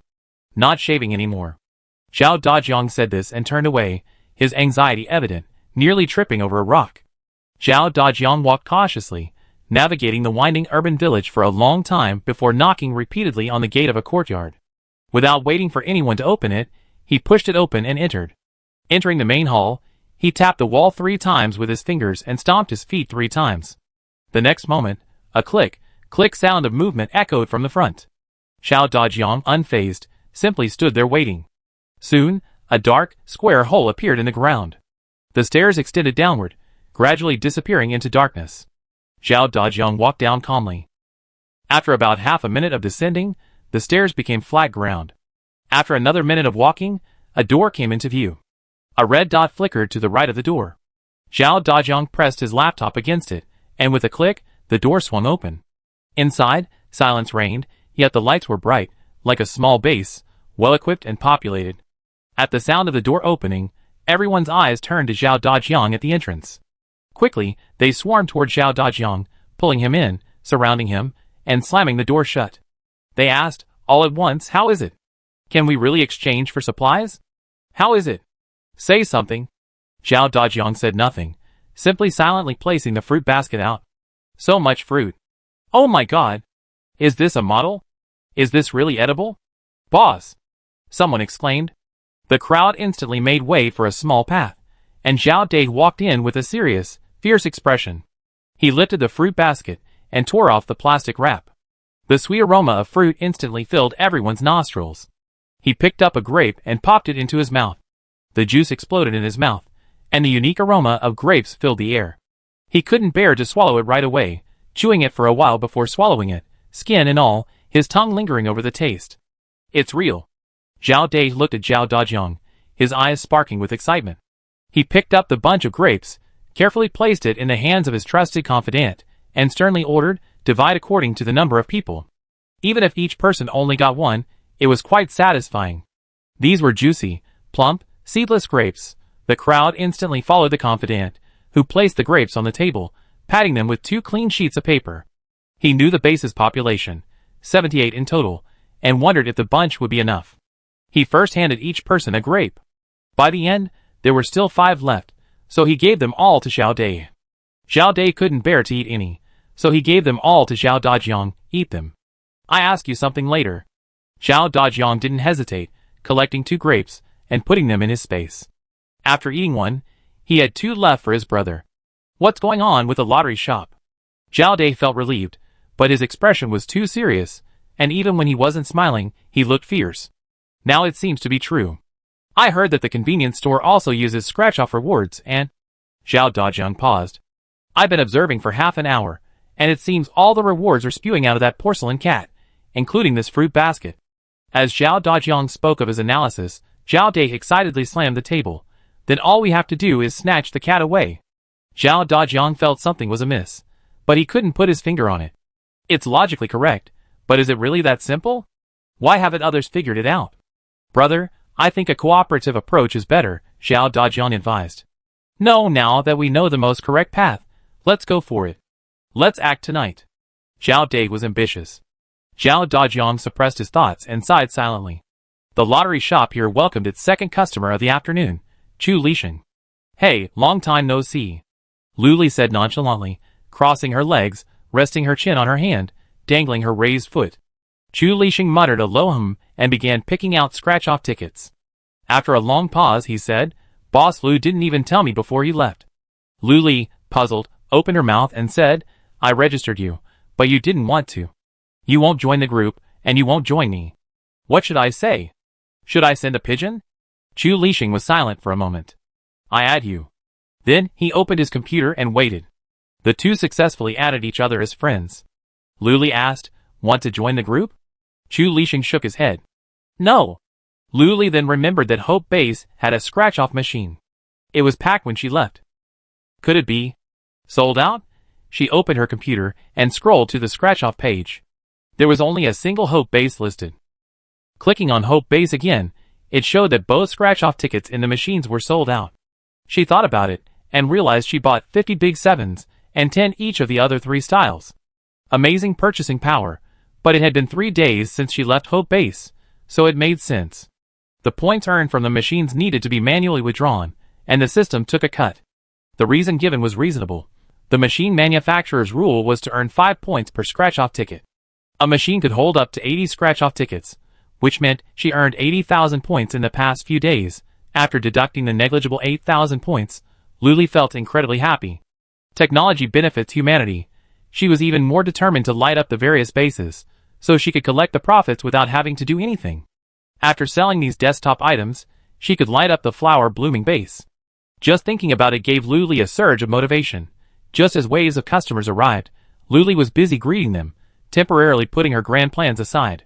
Chu Lixing redeemed his prize, selected a scratch-off ticket, fed the lucky cat, and left. He was busy until the evening. Luli stretched her shoulders and neck, feeling she needed a massage chair. In a building not far away, brothers Zhao Dai and Zhao Dajiang were monitoring the RV in real time. Zhao Dajiang grew increasingly uneasy, secretly suspecting that the lottery shop owner was more than he appeared. He urged her again, "Brother, don't act rashly. Observe for another day. Have you forgotten Lu Xun's plight?" Zhao Dai was stunned, his mind flashing back to the image of Lu Xun, mauled beyond recognition by zombies, his body completely ravaged. He heard his brother continue, "Do you want us all to become the next Lu Xun?" Zhao Dai shook his head subconsciously. "No, absolutely not. Lu Xun is just arrogant. Can you defeat Shen Bing? Can you defeat Luo Mu?" Zhao Dajiang hit a sore spot. Chapter 69. I can't win. Zhao Dai calmed down, his rationality gradually returning. He had just seemed obsessed. He was only thinking about how much supplies the lottery shop and convenience store had, how many delicious foods he could give his brothers a good meal. But he forgot the fundamental difference in strength. He couldn't defeat Shen Bing alone, let alone if all the psychics at his base attacked together. Maybe there was still a chance of victory, but Zhao Dai absolutely didn't want to sacrifice so many of his brothers. "Are you giving up?" Zhao Dai was unwilling. Zhao Dajiang punched him directly. "There's no action at all, so how can you give up? We want cooperation." Zhao Dai felt a little aggrieved. "Why are you hitting me? Seriously, I just do whatever you say, okay?" "Okay." Zhao Dajiang was at a loss for words. The two of them huddled on the rooftop, enjoying the warm breeze, continuing to observe the RV. "It's only 7 o'clock, and you're already closing?" Zhao Dajiang looked at the suddenly decreasing number of customers in front of the RV and checked the time. Zhao Dai also craned his neck to see. "Yeah, this business is too casual. If I were, I have to be open 24 hours a day." Zhao Dajiang rolled his eyes at him. "Let's go buy a few tickets to scratch." Zhao Dajiang stood up, and the two of them went downstairs together. When they reached the RV, only a few unwilling customers were still scratching. Luli glanced at Zhao Dajiang. He thought to himself, "Little guy, I got your details figured out." The two of them didn't approach directly, but waited aside until all the customers had left. Then approached, Zhao Dajiang said, "Boss, we take the rest." Luli said cheerfully, "Okay." Xiao Di and Zhang Ting tactfully gathered all the scratch-off tickets from all 4 sides. They stacked them together and handed them to Luli, who glanced at them briefly. There were about 10 or 20. She counted them, 22, and reported them directly to the two of them, leaving Zhao Dai to retrieve the cores. The two took their tickets and tried to leave, but after taking a few steps, they retreated. Luli subconsciously became wary. "We want to scratch here," Zhao Dajiang said, "so we don't have to go back and forth after winning a prize." "Go ahead," Luli raised an eyebrow. She wanted to see what these two were up to. There were several tables and chairs in front of the RV for customers to use for scratch-off tickets. The two of them sat down nearby and started scratching. 22 tickets, not too many, not too few, and they scratched for about 5 minutes. The atmosphere was a little subdued, and even Luli, who was deciding what to eat for dinner, sensed it.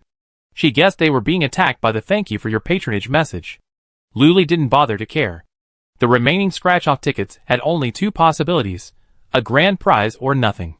As expected, after scratching off 22 tickets, Zhao Dajiang practically had the words "wasted crystal cores" written all over his face. With a slightly grim expression, Luli held back a laugh as she clutched 5 scratch-off tickets to claim her prize. It was bad form to mock customers in front of him.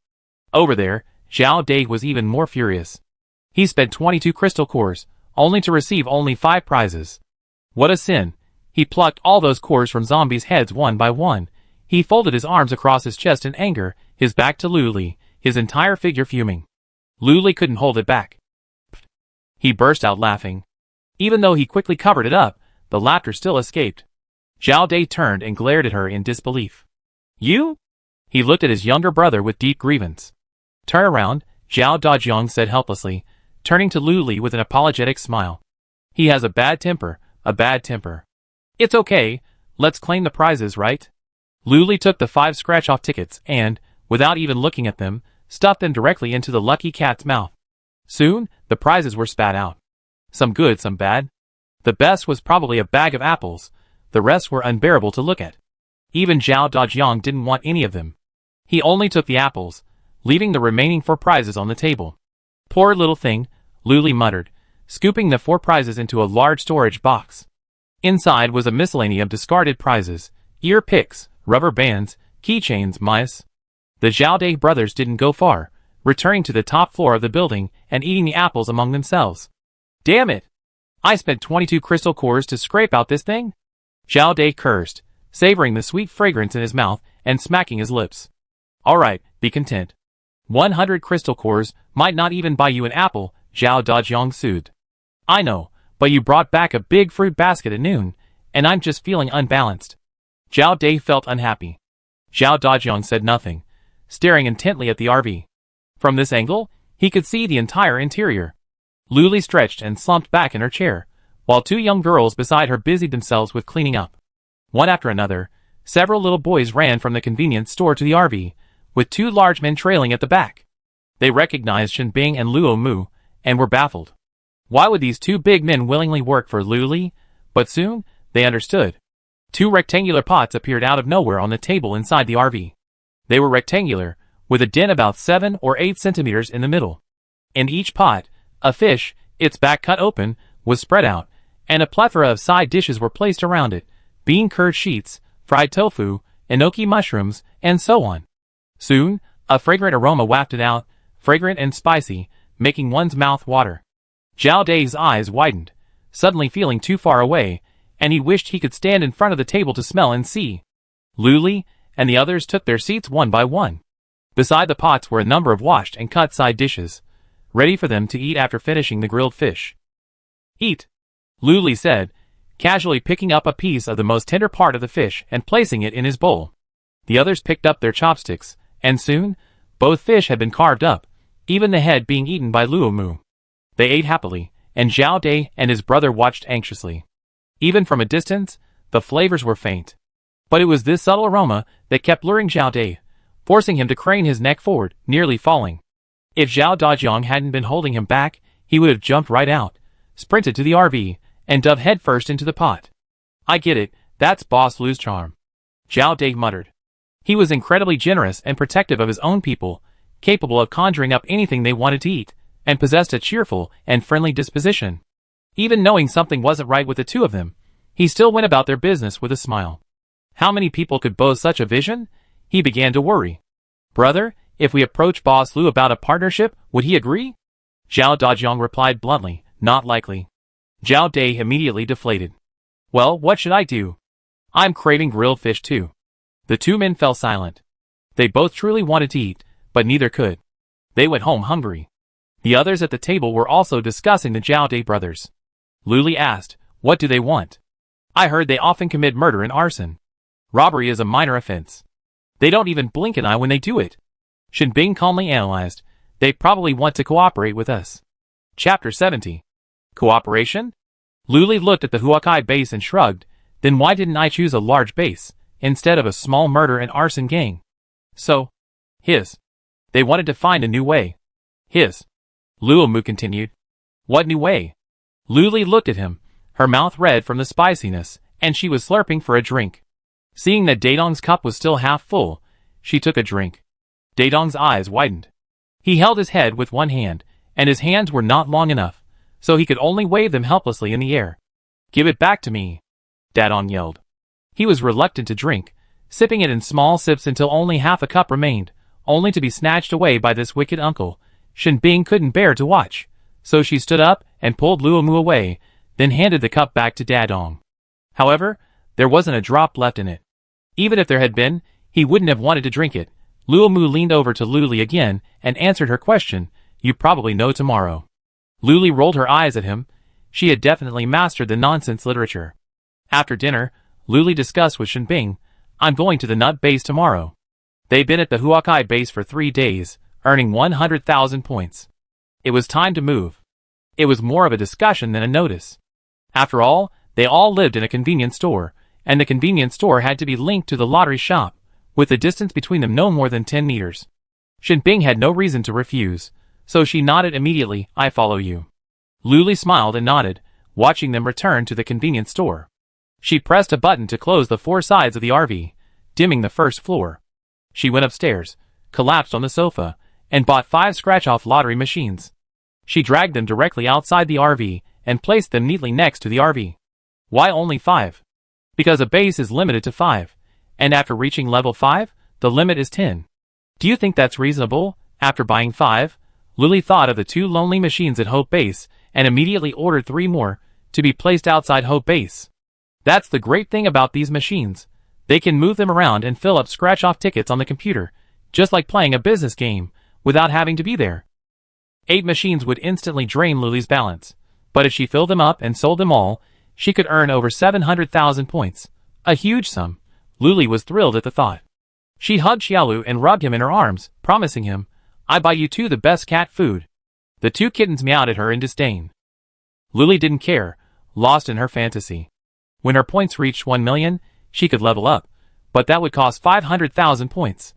It was a huge sum, too. It seemed as if all the points earned went into the system's pocket.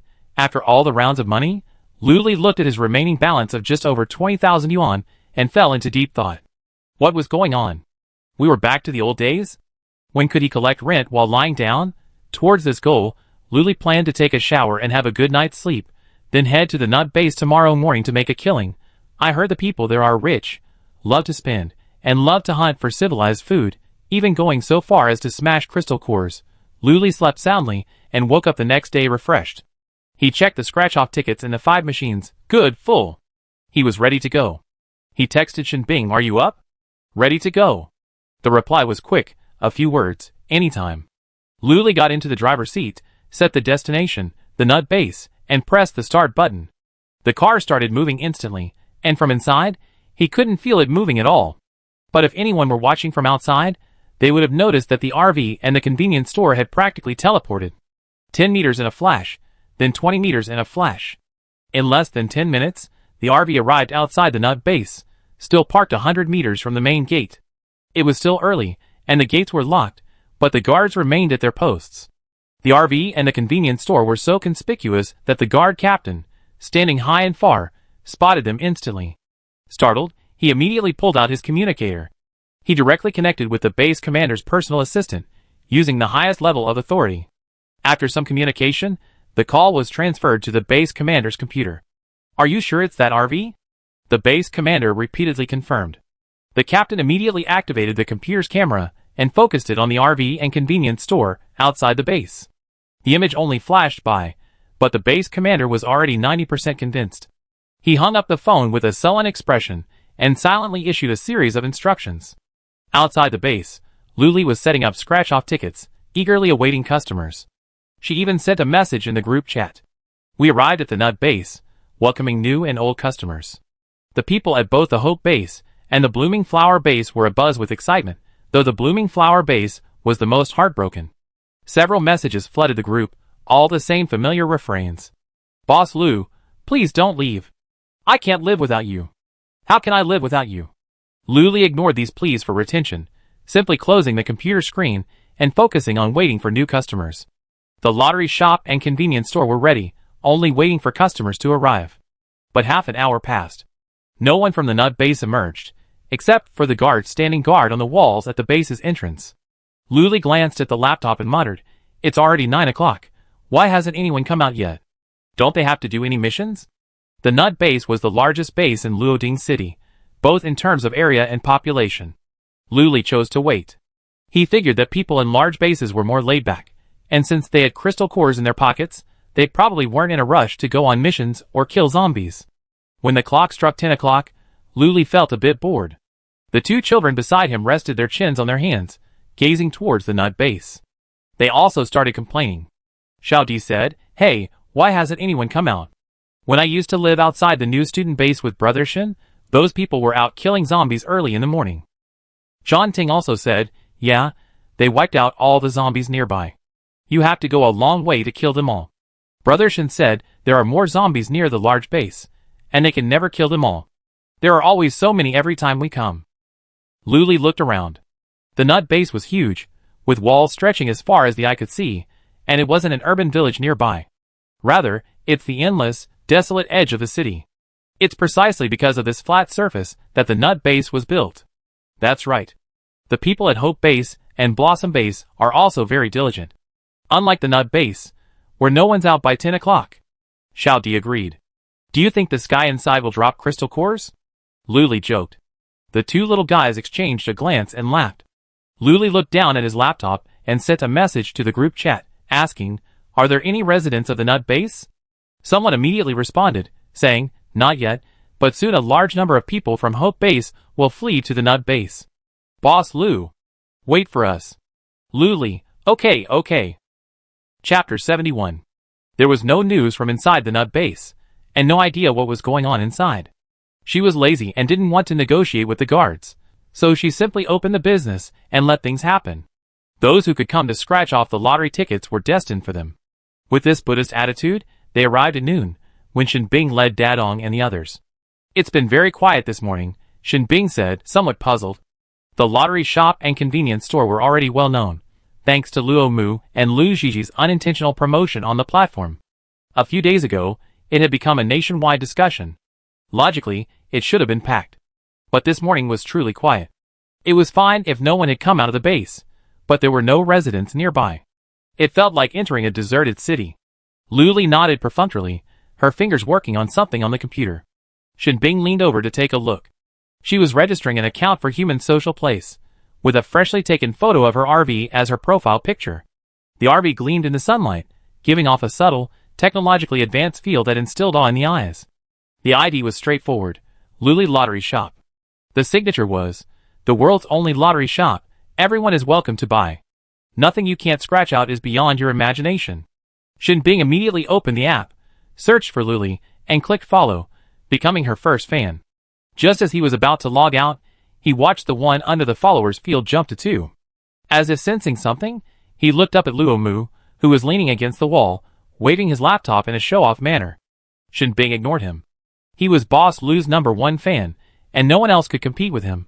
After registering, Luli posted a message, "I'm at the nut base, come quickly, waiting online." It was a simple sentence, but it fell on deaf ears, not causing a single ripple. After waiting for a long moment, Luli looked up, puzzled. "Isn't I famous? Why isn't anyone commenting or liking my post?" Shinbing remained silent, her head lowered as she fiddled with her computer. Luli's laptop vibrated, and she happily looked over. She rolled her eyes, nearly to the sky, and angrily said, "Shinbing, and you, Luo Mu, you too, just get out of this." Luo Mu explained, "It's just that too many people have been impersonating you lately. Look." He showed her his laptop, and the search page showed him just the words lottery shop, but thousands of users appeared. Not. Luli looked through the pages in surprise. The usernames were all the same.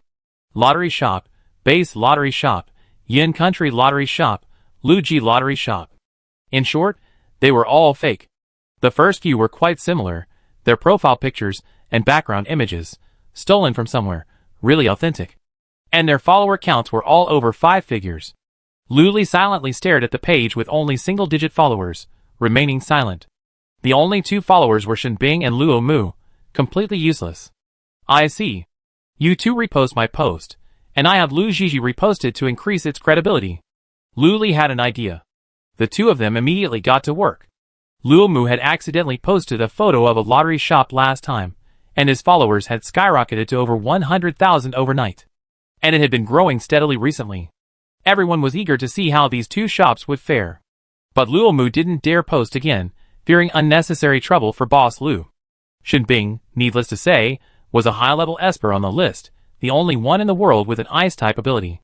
His name was well known, and he had many fans, but he never posted anything, like a dead person. The two of them obediently forwarded the post, and soon, comments began to appear under Lu Li's post. Lu Li Lottery Shop. The one that went viral online a while ago? Yes, it looks like it's at the nut base. I'm right there. The person above, hurry up and buy it. You miss it if you miss it. This must be the real owner, right? Otherwise, why would Lu move forward this? I want to buy it too, but for some reason, leaving the base is forbidden today. There weren't many comments yet. Lu Li read through them one by one, and found that there were indeed a few people from the nut base. The explanation was quite consistent. Leaving the base was strictly prohibited today. What had happened? Lu Li was puzzled. Could there be a traitor being apprehended? Or someone transformed into a zombie being eliminated? Given the style of a large base, she figured it would be resolved by tomorrow. Lu Li had the luxury of time, she could wait. After such a busy day, it was time for a break. She immediately put away her scratch-off lottery ticket and slammed the table, saying, "Eat." The little ones were a little uneasy. They had done nothing this morning, and now they were eating, but when a large pot of fragrant crab stew and a large pot of chicken wings appeared on the table, they couldn't help but drool. The broth was rich and delicious, perfect with rice. The chicken wings and feet were plump and tender, falling off the bone with a single sip, brimming with collagen. The meal was a feast. After so many days of delicious food, everyone's appetites were still strong. But they weren't scrambling for food like before, fearing they wouldn't have another meal. Now the little ones had learned to take their time, knowing there would be another meal, so they weren't in a rush. Lu Li was very pleased with the current state of affairs. It was harmonious and peaceful, unlike the initial meals, which felt like a battle. After dinner, she took her usual nap, lying in bed, browsing her laptop. The post she had posted had already become a trending topic. Many residents of the nut base were complaining about not being able to leave the base today and asking the boss to wait for them. There were so many, Lu Li couldn't reply to them all, so she posted another post with the following picture. Neat scratch-off tickets were neatly arranged on all 4 tables, and 6 shelves were overflowing with merchandise, giving the impression of a wide selection. This post went viral again, but Lu Li's eyelids began to flutter, and she fell asleep after posting. She had no idea how much of a stir these 2 photos had caused. The central base immediately tested the 2 photos, revealing them to be completely original, unedited. The photos were taken at exactly 12:50, 100 meters directly in front of the nut base's south gate. The department in charge of foreign affairs immediately sent a private message to Lu Li, but received no response. Several senior officials immediately convened an emergency meeting to discuss the matter. Clean water and fresh fruits and vegetables are such precious resources. Even more importantly, a scratch-off lottery ticket that could yield anything. How could this not be exciting? The outcome of the discussion, of course, was to do everything possible to win over Lu Li, either by asking her to hand over her supernatural powers, or by collaborating with the central base to provide daily supplies. After waking, Lu Li instinctively checked her laptop. The back end of the software was flooded with private messages. Most were asking her to come to her base to conduct business, while a few were inquiring about supplies. A small number were still seeking cooperation. After reading through the messages, Lu Li came across a private message from the Central Base Ministry of Foreign Affairs. The general content was to consider the country and its people, and to selflessly contribute one's supernatural powers. Chapter 72. Psycho! Lu Li muttered, then blacklisted the account. She wasn't stupid. She wouldn't do something so completely altruistic. After carefully replying to a few private messages and comments, Lu Li washed her face and went downstairs. Outside the base was still deserted and quiet. This wasn't like the Huakai base, which was located in an urban village with residents. This area was completely overgrown with weeds. Beyond the tall walls, not a single building or a single person could be seen. If they wanted customers, they could only rely on the residents of the nut base, but they were strictly forbidden from leaving today. What a sin!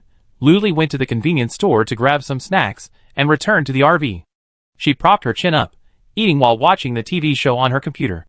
And so it was evening.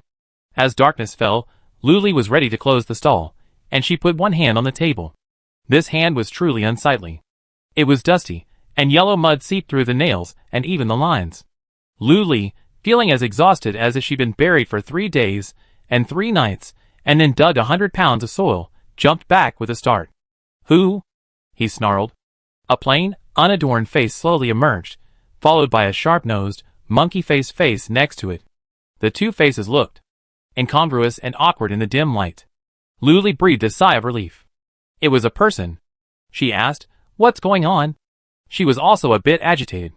After all, it had been a day, and meeting a stranger for the first time, so you can imagine how excited she was. "Buy a scratch-off ticket," the unassuming customer whispered, and Luli, not quite hearing, asked again. "What?" "You two, get up and talk. Aren't you tired of squatting?" Luli's voice was quite loud, otherwise, it wouldn't have been because of this binding system. The two customers waved their hands hurriedly, looking anxiously toward the nut factory's gate, feeling rather guilty. They squatted on the ground, carefully inching closer to the car's body, moving from facing away from the factory to facing it, feeling a little safer. Luli followed them around and asked again, "Are you here for scratch-off tickets? Is it necessary to be so cautious?" He meant to say something like a guilty thief, like someone trying to steal someone and afraid of being discovered. The simple customer nodded repeatedly and said excitedly, "Yes, yes, scratch-off tickets. Could you please help us get one, boss?" He also politely pulled out a few crystal cores and checked them, asking, "Are they one by one?" "Yes." Luli took out a few scratch-off tickets and let them choose from them. He took 2 crystal cores and kept them. The two customers' eyes lit up when they saw the scratch-off tickets. They picked up a random ticket and began scratching it with excitement. Since they were going to scratch, squatting was a bit awkward, so they leaned over the table and started scratching. Seeing them immersed in the scratch-off lottery, their guard down, Luli took the opportunity to ask, "Are you from the nut base?" "Yes, yes," the sharp-tongued customer said instinctively. "What happened at the base today? Why didn't anyone come out?" Luli coaxed him gently.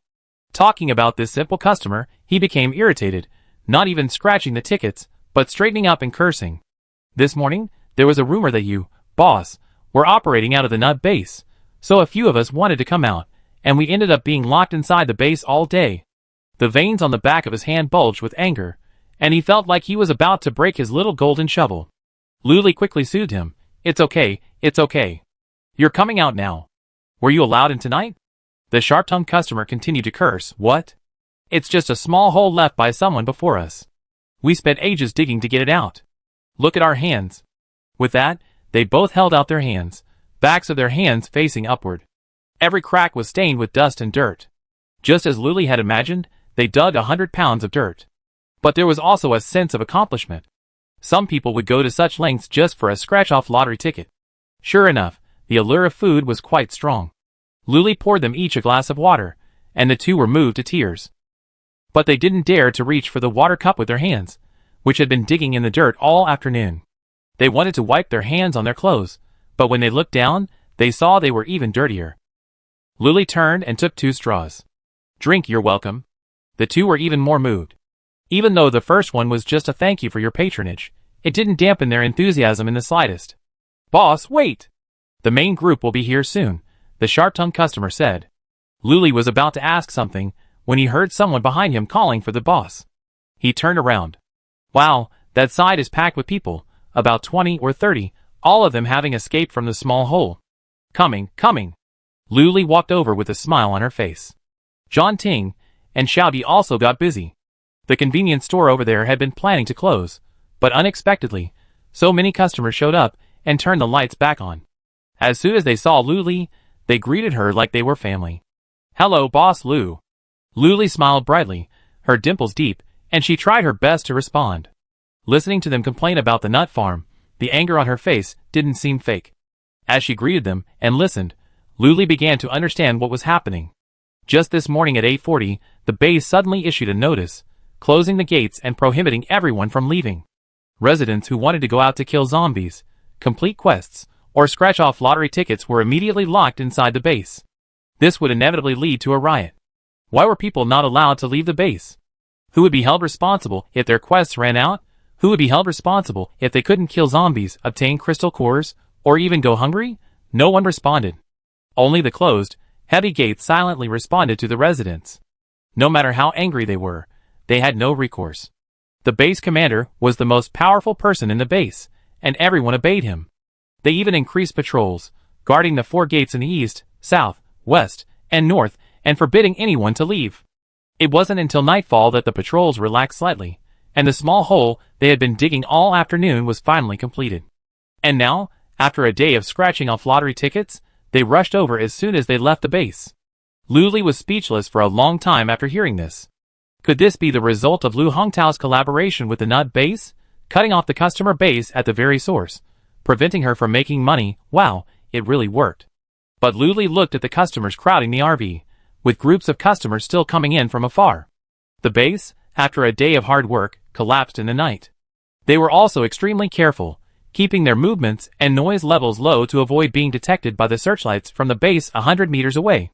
It was past midnight when Luli yawned for the 5th time, but all the customers were still enthusiastically shaving. She didn't want to spoil the fun. After all, she had been holding back all day and finally had the chance, so she had to enjoy it to the fullest. Luli couldn't help but think of Lu Hongtao. How furious would he be if he knew their plan had failed? Just thinking about it made Luli laugh out loud. So cool, so cool. It sobered up a little. Luli asked the simple and sharp-tongued customers at the beginning, "What if we're discovered?" They were unconcerned. "What? At worst, we die." Chapter 73. The person nearby echoed, "That's right. Life is exhausting enough, and finally having a pastime is banned. Who can stand this?" "That's right. The more we're told not to scratch, the more we scratch. This is such a great deal." "That's right. Winning a jackpot before you die is like dying." "Boss, claim your prize," the man said excitedly. The eyes of the people around him instantly turned to the scratch-off ticket, their faces and eyes filled with envy. Another large fruit basket, just like Xiao Dajiang's, with a rich fruity aroma. Facing the envious gazes of the crowd, the man quickly stored it in his space and slipped away during the chaos. He was quite clever. Scratching out the fruit basket only intensified everyone's excitement. Time flew by, and it was 2 o'clock. Luli could no longer hold on. Seeing that the items on the table were almost sold out, he said, "Come back tomorrow night. Everyone, go back and get some rest." Luli couldn't help but yawn again. The 2 children nearby were also very sleepy, their eyelids twitching. The customers were still in high spirits, reluctant to leave. They simply discussed clearing out the food on the table and taking it back to the base to scrape. He also reminded Luli, "Boss, you must hold on tight. Our base commander is very cunning and will do anything to achieve his goals." "Yes, yes, yes. Be careful of Lin Jian, our base commander. He's a disgusting person. Be very careful. We come back tomorrow night. See you at the same place." "See you then?" They kept looking back, fearing that the next time they came back, or even tomorrow night, they wouldn't see the RV again. Luli agreed to all the requests and began to get to know base commander Lin Jian. No longer wanting to clean up, everyone washed up and went to bed. Luli figured that since they were all there at night, there would be nothing to do during the day. She slept until 11 o'clock and woke up refreshed. It was a wonderful sleep. The convenience store had already opened its doors, its 6 shelves neatly arranged with merchandise, waiting for customers. Luomu and Shenbing had somehow managed to find 2 recliners, and were each lounging in front of the door, feeling quite comfortable. Soaking in the sun, with mineral water and snacks at their fingertips, Luli felt itchy. She also bought a luxurious recliner, the kind with a parasol and a small table. She also bought fruit, iced drinks, and other things at the mall, and joined the 2 of them in front of the convenience store. The 3 of them lay in a row, their eyes slightly closed, feeling quite comfortable and cozy. They had barely woken, but the breeze brought back sleepiness. Luli's eyes fluttered open and closed, feeling quite sleepy. Suddenly, she glanced diagonally ahead, wondering, "A customer?" Shenbing narrowed her eyes and said casually, "What customer?" "Those are zombies." "Zombies!" Luli instinctively jumped up, wanting to run back to the RV, which, in her mind, was her safe haven. But then she thought, weren't there 2 generals sitting peacefully beside her? Why was she panicking? Thinking this way, Luli lay back down, watching the zombie staggering closer, even observing it. The person was intact, no limbs missing, but there were bite marks on his exposed arms. Luli knew zombie language, so when he approached, he started chatting. "Hi!" The zombie paused, looking around in confusion, finally settling on the human girl. To a zombie, there's no such thing as good-looking or bad-looking, only whether a human's blood is fragrant, their meat is smelly, or their tenderness is questionable. This woman's flesh was exceptionally tender, and her blood was particularly fragrant. He wanted to eat her. The zombie took a few steps closer, only 2 meters between him and the 3 people lying on the recliner. Shinbing and Luomu were so used to seeing zombies that they didn't even notice anything, and they still had the energy to comment on them. This zombie is quite complete, Luomu said lazily. Shinbing didn't want to pay any attention and only replied perfunctorily. Here, Luli continued to communicate with the zombie. Where are you from? Where are you going? Shinbing exchanged glances. Boss Lu was speaking some bird language. She could only hear his mouth moving, but she couldn't make any sense. The zombie took a long moment to react before slowly saying, I don't know, I don't remember, but I'm going to eat people. As a human, Luli couldn't continue the conversation and waved it away. Go. I won't kill you. A sudden flash of inspiration struck her. Do you want a scratch-off lottery ticket? She stared at it with eyes gleaming. The zombie was stunned. What?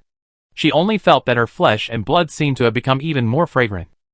She had seen scratch-off lottery tickets made specifically for zombies in the mall, where the items they scratched out were also usable by zombies. For example, a single pill that refreshes the body can suppress a zombie's cannibalistic urges.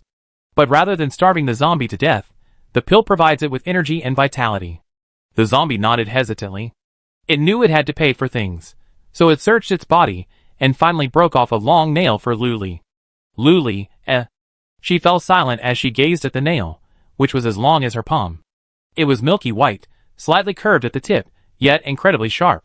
If she accidentally touched it, she might turn into a zombie. Shinbing saw this and immediately stood up. She took the nail from her palm and asked, Are you redeeming points?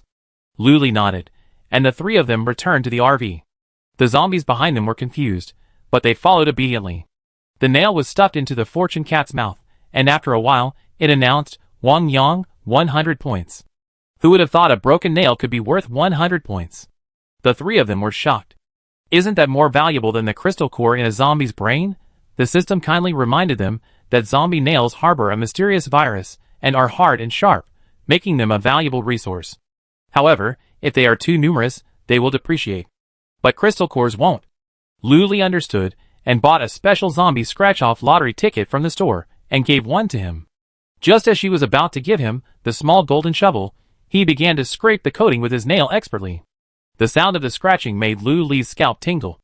It felt like a zombie scratching its nail against her skull, a chilling sensation. It quickly finished and handed it back to Luli, stammering, What's on this? Luli couldn't understand it either, but she gave it to the fortune cat. Soon, it produced a small Ziploc bag containing 5 small pills. The Ziploc bag also had a product description, blood pills, effective only against zombies, can provide them with 15 days of vitality. Zombies crave human flesh not just for its delicious taste, but also for its energy source of fresh blood. Blood pills provide just that. If they haven't eaten humans for too long, zombies will starve to death, but they won't die. They just feel weak and half dead every day. Here, take one. Luli stuffed it with all her strength, reminding it. Perhaps it was because it could understand the human in front of it, or perhaps it was because her flesh and blood were so fragrant. Without hesitation, the zombie picked up a pill with its long fingernail and placed it in its mouth. It melted in its mouth. Instantly, the zombie's eyes lit up, and its skin brightened, appearing radiant and energetic. Chapter 74. He screamed and danced, I'm so energetic, so full of life. I want to eat another 100 people. Luli, huh? Does that mean she's creating conflict between humans and zombies? Shinbing and Luomu couldn't understand what the zombie was saying, but they could sense the surging energy and excitement within it. They shifted their steps slightly, silently protecting Luli. But inside the RV, Luli was invincible. Perhaps outside the RV, she might be harmed. Luli soothed, Don't get excited. If you want to eat people, go somewhere else. Not in front of me. It's weird, disgusting. The zombie glared at her, waving its hands as if ready to attack, and making a hoarse sound. Shinbing took a step forward, intending to finish the zombie off, but a look from Luli stopped her. Only she understood. The zombie Wang Yang said, Boss, don't worry. I won't eat humans here. Hee, after taking this pill, I feel so much better. What should I call you? Luli smiled and nodded. Just call me Boss Lu. If any zombies ask where you got this pill, remember to recommend it to me. Wang Yang nodded hurriedly. This kind of good stuff must be promoted widely. Taking one pill was like returning to the days of being a zombie. Energy overflowing, full of energy, all he could think about was eating humans. Now that he's been a zombie for so long, he's let himself go. He just wants to lie around all day. And mainly, humans have become smarter, and harder to catch. He waved to Luli with great joy, then skipped away. Shinbing's expression was complicated. He watched the zombie go from listless to radiant and full of energy. If tens of thousands of zombies possessed this pill, what kind of oppression and threat would that pose to humanity? Luomu obviously hadn't given it much thought. He simply found it miraculous. He excitedly approached Luli. "Boss Lu, what did you feed that zombie? Why did it suddenly come back to life?" Luomu was curious. Luli playfully said, "It's the stretching legs and staring eyes pill." She winked at him. Luomu was stunned, forgetting what he had been thinking. He simply said blankly, "So, that's how it is." Shinbing watched the two interact, and couldn't help but hold her forehead. What a fool, only thinking at the most superficial level. But how could this not be happiness? It was almost noon, and the most important thing to do was to eat lunch. Adhering to the principles of fairness, justice, and openness, Luli symbolically asked the two what they wanted to eat. Shinbing tentatively and hesitantly said, "It's all up to you." Luomu excitedly suggested, "I want that barbecue from last time." "Okay, let's have stir-fries then." Luli made the final decision. "Barbecue? 8 people, do you even know how many points it takes?" Luomu, "Then why are you asking me?" "Seriously?" He glared at her with deep resentment. After the 8 people took their seats, the RV welcomed another uninvited guest, Chu Lixing. It seemed like he could always find the RV precisely, buy scratch-off tickets, and never say a word. He'd just buy silently, give the crystal core silently, and then leave silently. Luli loved customers like this. They didn't have to worry her. But now she was eating. Not wanting to get up at all, she shouted at the top of her lungs, "If you want scratch-off tickets, feel free to do so. If you want the lottery, you have to wait." Chu Lixing nodded silently, unsure of what he was saying. His eyes fell on the rich spread on the table. 8 dishes and 1 soup, steaming and fragrant. The flavors of these dishes unconsciously surfaced in his mind. His Adam's apple rolled, and Chu Lixing looked away, no longer looking. The aroma, however, was irresistible, permeating his nostrils. He frowned. He had scratched out a fast food dish before, a deluxe one at that, with 3 meat dishes, 1 vegetable dish, and soup. But compared to the steaming stir-fry on the table, it suddenly felt so lowbrow. He stopped thinking and simply took out the scratch-off lottery ticket he had bought last time, ready to claim it. With nothing else to do, he stuffed the tickets one by one into the lucky cat, his eyes drifting to the dishes and the dear pair on the table. He had always remembered Boss Lu as fair-skinned, friendly, gentle, and decisive. But today, he had added another positive impression, his good eating manners and his ability to stimulate appetite. Just then, the lucky cat spat out a bowl of mixed noodles. He expertly mixed it, found a seat outside, and began to eat. When he finished, Luli also finished. While sipping water, she asked, "What numbers?" Chu Lixing casually mentioned a string of numbers. Luli handed him the ticket, subconsciously instructing, "Don't lose it. You can redeem it at the machine or in the store." She suddenly remembered something and said, "Now I hope there are machines outside the base and the Huakai base, so you don't have to come all the way to the store." Chu Lixing simply said, "I'd love to." Luli, Okay, if the customer wants to choose for themselves, that's fine too." Looking up again, Chu Lixing was already selecting scratch-off tickets, buying over 20 at a time, without hesitation. After seeing Chu Lixing off, silence fell again, broken only by the occasional sounds of Luomu and a few children playing. Luli propped her chin up, frowning in thought. Was this the plan Lin Jian and Lu Hongtao had come up with? It was too childish, like an argument between elementary school students. Don't play with him, don't play with him.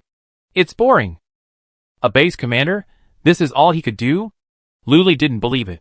She blinked, and vaguely saw Chu Lixing before her. A sentence flashed through her mind. "Boss Lu, the zombie tide is coming this way." Chu Lixing seemed to be just a warning. Huh? Luli suddenly stood up. Zombie tide? Where? Chu Lixing was about to leave when he raised his hand and pointed in a certain direction, whispering, "Hey, Boss Lu, be careful." Sure enough, dozens of zombies appeared in the distance, staggering towards them. That's all? Luli shrugged, instantly enabling a 10-meter safety zone and blocking zombies from entering. This way, only humans could enter and exit freely, zombies would be kept out. Shinbing seemed to sense something as she and Luomu emerged from the convenience store, gazing in the direction of the zombie horde. Both of them had a dark expression as they led the 3 children to the RV. Seeing Chu Lixing still there, they gave him a perfunctory nod as a greeting. There's a zombie wave, Shinbing said. Yes, not many, just. Luli looked up again, her words of disdain stuck in her throat. 100 meters away, a vast, black mass of zombies swarmed neatly towards the RV, moving in unison. Luli was surprised. Why is it like they were following a navigation system? Shinbing's expression was grim, vaguely guessing something. This zombie wave was either controlled by high-level zombies or by humans. High-level zombies have minds and brains, and generally don't initiate a zombie wave unless they have something they want. Luli's scenario clearly doesn't make sense. With so few people, they're barely enough to feed the zombies. Even with the abundance of supplies, they're not enough for the zombies to eat. The only possibility is that this wave of zombies is being manipulated. There's a persistent rumor in the apocalypse that the reason zombies can't be completely eliminated is that a massive base is creating them. Chapter 75. The goal is to prevent the apocalypse from ending. It's a sensational claim, and few believe it, but Shinbing does. But he couldn't afford to dwell on it now. The zombie tide was approaching, and Luli confidently declared, "Don't worry, they can't get in." As Luli had said, the zombies gathered about 10 meters away, waving their arms and baring their teeth. But they couldn't get past that defensive line, as if an invisible wall were blocking them out. Everyone looked at this and felt relieved. As long as the zombies couldn't get in, everything would be fine. Everyone continued to go about their business, but the problem was, there was nothing to do, and Chu Lixing was the only guest. Not base, core area. In the base director's office, a thin man sat on a large, soft sofa, a woman in cool clothes nestled in his arms. Slender fingers gently traced circles on Lin Jian's chest, her expression charming. Knock knock. There was a knock on the door. Someone came in to report, his eyes fixed on the ground, trying not to look around. Base commander, the zombies are surrounding us. Okay, keep watching. Report as soon as you see anything. Lin Jian scoffed, lifted the woman's chin with his finger, and looked her over. Yes. The man withdrew. In the large office, only Lin Jian and the woman remained. They flirted, the temperature rising. Just as the last piece of fabric on the woman's body was about to fall off, there was another knock on the door. Lin Jian frowned, staring at the newcomer with extreme impatience. Say. The man trembled, resisting the pressure of Lin Jian's energy, and spoke as clearly as possible. Guards. The guards saw through their binoculars that the zombies are surrounding the RV a few meters away and can't get in. With that, he dropped to his knees with a plop, not daring to look Lin Jian in the face. Lin Jian abruptly stood up, his face livid and naked. The woman tactfully handed him clothes. She then took the clothes and put them on herself, saying softly, "Base commander, go quickly. I be waiting for you." Lin Jian's expression eased slightly, and he allowed the woman to dress him. Then he said, "Get up and take me to see." The man, relieved, walked ahead with his head lowered, reporting the situation. "Base commander, it's true. I checked too. There seems to be a barrier around the RV, preventing the zombies from entering." Lin Jian snorted coldly and demanded, "Is there something strange going on? I'm afraid there's something wrong with the zombies." The man didn't dare say a word, but walked ahead in silence. When the two of them reached the wall, looking toward the RV, they were both shocked to see a dense swarm of zombies. A quick glance revealed at least 1,000 of them. Amidst all the zombies, a circular area had been deliberately left clear. The zombies kept pushing forward, but they couldn't get in. It truly was a barrier. Lin Jian believed everything in the world had its flaws. He pondered with a sullen face, while the surrounding guards dared not utter a word. It was all because of Lin Jian's unpredictable moods. When he got angry, his face darkened, and he could kill anyone at the slightest provocation. Working under him, one had to live in constant fear, terrified that a single wrong word could cost them their lives. "Order the zombies to climb the ladder," Lin Jian said. "Yes." A nearby figure responded, forming strange hand seals and muttering something. Suddenly, the zombies on the periphery began to step on their companions' bodies and move forward. The zombies, originally a single layer, gradually expanded into 2 or 3, scrambling to reach the RV. Inside the RV, Luli watched the zombies build their tower, nonchalantly joking, "This zombie is quite clever, but what?" Plop! With a thud, a zombie suddenly fell in. It looked around dazedly, somewhat confused as to what was happening. Suddenly, its eyes brightened for a moment, and it staggered toward the RV. Where the wall is, there is height. Where there is one, there are two. They built towers, transcending this invisible wall. Lu Li's words died in her mouth, staring in amazement at the zombies that had crossed the line. She suddenly stood up, and with a thought, the zombies instantly turned to ash, destroying each one as they came. In this area, Luli had absolute control, but she had to do it herself. Just as Shinbing was about to take action, the zombie vanished. He looked at Luli, seeing a faint smile on her face, and understood. Luli sat back calmly, counting on her fingers with boredom, saying, "Boring." Just as she finished, a few more zombies fell in. Luli raised her brow, and the zombies vanished again. Lin Jian was a 5th level psychic. By focusing a little energy in his eyes, he could see the situation in the RV clearly. He threw his hand and cursed, "Useless. Useless." But scolding alone wouldn't solve anything. As the base commander, he couldn't openly oppose the Apocalypse Rising Star. Not only could he not oppose them, he had to appear to be subservient to them. This was clearly stated by the central base. He knew that all the major bases wanted to win over Luli, so he had to be the first to do so, and he had to take her for himself. Thinking of that scene, Lin Jian's lips curled into a cruel smile, and he ordered, "Let the zombies continue. I wonder how long they can hold out." The man beside him murmured a response, reaching out to wipe the sweat from his forehead, and continued to chant. In the RV, Luli operated with ease, destroying one zombie at a time, 2 at a time. 10 minutes later, a thin layer of sweat oozed from the tip of Luli's nose. Her mind was a little distracted, and her eyes were hazy. She even had the leisure to scold the system. "What's going on? Didn't you say I'm invincible in this area?" The system replied weakly, "That doesn't mean you can do whatever you want. Controlling the area requires concentration. You're not even a psychic, so being able to concentrate for 10 minutes is impressive." Luli was speechless. Since arriving in the apocalypse, this was indeed the first time she had controlled an area with such high intensity. She rubbed her brows, and Xiao Di stepped forward worriedly. "Sister Lu, are you okay?" "Nothing, just rest for a while." "Shinbing, you guys go." Luli waved her hand, brushing it off.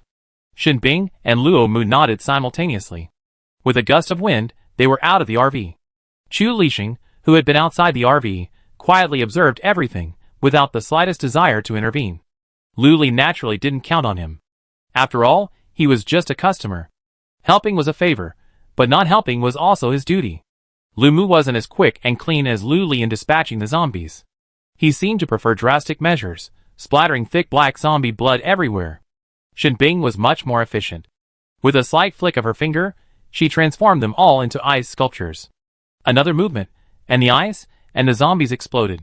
The scene was a bit bloody, but no one avoided it. Instead, they stared and observed. Atop the wall, Lin Jian clenched his fists and exhaled deeply. With the two great gods, Shinbing and Luo Mu, guarding the area, and the RV's miraculous blocking abilities, there was no way they could take it down today. "Forget it, let's retreat," Lin Jian said, his tone rather unwilling. Chapter 76. But creating, nurturing, and controlling a zombie is incredibly difficult, and it can't just go to waste. The man beside him finally breathed a sigh of relief. Within a few breaths, the zombies showed signs of retreating. The two of them had just gotten into a bit of fun, and Luo Mu had even suggested a competition, but Shinbing rolled her eyes at him. "Hey! Why are the zombies leaving?" Luo Mu paused, puzzled. Shinbing remained silent, gazing distantly toward the nut base's gate. Lin Jian's heart trembled, a strong sense of foreboding. Even though they were hundreds of meters apart, Lin Jian knew Shinbing had seen him. He hurried down the wall. With a thick barrier between them, his uneasiness eased a bit. "They're gone." Shinbing returned to Lu Li's side, looking at her with some concern. Her face was pale, her once rosy lips now bloodless, and her brows were furrowed, as if she were going through something extremely painful. Shinbing's fingers twitched slightly, wanting to move forward and smooth her furrowed brow, but she restrained herself with all her might. Luli rested her head on one hand, eyes tightly closed. Upon hearing this, she opened them slightly, and gave a perfunctory compliment. "Good job, well done." In just 10 minutes, she had already exhausted all her energy. Luli now felt exhausted and sleepy, her body drained. "I'm going upstairs to get some sleep." Luli stood up, swaying slightly, and Xiao Di caught her just in time. Xiao Di turned to Shinbing and said, "I helped Sister Lu upstairs." John Ting also stood up and supported her on the other side. Shinbing nodded, her eyes following her with concern. The two of them helped Lu Li to the driver's seat and pressed the button. One by one, they climbed up, successfully placing Lu Li on the bed, removing her shoes and socks, and pouring a glass of warm water by the bedside before descending.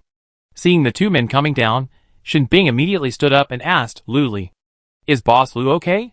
Xiao Di said, "He fell asleep as soon as he hit the bed."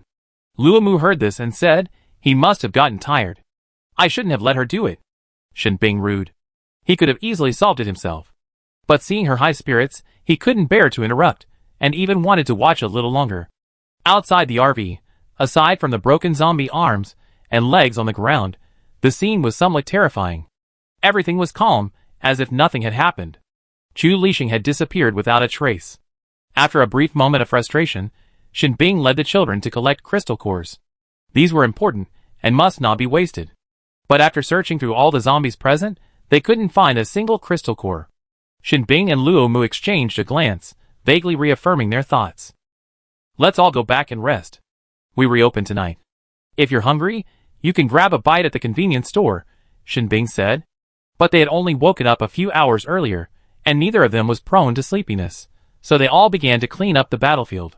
Shin Bing and Luo Mu joined in, whispering to each other. "Do you think this zombie was created by the nut base?" Luo Mu asked. "That's a rare moment of cleverness." Shin Bing glanced at him and praised him. Luo Mu scratched the back of his head, about to laugh when he realized, "Why do I feel like you're scolding me?" "Are you? Be careful, or I tell Boss Lu." "Go ahead." Shin Bing was fearless. Luo Mu was at his wit's end. The only thing he had to hold Shin Bing hostage was now useless. Why would the nut base do this? Are they trying to kill Boss Lu? What's in it for them? Can't they just work together for a win-win situation? Luo Mu continued to ask questions out of confusion. Shin Bing explained, "Look, there are so many eyes on the lottery shop right now, all wanting to take it over. They don't want to cooperate." Luo Mu subconsciously defended, "I won't allow it." This was his only utopia in the apocalypse, a beautiful and peaceful place. He absolutely wouldn't allow it to be destroyed. Shin Bing whispered, "Don't worry, I won't allow it either." Luo Mu glanced at him, feeling reassured. Although he was younger than him, he was reliable and responsible, giving people a sense of security. A few people collected the zombie remains into the space, and cleaned up the battlefield. Shin Bing sent the little guy back. He went to the nut base, found the base commander's office, and released all the zombie remains from the space. Only when the huge office was completely filled did he clap his hands in satisfaction and leave. A few minutes later, Lin Jian returned to the office, followed by several higher-ups from the base, ready for a meeting. He turned the handle and opened the door. Whoa! A flood of corpses poured toward him, instantly engulfing several people. Bang! A surge of energy erupted, sending the corpses he was carrying flying. Lin Jian stood up, his face livid. "Help! Help me!" A trembling voice called from behind him. Lin Jian's face was filled with dismay. He turned and kicked the person, cursing, "You're so comfortable nestling in the base, aren't you? Your legs are weak at the sight of dead zombies." The man was kicked several meters away, barely stopping until his back hit the wall. Cold sweat broke out on his forehead from the pain, but he dared not resist. Lin Jian stared at the zombies filling the office. The air around him was thick with despair. The people behind him remained silent. There was even a large face, completely toothless and missing an eye, staring at Lin Jian, as if in defiance. "Who's on duty today?" Lin Jian turned, his face growing increasingly gloomy, his voice thick with suppressed anger. "Base commander." Someone hurried over, frantically holding up his pants, his face aghast. The man screamed, "Ah!" and his head and body instantly separated, his legs still moving forward. Lin Jian took a deep breath, but couldn't calm the rage within him. A cold glint flashed in his eyes, and his tone was icy. "Send someone to clean up." "Yes." Someone agreed, and the base's higher-ups watched Lin Jian's thin yet unusually tall figure depart.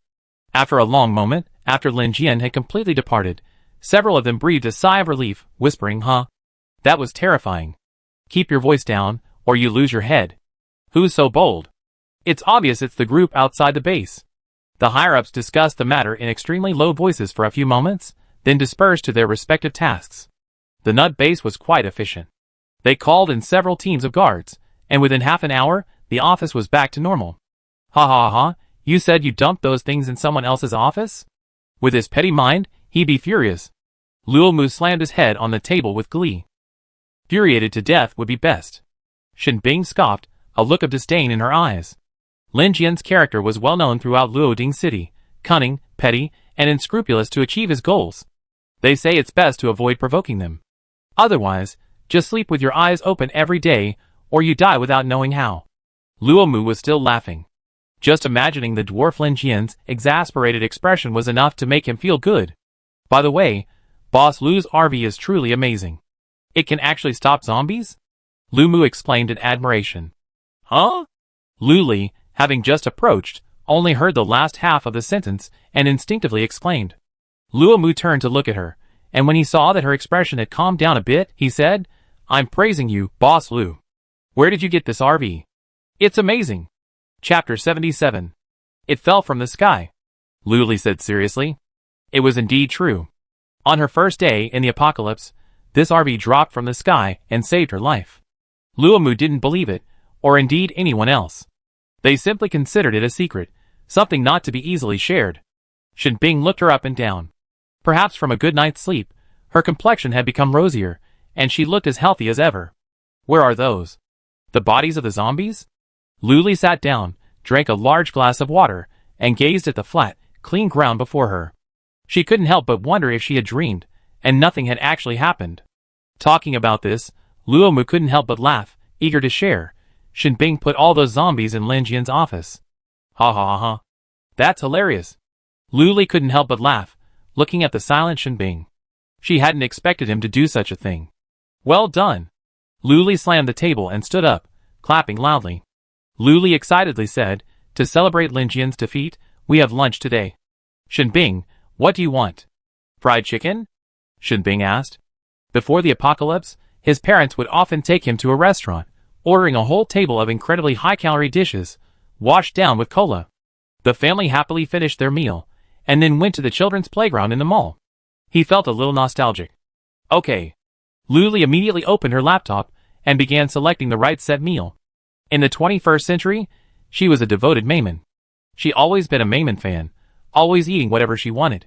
She expertly counted the meals by number of people, including 4 and 6 square snack plates and a family bucket. In short, the table was filled to the brim. Everyone had a hamburger and a cola, along with ketchup, sweet and sour sauce, and chili powder. Shinbing watched, feeling strangely like she returned to a more civilized age, except her companions had changed from parents to friends. Who doesn't love high-calorie food like fried chicken? Luli absolutely loved it, inviting everyone to sit down and start eating. It was still crispy and juicy, with generous portions. Luli took a bite of spicy chicken wings and a sip of Coke. It was scorching hot outside, but the temperature inside the RV was just right, and sipping Coke was simply wonderful. With them around, Luli no longer had to worry about portion size. They could finish it all anyway. In less than half an hour, the table was completely empty, and Dadong and Xiaodi even argued over who owned the last French fry. After finishing their meal, it wasn't even 4 o'clock, and there were still 3 hours until nightfall. It was unbearable. Yesterday's scratch-off tickets were all sold out in the early morning, so Luli ordered new ones, still the same combination. 20 copies of the Big 7, and 5 copies of each of the other 3.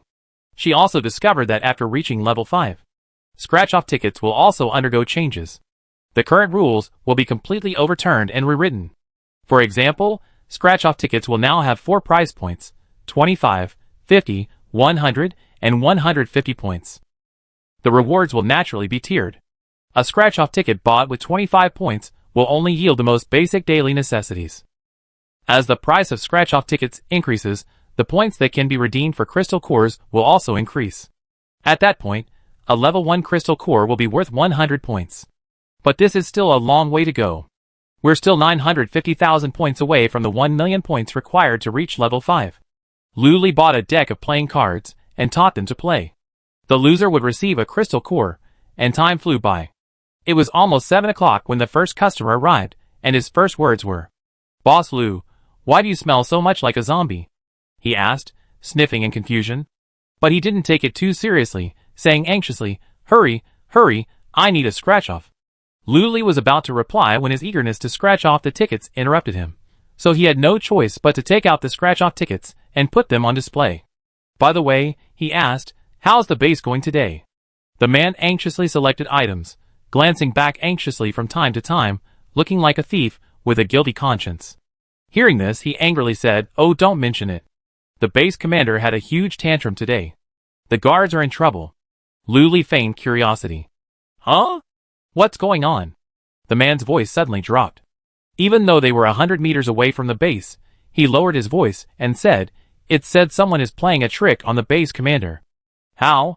Luli could barely suppress the corners of his mouth. "I heard someone put zombies in the base commander's office." "It's packed full," the man said truthfully.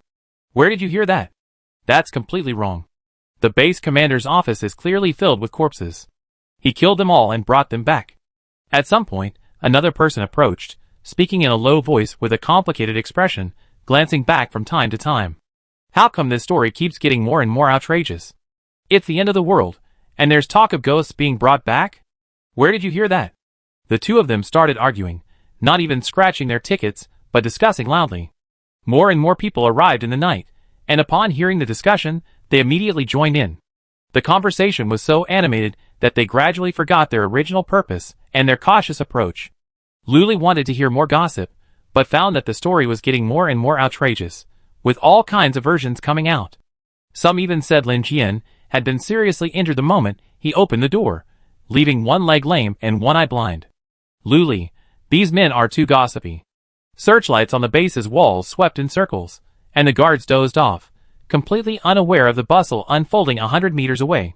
Lin Jian tossed and turned in bed, unable to sleep, his temper growing angrier as he thought about the day's events. Not only had he lost most of his zombies, but he also been tricked. His dignity and self-respect were completely humiliated. Besides him, there were two beauties in the large bed, one on each side. Seeing him tossing and turning restlessly, he could only helplessly ask, "What's wrong with the base commander? What's so troubling you?" As she spoke, she gently pressed against him, using her soft, boneless body to soothe Lin Jian. Lin Jian had been sleeping on his side, with one beauty pressed against his front and another against his back. The soft touch on his chest and back eased Lin Jian's restlessness slightly. But then came the stifling heat, and his body became sticky with sweat, making him extremely uncomfortable. He pushed the two women aside, got out of bed, and scolded, "No need to follow me, I go out for a walk." Only when the door slammed shut did the two beauties breathe a sigh of relief, murmuring softly, "The base commander is in a bad mood today, but who can blame us for having our turn today, poor sisters." The other beauty sighed. Lin Jian had no other hobby but his love for beautiful women. For this reason, there was a building dedicated to his beloved beauties at the base, and he would circulate them like an ancient emperor. Sometimes, when he was in a good mood, he would summon 2 or 3, while sometimes, when he was not, he could summon 5 or 6. Being a superpower, he was strong and staminad, and he tortured the beauties to the point of being utterly awful all night long. Some of these beauties were offered as tribute by those who curried favor with the powerful at the base, while others he had picked up while out on the road. Chapter 78. A chicken to scare the monkeys. Slowly, they became more and more numerous. Wherever he went, he would always have 1 or 2 beauties by his side.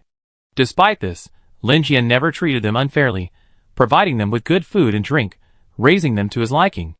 The 2 beauties lay on the bed, staring at the ceiling, sighing together. "I wonder when this will end. I heard there's a lottery shop just outside the base, and the owner is a woman.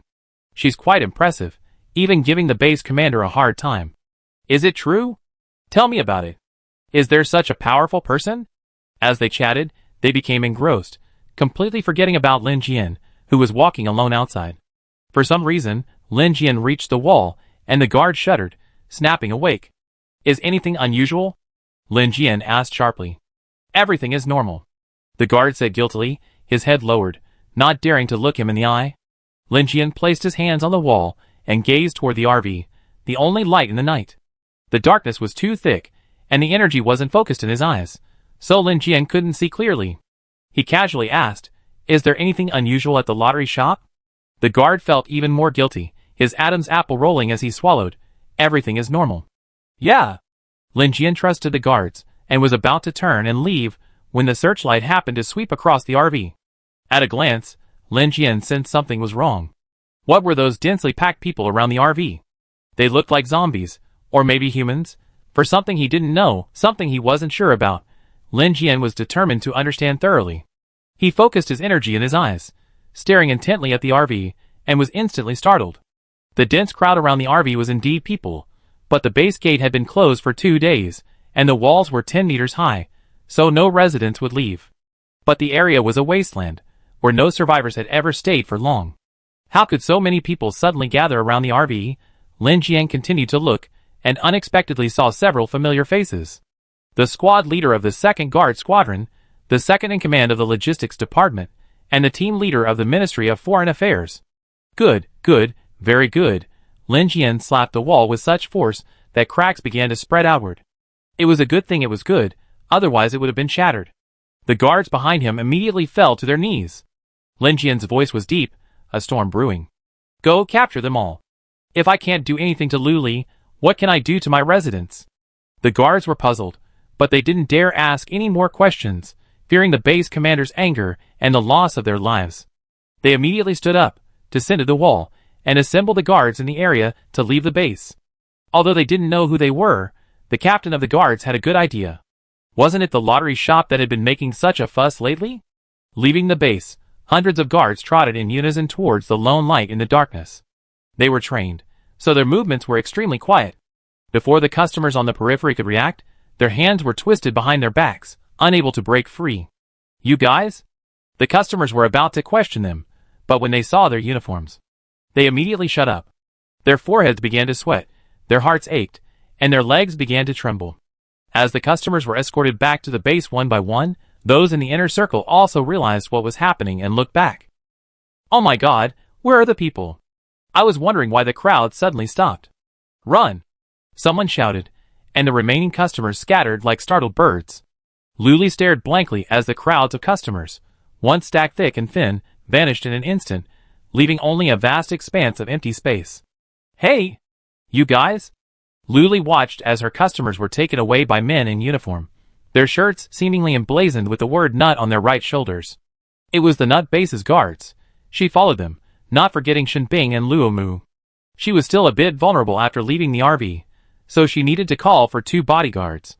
The 2 of them emerged from the convenience store, bewildered, not seeing a single customer. Shenbing glanced around, her gaze following the man about to be dragged into the base. Let's go! Lu Li said. She walked ahead, and sure enough, with the bodyguards following behind her, she felt confident. But this wasn't a long-term solution. She had to be able to protect herself. She found a moment to ask the system. Can I awaken my superpowers? Lu Li asked expectantly. No host. After testing, your body mechanics are not compatible with awakening superpowers. Completely cold and heartless. It was almost as if she was saying, you're not cut out for this. But then, in a surprising twist, the system said, but you can buy superpowers in the mall. Lu Li hurried to look. There were all sorts of superpowers, including speed, strength, smell, and so on, all at varying prices. The more powerful the power, the more expensive it was. A rough look revealed that there were probably tens of thousands of superpowers. Even Shenbing's ice power was available, but the price was incredibly high, 100,000 points for only 10 minutes. She skipped it. For a low price, she bought a speed power and a strength power. For just 500 points, they lasted for 24 hours.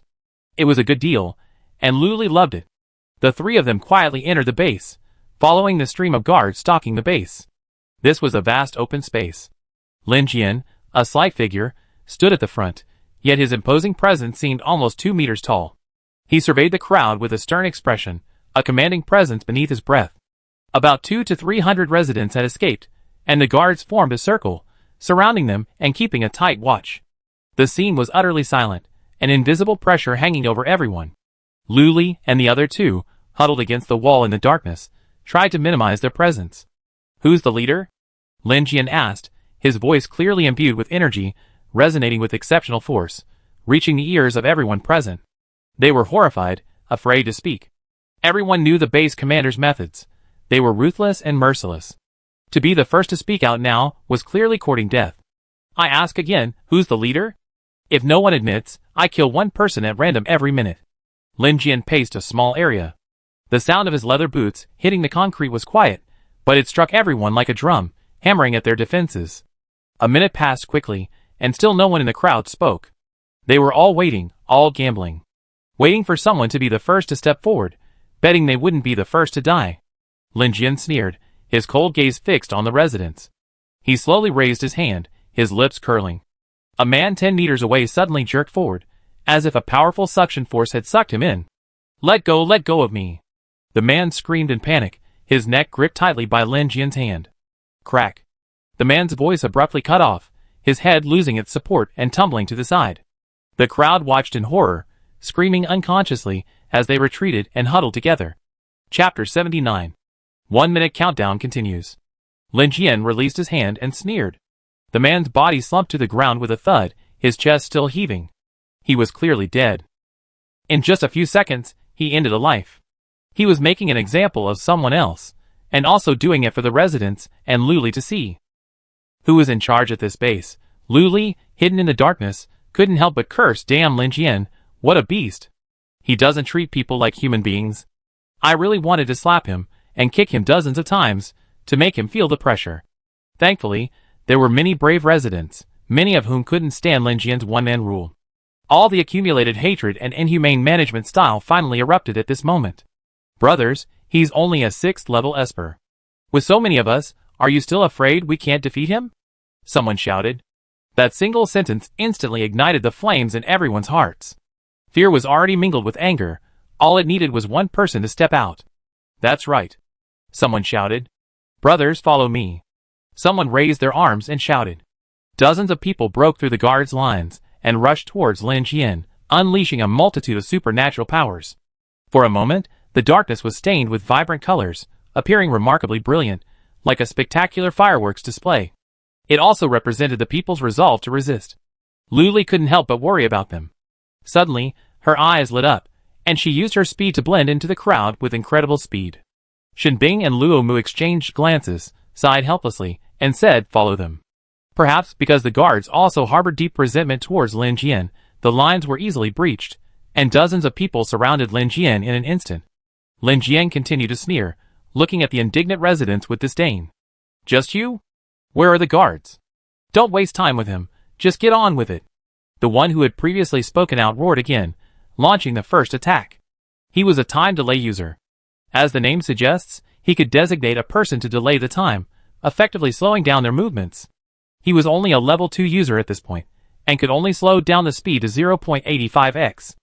The higher the level, the shorter the duration. But often on the battlefield, details determined success or failure. As soon as he slowed down, everyone started using their skills.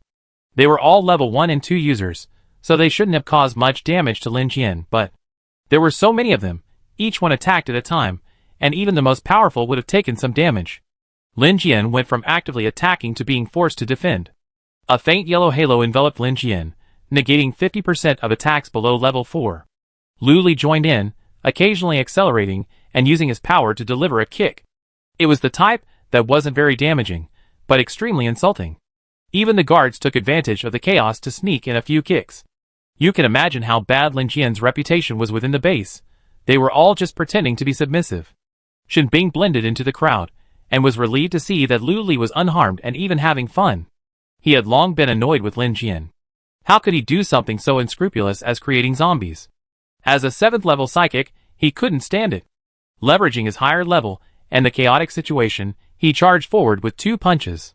He pierced Lin Jian's defenses, striking him directly in the heart of the matter, causing a bloody nose and staining his collar. "Good. Good fight," someone shouted, and a burst of applause erupted, unfazed by Lin Jian's vengeance. With so many people around, could he possibly avenge them? "Stop!" Lin Jian's angry voice was drowned out by the crowd, no one paying attention. Even if he wanted to resist, he had no chance against Shenbing, and it was futile. He could only mobilize his energy to form a defense. This one-sided fight lasted a full 5 minutes, leaving Lin Jian battered beyond recognition. Then the guards intervened. "Stop it! What are you doing? How dare you disrespect the base commander? Stop it! Stop it! Don't you know this is the base commander?" He then vented his anger by kicking twice.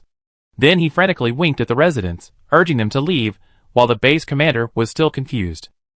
The residents who understood slipped away, while those who didn't followed the crowd, pretending it had never happened. With so many residents at the scene, how would he remember them when he woke up tomorrow? In just a few seconds, the 200 or 300 residents who had originally fled were reduced to only a few dozen. The guards drove them away and hurriedly escorted Lin Jian to the infirmary. Lu Li and the other 2 hurriedly left the nut base and returned to the RV. She plopped down on a chair. She drank a large glass of water, punched the air, and exclaimed cheerfully, "Great." A broad smile, deep dimples on her face. Shin Bing smiled at her and sat down as well, without saying anything about being impulsive and being cautious next time. He could see that there had been a few moments of energy fluctuations around her, meaning she had the ability to protect herself before daring to come forward. Besides, with him and Luo Mu around, Lin Jian was practically unworthy of mention. If it weren't for his status as base commander, he wouldn't even glance at him. Luo Mu, feeling incredibly happy, exclaimed, "Just seeing Lin Jian get humiliated makes me incredibly happy." The two of them happily discussed how Lin Jian's injury would have kept him bedridden for days, even for a 6th level Esper. It was late at night, and laughter emanated from the RV from time to time. Luli was still somewhat absorbed in the chaotic brawl. Everyone's goal was unprecedentedly unified, to defeat Lin Jian. Since this was a commission from the central base, they couldn't kill him.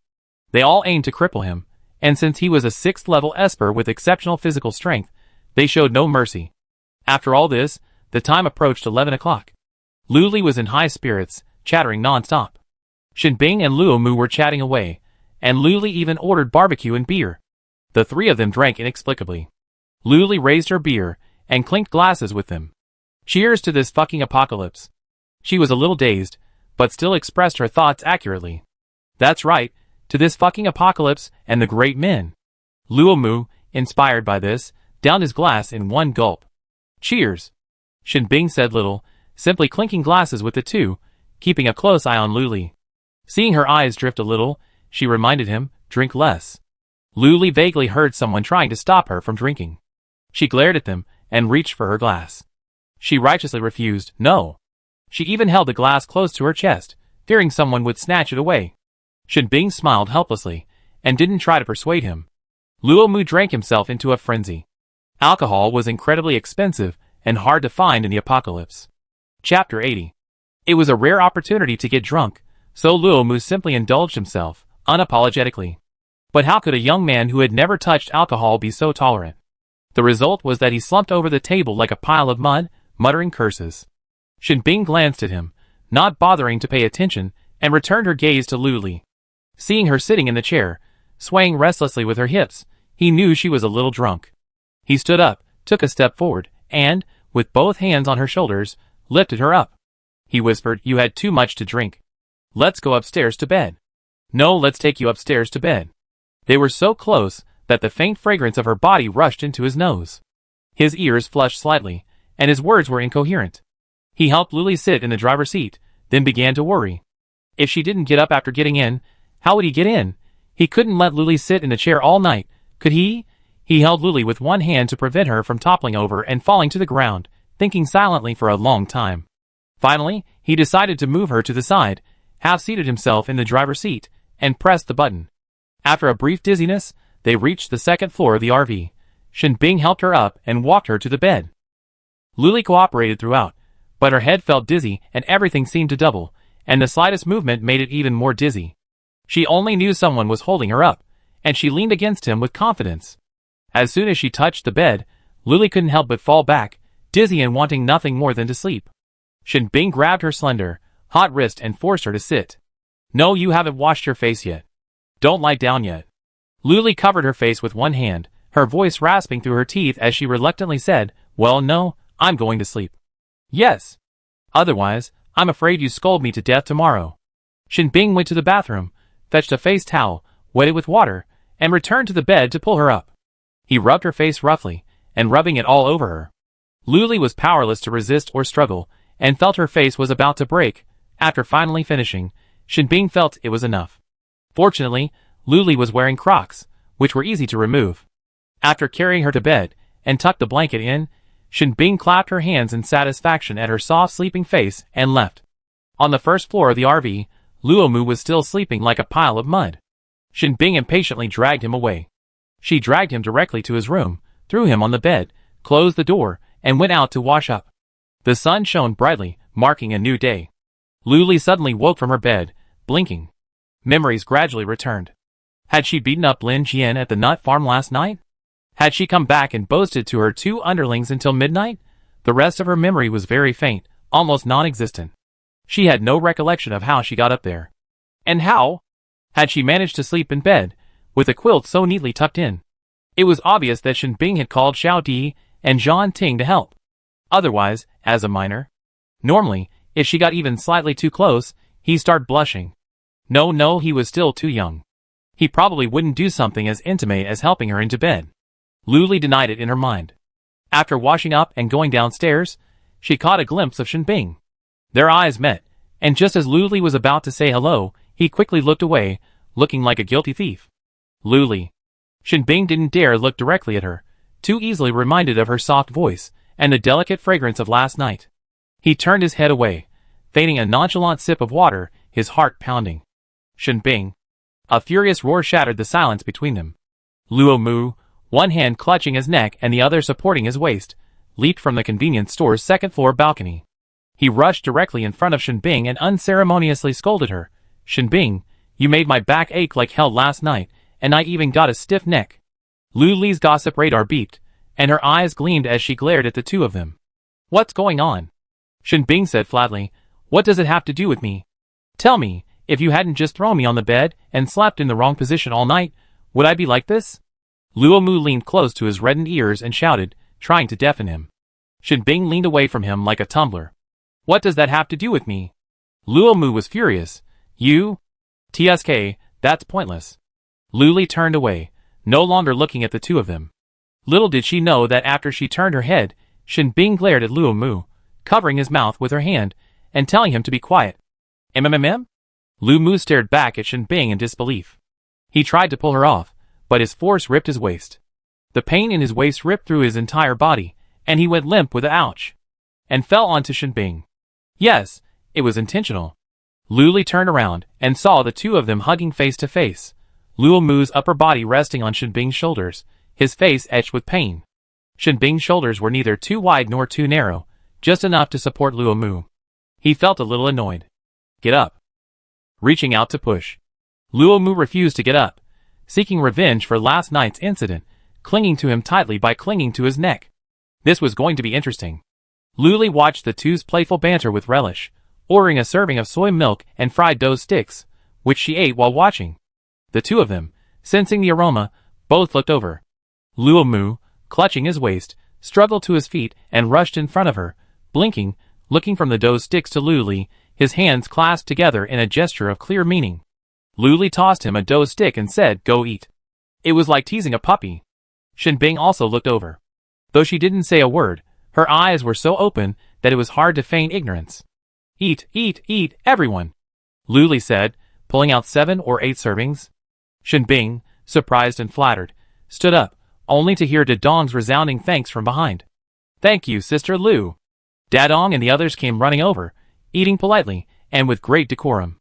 Shenbing paused, her smile fading slightly, but she also joined the group. Just as they were happily enjoying breakfast, Linjian woke up in the infirmary, and the group immediately surrounded the bed. Base Commander, are you awake? How are you feeling, Base Commander? Is your head still hurting, Base Commander? They kept calling him Base Commander, chattering like chicks, making Linjian's head buzz. Shut up. Linjian roared, his wounds and head grimacing in pain, and he passed out again. The doctor stepped forward, helplessly saying, "Move aside, all of you." He squeezed forward and examined Linjian, with the simplest of diagnostic procedures.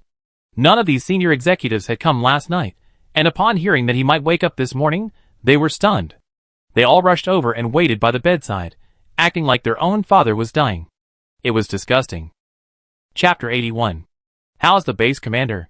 Is he seriously injured? Speak. Linjian's confidant, Qianling, asked anxiously. The doctor didn't dare speak harshly to them. They all held higher positions, and possessed greater abilities than him, so how could he dare? He could only explain softly, "Please remain quiet, while I examine the base commander carefully." He was a healing psychic, but his level was too low, and cultivation was too difficult. He had only reached level 2. He could only treat superficial injuries, so while Linjian looked perfectly fine on the outside, his insides were a mess, and some parts were even bleeding. He didn't dare say anything, only saying the good news: he's fine. The base commander just needs to circulate his energy and clear his meridians. He'd be healed in less than a week. Because psychics have stronger bones and meridians than ordinary people, and possess unpredictable energy within their bodies, they can heal on their own, but they need time and the assistance of the healing system. That's good. The base's higher-ups all relaxed, gathered around the bed and chatted for a while, expressing their concern. Even though the base commander was unconscious, they still had to pretend to be in trouble. Every senior official present was on high alert. If they weren't careful, they'd be reported to the base commander, which would be a real loss. Gradually, the crowd dispersed. There was such a large base to manage and operate, they couldn't all gather here to gossip. Lin Jian slowly regained consciousness, his head splitting with pain. He weakly raised his hand and said, "Water." But this small movement sent a throbbing pain through his entire body, his head, his limbs, everything inside and out, screaming. "Painkiller," Lin Jian said weakly, barely lifting his heavy eyelids to scan the ward. Empty. No matter what time of day, he was always surrounded by people. Where had they all gone? Lin Jian couldn't think. Just thinking had already caused a thin layer of sweat to form on his forehead, and his back was soaked with sweat. He stopped thinking and, exerting all his strength, raised his hand to press the call button. Beep beep. The alarm echoed throughout the ward, and soon, several doctors in white coats rushed in. The base commander is awake. Quick, quick, check him. The doctors surrounded him, frantically examining him. They completely ignored Lin Jian's requests for water and painkillers, and only focused on changing his drip, giving him injections, and performing tests. Amidst the struggle, Lin Jian fainted again. On the surface, he looked fine, just a little pale. But only the doctors knew the severity of Lin Jian's internal injuries, unless a healing psychic of level 5 or higher was called in. Otherwise, relying solely on his own healing abilities, he would be left with sequelae and lifelong disabilities. With the base commander's fall, the nut base was like a headless fly, leaderless. With the instigation and resistance of the subordinates, the base gates were opened and the previous system was restored. Everyone could finally enter and exit the base happily, no longer worrying about being discovered by the base commander. So, early in the morning, the front of Lily's lottery shop was crowded with people, chattering and bustling, no longer the quiet of the previous morning. Luli vaguely guessed something and asked them, "I heard something big happened at the base last night." The customer raised a finger to his lips, his face mysterious and evasive, and said, "Boss Lu, don't ask around, or you lose your head." Luli raised an eyebrow. "I want to see how I lose my head." The man choked, feeling somewhat speechless. How could this person not understand good or bad words? He clearly told you not to ask. When someone nearby joined the group chat, he became much more open, saying, "It's all your fault, Boss Lu." Luli pointed at his nose, surprised. "Me? What does it have to do with me?" He knew the truth, but he still wanted to ask, to understand, to hear a different version of the story. Perhaps this is the nature of a spectator. That's something to say. The open-minded man was clearly a chatterbox.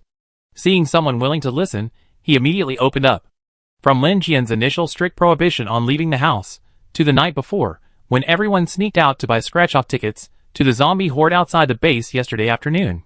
Then he talked about the zombie limbs that had appeared for no apparent reason in the base commander's office, and then about the unilateral assault on the base commander last night. His verbal organization was excellent, and the story was full of twists and turns, captivating everyone's attention. Everyone listened intently, afraid to miss even the smallest detail, occasionally letting out exclamations and sighs. Luli was fascinated, her eyes fixed on the man's mouth and movements, as if listening to a story. "I love it, please tell more." The story ended abruptly when Lin Jian woke up this morning, and the group stared at him eagerly. He clapped his hands, his mouth dry, and he said, "That's it. I don't know what happened next." The previous events were not a secret at the base, they were common knowledge, after all, so many people were involved. But the extent of Lin Jian's injuries and his current condition were classified, and the lower-class residents had no way of knowing. The people around him were disappointed, not wanting the story to end there. They urged, "Then tell us when you have news." Luli nodded in agreement. Listening to gossip in the lottery shop was quite pleasant, especially because the person's story was truly good. She offered him a glass of water, expressing her sincerest respect. The man accepted it generously, and drank it gratefully. As soon as the base gate opened, the nut base, which had been closed for 2 days, burst out like New Year's Eve, with people pouring out in droves. Someone was doing quests, some were killing zombies, and when they saw the lottery shop, they naturally felt an itch to scratch. When they felt itchy, they had to scratch. Scratching quickly became addictive, and once they did, they couldn't keep the cores in their pockets. Seeing the convenience store nearby, she couldn't help but buy something. This was a once-in-a-lifetime opportunity. Everyone knew online that Boss Lu was mobile, who knew where he'd be tomorrow. Now that he caught them, He was going to buy a lot. For a moment, both the lottery shop and the convenience store were bustling with activity. The bustle continued until 7 p.m., and only as darkness fell did customers gradually return to the base. But there were still a few scratch-off lottery addicts, who still had several unscratched tickets. Luli didn't urge them, just let them go. Luli felt so hungry, almost starving. She was so busy at noon, so she just asked Xiao Di to go to the convenience store to grab a few bread rolls. What good would that do? It's already been digested. She didn't get a nap today, and now she's hungry and sleepy. She found a random chair and sat down, resting one hand on the back, her head tilted upwards, silently recovering. As soon as Luo Mu got into the RV, he began to whine, "I'm exhausted today. I've been loading up non-stop. My hands are still shaking." As he spoke, he raised both hands and spoke in a loud voice that was clearly an exaggeration. Chapter 82. Luli curiously lifted her head to look, even leaning in for a closer look, puzzled. It's not shaking at all. Luo Mu, eh. She fell silent, slumped down in her chair, and yelled, "I want to eat." Eat, eat, eat. Luli was starving, so she quickly placed her order for something that would be ready and filling. That's right, Hunan stir-fries. They go well with rice, and you can eat a lot of rice, so you're full in no time. Luli was so hungry she could eat a whole cow. She chopped down 15 hearty dishes, like stir-fried pork with chili peppers, Yongzhou blood duck, and stir-fried yellow beef. The portions were enormous. She also ordered 4 buckets of rice, thinking it would be enough. But Shenbing and Luo Mu split 1 bucket. Luli was shocked, but also understood, reassuring herself that she was still growing and that they all worked for her. As a boss, treating her employees to good food was normal. She wanted to be a generous boss. Vampire capitalists, that's what she hated most. Luli brainwashed herself and ordered 2 more buckets of rice. A customer scratching off a lottery ticket outside the RV caught a whiff of something, sniffed it a few times, and sneezed. It was pungent yet irresistible, and the customer stopped scratching and tried to find the source of the aroma. His gaze quickly fixed on the RV. It was so easy to find and so conspicuous. The RV was still open, and the lights were bright inside. 8 people at a table, each devouring their food like a swarm of hungry people, looked so hungry that it whetted their appetites. The customer swallowed his saliva. It was clearly him, who had been hungry for 800 years. He couldn't help but move forward to see what they were eating. When he saw clearly, tears streamed down his face, and he choked and sniffled. With tearful eyes, he took photos of the 10 dishes on the table. He had only just finished eating, so the dishes were still relatively complete. The whole thing was so delicious, so beautiful, and he took a picture on his laptop, hoping to preserve it forever. Luli looked up and saw his tear-stained face. It was hard to ignore him, so she asked, "Yes, what's wrong? Didn't you win a prize?" She was about to encourage him, saying that this was normal, and was about to use Shenbing, a life winner, as an example.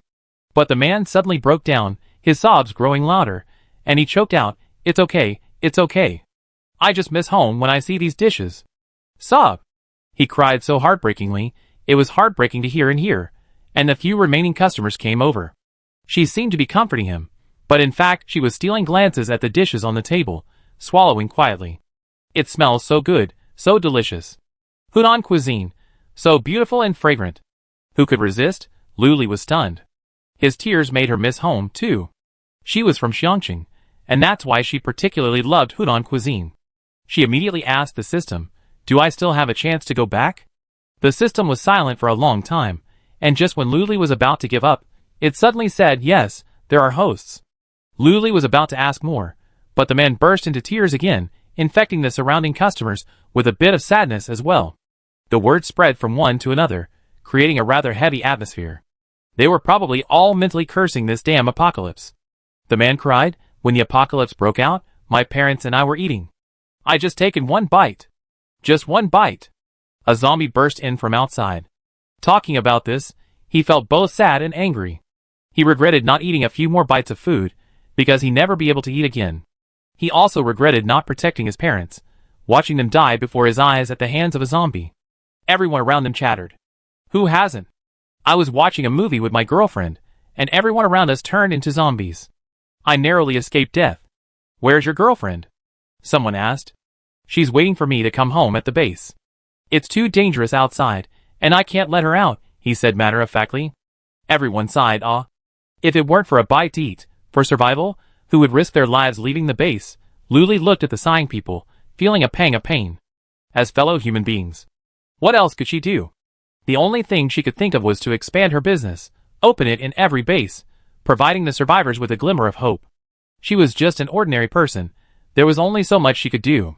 She was already impressive enough for doing her part. The man, after crying for a while, felt much better. He sniffed and said, "I'm fine. Thank you." Then he bowed solemnly. Luli leaned slightly aside, looking at him with a complicated expression. The Hunan cuisine was just the last straw. He simply needed an outlet.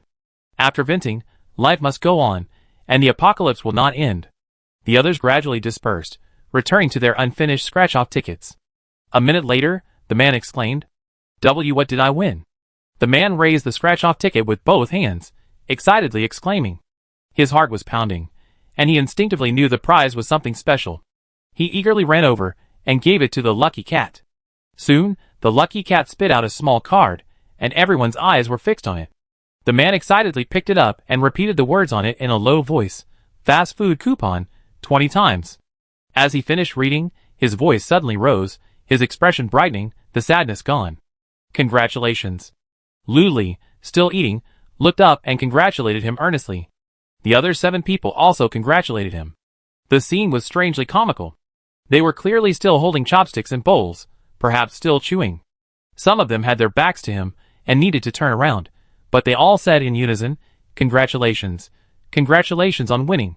This reminded Luli of certain 21st century restaurants, where the waiters all shouted as soon as you entered, served certain dishes, and even shouted a few more times as you finished eating and left. It was hilarious, and Luli chuckled, while the others looked at her in confusion. It's okay. Do you want to claim your prize now?" Luli changed the subject and asked the man. Come on, I'm starving." The man was eager, but he didn't know how to do it. Xiao Di, being the closest, stepped forward to offer instructions. He placed the food in the maneki cat's mouth and waited a moment. Because it was a redemption voucher, he couldn't choose his dishes, he had to order randomly, but the man was already quite satisfied. He found a seat with his fast food and began to eat. Someone approached, sniffing, their eyes fixed on the food, and asked, "Brother, are you selling it?" 3 meat dishes, 1 vegetable dish, a bowl of soup, and a large chicken drumstick, all delicious and filling, enough for a grown man. The man, with a mouthful of rice in his mouth, grumbled and shook his head, "No." The man, watching him salivate, couldn't help but reach out to grab the food, hoping to grab some. But as soon as he touched the fast food box, he was flung back. Luli wasn't surprised. Perhaps they meant no harm, just were too greedy. The man ate his food as he watched him fly several meters backward, swallowing the food in his mouth with a gulp. He quickly sped up his eating speed, shoveling food into his mouth, and complained that the chopsticks were difficult to use, and he ate too slowly, and he wanted to try it himself. Chapter 83. The man who had been flung away quickly stood up and scurried over to him, kneeling down and begging, please sell me a box. I really want to eat this. I'm so hungry. Look how thin I become. Please, have mercy, and give me a box, or even half a box." Luli was stunned. Since buying wouldn't work, they were resorting to moral blackmail, but in the apocalypse, could people still have morals? "As long as I have no morals, you can't blackmail me." The man remained unmoved, continuing to eat quickly. After stuffing the last grain of rice into his mouth, he tucked the lunch box into his space, and stood up to leave. The man suddenly hugged his thighs, wailing, "Don't go. Not until you give me a box."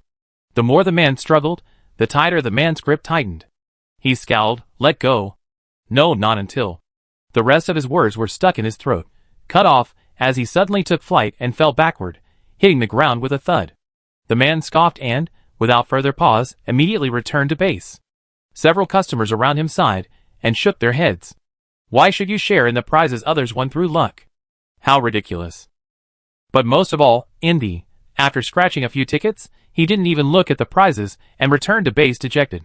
His heart was filled with envy. Why could others scratch out food? Luli finished his meal, enjoying the spectacle, and was about to close the shop when a sudden inspiration struck him, and he waited for a long time. As expected, Chu Lixing arrived. This person only comes when there are few people around.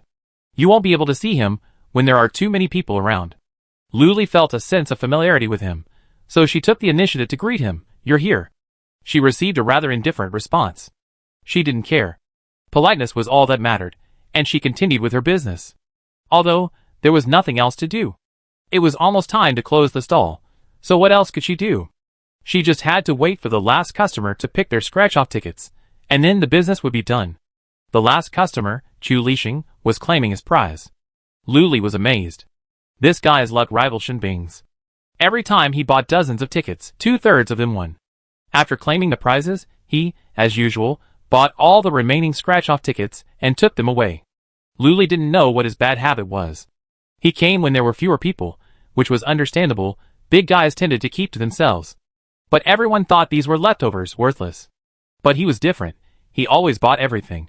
Luli was truly grateful to him for not letting her close down in disgrace. Chu Lixing paid for the crystal core and was about to leave when he looked up and saw Shenbing and Luo Mu lying on recliners in front of a nearby convenience store, with a few kids playing poker nearby. The scene was warm and lively, filled with laughter. This scene was extremely rare in the apocalypse, and a hint of a smile flashed across his eyes. He lowered his head, then turned and walked away silently. Luli watched him leave, feeling strangely lonely. But she was soon drawn in by the laughter and joined the poker team. They played until 10 o'clock. Luli yawned and said she couldn't go anymore, but Luo Mu was in a frenzy, yelling that no one was allowed to leave. Shenbing slapped him on the back of the head and scolded him, "If you don't sleep, others will." With that, he put away his cards, stood up, and put his hands on his hips. Like a kindergarten teacher herding ducks, hurry up, go upstairs and sleep. The little ones, confused but obedient, tidily peeled off the white paper strips stuck to their faces and, hand in hand, went to wash up and sleep. Luli saw the game was over and yawned as he walked back. Luo Mu glared at Shenbing with great reluctance. "Why did you hit me? You deserve it." Shenbing glanced at him, her tone perfunctory and provocative. "You?" The two of them went upstairs, arguing. Silence returned to the lottery shop and convenience store, but Lin Jian's ward at the nut base was bustling with activity. "Captain, is your head still hurting? Do you need someone to massage it? Captain, have a drink of water.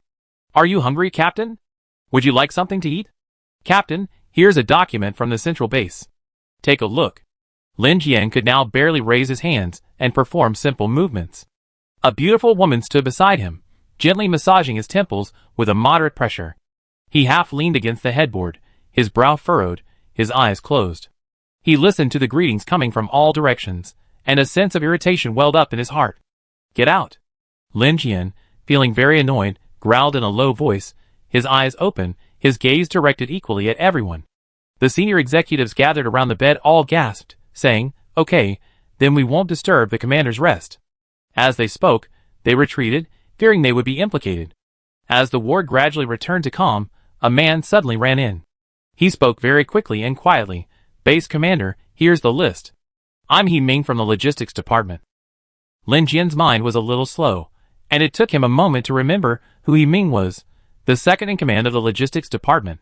As he watched him shove a piece of paper into his hand and quickly run out of the ward, his mind flashed. That night, He Ming excitedly scratched off a lottery ticket in front of the RV, his hands raised high and cheering, utterly thrilled. Lin Jian sneered, and something in his head throbbed with pain. "Base commander." The beauty considerately rubbed his head to soothe the pain. Lin Jian was impatient, his head throbbing with pain. He just wanted some peace and quiet. He pushed hard and said, "You guys get out too." The beauty stumbled after being pushed, taking a few steps back before regaining her balance. She gave him a resentful look, and the two of them quietly withdrew. The ward fell silent again. Lin Jian remained silent for a long moment before opening his eyes, and unfolding the piece of paper He Ming had slipped him. What caught his eye was a list of names, some circled in red. There were notes at the very bottom. Circled in red were those who had assaulted Lin Jian the previous night. The rest were from people who had snuck out to scratch off lottery tickets. The entire sheet of paper was densely packed with names, all of whom had snuck out to scratch off lottery tickets. The record was so detailed, even his own name was included, that it was hard for Lin Jian not to doubt his intentions. After a moment's thought, Lin Jian felt a splitting headache. He simply folded the paper, put it away, and closed his eyes to rest. Meow. The little deer jumped onto the bed and nudged Luli's cheek, trying to wake her. Luli held its head, unfazed, and continued to sleep. Xiaonai also jumped onto the bed and stepped on her through the covers. "What are you two doing?" Luli resentfully buried her head in the covers, trying to go back to sleep. She suddenly remembered her promise to the 2 kittens last night. "I take them out to play today." It was boring to stay up all day. She got up resignedly, and saw that it was not yet 8 o'clock. Oh my god, don't these 2 kittens need to sleep? Chapter 84. But she was already up, and Xiaolu and Xianai were still around her feet, meowing and urging her to hurry. Luli sat in the driver's seat, holding the 2 kittens. As soon as she got downstairs, they ran off like crazy. As usual, she began to settle accounts. Yesterday, she had bought 60 scratch-off tickets. Thanks to the enthusiasm of the residents at the nut base, she had sold them all, earning a total of 60,000 points. In other words, she had already earned 130,000 points at the nut base. Luli was slightly shocked, then smiled, her mood brightening. She lit up another 5-pointed star. She continued to place orders for 60 scratch-off tickets, waiting for customers to come. It was just strange. The base gate didn't open until midnight. Luli wondered, could it be the same as last time, tonics? She had been so busy these days that she had forgotten to create the nut base group chat. She hadn't added a single friend, and had no idea what was going on inside. She had just let out a sigh when a sudden explosion came from the direction of the base gate, startling her so much that she couldn't even finish her sigh. As explosions and thick smoke erupted, figures emerged from the haze, running aimlessly outward. Luli could only make out their figures as they got closer. They were disheveled, their faces terrified, as if pursued by wolves and tigers. Luli wanted to stop them, and ask what was going on. "Why are you running? What's going on at the base?" No one stopped, and they could only call out as they passed the RV. "Run, Boss Lu! The base commander's gone mad. He's crazy. He's going to kill us all." Luli was completely bewildered. Why would he kill people for no reason? Shouldn't he be bedridden? People started running out from behind, each one looking frightened, but outside the base lay an endless plain. Where could they run to? Then, teams of guards came chasing after them, their expression serious, rifles in hand, and loudspeakers in hand. "Stop! Don't run! Stay where you are! No more running! If you take another step, you be caught, and it will be hell." The implication was, either run fast and don't get caught, or surrender. Those who dared to run were smart. Hearing this, they ran even faster, and in a moment, they disappeared from sight. Luli watched as one resident after another ran past, knowing they had no time to stop. He could only cheer them on, waving his arms. "Go! Run faster! Don't get caught!" Xiao Di and Zhan Ting, confused, looked from Luli to the running residents and cheered them on. The 3 of them cheered like cheerleaders, waving flags and shouting, drawing Shen Bing and the others from the convenience store next door to watch. "What are they doing?" Shen Bing asked. "I don't know. I heard Lin Jian's going crazy and wants to kill them all," Luli said, taking a moment to think. Shen Bing and Luo Mu? Question mark. So bold. Shen Bing, surprised, immediately exited the RV and rushed to the base. Luckily, the speed ability she bought yesterday hadn't expired yet, so Luli, curious, followed. Luo Mu, realizing he couldn't miss such an opportunity, started to run. Then, remembering something, he turned and met 5 pairs of bright eyes. "You 5, don't leave the RV. Stay and watch over the house," Luo Mu warned. 5 little heads nodded in unison, leaning over the table, and staring at Luo Mu eagerly. Luo Mu ignored them, and turned and left. Shen Bing and Luli entered the base one after the other. Normally, there would be guards at the entrance to the base, but now it was deserted, allowing anyone to enter and exit freely. The base was in chaos, as if it had just experienced a fierce, smoke-filled war. Luli grabbed a ripe nut as a resident fled and asked, "What's going on?" "Boss Lu, get out now. The nut base is full of people. Lin Jian is going crazy. He counted over 200 people this morning, and said they'd be shot immediately." The man spoke with emotion and a look of panic on his face. After speaking, he broke free from Luli's hand and hurried out. Luli had a vague feeling of foreboding. Could those people have sneaked out at night to buy scratch-off tickets? Once the thought was born, it quickly took root in her mind. Luli felt 80% certain this was the reason. But she also felt a sense of unwarranted guilt. If anyone was going to be shot for buying scratch-off tickets in her shop, then wouldn't she be the culprit? Bullshit! Lin Jian is the culprit. Soon, Shen Bing and Luo Mu arrived at her side, reporting the information they had gathered. It was identical to the version Luli had just heard. Lin Jian was killing people for no reason. Luli tried to stop him, and Shen Bing and Luo Mu followed her lead. Following the residents' instructions, the three of them arrived at the square in the base. Bang! A gunshot rang out. Lu Li's eyes suddenly widened as she watched a man kneel not far away, a blood-red flower blooming from his chest. Then, his body fell forward due to inertia, hitting the ground with a heavy thud. His chest stopped rising and falling, and he was no longer breathing. There were many others like him kneeling in the square, awaiting punishment. They knelt in a row. He was tightly bound with hemp rope, imbued with energy, making it impossible to break free. Another gunshot echoed through the air, followed by the muffled thud of a heavy object hitting the ground. Lu Li couldn't bear to look, so she tilted her head slightly, meeting Shen Bing's worried eyes. A cold hand covered hers. "Don't look," Shen Bing whispered. A warm feeling welled inside her. She reached out to remove his hand, smiled at him, and tilted her head to continue observing. Shen Bing was stunned. For the first time, she could feel her heartbeat so clearly, strong, beat after beat, as if announcing something. Luo Mu glanced at the two of them curiously, his complex gaze finally landing on Shen Bing. In the vast square, Lin Jian sat in a wheelchair, surrounded by layers of black-clad bodyguards. These weren't guards, but loyal and reliable bodyguards trained by Lin Jian himself. Lin Jian sat in a wheelchair. Every time he called out a name, he wouldn't shoot until they said here. If they didn't respond, he'd keep shouting until they spoke. After a few times, he'd fire a few shots. The scene was utterly brutal, the stench of blood filling the air, making one sick. Lu Li cursed softly, "What a beast!" She turned to Shen Bing and asked, "Is this justifiable in the apocalypse?" "No." Shen Bing met her clear gaze, and shook her head subconsciously. "But the base commander usually has absolute power. You can't treat people like beasts and kill them at will." Lu Li was furious. It was clear her mindset was still stuck in a civilized world. Murder is against the law. But this is the apocalypse. While killing is unjustifiable, it's not against the law. Shen Bing's eyes lit up, and she whispered, "Last year, the central base issued new laws, emphasizing the importance of cherishing life and refraining from indiscriminate killing. Only with human life can Yen Nation have hope for a future." "Okay, I understand." Lu Li activated the camera function on the computer. Chapter 85. Zooming in again and again, she began filming the distant execution scene. Lin Jian's expression of arrogance and disdain for life was perfectly captured. In front of him, there were residents, shot to their knees and wailing, unable to break free. Behind him, the arrogant bodyguards. The video lasted 5 minutes, showing the executions of 18 people. By the end, Lin Jian was even growing impatient. He then had the bodyguards show off their skills, killing 2 or 3 with 1 bullet, a smug grin on their faces. Luo Mu watched her filming and subtly tugged at Shen Bing, who shook her head at him, signaling him to be silent. After filming, Lu Li posted the video to her social media account. Without any captions, the video alone was shocking enough.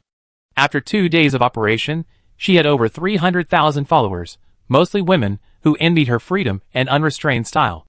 As soon as the video was posted, it was discovered by the central base, who had been following her account.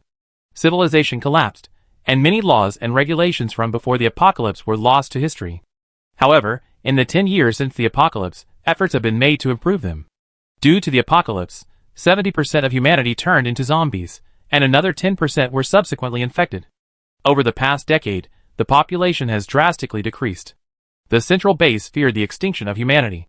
The supremacy of human life has always been paramount. If this person had truly committed an outrageous act, they could be handed over to the base for handling. However, this lack of context and complete disregard for human life. The central base would absolutely not tolerate such a thing. The relevant person immediately contacted Lin Jian. Less than 5 minutes after Lu Li uploaded the video, Lin Jian called a halt to the farce and spoke respectfully into the computer. Soon, his face livid, he hung up his laptop and, grimly, ordered the guards to untie the hemp ropes binding them. He said, "I let you go today. If you do it again, it won't be as easy as being shot." Lin Jian's tone was gloomy, his venomous gaze fixed on them, making their scalps tingle.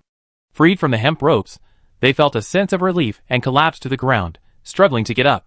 If Lin Jian hadn't been so cunning and drugged the water distributed at the base this morning, they wouldn't have been in such a state of disgrace, losing dozens of their compatriots. Lin Jian sat in a wheelchair on a high step, looking down at them with contempt. Suddenly, his gaze shifted to the right, landing on the entrance to the square, where several small buildings served as resting places for the guards and the personnel on duty. He narrowed his eyes, sensing something was amiss. "Go and take a look," he ordered. The bodyguards took orders, and sent 5 of them to investigate. Shin Bing had already left with the 2 men before Lin Jian even looked over. Even after leaving the base, Lu Li was still furious. Even if Lin Jian lets them go this time, what about next time? What about the time after that? Will he still be so kind? She muttered to herself, and for the first time, she felt the urge to depose Lin Jian. No, this must become a big deal. Shin Bing and Luo Mu exchanged glances. How could he tell her that this was the end of the world, this was normalcy, and the supremacy of life was just empty talk? Many systems were still imperfect, and in the eyes of the powerful, disregarding human life was perfectly normal. But she seemed full of hope for humanity's future. She felt that this was wrong and needed to be stopped. She was passionate and impulsive, like a blazing fire. Shin Bing thought, it's been ages since I've seen someone so pure and innocent. She lowered her head, continuing to work on her laptop, and noticed the video had become trending again, with many people commenting below. What base is this? How could they do such a thing? I can't see the huge words on the square. Nut base. They truly treat humans like animals. I request a thorough investigation by the central base. How could such a scum be the base commander? Yes, the population is already small, and with this kind of mischief, humanity will sooner or later perish. Everyone, wake up! Is this the apocalypse? Does the apocalypse justify wanton slaughter of innocents? We already passed that stage. The central base now hopes to restore civilization. 2 opposing views collided in the comments section. One side argued that it was the apocalypse, so why bother with so much? There were plenty of evil people. The other side argued that even in the apocalypse, innocents should not be slaughtered. We should value life and continue human civilization.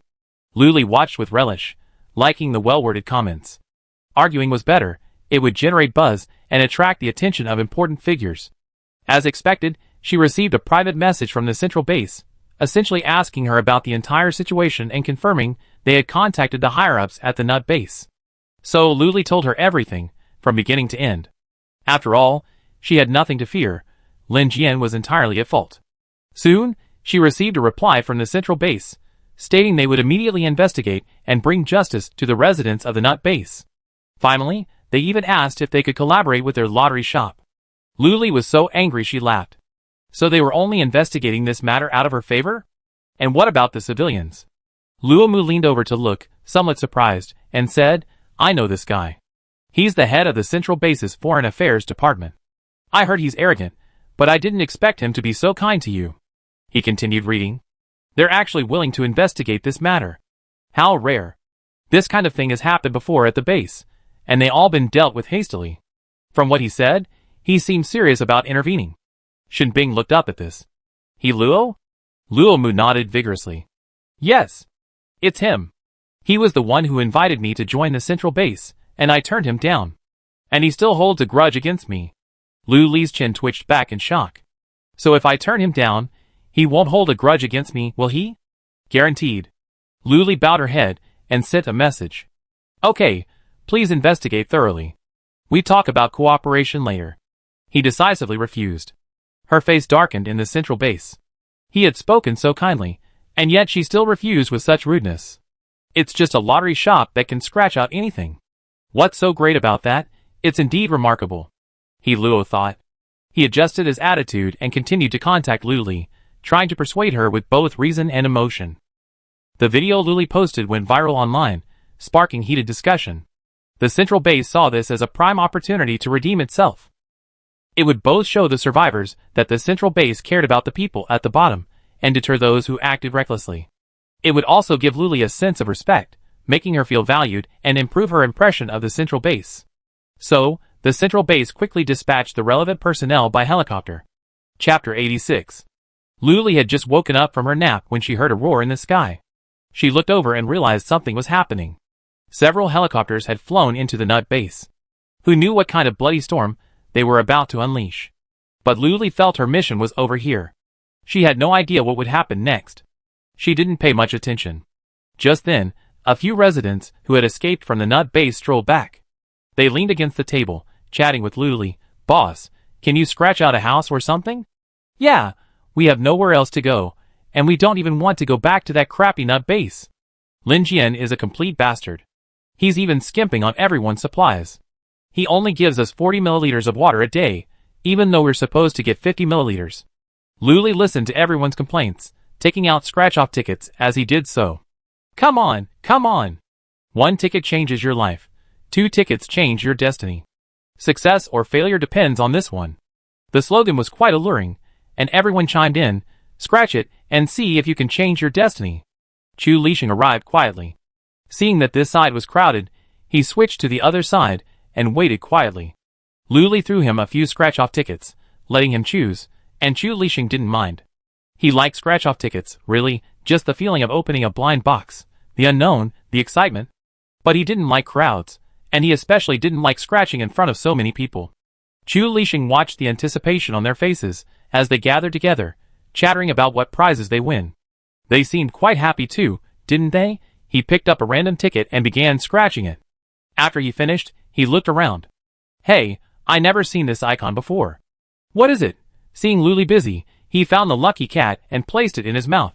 Soon, a small card emerged. On it were 3 simple lines of words, which Chu Lixing read one by one. Congratulations, Mr. Chu Lixing, for scratching out hotel. This is the first prize in this batch of China fortune. You're welcome to claim your prize at any time. He raised his eyebrows, retrieving fragments of hotel from his distant memories. Is it a place where people can live? A place where you can shower? What else can you do? He was at a loss for words, so he asked Luli and handed her the card. Claim your prize. Luli took it and looked at it nonchalantly, then her eyes widened, looking from the card to Chu Lixing, who looked serious.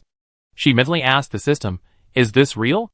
The system patiently replied, host, move a few times and see if there's any reflection. Can you even see the faint Luli character? Luli held the card and tilted it slightly left and right. Sure enough, under the right angle and lighting, it could be seen. Seeing the word Luli reflected in a rainbow hue, like a watermark, she was no longer afraid of fraud. She felt like the sky had fallen again. How could such a huge prize have been snatched away by someone else? Luli's mouth turned down, and she unenthusiastically shoved the card into the fortune cat's mouth. The next moment, she suddenly remembered something. She scurried out of the car, clutching the fortune cat, and raised it toward the open space nearby. Click, click, click. After a series of clicking sounds, a flash of white light appeared, and a 2-story building appeared before everyone's eyes. The style was more like a B&B, not a cold, impersonal hotel. It made one want to book a room for an hour, just for a quick visit and then leave. Instead, it inspires longing, a sense of homecoming in the apocalypse, a gentle and welcoming feeling. Wow, what is this? Can this also be scratched out? That's incredible. I heard the convenience store next door also scratches out items. The believer made a wish, willing to exchange his luck in his next life for a similar reward. You're calculating too much, kid. Chu Lixing stared at the small building in front of him with a hint of surprise. This is a hotel? How many people can it accommodate? And such a large, wonderful reward could belong to him? Chu Lixing instinctively felt unconvinced. There's no such thing as a free lunch. Although he paid a crystal core, the reward he received was so great that he found it hard to believe. He couldn't help but ask, mine? Luli thought it through. After all, they were working for her, so why not? She smiled and nodded. Yes, yours. Seeing her smile so brightly, Chu Lixing felt a flicker of strangeness in his heart. As expected, Luli leaned over to him and added, but the hotel can't be more than 10 meters away from the RV. Her delicate fragrance, like an invisible kitten, gently nuzzled against his face, causing Chu Lixing to frown. Tilting his head, he listened intently. Also, I want a cut of the profits. I take 80% of your profits. Chu Lixing looked at her in surprise, and instinctively uttered the word swindler. Luli grinned. Thank you for the compliment. Chu Lixing couldn't help but reflect. Was I complimenting her? I was clearly scolding her. Can I refuse? Chu Lixing asked. He knew that Shenbing's convenience store also offered scratch-off rewards, and he had no idea how much Luli's cut was. But it's definitely not cheap, and I wonder if the goods inside are provided by Luli. One thing is certain, this is profitable, otherwise Shenbing, that cunning person, wouldn't work for someone for no reason. But once bound, it's like losing your freedom, confined to the convenience store every day. Work from sunrise to sunset. Chu Lixing was stunned. Isn't this the life everyone longs for now? No more risking their lives to obtain crystal cores. Luli didn't realize how much he had thought in those few breaths, while she was also questioning the system.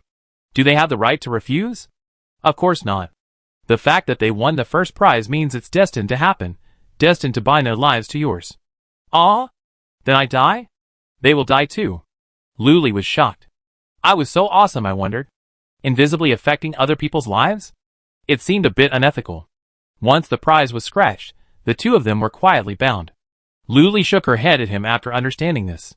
No. A faint smile appeared on her face. Chu Lixing was about to say something when his heart began pounding. A consciousness that didn't belong to him appeared in his spiritual sea. All psychics have spiritual seas, the equivalent of a zombie's crystal core, storing the body's most refined energy. It's also the most important thing for psychics.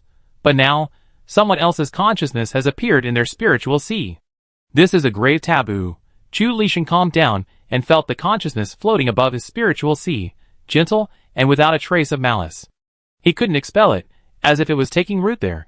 He was horrified. He looked up at Luli again, but a strange emotion filled his heart, unlike the strange and calm feeling he had before. It was hard to explain, as if it had built a bridge with her brain, forming a deep connection. Chapter 87. He tried to reach her spiritual sea, but to no avail. He could only walk halfway across the bridge, the other half remained closed. Is this what he meant by no refusal? Chu Lixing had a concrete understanding of it. It was as if the two of them had formed some kind of contract, one he couldn't break. But at the same time, he was also interested in her, specifically, her abilities. Hello? Luli waved her hand in front of his eyes twice. Chu Lixing came back to his senses and met her clear eyes. I accept. Chu Lixing said softly, his eyes gleaming with the joy of exploring something new. Luli said with a smile, then let's go explore. Then she sprinted back to the RV. She told the two little ones to keep an eye on the lottery shop and to go to Shinping or Luomu if anything happened. She sprinted to Chu Lixing's side. Her ponytail was a little untidy and uncomfortable, so she tugged it, letting it hang loose. She waved towards Chu Lixing, then gracefully turned and said, Let's go. Let's go in. Her hair was smooth and soft, like the finest silk. The two of them walked into the hotel, one after the other. The lobby was about the size of the first floor of a modern RV, not spacious, but not cramped either. It was bright. It was just empty. To the right of the entrance was a staircase leading to the second floor. The first floor was easy to take in, and there wasn't much to see, so the two of them ascended. It was a long corridor, the end of it almost invisible. Logically, it should have reminded one of some horror hotel story. But it was bright, with wood grain floors and an overall natural wood-style decor. The air was filled with a sweet, light fruity scent, refreshing and soothing. On either side were rooms, numbered 201, 202. Luli casually pushed open door 201, and was greeted by a wall of bright, sliding floor-to-ceiling windows. The room was much more spacious than the lobby on the first floor. The bed was centered, flanked by nightstands. The wall near the door also contained wardrobes and other storage. Further along, on the left was the bathroom, with separate wet and dry areas and a shower, very clean and tidy. Opening the floor-to-ceiling windows, he saw a semi-enclosed balcony and kitchen. The basic amenities, such as a water heater and air conditioning, were present, but it was bare bones. Sheets, slippers, or towels were missing. But Chu Lixing was more concerned. He stepped past Luli and casually turned on a faucet in the kitchen. Splash. Clear, transparent water flowed out like it was free, flowing into the clean sink where the two met. Startled, he quickly closed the faucet. He had never imagined such clean, transparent water could exist, seemingly inexhaustible. He looked at Luli with a hint of surprise, wondering where she came from. He'd been to the central base, but even the best base in Yin Nation couldn't afford such reckless water use. Everyone had a daily limit, but psychics were relatively relaxed. With each level up, the limit increased, but there was still a limit. This water? Chu Lixing asked cautiously. If he needed it later, he'd have to pay tens of thousands of crystal cores. He could afford it. That's all. Luli said nonchalantly, use as you please. Isn't that the norm in hotels? It's not like you're renting a room, you still have to pay for utilities. He suppressed his shock and flipped the wall light switch. With a click, the overhead light came on. Now there was water and electricity. Chu Lixing couldn't help but wonder how many crystal cores it would take to live in this room for a single day. As soon as the thought crossed his mind, Chu Lixing quickly stopped himself. Was he really going to have to live this mundane life of working as a laborer? But wasn't it good? There was water and electricity, food and drink, and no danger. No need to deal with all the intrigue and deception. Isn't this what he hated the most? Chu Lixing pondered it over, finally making up his mind. He looked at Lu Li, Boss Lu, then, it's a happy cooperation. Lu Li smiled back and extended her hand. Happy cooperation. What cooperation? It's clearly working for me. But she didn't need to correct such a minor detail. The two of them clasped hands, officially reaching an agreement. Like Shen Bing, Chu Lixing was a quiet man.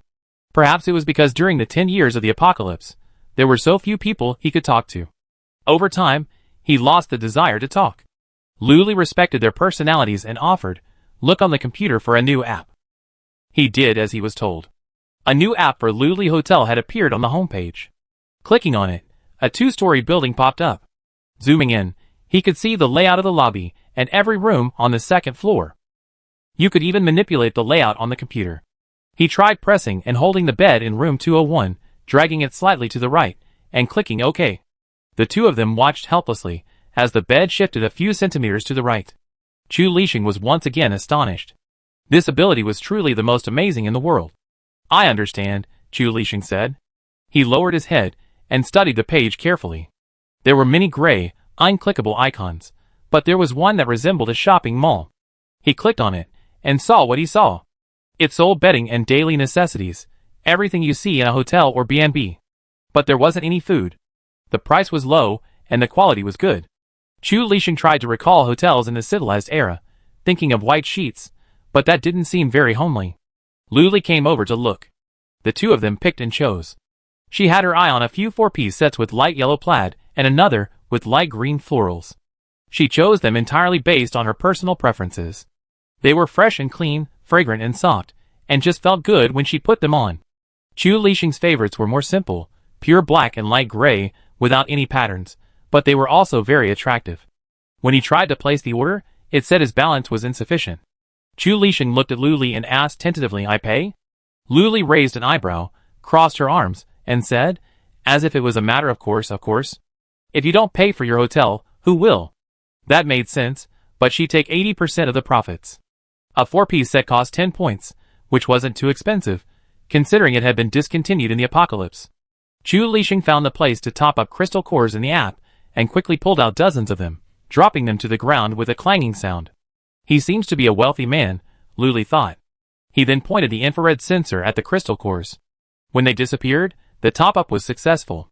Chu Lixing watched his balance instantly rise to 4 digits, feeling relieved. He then placed an order for the 4-piece set they chosen, 8 in total, for 80 points. He then bought some daily necessities, such as disposable toothbrushes, slippers, and bath towels.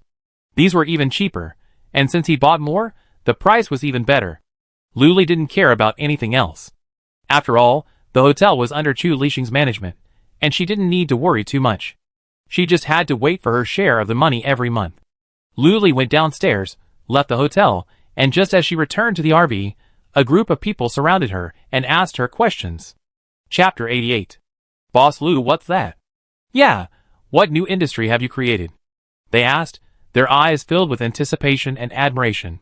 Boss Lu seemed to always be able to perform miracles. Oh, the hotel. Welcome everyone. Chu Lixing is the person in charge. Lu Li replied casually. The onlookers were startled and glanced at each other, each seeing shock in their eyes. Chu Lixing, is he the one at number 1 on the list? Then who else could be the Chu Lixing? He's the real boss. Oh my god, Chu Lixing is the person in charge. How did he get to Boss Lu's high position? No, I was wondering, Boss Lu, did you just look at him because he's handsome and capable? Of course I need to know. Look at Shen Bing, Luo Mu, and this Chu Lixing. Every one of them is a handsome guy. Boss Lu, wow, I didn't expect him to be so obsessed with beauty. Lu Li, what? Is that how rumors start? Just then, Chu Lixing emerged from the hotel lobby, the afterglow of the setting sun quietly casting a shadow behind him. He was dressed in a simple black shirt and black pants, his hair slightly disheveled. With broad shoulders, a narrow waist, and long legs, he walked against the light. The perfect silhouette formed a scene that stunned Lu Li. It truly was number 1 on the list. The judging was fair and impartial. Although she had no idea what list this was, Lu Li had to give it a thumbs up. It wasn't until he approached that she regained her composure. She looked him up and down and commented, not bad. Chu Lixing inexplicably felt like a piece of pork, stripped naked and thrown on a chopping board, open to scrutiny. But that was only with Lu Li. With everyone else, Chu Lixing had a magical barrier, never minding the admiring, jealous stares. He climbed into the RV quite naturally and spontaneously, and Lu Li didn't notice anything wrong.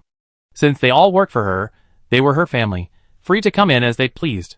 Customers immediately gathered around the two of them, chattering, "Boss Lu, what's that hotel you're talking about?" "Yes, yes, tell us about it, can we stay there?"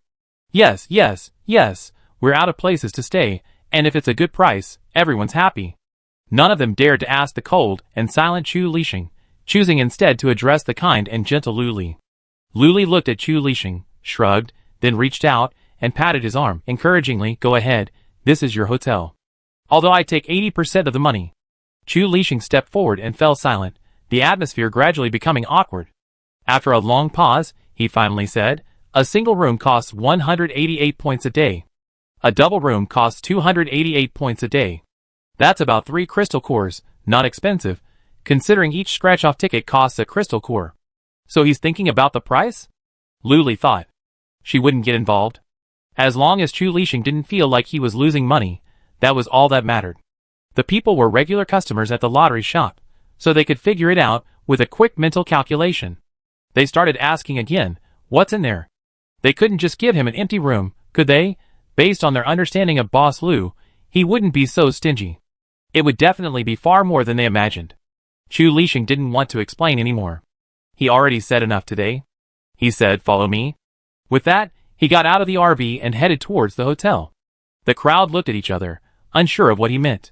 It was Lu Li who reminded them, "He's going to take you on a tour, hurry up and follow him." She waved them off with a wave of her hand. She had noticed that everyone had a natural fear of powerful figures, like Shen Bing and Chu Lixing. Or perhaps it was because they were taciturn and reserved, looking difficult to get along with. Yes, that was right. It was almost 6 o'clock, time for lunch, and Shen Bing and the others spontaneously emerged from the convenience store. As soon as they emerged, they were met with a shocking surprise. A 2-story building had suddenly appeared not far away. What was that? Was it Boss Lu's new creation? If you don't understand, ask. Luo Mu immediately leaned over and began to question, with Shen Bing listening intently. When he heard Chu Lixing was the person in charge, his heart suddenly sank. Wouldn't that mean his position was the same as his? He was thinking about Lu Li's position in her heart. He stole a glance at Lu Li, and saw that she looked normal, still smiling, her dimples slightly visible. It seemed as if Chu Lixing's arrival hadn't changed her mood at all. His heart then quietly settled down, and he listened to the subsequent developments. So that's how it was. Hi, it's nothing to mention. He consoled himself. By the time she finished the whole story, Lu Li's mouth was dry. Why would a grown man gossip like this? She was sipping water when Chu Lixing led a dozen people out of the hotel. His expression was expressionless, even a little impatient. The crowd behind them were discussing animatedly, their faces beaming with joy. Closer, Lu Li could faintly hear a few words. "This hotel is really nice. Do you want to stay? I want to experience it for a night anyway. How could I not experience this? I haven't had a hot shower or air conditioning in ages." "That's right. Did you sit on that bed? It's so soft. I didn't dare sit on it because Boss Chu was here." "How soft is it?" Lu Li was almost laughing to death. This group of people was both adorable and heartbreaking. She had originally planned to officially open the place tomorrow with a small ceremony. But now, it seemed like everyone was already eager to move in. Suddenly, she remembered something and leaned over to Chu Lixing and said, "Tell them they can rent it long-term or short-term. Long-term rentals offer discounts, and they can completely make it their own home. They can even buy daily necessities at the convenience store." How convenient, isn't it? Chu Lixing simply nodded and glanced at Shen Bing, who was not far away. Coincidentally, he was also looking at him. But he inexplicably sensed a hint of hostility in her eyes. What was going on? Chu Lixing thought back to the years since Shen Bing became famous. He had rarely even met her, only at the annual commendation ceremony at the central base. Never mind. He's level 8, and he's only level 7. The gap is as vast as Mount Tai. Chu Lixing still had some confidence in his strength. When he looked over again, Shen Bing had already withdrawn her gaze, looking away, her expression indifferent, as if the look had never happened. "Did you hear that?" Lu Li nudged him with her elbow. "Yeah," Chu Lixing agreed. Since he was already working with Lu Li, he understood the relationship, helping each other. Several survivors rubbed their hands together, pushing and shoving each other as they moved forward, their faces awkward. Boss Lu, Boss Chu, can we move in today? Chu Lixing exchanged glances with Lu Li, and after receiving her affirmative nod, he said, sure. Lu Li added, the new store is opening today, and there's a discount for stays of 5 days or more. What discount? They asked eagerly. Chapter 89. She then turned her gaze to Chu Lixing, who did a quick mental calculation and spouted a number. Great deal. 888 points for 5 days, plus a free ticket to the Super Lotto. Originally, a 5-day stay would have cost 940 points, but for the sake of being catchy and auspicious, let's just go with 888, and a free Super Lotto ticket. Wow! That costs a crystal core, one person said without hesitation, then I rent for 5 days. Lu Li took one look and felt a familiar look. She probably trusted him, because he was a regular customer. The others around her hesitated. After all, 3 crystal cores wasn't too few. Let's all stay for 1 day. Okay, take them to the registration process, Lu Li said. How do we do that? Chu Lixing asked matter-of-factly. Lu Li forgave him. After all, he was new, didn't know much, and he was a handsome guy, so it was hard to be angry with him. She led everyone to the hotel reception. Luo Mu, already incredibly curious, dragged Shen Bing along to see what was going on. Shen Bing suddenly regretted being so busy that she'd forgotten about the grand opening promotion. Humph. A huge crowd descended on the hotel lobby, making the already small space seem a bit crowded. Directly opposite the hotel entrance was the reception desk, a slightly elevated table with a chair underneath. On the table sat a computer, and next to it was a scanner. It was pretty basic, but that didn't matter. Come on, first up. Lu Li sat down and greeted him naturally. This was actually his first time operating it, but wasn't it simple? All he had to do was place the guest's computer on the scanner for a moment. After the computer recognized the guest's information, he manually entered the number of days they would stay and collected the corresponding crystal core. It's quick and easy. Even collecting crystal cores requires only placing them on the scanner, which automatically converts them into points. Nowadays, points earned at lottery shops, convenience stores, and hotels are universal. However, universality hasn't yet been achieved. Lu Li thinks a real card is needed to ensure true point universality. Yes. I figure out how to do that later. The first customer has successfully checked in. Room number is 201. They don't have a key card, so just scan it. Go up the stairs. It's the first one on the left, Lu Li instructed. Okay, I go up first.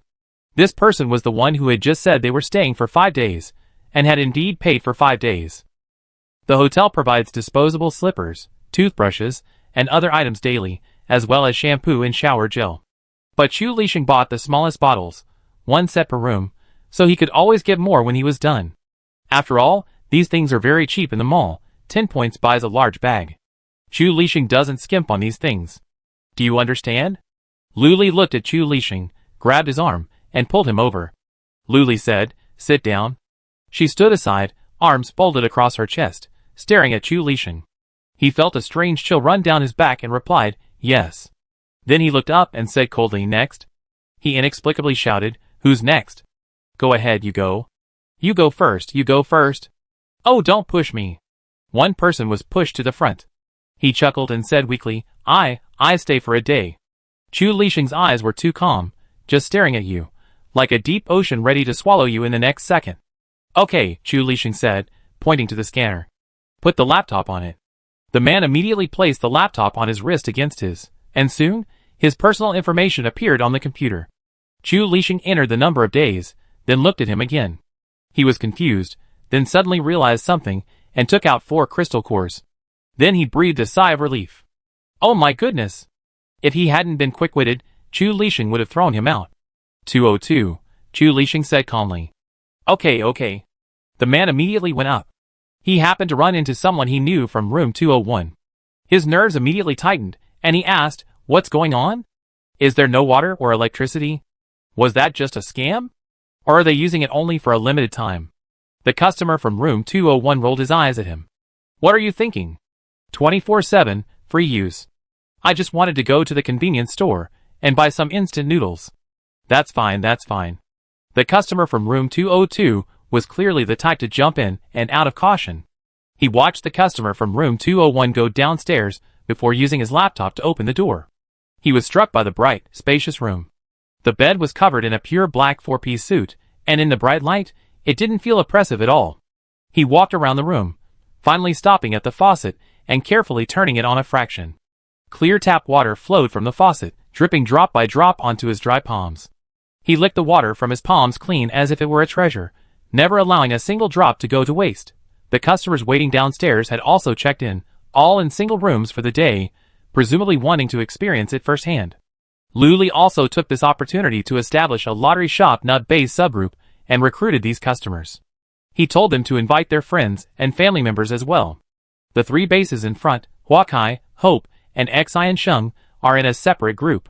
Currently, only 20 single rooms and 20 double rooms are available on the second floor of the hotel. Further rooms will be unlocked only when all are occupied and the accumulated revenue reaches 100,000. A single room can accommodate a maximum of 2 people. Currently, 8 of the 20 single rooms have been occupied, leaving 12. Chu Lixing also spent 5,000 points to activate the one-click cleaning feature. With one click, the room sheets and toiletries are refreshed. Each use costs 1 point, but it's better than Chu Lixing doing the cleaning himself. No, he can't do it. If this feature didn't exist, he would hire someone else. Seeing this, Shen Bing was tempted. After a moment of deliberation, she also found the one-click listing feature on the app. But it costs 10,000 points to activate? Why is it half as expensive as the other one? There's even a small note explaining this. Because listing items require categorization and price tagging, it will be more expensive. Please don't activate it if you mind. Shen Bing huffed. If you don't want to open it, then don't. I have so many helpers. Come on, let's go eat. I'm starving. Let's go eat. Chu Lixing was still sitting upright in his chair, motionless. Luli went over to pull him. Come on, let's go eat. Me too? Chu Lixing was a little surprised. Eating so soon? I thought it would take a few days. Luli said matter-of-factly, or else are you going to starve here? She always treated everyone equally. They were all her good employees, so they all had to eat, drink, and sleep well. Thinking of this, she said to Chu Lixing, choose a room for your bedroom. You can decorate it however you like, as long as you have enough points. Chapter 90. He nodded in agreement, and the group headed for the RV. Xiao Di and Zhang Ting remained diligently at their posts. Although the nut base's gates remained closed, some of the customers, who had previously fled, returned, wandering back to scratch off their tickets. It was getting dark, and everyone had almost finished scratching, so Luli called for closing time. After arriving in the RV, Chu Lixing conscientiously found a seat. Shen Bing and Luo Mu sat across from him, their gazes meeting in the air. There was an inexplicable faint smell of tension, like thunder and lightning. Luo Mu leaned close to Shen Bing's ear and whispered, "Is this guy here just because he wants to eat and drink with Boss Lu? After all, he is like that, and he's so devoted to him. It's simply delicious. Do you think they're all as superficial as you?" Shen Bing rolled her eyes at him, clearly unconvinced. He must have another agenda. Shen Bing planned to keep a close eye on him, hoping to see what tricks he had up his sleeve. Luli finished her work and was about to sit down when the three of them suddenly fixed their gazes on her. As she inched her way toward the table, Luli asked, "What would you like to eat today?" To celebrate Chu Lixing's arrival, how about hot pot? She sat down next to Shen Bing, adhering to the principle of proximity. Then, she heard the person beside her sigh in relief. Huh? What was that sigh about? Okay. Luo Mu was the first to respond. He wasn't picky, after all, and he say everything was good. Okay. Luli felt something was off about the atmosphere, but she was too insensitive to notice. She quickly placed her order for a hot pot set for 12. Soon, the dishes and 2 shabu-shabu hot pots appeared on the table, almost completely filled to the brim. A 3-tiered cart nearby was also piled high with dishes. Chu Lixing swallowed unconsciously, a completely physiological reaction, his mouth secreting saliva uncontrollably. How many years had it been since he had such a sumptuous hot pot? Even though he was an 8th-level expert, number 1 on the psychic list, resources were scarce these days. The soil and water were polluted, and mere strength was useless. For the second time, Chu Lixing felt that following Luli was the right choice. The pot boiled, the ingredients were added, and when they were cooked, they were scooped out. Everyone had become quite familiar with the hot pot routine. Only Chu Lixing seemed a bit unfamiliar, but with a strong sense of pride, he pretended to be knowledgeable, taking whatever others scooped out.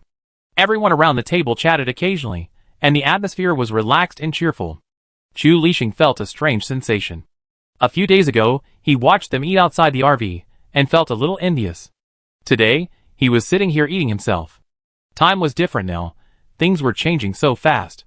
After finishing the hot pot, Luli stretched contentedly, rubbed her stomach, and began to feel the usual food nausea. She glanced towards the nut base gate and sighed. I wonder what will happen to Lin Jian. Suspension for investigation, or jail time, Chu Lixing said calmly. There's jail time in the apocalypse? Luli asked in surprise. Shenbing also joined the group chat. Of course, there are some extremely vicious people who say they're in jail, but they're actually guinea pigs at the Academia Sinica. Lu Mu shrugged. Those old guys don't treat you like a human being. They run all sorts of experiments on you. Luli thought, goosebumps covering her body. Then she remembered that this man was Lin Jian. Good, he deserved it. Great. Evildoers will get their comeuppance. After a few more words, Luli dismissed them. All right, everyone go home and get some sleep. Everyone stood up and walked out, not disturbing Luli's rest. Only Shenbing remained motionless. When Luli and he were alone in the RV, Shenbing spoke, keep an eye on Chu Lixing. Oh! Luli agreed. Although she didn't see him as anything to be concerned about, despite being a strong, handsome, and quiet man. But so what? Men were just passing through her life. Shenbing, he's so easy to talk to, she knew it was okay. She was just worried Chu Lixing's seductive charm would seduce Boss Lu away. Seeing Boss Lu in a daze, he stood up and went back to the convenience store. As soon as he entered, Luo Mu pulled him into a room. Hey boy, can you just say you like Boss Lu? I'm feeling so suffocated. Luo Mu shook him frantically. This question stunned Shenbing. He let him shake without resisting. He had never considered saying it out loud. Even now, with Luo Mu pointing it out so directly, he didn't dare to think about it. It was better to remain as he was. He was afraid that if he said it, he'd lose the chance to work for her. No, he still have to work. But their relationship would probably be much worse than before. She didn't know if she was embarrassed, but he would definitely be mortified. He shook his head violently, shrugged off Luo Mu's hands, stood firm, and said firmly, No. Luo Mu pointed at him with a look of disappointment. You, if you don't want to talk then don't. I don't care. What do you care? Shenbing stubbornly turned and left, leaving him with a stubborn back. The night ended uneventfully. Luli opened the door as usual, and the guests who had slept in the hotel felt refreshed. It had been so long since I had such a comfortable and indulgent hot bath, and so long since I slept in such a soft bed. Roll around freely, no one will scold you, no one will say anything, do whatever you want in the room. It was so cool, after years of being suppressed by the numerous rules of the base. The survivors found true liberation in the hotel. They wished they could live here forever. But that would require a lot of crystal cores. So, they made an early morning appointment to go out and kill zombies. They also didn't forget to scratch a scratch-off ticket and a lottery ticket to boost their luck today and prepare for tomorrow's sudden wealth.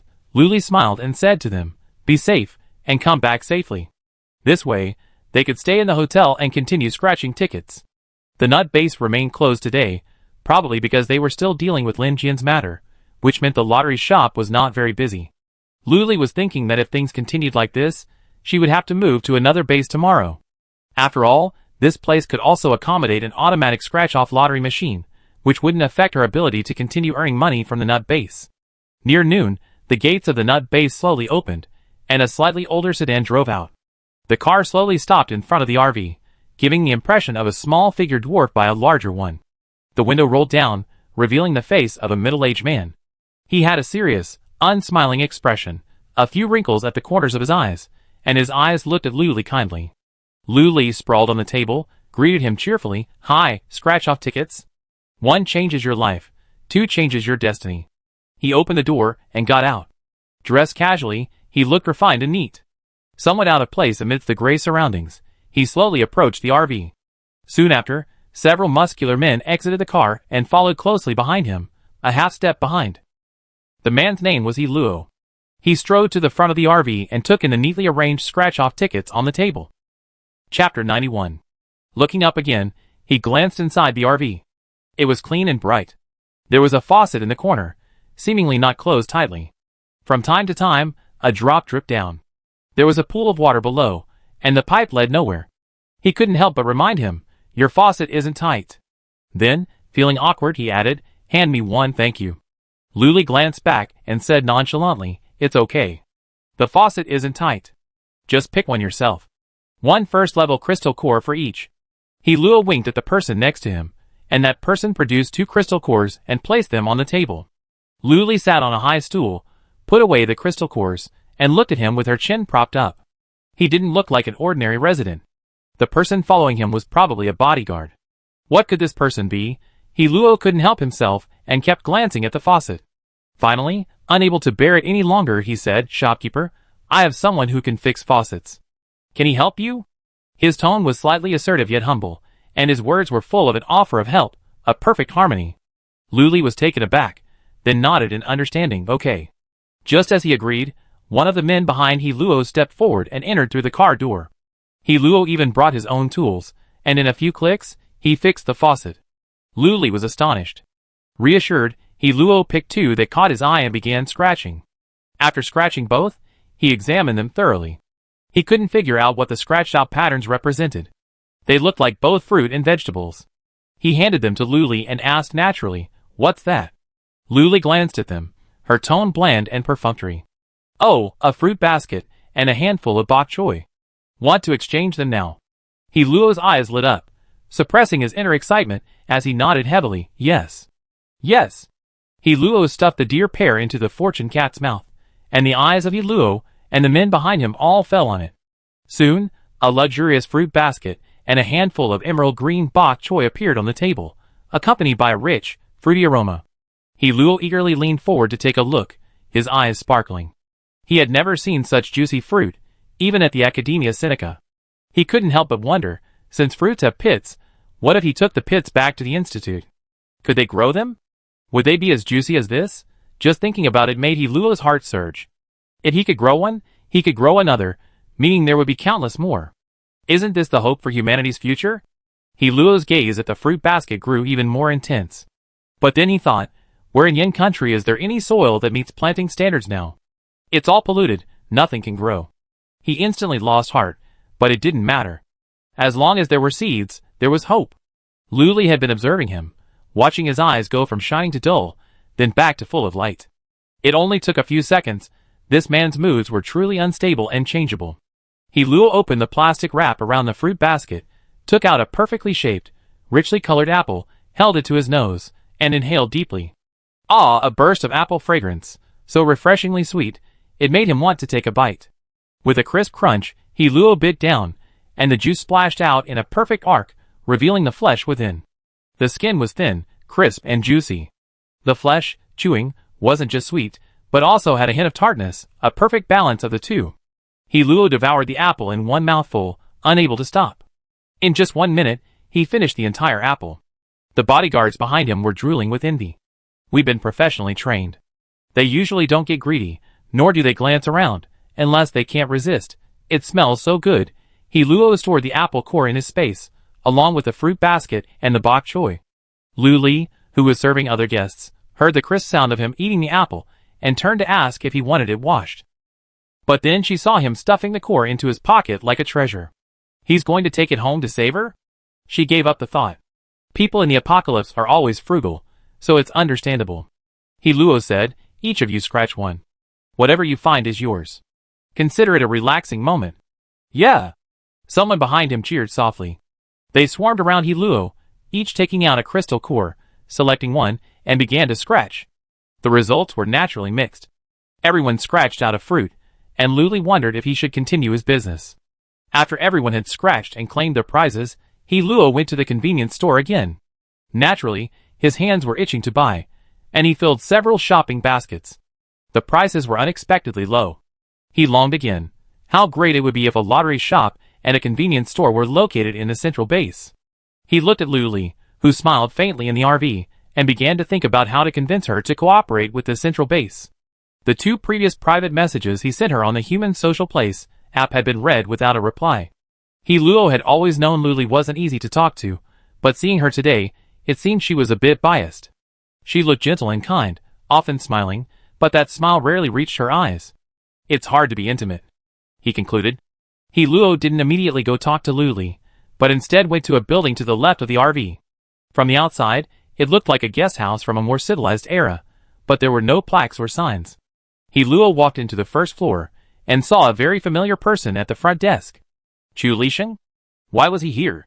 And sitting so obediently behind a computer? It didn't matter which word he was using. Luo found it illogical. He walked over quickly. The screen was on, and Chu Lisheng was serious.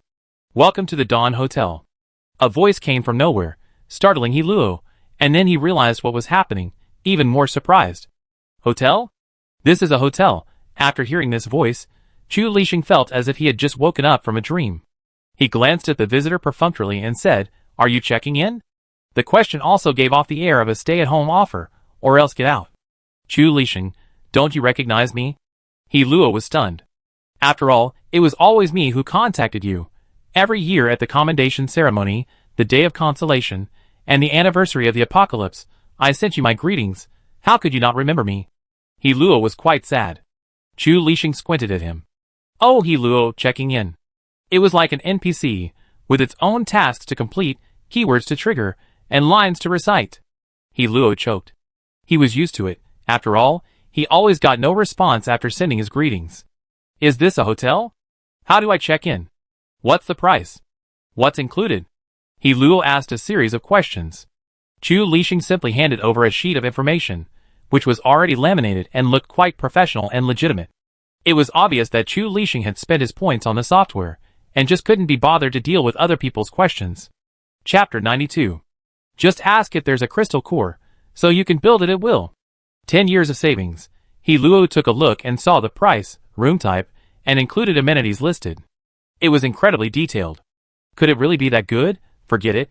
Just stay for a night, and see if it's really that good. Okay, open. He glanced back at the 3 bodyguards. A double room. Saving money is our priority. Put it on the computer. Everyone needs one. Chu Lisheng propped his head up with one hand, his other hand lazily pointing at the scanner. Luo and the other 3 followed his instructions, and soon, their information was successfully entered.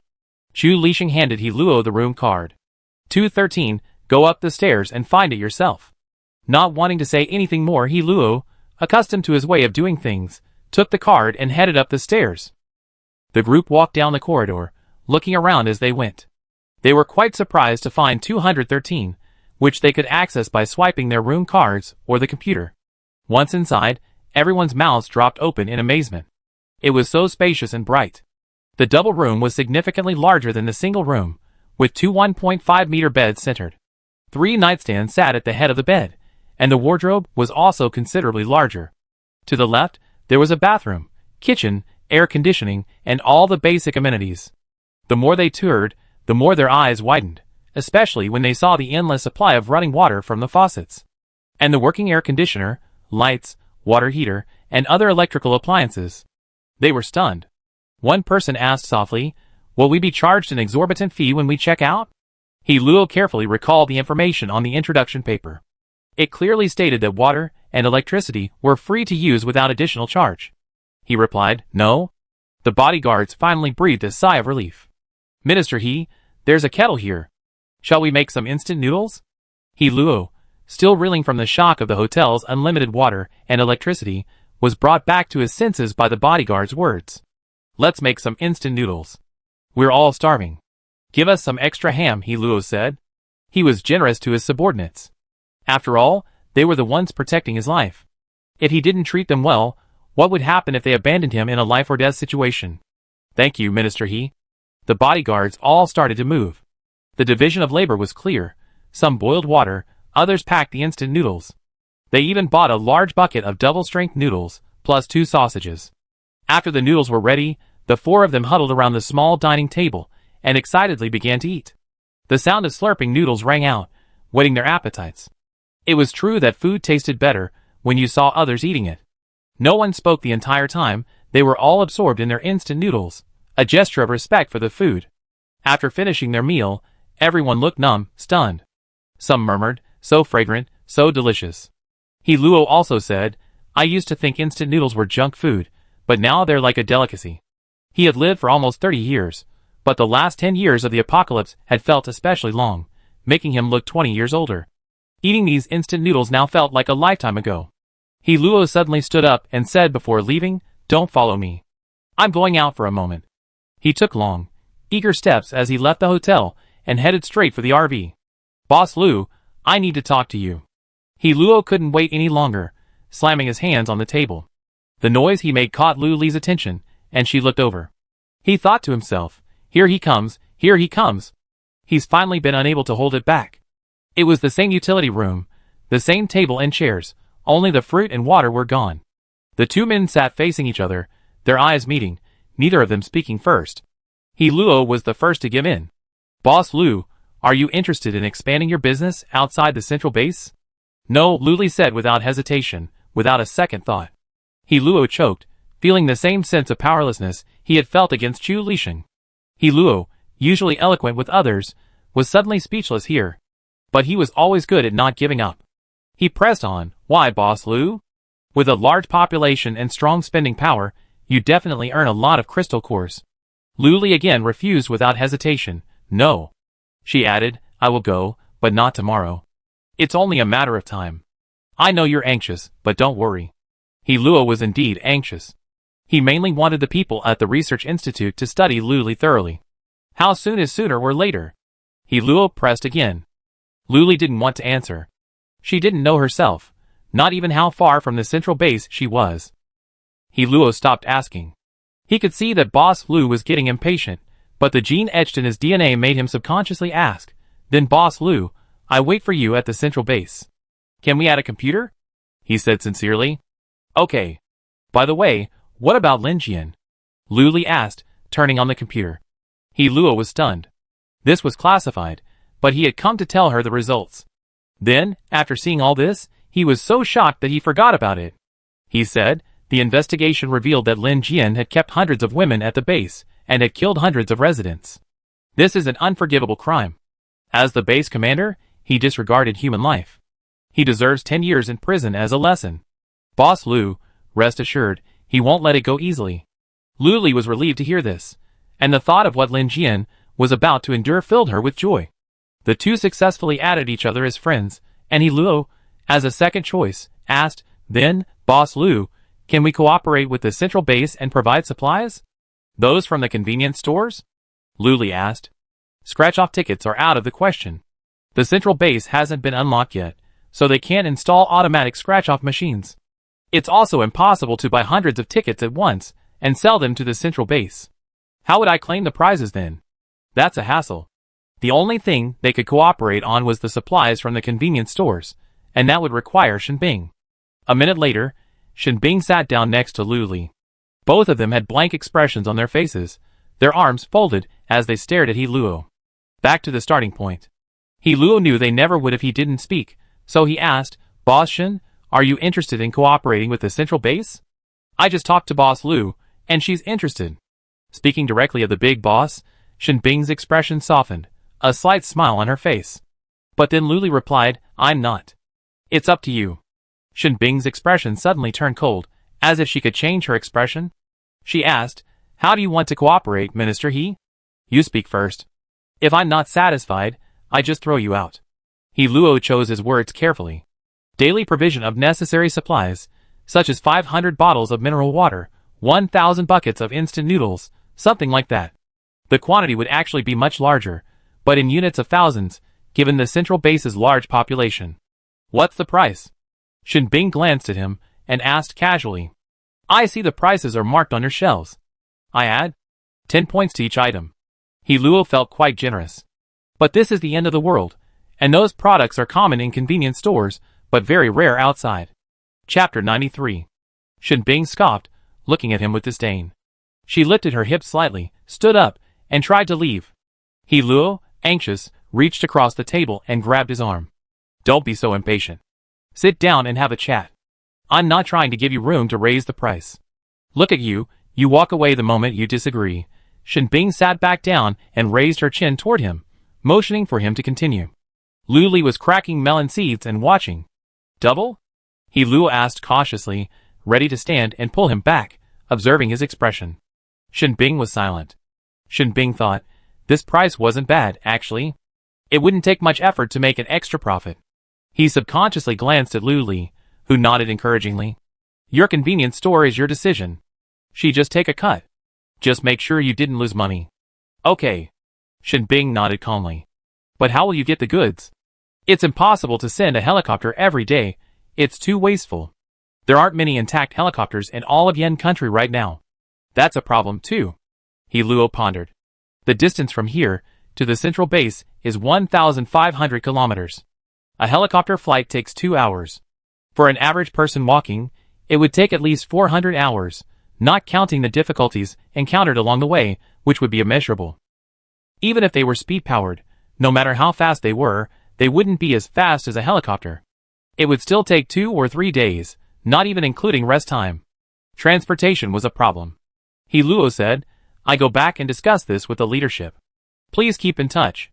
Lu Li Shen Bing nodded, stood up, and looked at He Luo. The implication was clear. After this conversation, it's time for you to leave, right? The three of them left the utility room, and He Luo returned to the hotel in silence, thinking. The remaining two sat in silence, yet a tacit understanding flowed between them. Lu Li said, we expect demand will be high. Be prepared. Shen Bing agreed, gave him another deep look, and returned to the convenience store. He Luo entered the hotel lobby, and approached Chu Lixing with a familiar air. Where did you get this hotel? I scratched it out, Chu Lixing asked. You mean from that scratch-off lottery ticket? He Luo was shocked, and asked for confirmation. Yes. Chu Lixing glanced at him, as if his fussing was embarrassing. If he could really scratch out anything, then wouldn't he be able to produce helicopters, atomic bombs, seeds, and even soil? But the chances seemed extremely small. He Luo continued to chat with Chu Lixing, asking him all sorts of questions. Chu Lixing would just nod and say yeah or oh, and he would figure out the rest. Filled with excitement, He Luo returned to 213. He first organized Lin Jian's case, briefly, barely mentioning it. Then he detailed and vividly described Lu Li's situation, covering the lottery shop, the convenience store, and the hotel. He reported every detail, illuminating it with his own photos. From the scratch-off tickets before and after they were opened, to the 360-degree angles of the prizes received, to every detail of the hotel and the featured items in the convenience store, he captured high-definition photos. This allowed readers to immerse themselves in the experience. Both reports were sent simultaneously to all senior management. As if selectively blind, they all simultaneously skipped the Lin Jian report and clicked on the lottery shop report. After reading through them several times, he couldn't help but wonder why a computer with a sense of smell hadn't been developed yet. He couldn't help but sigh, has the outside world really come to this? An endless supply of clean tap water. Outrageously cheap mineral water, instant noodles, sausages, bread, and other sustenance. And scratch-off tickets that reveal everything. How magical. The senior leaders, looking at the high-definition images in the report, couldn't help but drool. Same sky, different lives. They all wondered if she was living in the apocalypse? Was she in the same time and space as them? How could the gap be so vast? After sighing and swallowing, he began to urge He Luo to quickly conquer Lu Li. If they didn't secure this cooperation, there was no need to return. He Luo, far away from the nut base, said He had been planning to return to the central base, but now, he decided to go back first to discuss the specific details of the cooperation with them, including transportation, quantity, and so on. Now that things have come to this, he should get some sleep. He spent the whole day dealing with Lin Jian's affairs yesterday, and didn't get much sleep. He Luo lay on the soft, clean bed, inhaling the delicate fragrance of the quilt as he slowly drifted off to sleep. The other 3 bodyguards, 2 rested, and 1 was on guard duty. Lin Jian had been laid off from the nut base, and the management was temporarily being shared by senior management. A new base director would arrive soon. So, at 4 o'clock in the afternoon, the base gates finally reopened. Hundreds of residents poured out, instantly surrounding the RV tightly. Lu Li was busy again. After waking, He Luo stretched on the balcony. Looking down, she could just see the bustling RVs and convenience stores. Even the hotel was bustling with people. How popular, He Luo sighed. She could thrive anywhere, so why should she be confined to the central base? If he had this ability, he'd probably be even more arrogant than she was, dancing on the head of the central base. But she continued to sell scratch-off tickets, living her own life, not blindly pursuing power and status. Or rather, what she had right now was the best. He Luo, itching to scratch, also went down with 3 bodyguards, squeezing into the surging crowd. There were so many people that the original tables and chairs weren't enough, so Lu Li bought 20 sets of long tables and chairs that could seat 10, with benches on either side. so they could squeeze in and seat 13 or 14 more. Luo found an empty seat and sat down. As he began scratching, he vaguely heard people whispering something nearby. Hey! Do you know what happened to Lin Jian? What happened? Whenever there was gossip, everyone's ears perked up, afraid to miss any useful information. 20 years in jail. I heard you even be used as a guinea pig for a research institute, collaborating with them in all sorts of inhumane experiments. You be forced to do whatever disgusting things you want. This person's words were so exaggerated and terrifying that the others believed them. They booed and began cursing Lin Jian, saying he was a traitor and had turned a perfectly good base into a shambles. This person then began to recount all the disgusting things Lin Jian had done. Luo, standing nearby, silently activated the recording and recording functions on his computer, frowning as he listened. What about killing beautiful women? He's so extravagant, killing beautiful women every few days. He also preyed on the decent women in the base, taking away any pretty ones. The experiments conducted at the base's research institutes were all conducted on living people. Initially, they only took those who had made mistakes, but later they simply knocked out and took away any residents they took a fancy to. This is simply a case of the top being corrupted and the bottom being corrupted. They even accused him of using living people to create zombies, once creating a zombie horde that surrounded Luli, but fortunately, they were able to escape danger. Luo frowned, unable to even scratch the tempting scratch-off lottery ticket. He stood up and left, heading for the nut farm. It seemed there was still much he didn't know. Chapter 94. The return to the central base would have to be postponed, Luo thought, but he wondered if the fruit basket in the space would hold up. He also wanted to bring some back for his wife and children to try. They had to be fresh to taste and juicy. As soon as Luo and her bodyguards left, the man who had recounted Lin Jian's dark history also quietly left, a smug smile on his face. With so many customers, she had no time to pay attention to these small details. She was concentrating on collecting payments. Missing one was a minor issue, but missing too many would be a huge loss. And she kept insisting on paying first and scratching later, even threatening them. If you scratch without paying, be careful and win the jackpot, I won't take credit. Everyone entered the market, and although they felt that Boss Lu wasn't that kind of person, their instinctive preference for profit still led them to pay first and scratch later. As the shop was about to close, Luli received a system notification that the scratch-off lottery machines installed at the base were sold out. She roughly calculated that she had been at the nut base for 4 or 5 days. One machine sold 80 tickets, and 5 machines sold 400 tickets, which was considered fast. In other words, I made 400,000. Add to that the over 200,000 I made at the Huakai base. Add to that the 190,000 I made at the nut base these past few days, and that's over 800,000. Holy crap! That's a ton of money. A few days ago, I was a broke kid with only 20,000 in my account, and now I'm almost a millionaire. Ha ha ha. Luli couldn't help but burst out laughing. The customers in front of her watched her laugh so hard she was shaking with laughter, tears streaming down her face, and they really wanted to know what made her so happy. After 2 full minutes of laughter, Luli felt a little tired, but she couldn't help but smile, her shoulders shrugged. I was so happy, so happy. Making money here was so easy. It was better than working like a slave for 4,000 yuan a month in the 21st century and being bullied every day. Here, although she had to get up early, the money she earned was her own, she could eat whatever she wanted, and she was surrounded by handsome men. Heaven, this was heaven. Customers left one after another, each one glancing at the smirking Luli. What was Boss Lu laughing about? Of course, they wouldn't know, such good things were better kept to themselves. As soon as Shen Bing arrived and saw Luli, she noticed she was in a good mood, a small bubble of happiness all over her. What's so good about you? Shen Bing asked, leaning in closer. The corners of her eyes and mouth curled up, revealing everything. Luli tilted her head and saw this youthful face, a pair of sparkling eyes staring at her with curiosity. She immediately felt happier, her tone lighter. Great. Boss Lu's paying for everything tonight. Just tell me what you want to eat or buy. Really? Luo Mu, his golden fur flying overhead, came over. If he had a tail, it would have been wagging. Baolin's brother. Luli acted like a big sister, one arm around each of their shoulders.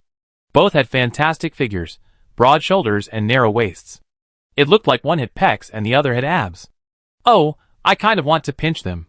So this is the joy of being a rich woman? Embracing women, so satisfying. What's up? Chu Lixing also came over and glanced at the three of them, a smirk on his face. Luli met his inquiring gaze and said casually, "What do you want to eat?" "It's my treat today." Although she usually treated everyone, today was different. Yes, she was in a particularly good mood today. A flicker of joy flashed through Chu Lixing's heart. It's safe to say that no one living in the apocalypse doesn't love food. So the four of them gathered around Lu Li's laptop and started choosing, though they couldn't agree. Some wanted barbecue, some wanted barbecue, some wanted bullfrog and steak, and some wanted hot pot.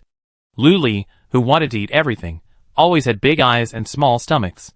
The five little ones also joined the treat, and with 9 heads gathered together, it was quite crowded. Chu Lixing left first, reached out to smooth his hair, and said, "Screen share." Lu Li swiped her finger, sharing the screen with Shenbing, Luo Mu, and Chu Lixing. Now even the air seemed to have increased. All right, stop worrying. Order whatever you want, but don't overdo it. Eat within your means, Lu Li said. Everyone settled down and ordered what they wanted. There were also options for single and double set meals. Don't worry if you have a big appetite. When the table was overflowing with food, and even then, there wasn't enough room, Shenbing and Luo Mu went to the utility room and brought out that table as well. The 2 tables fit perfectly together. Luckily, the RV was spacious enough, otherwise there wouldn't be enough space for all the food. Both tables were now full.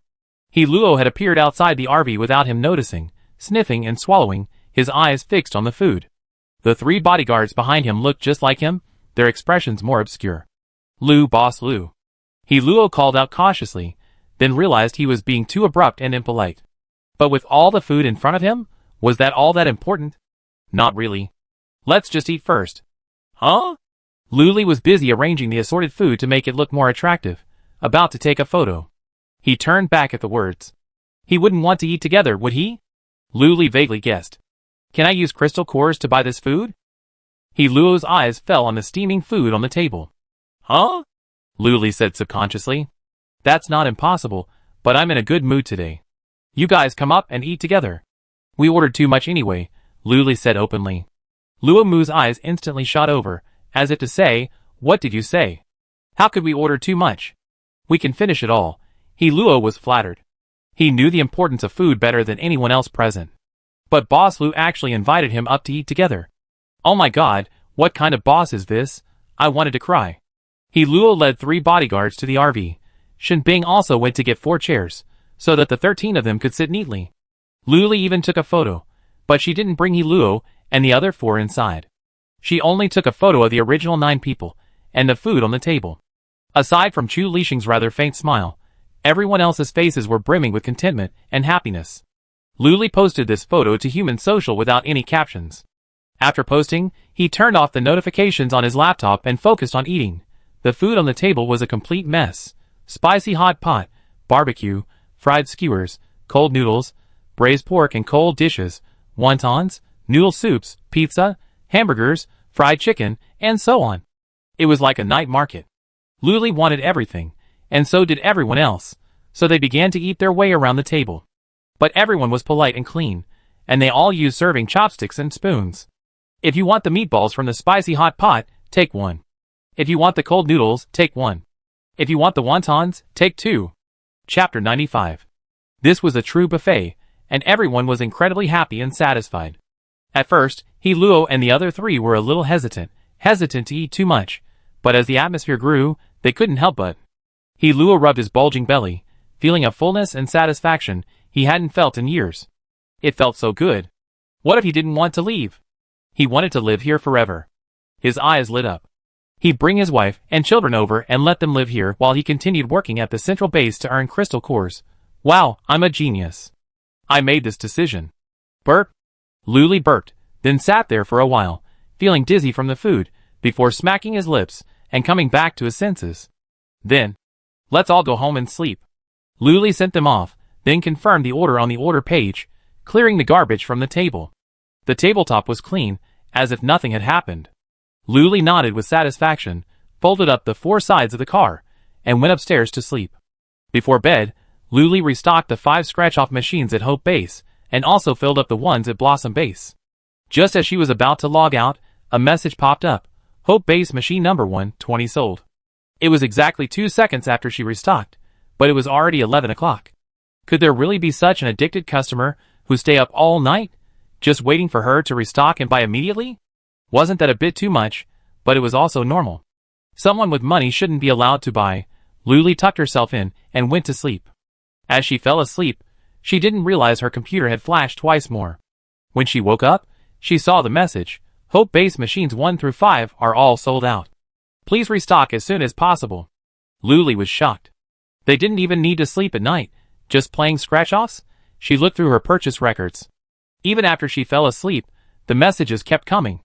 Hope Base Units 2 and 3 each sold 20 tickets. Hope Base Units 4 and 5 each sold 30 tickets. The timing was incredibly close. Almost immediately, after buying 20 tickets from one unit, they immediately went to the next. Oh, is it the same person? Luli piqued her interest. Who could be so wealthy? 20 tickets would require 400 crystal cores. Could someone so wealthy exist at Hope Base?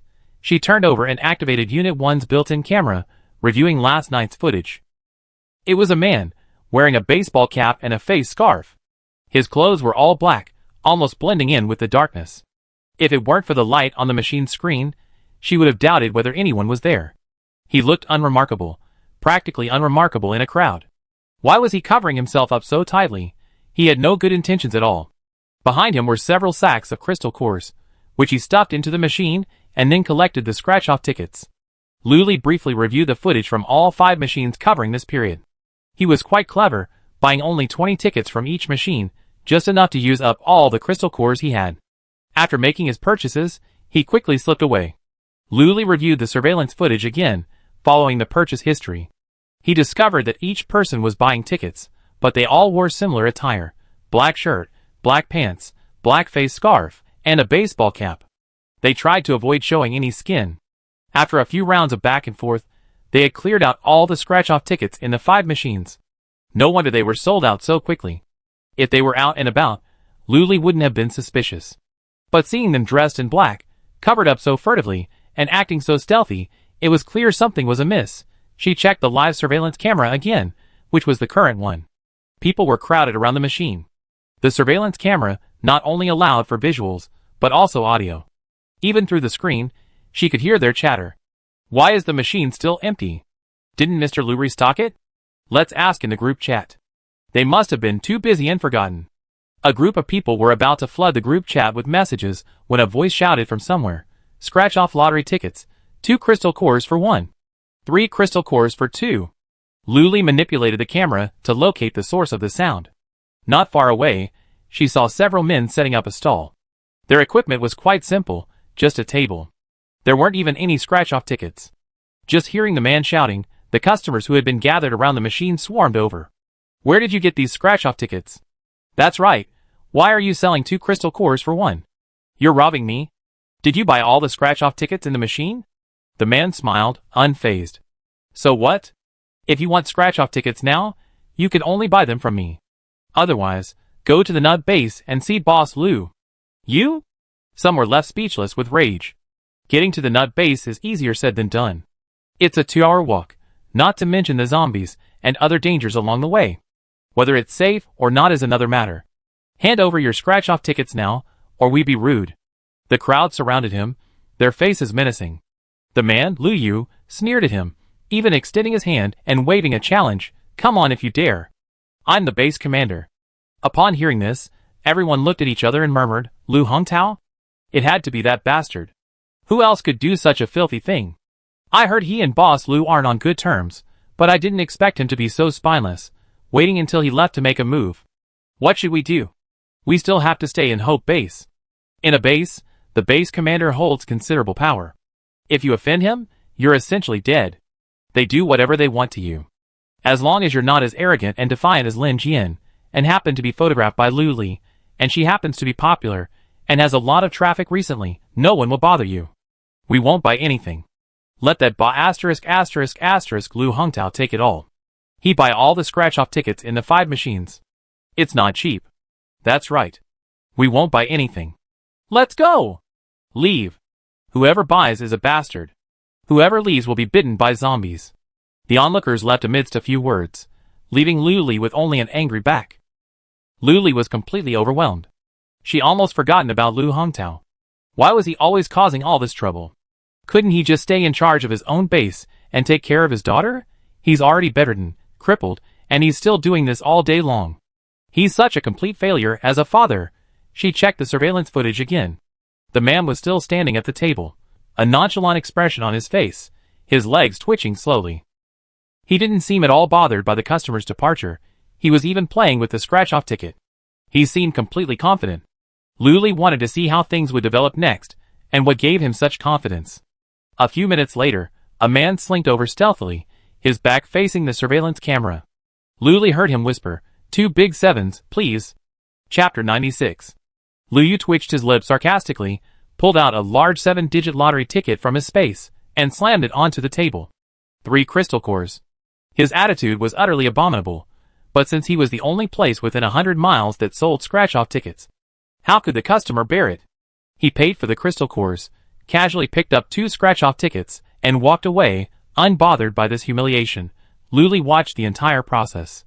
What a spineless guy. No wonder he was so confident. She didn't want to watch any more. Lu Hongtao needed to be disciplined.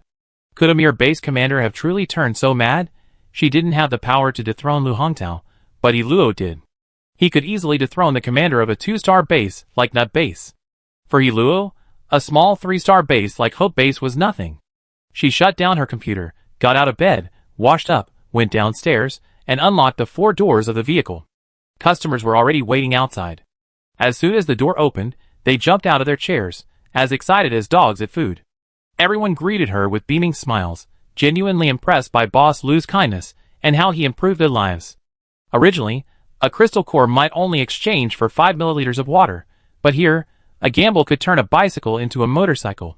Fruit baskets, vegetables, water, hot pot, barbecue, even a convenience store and hotel were all available. Excellent value. Just then, He Luo emerged from the nut farm, his eyes dark and lifeless. Seeing the bustling crowd in front of the RV, a smile crossed his face. This felt like a sanctuary in the apocalypse. He wished it could remain that way. He pulled himself together a bit and joined the crowd, buying a scratch-off ticket, intending to discuss something with Boss Lu. He'd be bringing his wife and kids over in a few days, and he'd be hoping to reserve a double room for him. This place was so popular, he was afraid it would be booked as soon as he checked out, so he got into the RV with a somewhat familiar air. Lu Li's eyes lit up at the sight of him, and just as she was about to speak, she heard his voice. What? Lu. The two spoke at once, their voices fading. Lu Li said, Tell me first, is there something you need from me? There was even a hint of anticipation in her tone. You need to ask me something, so I can talk to you about mine. He Luo nodded immediately. Yes, I'd like to bring my wife and kids over in a few days. Could you please reserve a double room for me? He was sincere, his eyes revealing a hint of family-oriented concern, without a hint of falsehood. Lu Li agreed immediately. Okay, no problem, but I'd like to ask Minister He for a favor. Huh? He Luo's eyes fluttered as he looked at her. Boss Lu actually needed his help. He Luo practically patted his chest, his expression reassuring. Whatever it is? Just tell me. Lu Li was relieved and showed him the surveillance footage. However, He Luo was concerned about whether several of these devices could be placed at the central base.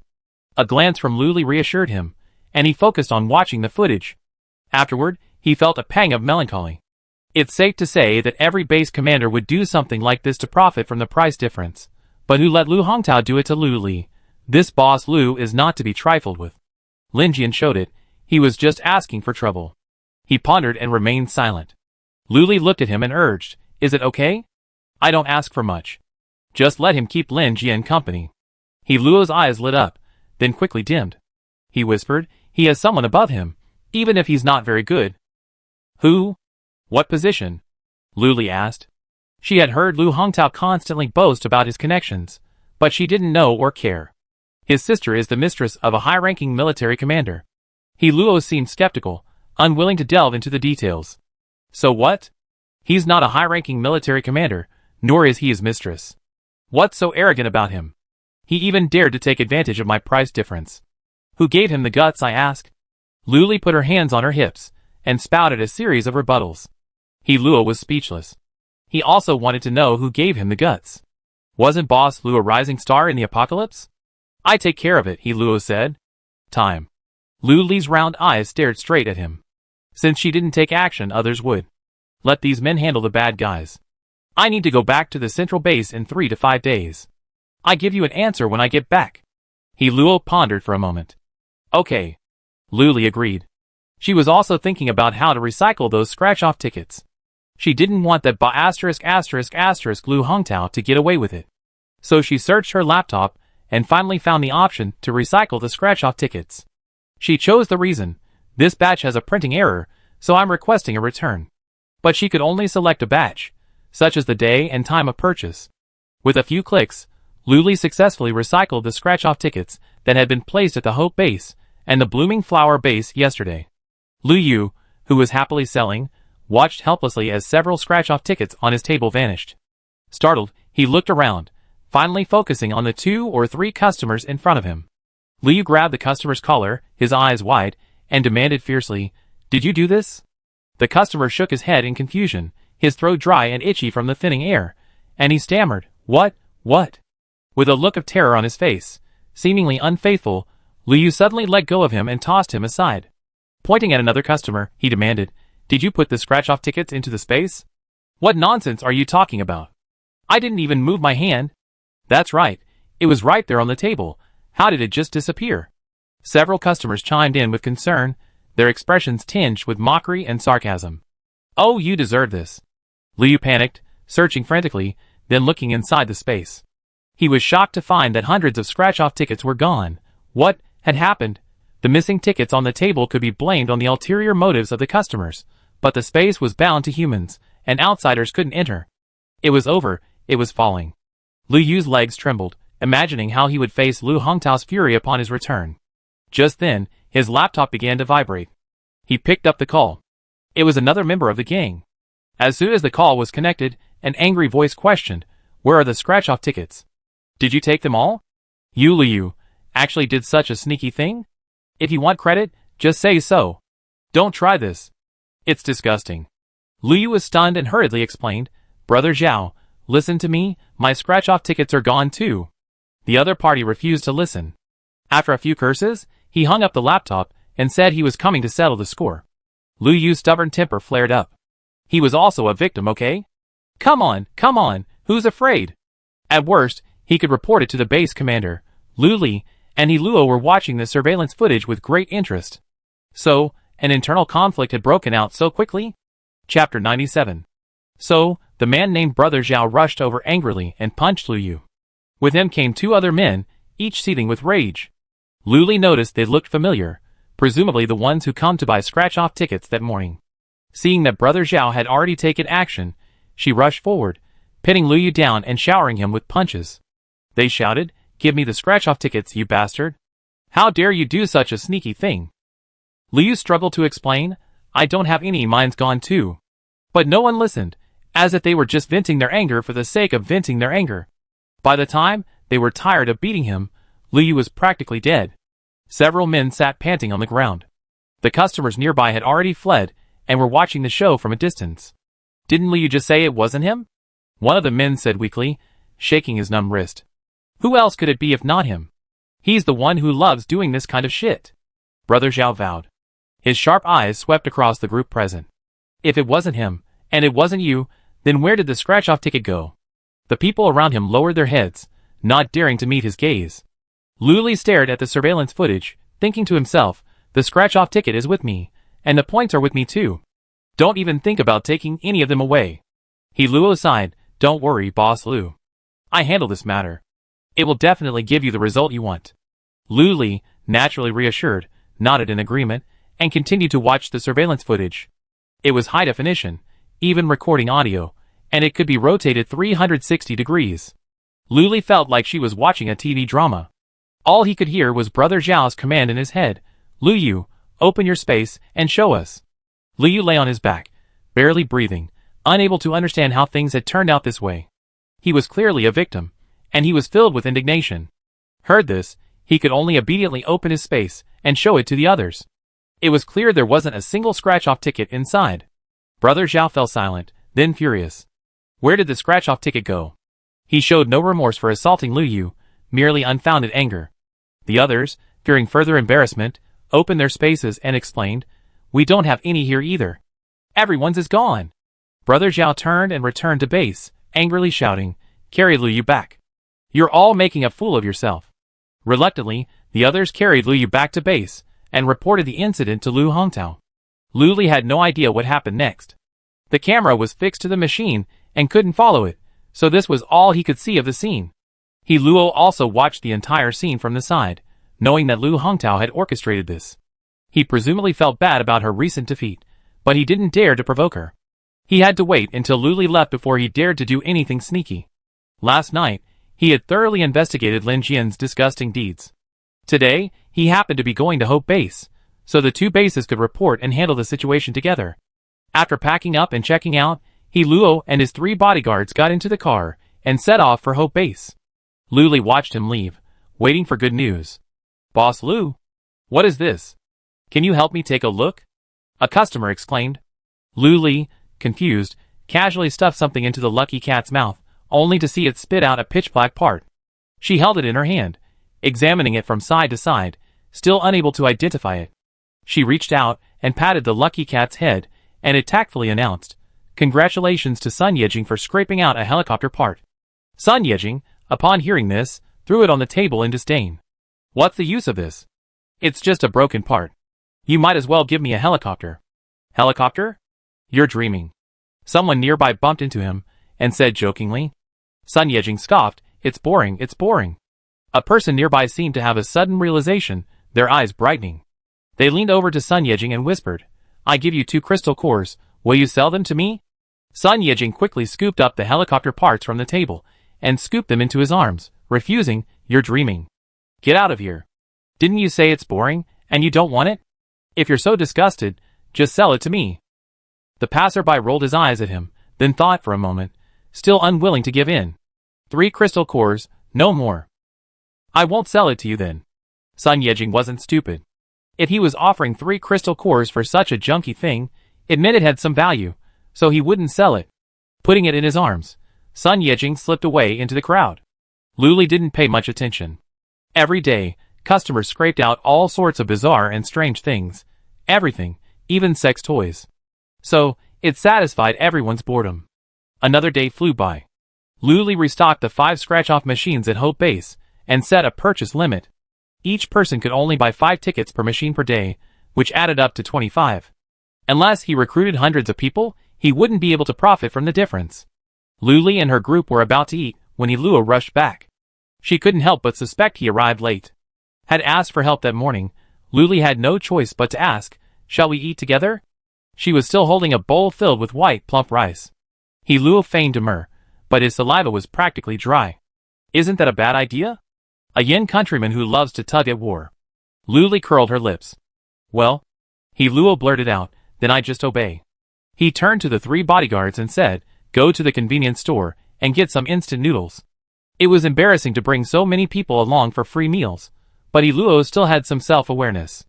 Today's meal was Hunan cuisine, and since Lu Li loves it, she's also attracted Shen Bing and the others to it.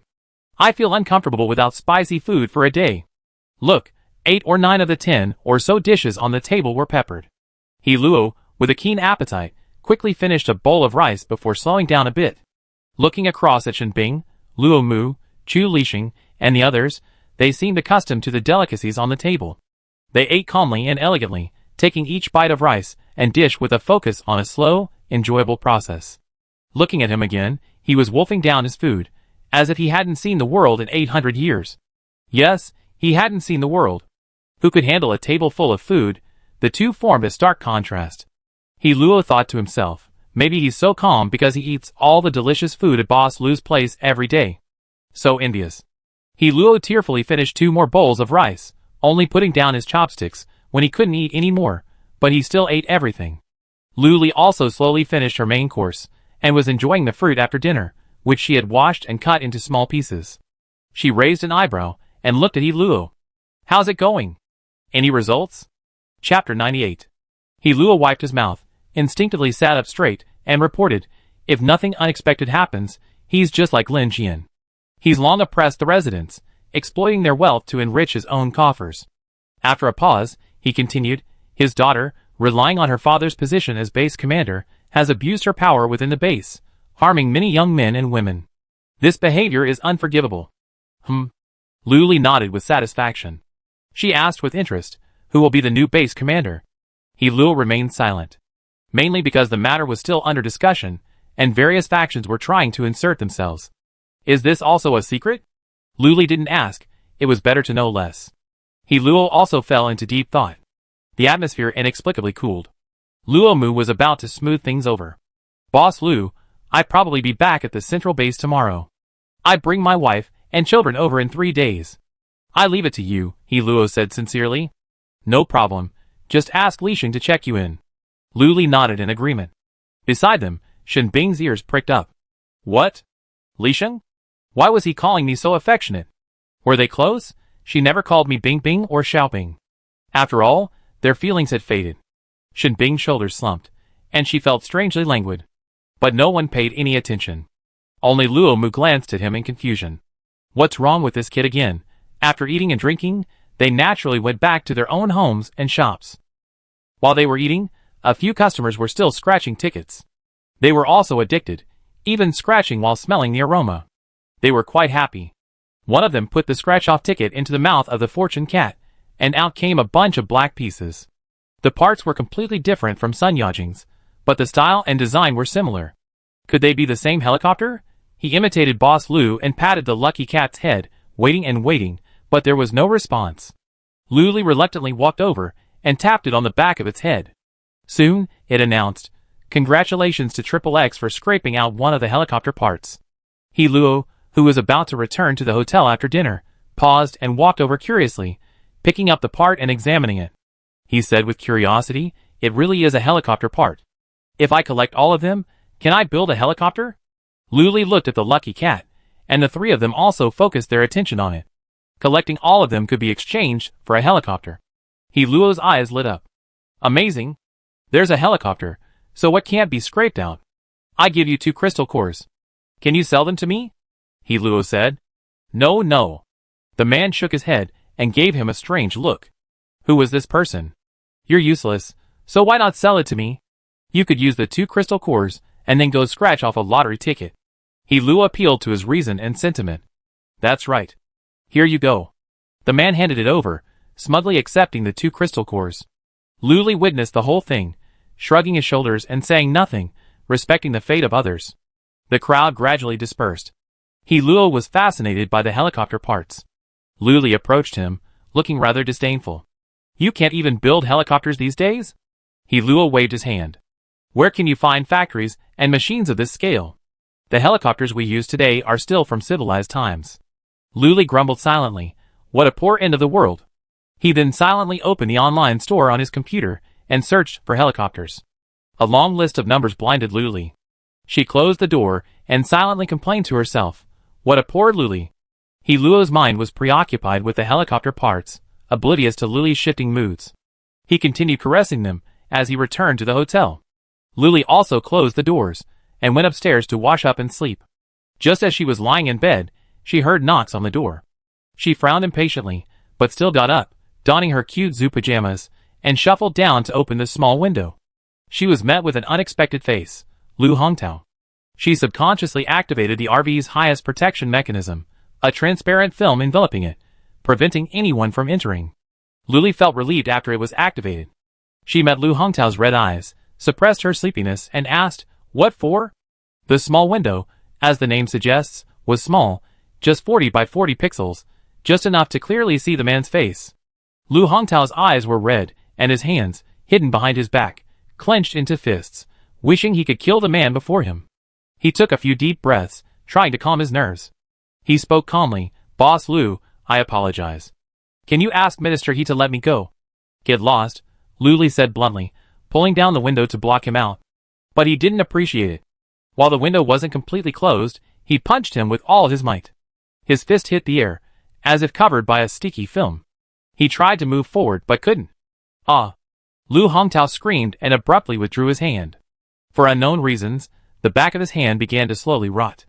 Then, a thick, dark green liquid began to ooze out, and the rotten area gradually expanded. It reached his wrist and forearm, winding upward like a chilling, icy snake. Lu Hongtao screamed and shook his hands vigorously, yelling, "What the hell is that? Go away, go away!" Lu Li, hearing the ghostly howls outside, reopened the small window and admired his desperate look. Lu Li made a face at him, not particularly hurtful, but extremely insulting. Lu Hongtao's defenses were further broken. He leaped to his feet, trying to shake off the sticky, rotting dark green liquid from his hands and rush in to attack Lu Li. "Come in! Come in if you dare!" Lu Li even raised her middle finger at him provocatively, shaking her head. Shen Bing, startled awake by Lu Hongtao's scream, went downstairs in her pajamas without even changing. When she hurried over, she saw this scene, Lu Li giving the leaping man the finger. She was adorably swaying her head, her hair loose, a bit messy compared to the neat, daytime updo she wore. On closer inspection, I realized it was Lu Hongtao, his arms covered in a disgusting, sticky substance. Lu Hongtao screamed. The substance on his hands wasn't just disgusting to the touch, it also felt intensely burning. Itching and aching, Lu Hongtao wanted to chop his hands off, not caring if anyone else was watching. He simply lay on the ground, rubbing his hands vigorously against the stones. The itching eased slightly. But it hurt. The stones were sharp, and streaks of blood formed on his arms, and blood flowed. The red and green combined were quite eerie, and Lu Hongtao's sharp cries, combined with the pitch-black night, were even more terrifying. "Lu, Boss Lu, please save me. I don't want to die." Lu Hongtao thumped to his knees and nudged forward on his knees. Not only was there an unstoppable itching on my arms, but there was also a piercing pain that seemed to emanate from my bones. Chapter 99. Pain ripped through his body, making him extremely uncomfortable. His head was buzzing, and he wished he could jump into the icy water to calm down. "No help," Lu Li said decisively. "You brought this upon yourself." Shen Bing kicked him, then stood to the right of the window and said coldly, "Get away." He tilted his head slightly and asked Lu Li, "Is there surveillance in the RV? Send the video of him attacking you to Yi Luo. He knows what to do." "Yes." Lu Li agreed, lowering his head to operate it. Lu Hongtao continued to writhe on the ground, a dark green viscous substance gradually covering his body, causing a piercing itch. He wished he could peel off this layer of skin and replace it with a new one. A miserable cry escaped his lips, a chilling sound. Shen Bing saw Lu Li frowning, impatiently stepped forward, and reached out to dislodge his jaw, making it impossible for him to make any sound. He could only mumble and drool, his eyes glazed over, his mind lost, as he grumbled on the ground. Immersed in thoughts of how to escape the pain, a dark green viscous substance unnoticed crept up his ears and slipped inside, blocking them tightly. He Luo, awake and on the phone with his wife and children, immediately threw on his clothes and rushed over after receiving the message. A sleepy-eyed bodyguard followed behind him, clearly having been woken up, and they hurried over. He Luo glanced at the scene before him, then at Lu Hongtao, who was rolling on the ground. His expression darkened. "Catch him!" The bodyguard immediately stepped forward, knocking Lu Hongtao unconscious. He then produced a long, transparent bag from a spaceship and tucked him inside. The dark green viscous substance didn't even stain his hands, demonstrating the mastery of this maneuver. He Luo continued disdainfully, "Put a few more bags in the trunk. Don't make his car dirty." "Yes." The bodyguard agreed, pulled out 2 more bags, and stuffed them in. Reassured, He Luo turned to Lu Li and said apologetically, "I'm sorry, Boss Lu. I gave him a lecture today, but I didn't expect you to lose your mind." Lu Li waved her hand. "It's nothing. I don't blame you." He breathed a sigh of relief and promised, "I take care of it and give Boss Lu a satisfactory answer." Lu Li nodded. The farce ended there. The next morning, He Luo took a helicopter back to the central base. His car was safely parked inside the helicopter, and it was taken back with him. When they arrived at the central base's helipad, someone came to meet them. It was the second-in-command of the Ministry of Foreign Affairs. The two exchanged a seemingly intimate handshake. Second-in-command should have inquired vaguely, "How was your trip? I see the lottery shop you mentioned in your report is quite good." He Luo nodded, "Very good indeed." He was the Minister of Foreign Affairs. Why should he report to the second-in-command? He stepped past Shen Bin and whispered to the bodyguard beside him, "Keep an eye on Lu Hongtao." Then he led the other 2 bodyguards to the top conference room, where a group of people were already seated, waiting for him. He Luo pushed open the heavy door to the conference room, revealing a large space. Facing the door was a bright, floor-to-ceiling window. From there, he could see most of the central base. Inside the conference room was a large, wide conference table. People sat on both sides. As he entered, everyone's eyes fell on him. There was scrutiny, anticipation, admiration, jealousy, and resentment. Luo strode to the top of the conference room. He would preside over today's meeting. He connected his computer to the large screen. He opened the lottery shop report he prepared earlier, still feeling it lacked the impact, and pulled out the fruit basket from his space. He only ate one apple, then on the way back, he took out a little of each fruit and set it aside for his wife and children. When the fruit basket appeared, everyone's breaths heated up. Some even stood up, their eyes fixed on it. In an instant, the fruit basket became the center of the conference room. Luo's space ring was custom-made at great expense, designed to preserve freshness, so even when he took it out, it remained fresh and juicy. Those who could attend this conference room were all prominent figures in the central base, either the head of a department or a senior official, each one highly respected. The elderly man sitting in the first seat on the right, close by, took a deep breath and said nostalgically, "It smells like fruit." Luo called to the meeting recorder and secretary nearby and instructed, "Divide the fruits." The two men stepped forward, excitedly picking up the fruit basket, fearing it might bump or dent anything. They first took it to a small room nearby, where they separated the fruit one by one, calculating the quantities before distributing them. You know, these shrewd people at the central base care most about so-called fairness, and can easily cause a scene. They were also quick. In less than 10 minutes, each of them returned with 2 oversized plates, each containing fruit arranged in a chaotic and organized manner according to its category. The two men placed 4 plates of fruit on the conference table, first distributing the fruit that could be evenly distributed, such as cherry tomatoes and grapes. Luo had scraped out a luxurious fruit basket, with a large quantity and variety, but it wasn't enough for so many people. The rest was given to the respected elders sitting in the front row, who accepted it without hesitation. Luo waved his hand, saying, "Everyone, try this fruit and see if it tastes just like in civilized times." He had already tried it, and it was several times more delicious than in civilized times. It was juicy, sweet, large, and full of moisture. Every single one was in excellent condition, unlike the dried fruit you buy in civilized times. Everyone couldn't wait, popping cherry tomatoes or grapes into their mouths. With a bite, the juices burst forth, filling their mouths with a tart, sweet flavor. Delicious, so delicious. They couldn't stop, one after another, but each person only got 3. After finishing their meal, they could only watch others eat. They couldn't bear to eat the remaining fruit, so they could only swallow their saliva to suppress their appetite. Luo stood at the front, observing everyone's expressions. Only after they had finished and revealed signs of wanting more did he speak. "How was it?" The old man was the first to say, "Very good, authentic, much more delicious and refreshing than the ones produced by the Research Institute." Straightforward dissing, perhaps only he could pull off. The director of the Research Institute, seated a few seats behind, bowed his head in shame, grape seeds in hand, planning to return and try planting them. Another old man stepped in to smooth things over. "All right, the point is about the lottery shop. How's the negotiation going with Minister He and the owner? Are you willing to hand over your superpowers?" Luo grumbled inwardly. He didn't even dare to mention the idea of handing over superpowers. They only dared to let her operate at the central base, and then, as a second-best option, buy supplies from her. He didn't dare even broach the subject of handing over superpowers, fearing Shen Bing and Luo Mu would throw him out. The so-called handing over of superpowers meant removing the superpowers from one's body and transplanting them into a loyal person. Once removed, it would be a matter of life and death. Luo shook his head with an awkward expression, skipping the topic and saying slowly, "I propose to purchase supplies from her," and she agreed. Chapter 100. Someone stood up impatiently and demanded, "What about coming to the central base?"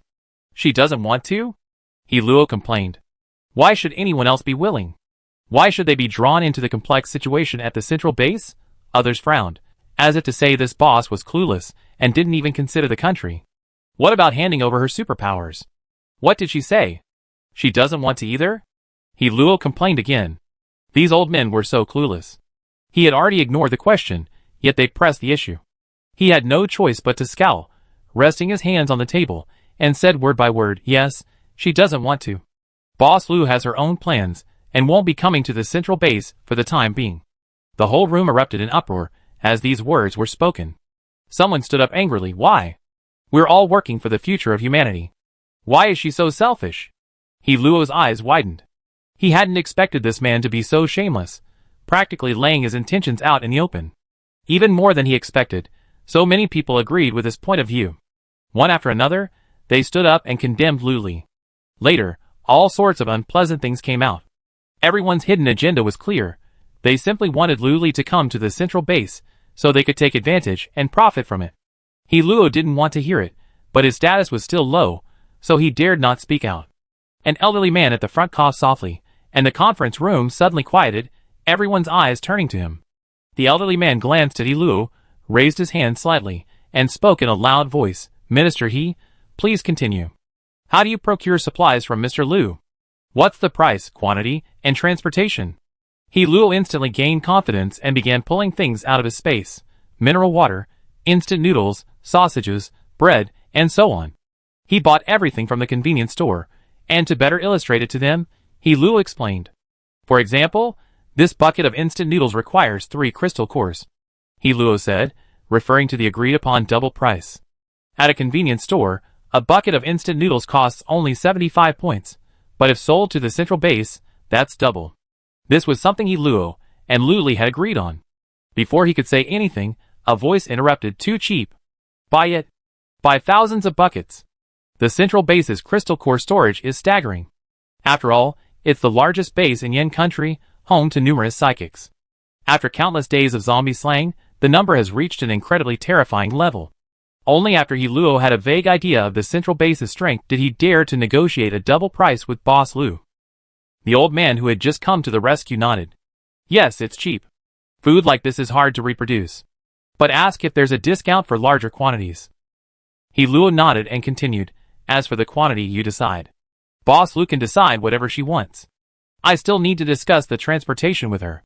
Someone shamelessly asked, can you deliver it to your door? Someone replied, it's over 1,000 kilometers away. Luo hadn't considered home delivery yet. Boss Liu is incredibly powerful, so he wondered if it could be done. The meeting gradually ended amidst everyone's debate, and Luo hurried back to his cozy little 2-bedroom apartment. His daughter, just 10 years old, was born the year the apocalypse broke out. She suffered immensely over the years. It wasn't until he became Minister of Foreign Affairs that life for the 3 of them began to improve. They had daily supplies, and were no longer bullied. As soon as he entered the door, a small figure rushed over and threw herself into his arms, calling out crisply, Dad. Luo freed a hand to touch her head and said affectionately, Hey Tuanchuan, have you missed Daddy these days? Kicking the door shut, shutting out the noisy world outside, a woman wearing an apron emerged from the kitchen. Luo looked over with a look of concern, and put his arm around her shoulders. Come and rest. I go cook. Cooking, by the way, meant making that black jelly. Those with better means could add a little sugar for flavor. Those with less means couldn't even afford the black jelly. Luo walked into the kitchen, closed the door, and quietly took out some fruit, selecting the prettiest plate. He placed the colorful fruits on the plate, which immediately felt priceless. He hid the plate behind him, opened the door, and walked out. Luo's wife, Lu Qinshan, hurried over. What's wrong? Where's the food? Lu Qinshan asked. Ting, ting, ting. Luo pulled the fruit out from behind her back, his tone and expression exaggerated, like a little kid showing off his treasure. Lu Qinshan's eyes widened, looking from her husband to the plate of fruit, incredulous. Where did this come from? I hope it wasn't stolen. It would be terrible if they found out. Luo explained, Didn't I go to the nut farm these past few days? Mainly to meet Boss Liu and take care of Lin Jian's matter. He raised an eyebrow at the fruit in his hand, his voice rising. This is a reward I scraped from Boss Liu. Lu Qinshan excitedly said, Really? Then let's eat it quickly. We haven't had fruit in ages. She didn't doubt Luo's words at all, completely lost in the joy of eating the fruit. Luo really liked this about Qinshan. She was always full of emotional value. The family of 3 sat in a row on the sofa, gazing at the vibrantly colored fruit on the coffee table and swallowing their saliva. Luo took the lead, grabbing a large apple and pressing it into Lu Qinshan's hands. Wife, you eat it. Lu Qinshan then pressed it into Tuanchuan's hands. Daughter, eat it. Tuanchuan looked around and said with a smile, Let's eat together. They were reluctant to finish all the fruit, being frugal and wanting to have enough fruit for the next few days. Before going to bed, Luo hugged Lu Qinshan in disgust. How about I send you and Tuanchuan to live with Boss Liu in a few days? Lu Qinshan didn't ask why, simply saying, What about you? Luo patted his chest with a matter-of-fact assurance. Of course, I continue working at the central base and earn crystal cores for you and your daughter. Lu Qinshan couldn't help laughing, tears welling in her eyes. Tell me about the lottery shop. Okay. He Luo agreed immediately and began to speak eloquently, accompanying the images on his laptop. For a moment, the image of a straightforward, decisive, and formidable boss, beautiful and charming, solidified Lu Qinshan's mind. This statement awoke the two of them to sleepless nights, and they began to discuss their next steps. After hearing his description, Lu Qinshan was eager to experience it. As a level 3 psychic herself, she wasn't afraid of encountering level 1 zombies. She could then kill zombies nearby, obtain crystal cores, and relieve He Luo's stress, among other things. Their conversation lasted until midnight, and sleepiness gradually set in. The two of them embraced each other and fell asleep. Lulu Li, far away at the nut base, was also about to retire after a busy day. Before falling asleep, she took another look at the machine sales figures. That was fine, perfectly normal. Without Lu Hongtao as their backbone, they didn't dare act rashly. Moreover, with the previous experience as a lesson, they wouldn't dare to tamper with anything.